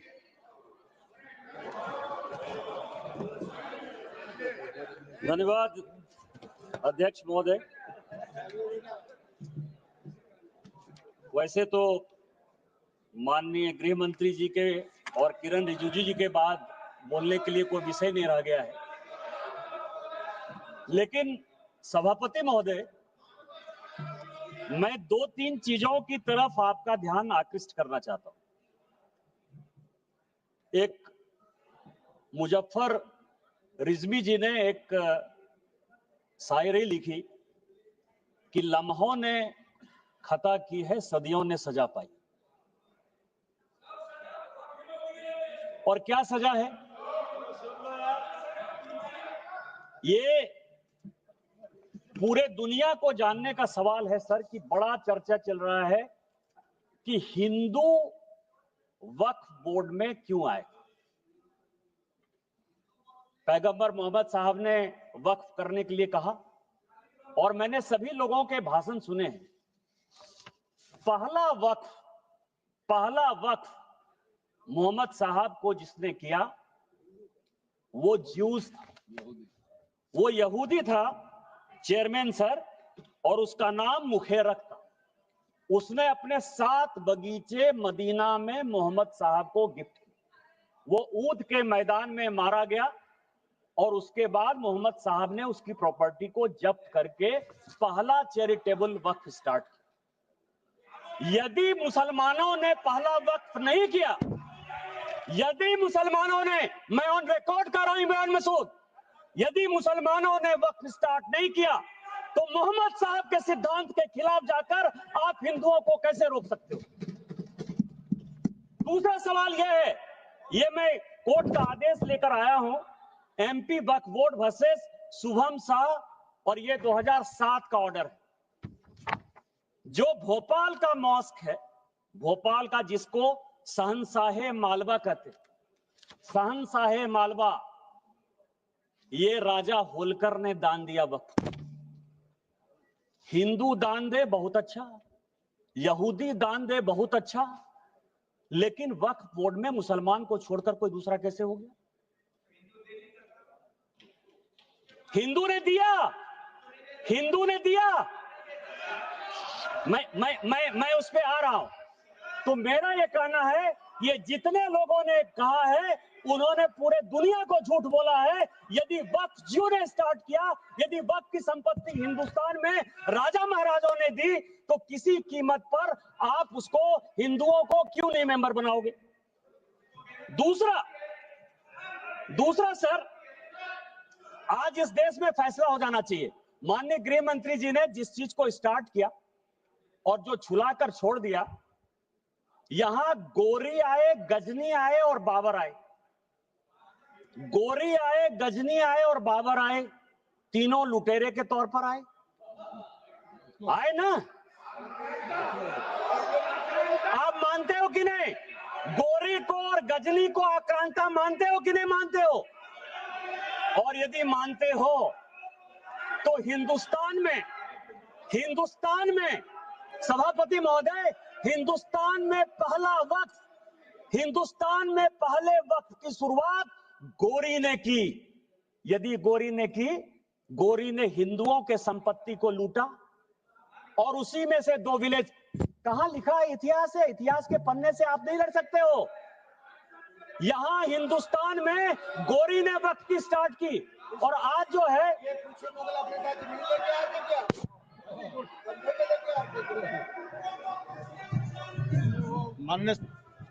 मैं आप शहर को एड्रेस कीजिए, बाकी लोगों को। मैं सभापति महोदय, मैं दूसरी चीज आपको कह रहा हूं, इस देश में यह वक्फ एक्ट आया कैसे? ये जिन्ना को पाकिस्तान बनाने का जिम्मेवार मानते हैं या नहीं मानते? पहले इन लोगों से ये पूछ लीजिए सर, फिर मैं बोलूंगा।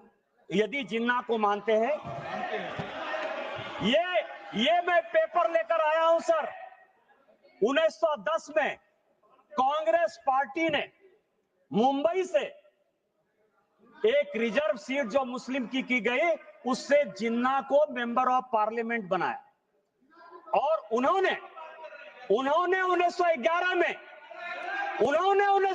में मुसलमान वक्फ बोर्ड बनाया। ये प्राइवेट आदमी ने बनाया, जिन्ना ने बनाया, जिसने पाकिस्तान बनाया, और आज फिर वक्फ के नाम पर ये इस देश का बंटवारा करना चाहते हैं।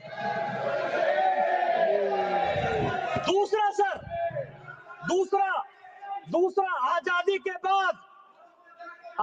बाद यहां सभी मेंबर ऑफ पार्लियामेंट बैठे हुए हैं। सभापति महोदय, यहां सभी मेंबर ऑफ पार्लियामेंट बैठे हुए हैं। एक मेंबर ऑफ पार्लियामेंट बताए कि किसी का प्राइवेट मेंबर बिल पास हुआ है?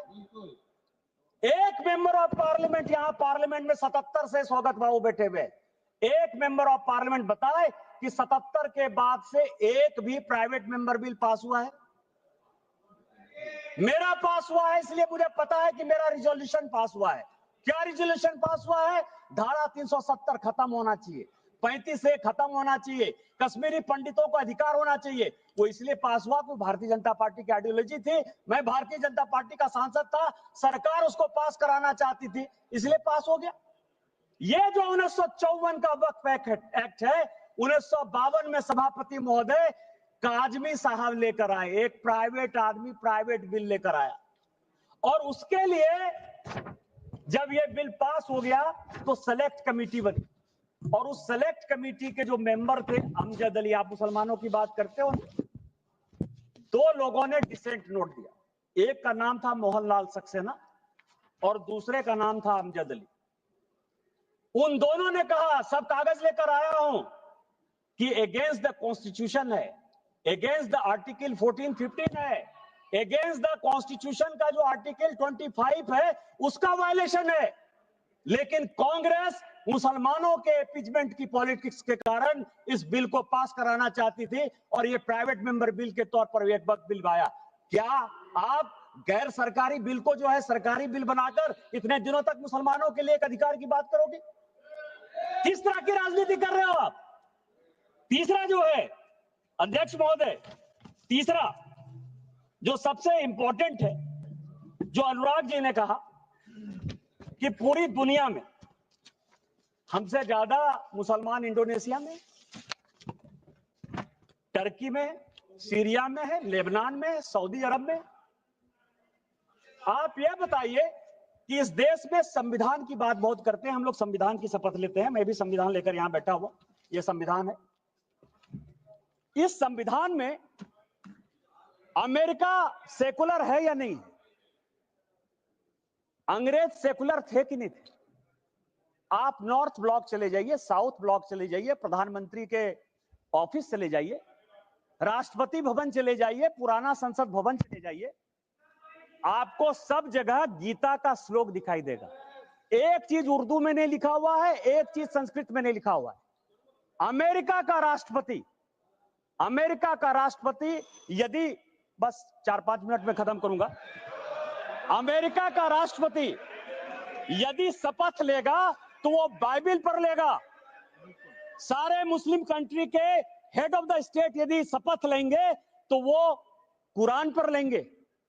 आपने किस तरह का बना दिया कि हम संविधान के ले सकते हैं, गीता पर नहीं हाथ रख के कर सकते हैं, और आपने मुसलमानों को एक अलग कानून दे दिया। ये पूरी दुनिया में कोई मुस्लिम कंट्री भी ऐसा नहीं है जिसने कि वक्फ को इस तरह का अधिकार दिया हुआ है।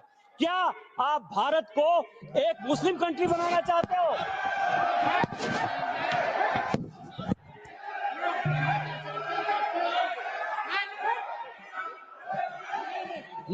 मैं सभापति महोदय इस सदन की जानकारी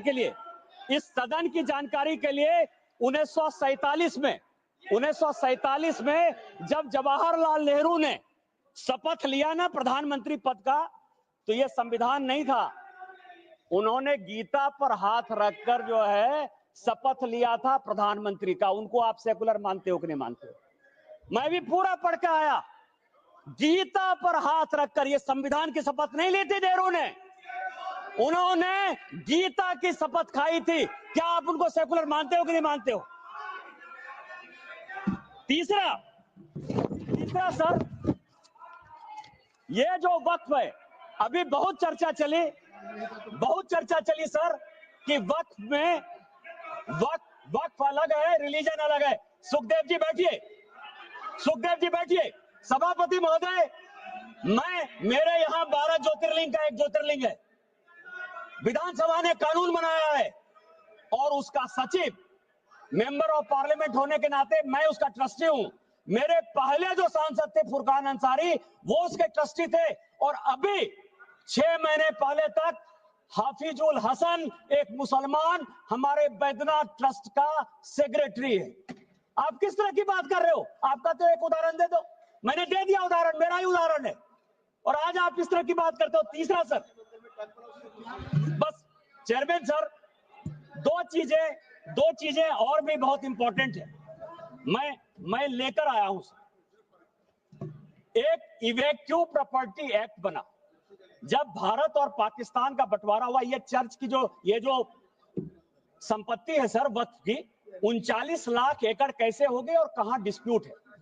जब भारत पाकिस्तान का बंटवारा हुआ सभापति महोदय, तो जो यहां से भारत के लोग पाकिस्तान गए या पाकिस्तान के लोग जो यहां आए, उसमें जमीन का भी आदान प्रदान हुआ, और यह तय हुआ, और यह हाउस को जानने वाली बात है कि जो भी पाकिस्तानी यहां से गए, उनकी प्रॉपर्टी इवैक्यू प्रॉपर्टी एक्ट में भारत सरकार की होगी। जो 1984 में राजा साहब बता रहे थे कि इवैक्यू प्रॉपर्टी एक्ट को क्या पाकिस्तान में जाकर, जो यहां से भाग के चले गए सर, जो कि इवैक्यू प्रॉपर्टी एक्ट या एनिमी प्रॉपर्टी एक्ट हो सकता था, उन सबों को पाकिस्तान जाकर उन लोगों ने कहा कि यह वक्त की संपत्ति है, क्या आप एनिमी प्रॉपर्टी को, और मैं होम मिनिस्ट्री के 5 आदेश लेकर आया हूं कि ये इवैक्यू प्रॉपर्टी एक्ट है और ये वक्फ ने ले लिया है, ये इलीगल है। ये कानून का आपको पता है, जो बात कहा आपको ये धर्म की बात करते हैं सर, वक्फ ने आईटीसी विंडसर बेंगलोर, ये पूरे समाज को आईटीसी विंडसर बेंगलोर वक्फ की प्रॉपर्टी है, 5 स्टार होटल को दे दिया। वहां जो है सुअर लोग खाते हैं।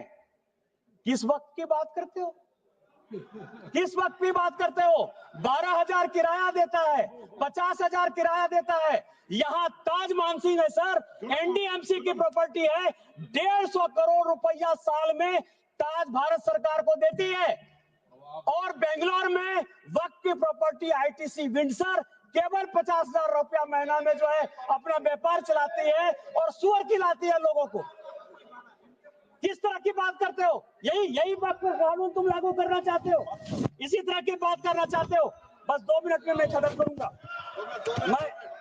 मैं केवल ये करूंगा कि यहाँ तेलंगाना गवर्नमेंट है सर, तेलंगाना में ये और भी जानने की बात है, हैदराबाद में यहाँ बहुत आंध्र प्रदेश आंध्रा के हैं, म्यूनिसिपल कॉर्पोरेशन आंध्रा ने 20 साल तक टेंडर फाइनल नहीं हुआ, क्योंकि जो राजा की संपत्ति थी, जो कि भारत सरकार या तेलंगाना सरकार की संपत्ति होती, उसको वक्फ ने ले लिया। ये सुप्रीम कोर्ट का आदेश है। सुप्रीम कोर्ट ने यह कहा कि 50,000 की प्रॉपर्टी, कम से कम 1500 एकड़ जमीन हैदराबाद शहर में जबरदस्ती वक्फ ने ले ली है। क्या इसी तरह का कानून आप लागू करना चाहते हो? मैं अंत में यही कहूंगा कि चाहे एनिमी प्रॉपर्टी हो, चाहे इवैक्यू प्रॉपर्टी हो, वो भारत सरकार की प्रॉपर्टी है और आप ये वक्फ के नाम पर नफरत फैलाने की कोशिश करते हो। आपने जो है इस देश को एक अलग देश नहीं बनने देंगे और इस कानून को पास कराएंगे। और संविधान का जो आर्टिकल 49 है, जो ये कहता है कि कोई भी प्रॉपर्टी जो भारत सरकार की है, एएसआई की है, उसका रखरखाव भारत सरकार करेगी। हम एएसआई की संपत्ति आपको नहीं लेने देंगे। इस संविधान की रक्षा करेंगे, भारत की रक्षा करेंगे और माननीय प्रधानमंत्री जी के रहते सबका साथ सबका विकास के मापदंडों पर खरा उतरेंगे।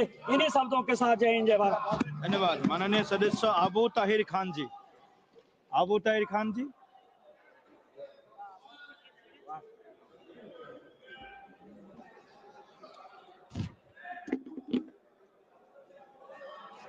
ধন্যবাদ স্যার। আজকে এই পবিত্র সদনে ওয়াকফ অ্যামেন্ডমেন্ট বিল 2025 এর বিরোধিতা করে অল ইন্ডিয়া তৃণমূল কংগ্রেসের পক্ষ থেকে আমি আমার বক্তব্য রাখছি। মাননীয় নিশিকান্ত দুবেজি অনেক কথা বলে গেলেন। আমাদের দুর্ভাগ্য, এত বড় বড় কথা উনি এই পবিত্র সদনে বললেন, আজকে ওনার অন্তত এটা মনে করা উচিত ছিল। আজকে ভারতবর্ষের সবথেকে বেশি জমি যেমন রেলের হাতে আছে, তেমনি মাইনরিটি কমিউনিটি আল্লাহর ক্ষেত্রে দান করছে। যে সমস্ত মুসলিম ভাইরা তাদের নিজস্ব জমি ভালো মাকসাদ নিয়ে এবং বিশেষ করে মাইনরিটি কমিউনিটির উন্নয়নের জন্য একদিকে কবরস্থান, একদিকে খানকা, একদিকে মসজিদ, একদিকে মাদ্রাসা, একদিকে গরিব মানুষ, তাদের জন্য এই ওয়াকফ সম্পত্তি দান করে যান মুসলিম মাইনরিটি কমিউনিটির ভাইরা। এবং যখন দান করেন তার সত্যিকারের লিগ্যাল রাইট আছেন কিনা, অনেকে অনেক কথা বলছিলেন লিগ্যাল রাইট আছে কিনা।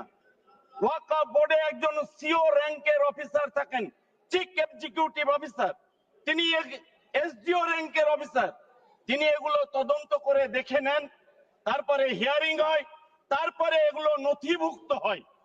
অথচ এখানে বারবার বলা হচ্ছে যে এই সম্পত্তিগুলো কিভাবে নথিভুক্ত হচ্ছে এবং কোন পদ্ধতিতে নথিভুক্ত হচ্ছে তার কোনো ঠিক ঠিকানা নাই। দুর্ভাগ্যের বিষয়, আজকে মুসলিম ভাইদের জন্য এত কুম্ভকর্ণের মতো এত কান্নাকাটি যে দল করছেন গোটা ভারতবর্ষে, আমাদের ভাবতে অবাক লাগে এই কারণে যে একটা মাইনরিটি কমিউনিটির একজন সামান্য সদস্য গোটা ভারতবর্ষে কি বিধানসভায় কি লোকসভায় একজনকে প্রতিদ্বন্দ্বিতা করে জিতিয়ে আনবার ক্ষমতা এদের নাই। কারণ মকসদই নাই যে মাইনরিটি কমিউনিটিকে জিতে নিয়ে আনবো। এদের চিন্তা ভাবনা একটাই, ধর্মের নামে দেশটাকে ভাগ করে দেব, হিন্দু মুসলমানের মধ্যে বাটোয়ারা করে দেব এবং তার ফায়দা লুটবার জন্য ভারতবর্ষে এই ওয়াকফ আইন অ্যাক্ট নিয়ে এসে যেভাবে আজকে এক কমিউনিটির সঙ্গে আর এক কমিউনিটির দ্বন্দ্ব বাঁধিয়ে দিচ্ছে, এটা আমাদের কাছে অত্যন্ত দুর্ভাগ্যের এবং পরিতাপের। আমরা সবিনয়ের সঙ্গে আবেদন করব যে এখানে যেহেতু এটা মুসলিম কমিউনিটির স্বার্থে এ দান, সুতরাং এখানে অন্য কমিউনিটির মানুষের থাকাটা বাঞ্ছনীয় নয় এবং সেটা হতে পারে না। আজকে বিভিন্ন হিন্দু সম্প্রদায়ের যে দেবত্ব সম্পত্তিগুলো আছে সেখানে কোথায় কিভাবে কোন মুসলিম সম্প্রদায়কে সে ট্রাস্টি মেম্বার করেছে, কোথায় তাদের প্রতিনিধিত্ব, কোথায় তাদের সুযোগ দিয়েছে, আমরা জানতে চাইছি যে সুযোগ কোথাও নেই। একমাত্র মুসলিম কমিউনিটির উপরে এই একের পর এক বিভিন্ন ভাবে হামলা হচ্ছে, বিভিন্ন ভাবে মুসলিম কমিউনিটির উপরে অত্যাচার হচ্ছে, অবিচার হচ্ছে। মাইনরিটি কমিউনিটিকে কিভাবে গোটা ভারতবর্ষে একটার পর একটা নিষ্পেষণ করা যায় তার সুকৌশলে যে চিন্তা ভাবনা চলছে ভারতবর্ষের বিজেপি পার্টির পক্ষ থেকে, এটাকে আমরা সমর্থন করতে পারছি না। একটা কথা পরিষ্কার ভাবে বলতে চাই, এই বিলের আমরা সর্বতভাবে বিরোধিতা করছি। এবং স্যার এক মিনিট, এক সময় ভারতীয় জনতা পার্টি কিষানদের হিতের জন্য বিল নিয়ে এসেছিল, 1 বছর আন্দোলন হয়েছে, তারপরে তারা বাধ্য হয়েছে এই বিল থেকে সরে আসতে। পাশ করানোর পরেও আবারও বলছি এখানে দাঁড়িয়ে, যতই চেষ্টা করুক না কেন এই বিলে তাদেরকে সরে আসতে হবে। আমরা কোনোভাবেই কোনো মতেই এটা মেনে নেব না, নিচ্ছি না, সর্বতভাবে প্রতিবাদ চলছে। இன்று இந்த வக்கு மசோதாவை எதிர்த்து திராவிட முன்னேற்ற கழகத்தின் சார்பாக இன்று உரையாற்ற இருக்கின்றேன். இந்த வக்கு மசோதாவை கொண்டுவதற்கு முக்கியமான காரணம் யார் என்றால், எண்ணிக்கை என்றால் 71, 62, 36. இது என்ன தெரியுமா எண்ணிக்கை? 2014 யூபியிலே உத்தரப்பிரதேசத்திலே பாஜக வென்ற எம்பி சீட்டுகள் 71, 2019 அவர்கள் வெற்றி பெற்ற எம்பி சீட்டுகள் 62, 2024 அவர்கள் வெற்றி பெற்ற எம்பி சீட்டுகள் 36. ஏன் 1990 பாபர் மசூதியை இடிக்க வேண்டும், இடித்த இடத்திலே ராமர் கோயிலை கட்ட வேண்டும், ஸ்ரீராம் ஜெய் ஸ்ரீராம் ஜெய் ஸ்ரீராம் என்று 71 இடங்களை பிடித்தார்கள். பிறகு அவர்கள் மவுஸ் சரிந்தது, சரிந்த பிறகு 36 கோயிலை திறந்தார்கள். பெருமாள் ராமர் கோயிலை பெரிய அளவிலே செய்தார்கள். ஆனால் இஸ்லாமியர்களிலிருந்து ராமர் மசூதியை பிடிங்கினால் தவிர அந்த இடத்தை விட இந்துக்களிடமிருந்து சுமார் 4500 ஏக்கர்களை அவர்கள் பிடிங்கினார். குறிப்பாக ஏழை விவசாயிகள் இந்துக்கள். இதற்கு விமான நிலையம் கட்டுவதற்கும் சாலைகள் போடுவதற்கும் பணக்காரர்கள் வந்தால் 5 நட்சத்திர ஓட்டர்கள் தங்குவதற்குமான செய்தார்கள். அந்த விளைவு என்ன? நடந்து முடிந்த 2026 தேர்தலில் அயோத்தியில் வெற்றி பெற்றது யார்? சமாஜ்வாடியை சேர்ந்தவர் 56,817 பெற்றார். அவர்கள் தாங்க முடியவில்லை. எப்படியாவது இந்துக்களும் முஸ்லிமும் வெறுப்பு உணர்வு இருக்கணும். அவர்கள் வெற்றிக்கு காரணம் வெறுப்பு, வெறுப்பு, வெறுப்பு.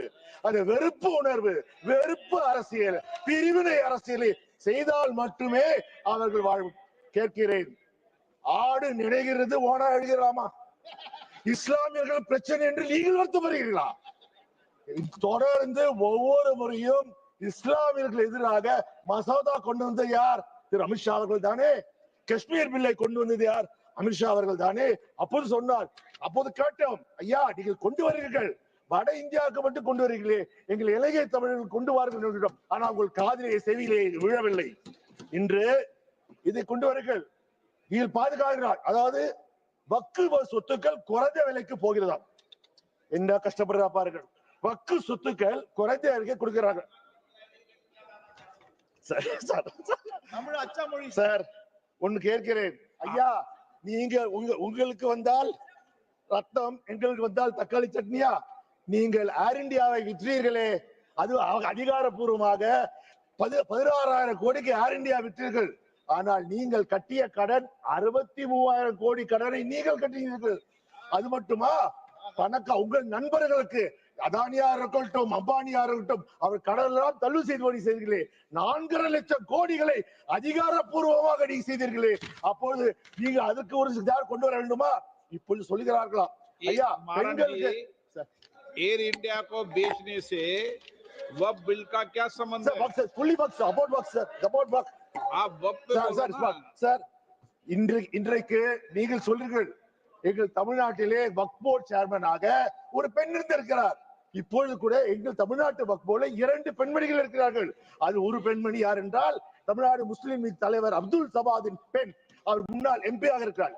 இந்த பிரச்சனை பெண்களை பற்றி நீங்கள் பெருசா இல்லை, ஏற்கனவே வக்ஃபிலே பெண்கள் வந்திருக்கிறார்கள். நீங்கள் புதிதாக செய்வது போல் செய்வீர்கள். உண்மையில் உங்களுக்கு என்ன? வருகிற தேர்தலில் யூபிஐ வெல்ல வேண்டும். யூபிஐ வென்றால் மட்டுமே நீங்கள் மீண்டும் ஆட்சிக்கு வர வேண்டும். அப்ப என்ன செய்வீர்கள்? இந்த வக்கு பாத்தீங்கன்றால் கிட்டத்தட்ட வக்கு நிலங்கள் வந்து give me 10 minutes sir, I didn't cross 3 minutes sir. வக்கு நீங்க பாத்தீங்கன்றால் வக்கு நிலங்கள் பாத்தீங்கன்றால் இந்தியாவிலே 8,70,000 சொத்துக்கள் இருக்கிறது. அதிலே பாத்தீங்கன்னா 9,40,000 ஏக்கர்கள் இந்தியாவில் இருக்கிறது. சுமார் 1.2 லட்சம் கோடி ரூபாய். அதில் 25% சொத்துக்கள் இங்கே இருக்கிறது, உத்தரப்பிரதேசத்தில் தான் இருக்கிறது. அப்பொழுது விட்டுவிடுவீர்களா? இதை செய்ததன் மூலம் என்ன இருக்கிறது?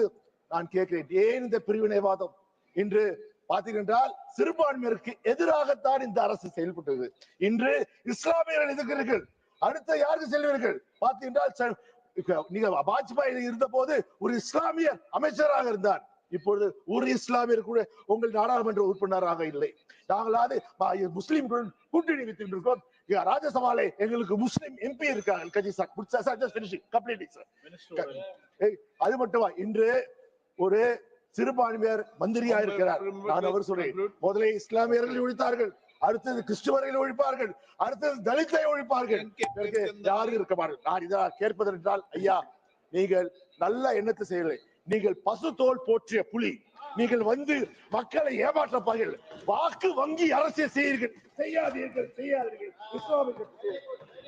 Thank you very much, Mr. Speaker, sir, for giving me this opportunity to take part in the discussion.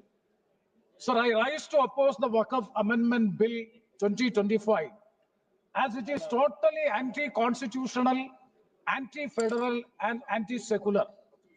Sir, Article 25 to 28 of the Constitution, in particular Article 26 and Article 13(2) of the Constitution is very clear that this bill violates the fundamental rights of freedom of religion.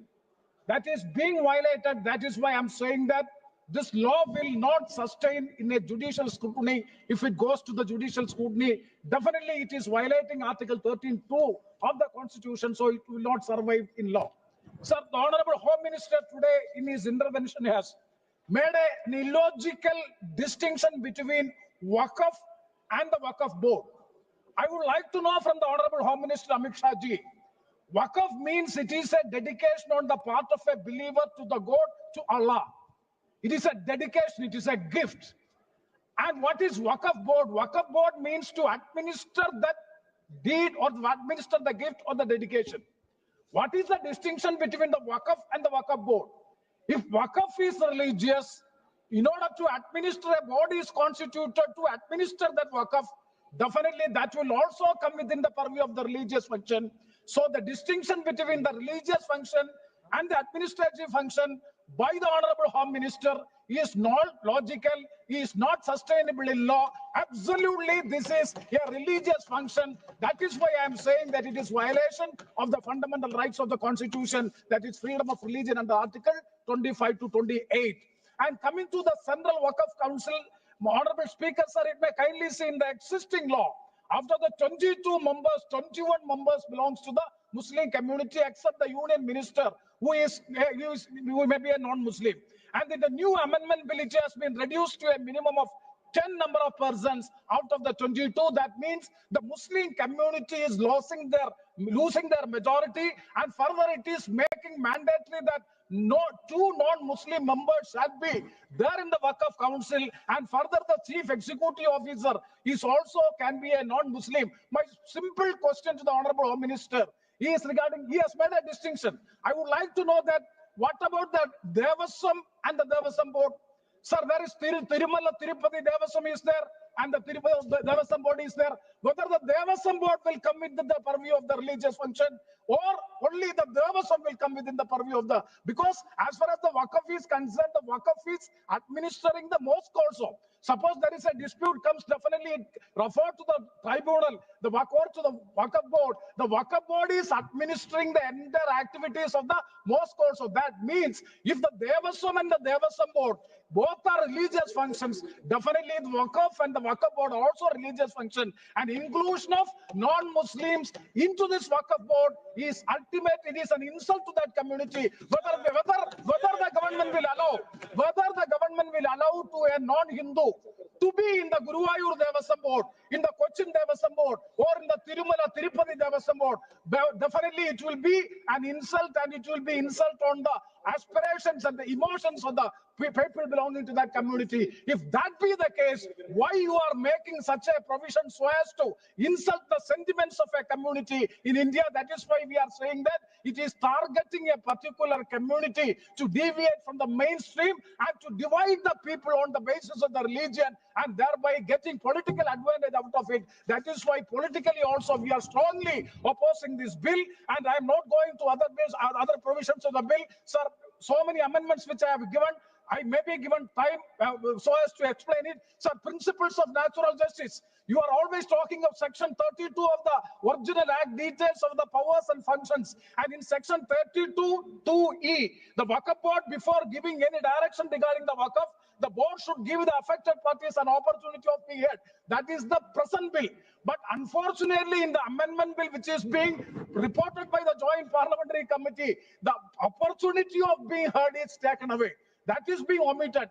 That means it is in there, it is directly affecting the natural principles of natural justice. And coming to clause 18, the Waqf board is totally, sir, I'm concluding, totally disemboweled. And also the rule making power with the central government, state has no provision. That is why it is against the federal principles. And finally, sir, regarding the Munambam. Sir, one point I will conclude regarding the Munambam in the state of Kerala. I'm very happy to hear from both ministers that they are very much concerned about the Munambam issue. Sir, we are all supporting the issue of the Munambam, in particularly the tenants, more than 600 people there are residing. And I would like to seek a clarification for the Honorable Minister in his response. That is 2A. That is newly amended provision in the bill. Whether it will help the Munambam people, definitely we will welcome it, no doubt about it. Okay. That is why I would like to say such a clarification is there. We are not for any religion. All religions should be in a harmonious way, friendly way, so as to maintain the secular fabric and the progress of the country, for which this bill is not good for the country. That is why we are strongly opposing the bill with these observations. Thank you very much, sir. बहुत माननीय सदस्यगणों, सभा की कार्यवाही आज 11:30 बजे तक बढ़ा दी जाए।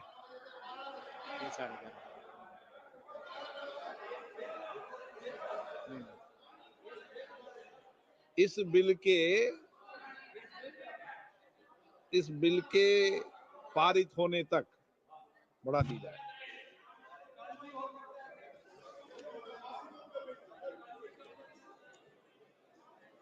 जियाउर रहमान। बिस्मिल्लाहिर्रहमानिर्रहीम।